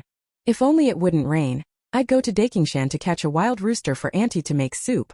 Even Xiaomin usually hunted alone nearby on Dakingshan. Young master, there are more chapters after this one. Please click the next page to continue reading. It gets even more exciting. He delivered his game to the brigade 2 or 3 times a month at around the required weight, enough to meet the quota. The excess game was kept in the space, to be handed over to the public after some time. He secretly took Li Xianghai and Wang Baozhu to Wild Phoenix Valley, and on long-distance hunting trips only a couple of times, purely to help them out and earn some money. There were more game over there so they could hunt more in the shortest time and split a larger sum at once. Although there were already stored pheasants, hares and deer in the space, the summer heat made them impossible to keep, so there was no excuse to take them out. Zhang Dakui said, "There's cured pork and cured chicken at home. I've already started cooking. Xiaomin, this rain. I don't know how long it's going to keep up." She was a little worried about her son. If it kept on like this, it would be troublesome. Sure enough, Li Xianghai didn't come home that night. Not just that night. The downpour continued for 3 days and 3 nights, and on the morning of July 7th it finally began to ease. Not until that evening did Li Xianghai finally return. His bicycle was unusable, so he walked all the way back, wading through water. Standing in the light rain, as soon as he came in, Zhang Dakui saw him and called out from the doorway of the kitchen. "Oh, you're finally back. Shanghai, you're a father again." At those words, all his accumulated exhaustion vanished, and he strode over. "Mother, when did Choping give birth? Is she all right? With this heavy rain she hasn't suffered, has she?" Zhang Dakui happily slapped his arm twice. "Good, all good, Choping and the child are safe. Your clothes are all wet. Go inside to change first. Then go see your wife and child." Chapter 289 Li Xianghai returns. Lian Xiaomin was in the room bringing food to her aunt. Brown sugar millet porridge and a bowl of chicken. The newborn baby, plump and fresh, lay quietly on the Kong sleeping soundly. The newborn baby was only a few days old. After feeding it fell asleep. Tiny and fair-skinned, it was absolutely adorable. Lian Xiaomin was eating at the Kong table. Hearing the commotion outside, a smile lit up her eyes. "Your uncle has finally come back. He was the last person in our family to see Dun Dun." As they spoke, Li Xianghai changed his clothes, tidied himself, and gently pushed the door open to enter the room, with Zhang Dakui following behind. Lian Xiaomin looked at the stubble on her uncle's chin and the dark circles under his eyes and knew he hadn't been resting well these past few days. "Choping, how are you? Let me fawn over our son a bit." Lian Xiaomin gently picked up the little baby beside her and handed him into his arms. "Don't wake Dun Dun, you'll have to soothe him again." Watching Li Xianghai grin from ear to ear, Zhang Dakui said, "You haven't finished your meal yet, have you? Go eat something. Xiaomin, you go eat too. Yufeng has already answered for those kids, you all go eat." Li Xianghai was indeed both hungry and tired. After saying a few more words to Lian Xiaomin, he put the children back on the Kong and went with Zhang Dakui and Xiaomin to the other room to eat. After being away for a few days, the dad returned and the children all climbed onto the Kong at his end. Xiaofeng hugged his father's neck, her little fingers still scraping at his stubble. After a round of overlapping tiny baby voices filled the air, things finally quieted down as Yufeng took them out to the next room to keep playing. Zhang Dakui, Li Xianghai and Lian Xiaomin were eating, chatting about what had happened in the past few days. Li Xianghai was exhausted. It turned out he hadn't been sitting idle at the factory all the time. As a logistics manager, he had gone with one of the factory's trucks to Xiaowangzwang in the Linhe disaster area to deliver relief supplies. There was no other choice, and they couldn't very well send Director Wang Guozian. Besides, at a time like this, everyone had a single loyal purpose: to go wherever they were needed. Zhang Dakui asked her son, "Why aren't supplies being allocated from above? They're even having your cotton mill's logistics deliver things. How are you supposed to manage your own factory then?" Li Xianghai pushed aside the last 2 mouthfuls of sorghum rice and set down his bowl. "Ah, mother, you don't know. The leader said supplies couldn't be allocated from above. The transport team moved some over, but it's far from enough. They didn't say exactly why. Anyway, in a crisis, every unit has to pitch in to support. Those soldiers are doing flood relief and rescue, risking their lives. We can only follow orders, do whatever we're told, and try to transport as much material as we can." Zhang Dakui sighed. "All the soldiers have gone to fight floods and carry out rescue work. Think of how many mouths that takes to feed, not easy. I remember that big flood many years ago. There was a landslide on our village side of the mountain, and a lot of soldiers came then too. This rain is even worse than that time. It has been raining 3 days straight. Outside it was still drizzling. With so many mountains nearby, emergencies weren't impossible. The brigade cadres had gone door to door in the afternoon to tell everyone not to go up the mountain for a few days." Lian Xiaomin thought for a moment and asked, "Uncle, how are the disaster conditions?" Li Xianghai shook his head. "Sai, I only went to Xiaowang village. Over 80 households were flooded. The other villages aren't in much better shape. I heard Shuangyang village was hit the worst. Now that the heavy rain has just stopped, the battle of emergency rescue and disaster relief is far from over. Our commune transport team is making trips back and forth carrying people and supplies to support the relief effort. There are trucks going to Linhe both morning and night." Lian Xiaomin listened and thought to herself. She wanted to go to the disaster area to see if she could help. The black soil in the space can be used to grow grain in rotation. To say nothing else, there'll be plenty of food. She wanted to do what she could. After eating, she didn't delay any longer and decided to go straight home.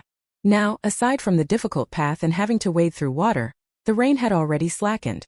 She wrapped Xiaoya in an adult's coat, put her in the baby basket, and carried it on her back. She picked up little Fu with one arm and held a large umbrella with the other. After saying goodbye to Granny Dakui and her uncle, she headed home first. The road was muddy. She stumbled along and made it back to her own yard. Once inside, she slipped into the space with little Fu and Xiaoya. "First, I cleaned the mud off my feet in the villa's downstairs bathroom, then took the 2 kids upstairs to the spacious master bedroom. Xiao Fu, play with your little sister here with the blocks, okay? Sister has things to do. If anything comes up, still shout for sister loudly. If you 2 get sleepy, be good and go lie down on the big bed to sleep." The 2 little kids nodded their heads together in agreement. She set the 2 children's cups on the small table propped on the carpet, arranged the kids, and went out to change clothes. She picked out clothes suitable for outdoor activity and rain protection, and a pair of shoes. After changing, she slung on a camouflage waterproof backpack and left the house. She planned to go first to the commune transport team to see if she could ride with one of their trucks directly to the disaster area. Otherwise, finding her own way would be hard, since she didn't know the situation at all. But she had to hurry. Her uncle-in-law had said there would be a departure at night to bring back a batch of injured people and relieve soldiers coming back to rest, and she hoped to catch it. On such a muddy road it was impossible to ride a bicycle. Once he reached the road outside the village, he thought for a moment, went to the parking lot on the space-side dimension, and took out a black Jeep Wrangler. Aside from some cargo trucks, this parking lot held staff members' personal cars. The keys were all left on the ground next to the vehicles, so you could take whichever one you wanted. This car actually belonged to logistics department colleague Ma Wei. With the whole space travel business, he brought everyone's cars along. Who knows what they'll do about it? Hopefully they just duplicated the same operation. He started the car and headed straight for the commune. The vehicle handled the muddy road well. The few kilometers took only a short time to drive. She found a secluded spot beside the commune, folded the car back into the space, and then hurried on foot to the transport team. This was her second time at the transport team. Arriving there naturally made her think of 3 Yonggu and Huzi. Last time they even took her around. She wondered how those 2 friends were faring now in France. Even Lian Xiaomin, pretending to pass by at the gate, saw the courtyard brightly lit with guards on duty and realized she couldn't get in, so she directly went around to the side of the courtyard wall. First he used psychic power to check what was inside. It turned out that all the open spaces of the transport brigade had been turned into temporary resting points. Places like the big mess hall, the repair shop, the warehouses and so on were filled with lightly wounded men and soldiers exhausted from overwork resting. Some had spread a straw mat and were lying down, others used a burlap sack or a few sheets of newspaper under them, sitting or reclining as they rested. Some were eating out of enamel bowls. Even Xiaomin could see that the bowls only contained a particularly thin gruel with bits in it, not much different from a bowl of water. People kept slurping like that. And even Lian Xiaomin frowned tightly. Sigh, can this fill a stomach? Chapter 290 Rainy Night to the Commune Transport Team. Lian Xiaomin focused her attention on the back kitchen of the large cafeteria, where two chefs were working overtime. One of them, an experienced cook of about 50, was giving instructions to the young man beside him. Ernie, go check the little storeroom in the back later to see if there are any sweet potatoes left. If we steam some, it can help fill everyone's stomach a bit. Look at those soldiers, they're exhausted. That kid Xiao Xia can't even lift his arm, he can't even get a mouthful of the thick stuff to drink. Sigh. Ernie was heating water in a large pot, wiped the sweat from his brow, and turned to look at the other person. Master, are there any sweet potatoes left in that little storeroom? Weren't they all used to make sweet potato porridge yesterday? The old master wiped his hands with his apron and sat on a nearby stool to rest. Didn't the director say he'd try to bring in a batch? If not, we won't be able to support others, we'll be out of food ourselves. Wait until the water boils and go check, just in case they arrive when neither of us is on duty. Ernie agreed simply. All right then. Lian Xiaomin had a sudden idea, checked around to see where the small storage shed was, and found it was a short distance from the canteen, about 50 meters away. She hurried along the base of the wall toward it, and when she got close she took 2 running steps, flipped over the wall in one go, and jumped into the courtyard. The place was at the rear of the workshop with a few large trees planted, very secluded. Apart from those who specifically needed to go to the warehouse, no one else would come here. She took advantage of the time to stand at the small warehouse door, and immediately began putting the sweet potatoes inside. Inside it's roughly an 8 meter by 8 meter area, spacious enough to reach things from outside without having to go in. No need for sacks anymore. Just put the mountain of sweet potatoes piled up in the space warehouse directly inside. In this small storeroom, originally there were only 3 sacks of crushed corn kernels by the door for making coarse corn porridge, and a small pile of sweet potatoes about 20-odd jin. Now suddenly it's rich. Xiaomin even put in 5,000 jin of sweet potatoes, all piled on the floor inside. There are also 5 100 jin sacks of cornmeal placed by the door. Sweet potatoes are worth only a few cents per jin, so 5,000 jin is just over 100 yuan, but now grain can't be allocated properly, which shows how much of a swindler Miao Shoutai from the Materials Bureau is. His crimes definitely deserve the firing squad.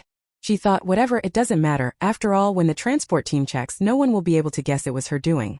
After finishing, she quickly climbed over the wall and got out. That Nyo would probably come over soon. Outside the wall she continued to release her mental power, searching for vehicles that might head to the Linha disaster area tonight. As a result, she suddenly discovered someone she knew, Zhang Wanrui. Squatting beside him near the front of the truck was another man, about the same age, square-faced, with a healthy dark tan. This was Huzi's brother-in-law, Wu Zhengzhong. Lian Xiaomin had seen him come to the Zhang's house in Sandaogo, but only from afar. They hadn't met and he didn't know her. Wu Zhengzhong was a big, burly man, a bit more robust than Zhang Wanrui. His speech and expression showed a kind-hearted steadiness, and he was listening intently to the person beside him explaining how to drive. At this moment the two of them looked dirty and bedraggled, with a bit of mud still clinging to their temples, as if they had just come back from taking people out of the disaster zone. They were resting for a moment since they would have to go again later.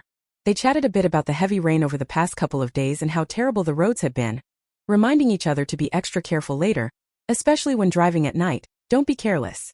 Even Xiaomin, upon hearing this, said fine. She would ride in brother Wanrui's car.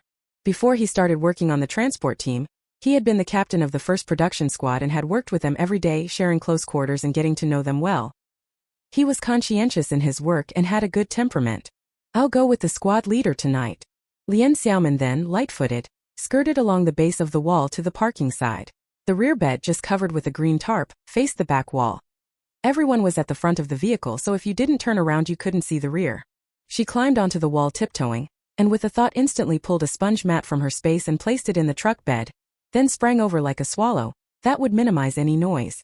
Whoa, finally sitting in the truck bed. There's nothing in here now. There must be no supply transport mission. Probably they're responsible for picking up and withdrawing wounded personnel or something. Quickly slip into the space so no one notices. When they drive off in a bit, she'll come out of the space but will still be in the car. After waiting about 20 minutes, they were finally about to set off. The drivers over there were all getting into their cars. It was totally unexpected. Wu Zhangzhong got into the car she was hiding in. But Zhang Wenrui strode forward more than 10 meters and stopped at the car parked under a big tree. Alright then, nothing more to say, it's all a matter of fate. There were 4 cars ready to set off in total. Zhao Limin wasn't among them, and she hardly knew the others. The drivers were all prepared, when at that moment 2 people ran out from the big cafeteria, together lugging a large food bucket, struggling to bring it over this way. Wait, you haven't eaten yet. Drinking that thin porridge won't do. Take these freshly roasted sweet potatoes to eat. The old master has a booming voice. The 2 of them ran that 100 meters, panting and out of breath, going from engine to engine, each placing 4 big sweet potatoes. Wu Zhangzhong gratefully took them. They were just out of the oven, piping hot, and he put them in the car. Whoa, these big sweet potatoes. Each must weigh over a gene. Thank you, Master Zhou and Comrade Erniu. You've worked hard. Erniu grinned and said, what are you thanking me for? Your drivers have been working non-stop these past few days. They're the ones who've had it rough. Be careful over there. And don't get hurt like your driver Zhao did. This short chapter isn't finished yet. Click the next page to continue reading the exciting content that follows. When Lian Xiaomin heard that, she realized Zhao Limin seemed to have been injured and wondered how serious it was. He was Sanyong's closest friend and had helped the brothers out many times, so he was considered a friend of theirs. She would look for an opportunity to go see him when they got back. At that moment, driver Zhou and Erniu handed out large sweet potatoes to the people in the 4 cars, then went on to deliver more to the others. The trucks set off one after another. Zhang Wenrui's truck was parked on the outermost side and went out first to lead the way, while Wu Zhangzhong's truck was last. She also heard Erniu excitedly jabbering at his master. This big sweet potato is really something. How did our logistics director get so awesome this time? Don't know where he snagged them from. The small warehouse is almost full. Master, how come there are so many of them? As he spoke, his eyes reddened. Finally something to eat for the famished, to give to the hard-working comrades. What are you fussing about? Steam 2 more pots in a bit. There are so many people here. Let the injured have a good, filling meal. Master Zhou glanced at him. Though he scolded him with his words, a smile was on his face. Actually, he was secretly thrilled too. Lian Xiaomin stayed in the room, took out a bowl of wonton noodles and began to eat. Thinking of everyone else drinking porridge as thin as water while she had such delicious wontons, she decided to eat it all. No waste at all. After eating, she went to the bedroom to check on Xiaofu and Xiaoya. Worried the 2 little ones might fall to the floor, she picked them up one by one and put them into their respective small beds, which had rails and were safer. She wasn't very sleepy and hadn't rested, so she went to the black soil field to take a look. Corn was planted there now, and would probably be ready to harvest tomorrow. Chapter 291 Arriving at the Refugee Gathering Point. Lian Xiaomin had been in the space for nearly 2 hours. Around 10 that night or so, the truck she was riding on seemed to be almost at its destination.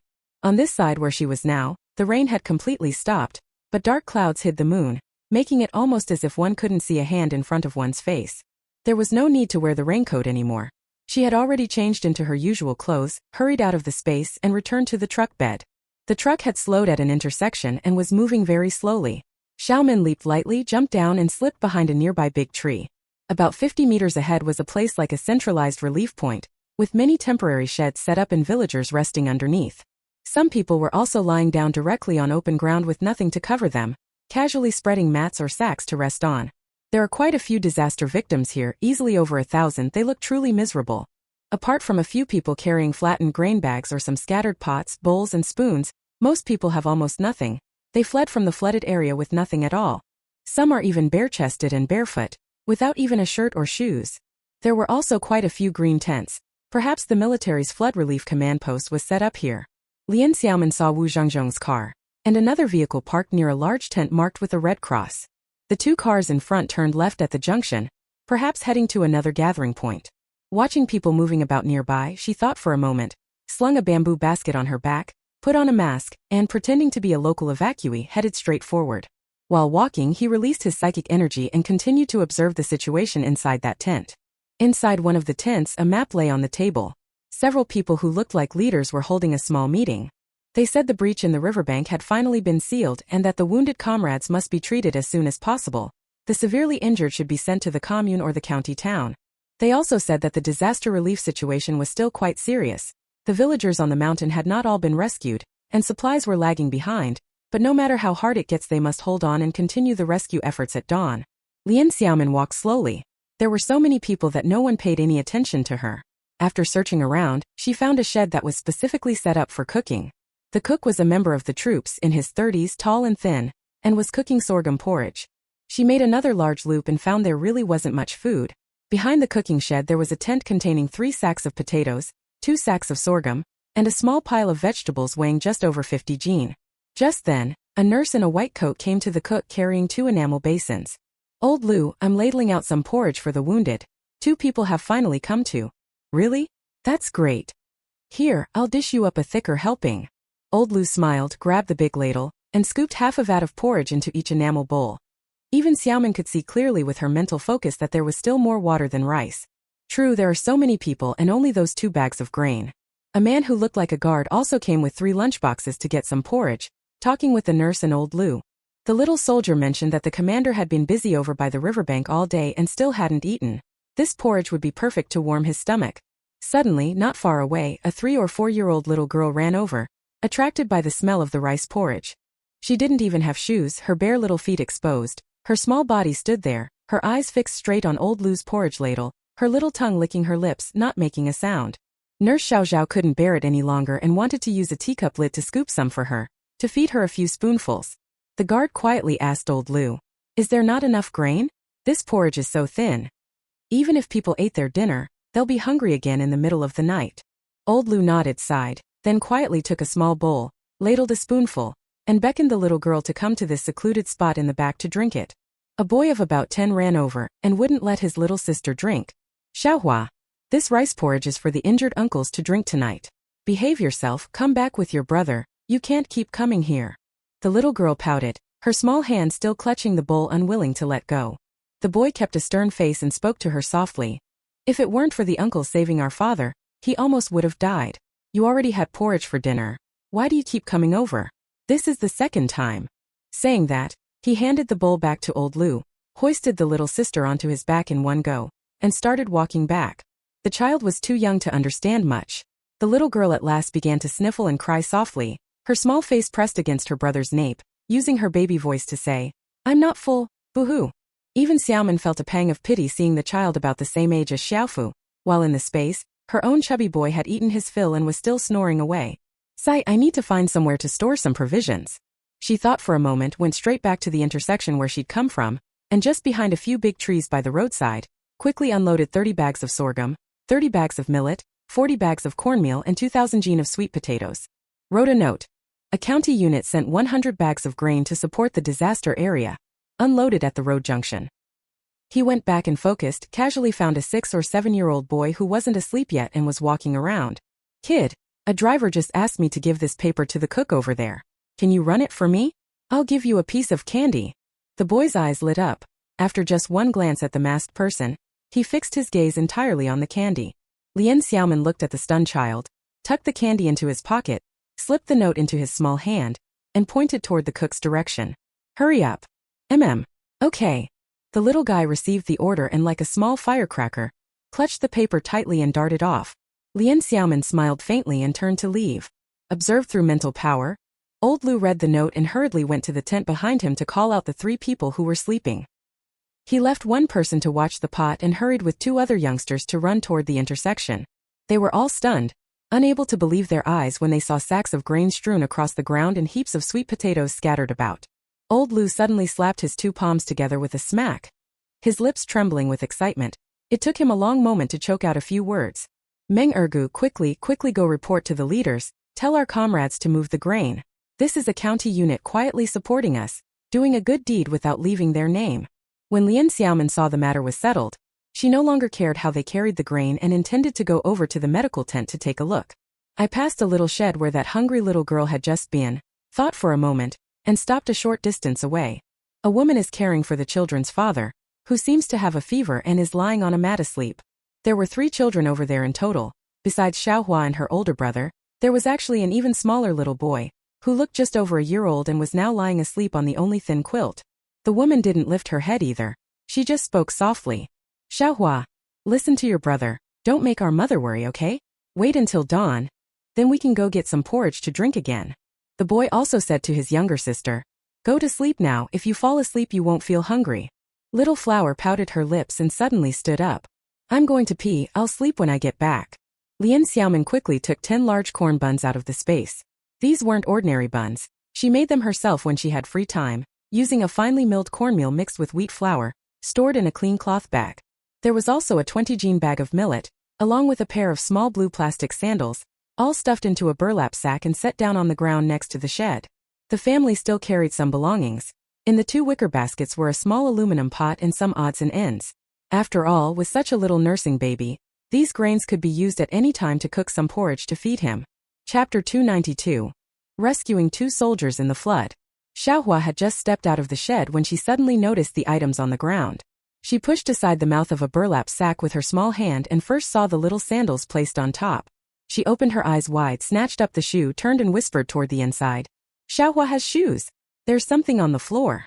The young man saw her holding something and immediately came out. When he saw the sack, he covered his mouth at once. He stood stunned for a few seconds, then after coming to his senses carried the things inside. Worried about waking his father, he lowered his voice and said, "Mother, look." By the light from outside, mother and son leaned in to take a closer look and discovered it was cornbread and millet, and they were overjoyed.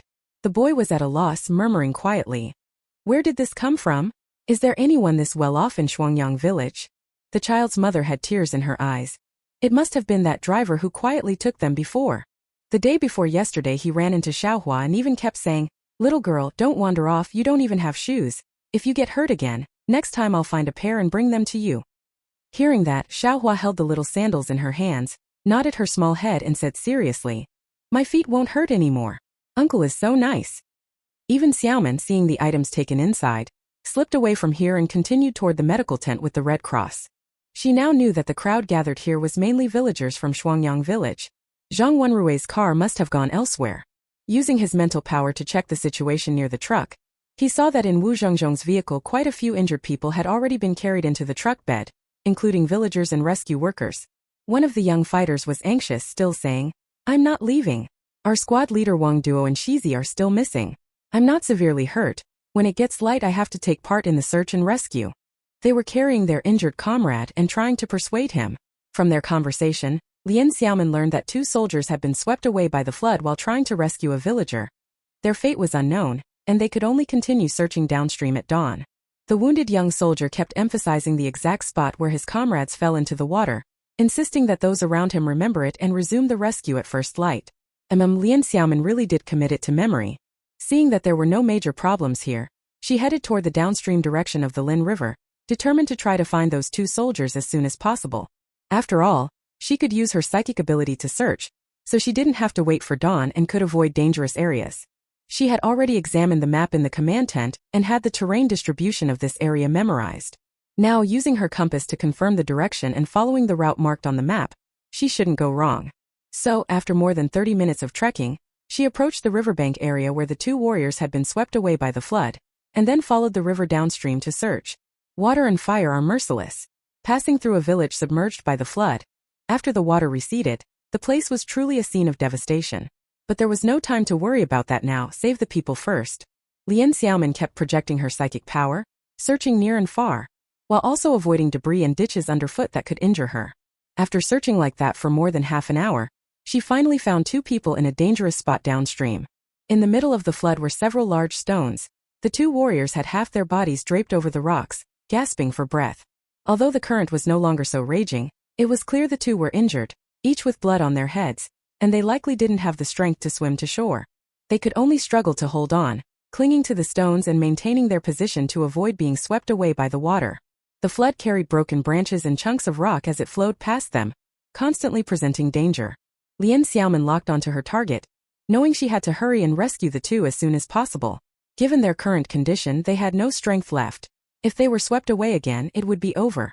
She tried to get closer to the riverbank, even at the risk of being swept away herself. Finally narrowing the distance to within 20 meters, she thought quickly and sprinkled a little sleeping powder on the faces of the 2 people. At the same moment, she took the unconscious pair into her space. At that moment, she stumbled and nearly tumbled into the flood, struggling to steady herself before retreating quickly. Phew, finally got the people rescued. They are now lying safely in the guest room on the first floor of the villa. I need to leave this place first, then go check the 2 of them for injuries. Lian Xiaomin was also in a sorry state. She hurried back, reached a relatively safe spot, and slipped into the space. She quickly changed into different clothes, tossed the mud-splattered shirt and pants aside, and went into the room to check on the two soldiers. It looked like they'd been scratched on the head by branches, but it wasn't serious. There was no need to treat it for the time being. Both of them were in their 20s, looking haggard. Having held on this long was already very hard. Let them sleep here for a while. Wake them in 3 hours and put them back on the shore. Make it look like they were washed up by the current. By then it will be nearly dawn, and the rescuers will surely be coming this way. Exhausted, she rested for a bit herself. She set an alarm. When the drug's effects were about to wear off, she hurriedly brought the two warriors out of the space and laid them on a pile of driftwood on the riverbank. That way their bodies were untouched by water, and it really looked like they had been swept here and rolled onto the branches, passing out. Standing a bit farther away, hiding in the space, still keeping an eye on them. After 5 or 6 minutes, the two warriors slowly awakened, began moving their arms, and tried hard to pull themselves up. They really seemed exhausted. Luckily they'd slept for 3 hours and had a bit more energy. The two of them looked at each other, both with expressions of stunned relief as if they had survived a catastrophe.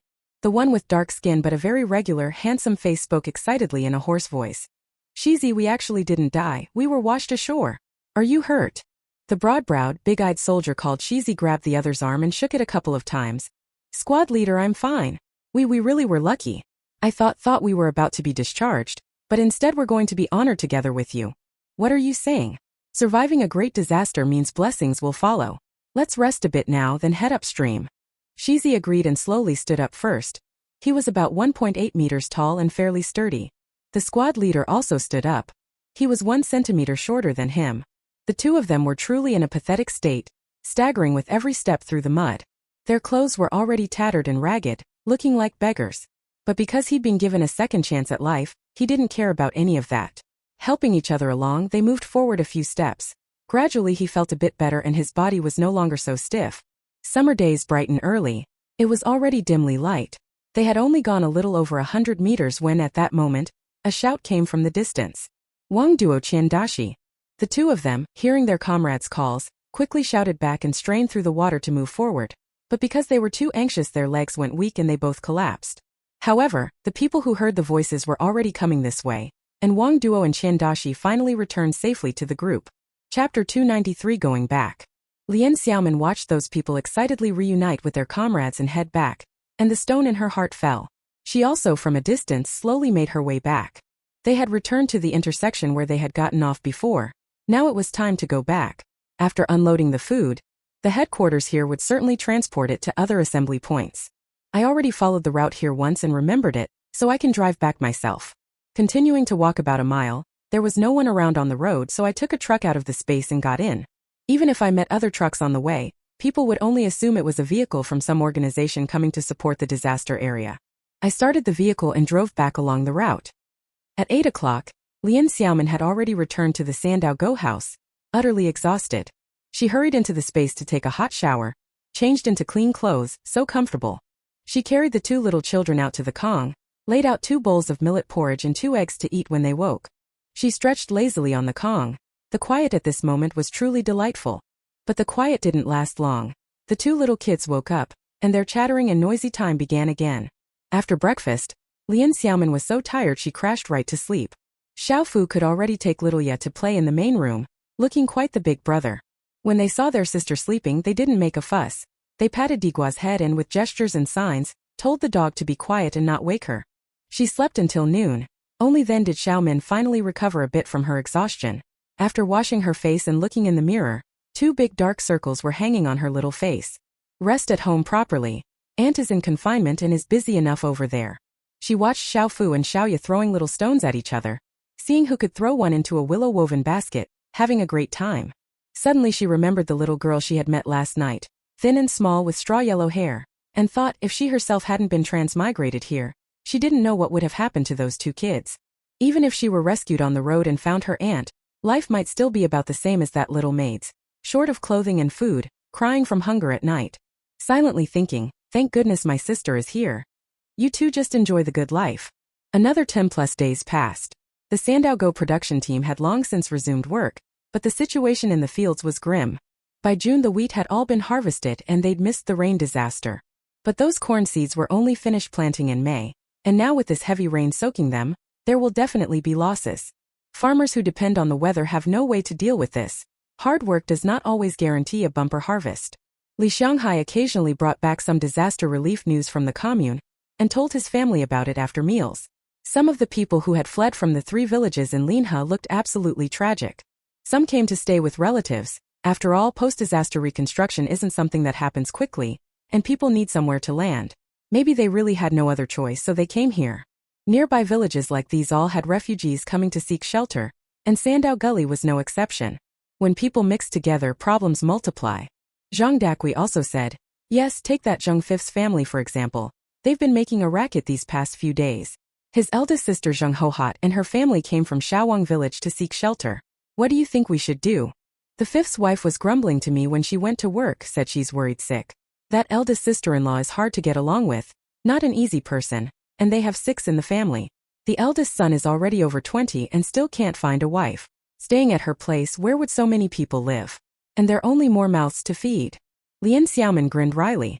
Her neighbor from 50 or 60 meters away had always been peaceful, fine, no problems. Now things sounded ominous. She'd better not get dragged into trouble. That Zheng Hohat, she must have seen her before. After all, she occasionally came to her aunt's place to let Xiaofu and Xiaoya play with the other kids, so she passed by old Zheng's gate every now and then. There was a woman in her 40s who several times peered at the front gate from the courtyard. Whenever she passed, the woman would stare hard at her, looking as if she were scheming something. She knew everyone in Zheng Lao's family, but didn't know who this person was.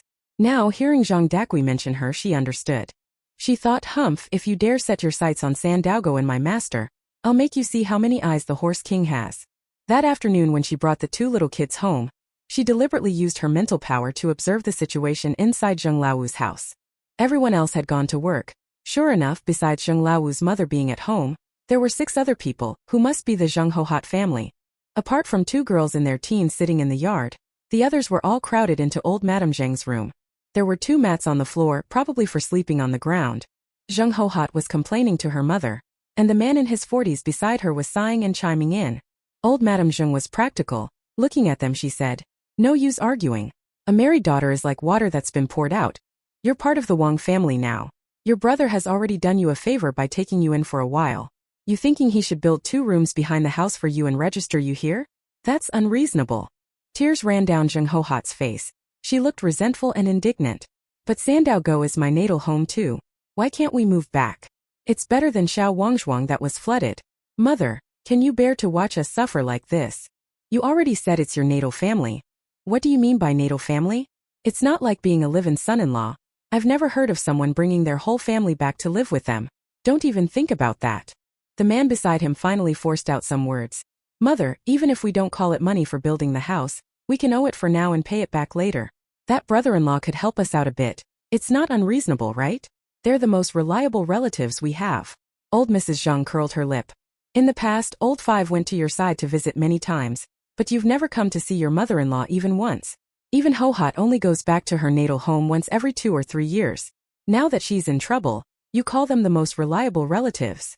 The others were left speechless, staring at Zheng Hohat with blank eyes. Zheng Hohat rolled her eyes, glanced at her eldest son sitting at the end of the Kong, and brought up another matter with her mother. Ma, since that route won't work, I have another idea. I think the courtyard at the foot of the western hill looks good. I asked my sister-in-law about it, but she ignored me.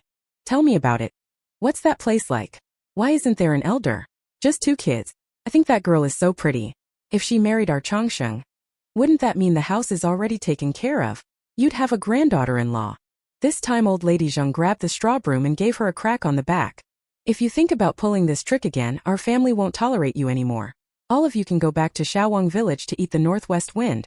If it weren't for Old Five and his wife being righteous, someone else wouldn't have taken you in at all. That small hunter at the foot of the mountain, is he someone your son can match? No one in our entire Sandaegu village dares to think that way. She's like a celestial being, very capable. Watch out, she'll deal with you. Zheng Hohat and her husband were truly shameless fools. Even after being reprimanded by the old lady a few times, they didn't care. You could tell from their faces they weren't taking it seriously. Lian Xiaomin had been observing everything closely. Well, you refuse the path to heaven, yet insist on breaking into the gates of hell. Chapter 294. Several good disciples. Back home, she took from the space a serving of minced meat steamed with egg and 2 bowls of rice porridge. watching Xiaofu and Xiaoye eating their dinner with big bites. Even Xiaomin was pondering over the words Zheng Hohot had just said. She made up her mind. If they dared to mess with her, she'd break their legs. But before she could show her fierceness, her few registered good disciples struck first. After dinner, Xieshui, as the leader of the first production team, went from house to house to notify the members about some matters. When he reached old Zheng Wufu's house at the west end of the village, it was already getting dark. Before he even stepped through the yard gate, he heard the family inside chattering and bickering, and in between their words he caught mention of the girl at the foot of the mountain. Xieshui took notice and listened carefully to find out what was going on. At this moment, Zheng Hohot was snubbed by her younger brother. Cursing, she stomped outside and pulled her eldest son out past the courtyard gate to talk. Xieshui instinctively stepped aside to the side of the courtyard wall and listened to their conversation very clearly. Suddenly he understood. Zheng Hohot and her eldest son Wang Chongxing were scheming against Lian Xiaomin, and they were feeding the son a bunch of disgusting, indecent ideas, telling him to climb over someone's courtyard wall tonight. They were from the same village. How could he not know Zheng Hohot? She was old Fifth Zheng's eldest sister. That kid Wang Chongxing I know even better, ugly as sin and a year older than me. He stayed at my grandmother's here when he was little, mostly mooching meals, and when he played in the village he used to bully kids younger than him. A real mother and son pair, a pair of worthless things. They should piss on themselves and look in a mirror. Xieshui was pissed off and didn't go to the Zheng's door. He walked home around the back of the house next to old Su the carpenter's. After he got in, he immediately called his sister Xiaoling over and told her everything he'd heard a moment ago, basically meaning she should warn Xiaomin to watch out for those two. They're not good people. As a result, Xiao Lingzi's little bad temper flared up. After all, her master was sacred and inviolable in her heart. Although she only practiced martial arts sporadically, that was still her master. No way, she had to get someone to teach Zheng Hohot and Wang Chongxing a lesson. Who to ask? Need I say it had to be Zhong Min and Shen Yuanchao. He made up his mind and immediately went out to find the two of them to discuss whether to use a sack or to knock them out with a blunt instrument. After watching his sister leave, Xieshui thought for a moment that this matter needed to be cut off at the root, and he went out again. Having such an idiotic family causing trouble in the village was unacceptable. If they thought about hitting Xiaomin this time, would they go after Xiaoling next time? They were all girls of the same age. He headed straight for the team leader's house, determined to make Big Uncle uproot that poisonous weed completely. As he walked, he couldn't help but sigh inwardly. If Sanyong were still around, no one need be spared. Unless they smashed that bastard Wang Chongxing's head into a dog's, he wouldn't be surnamed Zhang, nor would he be the little tyrant of Sandow Gully. Sigh, ever since Yongzi's accident, to be honest, he hasn't dared cross the Zhang family's threshold. He still hasn't recovered, he simply can't bear it mentally. Seeing the house and thinking of someone made her feel especially bad. Her heart was broken. This time she really had to go and make a proper report to her eldest uncle. As for Xiaolingzi, she hurried along with quick steps and soon arrived at the educated youth site. She didn't wait at the gate and walked straight in. She got along well with the women educated youths. After all, Shi Weihong had become her sister-in-law, and everyone had a harmonious relationship. The educated youths treated Xiaolingzi like a little sister. Yin Jing and the others were cooling off under the courtyard pergola, sharing a big watermelon. When they saw Xieling come in, they quickly called out to her. Linger, come eat some watermelon, there are still 2 slices left. If you were any later, Li Chuang would have eaten them.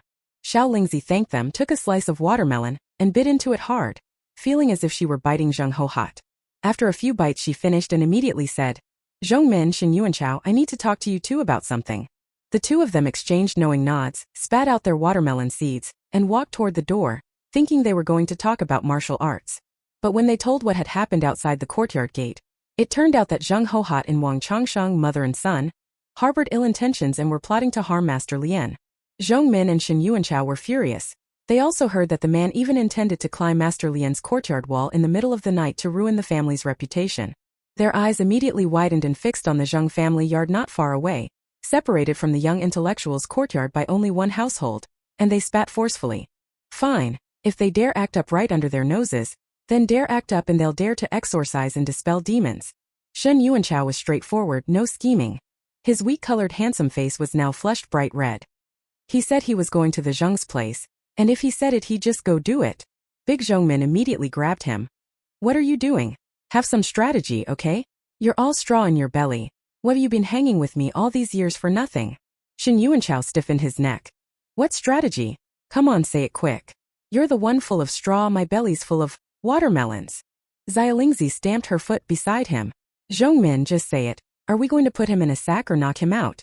I'm going to fetch my broken shovel. Master Lian is not only our teacher, she's also the blood niece of my grandaunt's daughter-in-law. Zhongmin's eyes rolled at Xialingzi's string of words. His brain felt like it couldn't process it. He could only stare blankly as her little mouth kept chattering. That Wang Changsheng, do you know what his childhood nickname was?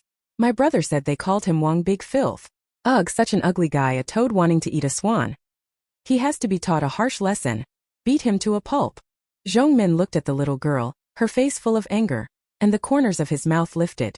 This doesn't need you. You should rest, me and Yuan Chao can handle it. Xiaolingzi was displeased.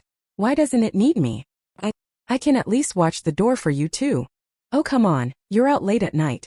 Won't your brother find out tomorrow who did it? I can sneak out over the wall and let my brother beat him up for me, don't worry. Zhongmin nodded helplessly. Alright then, you go back now, bring that spadehead with you. We'll get some sacks and meet behind Carpenter Shue's house in the vegetable garden in a while. Carpenter Shue's place and the youth cadre compound's back vegetable garden were connected.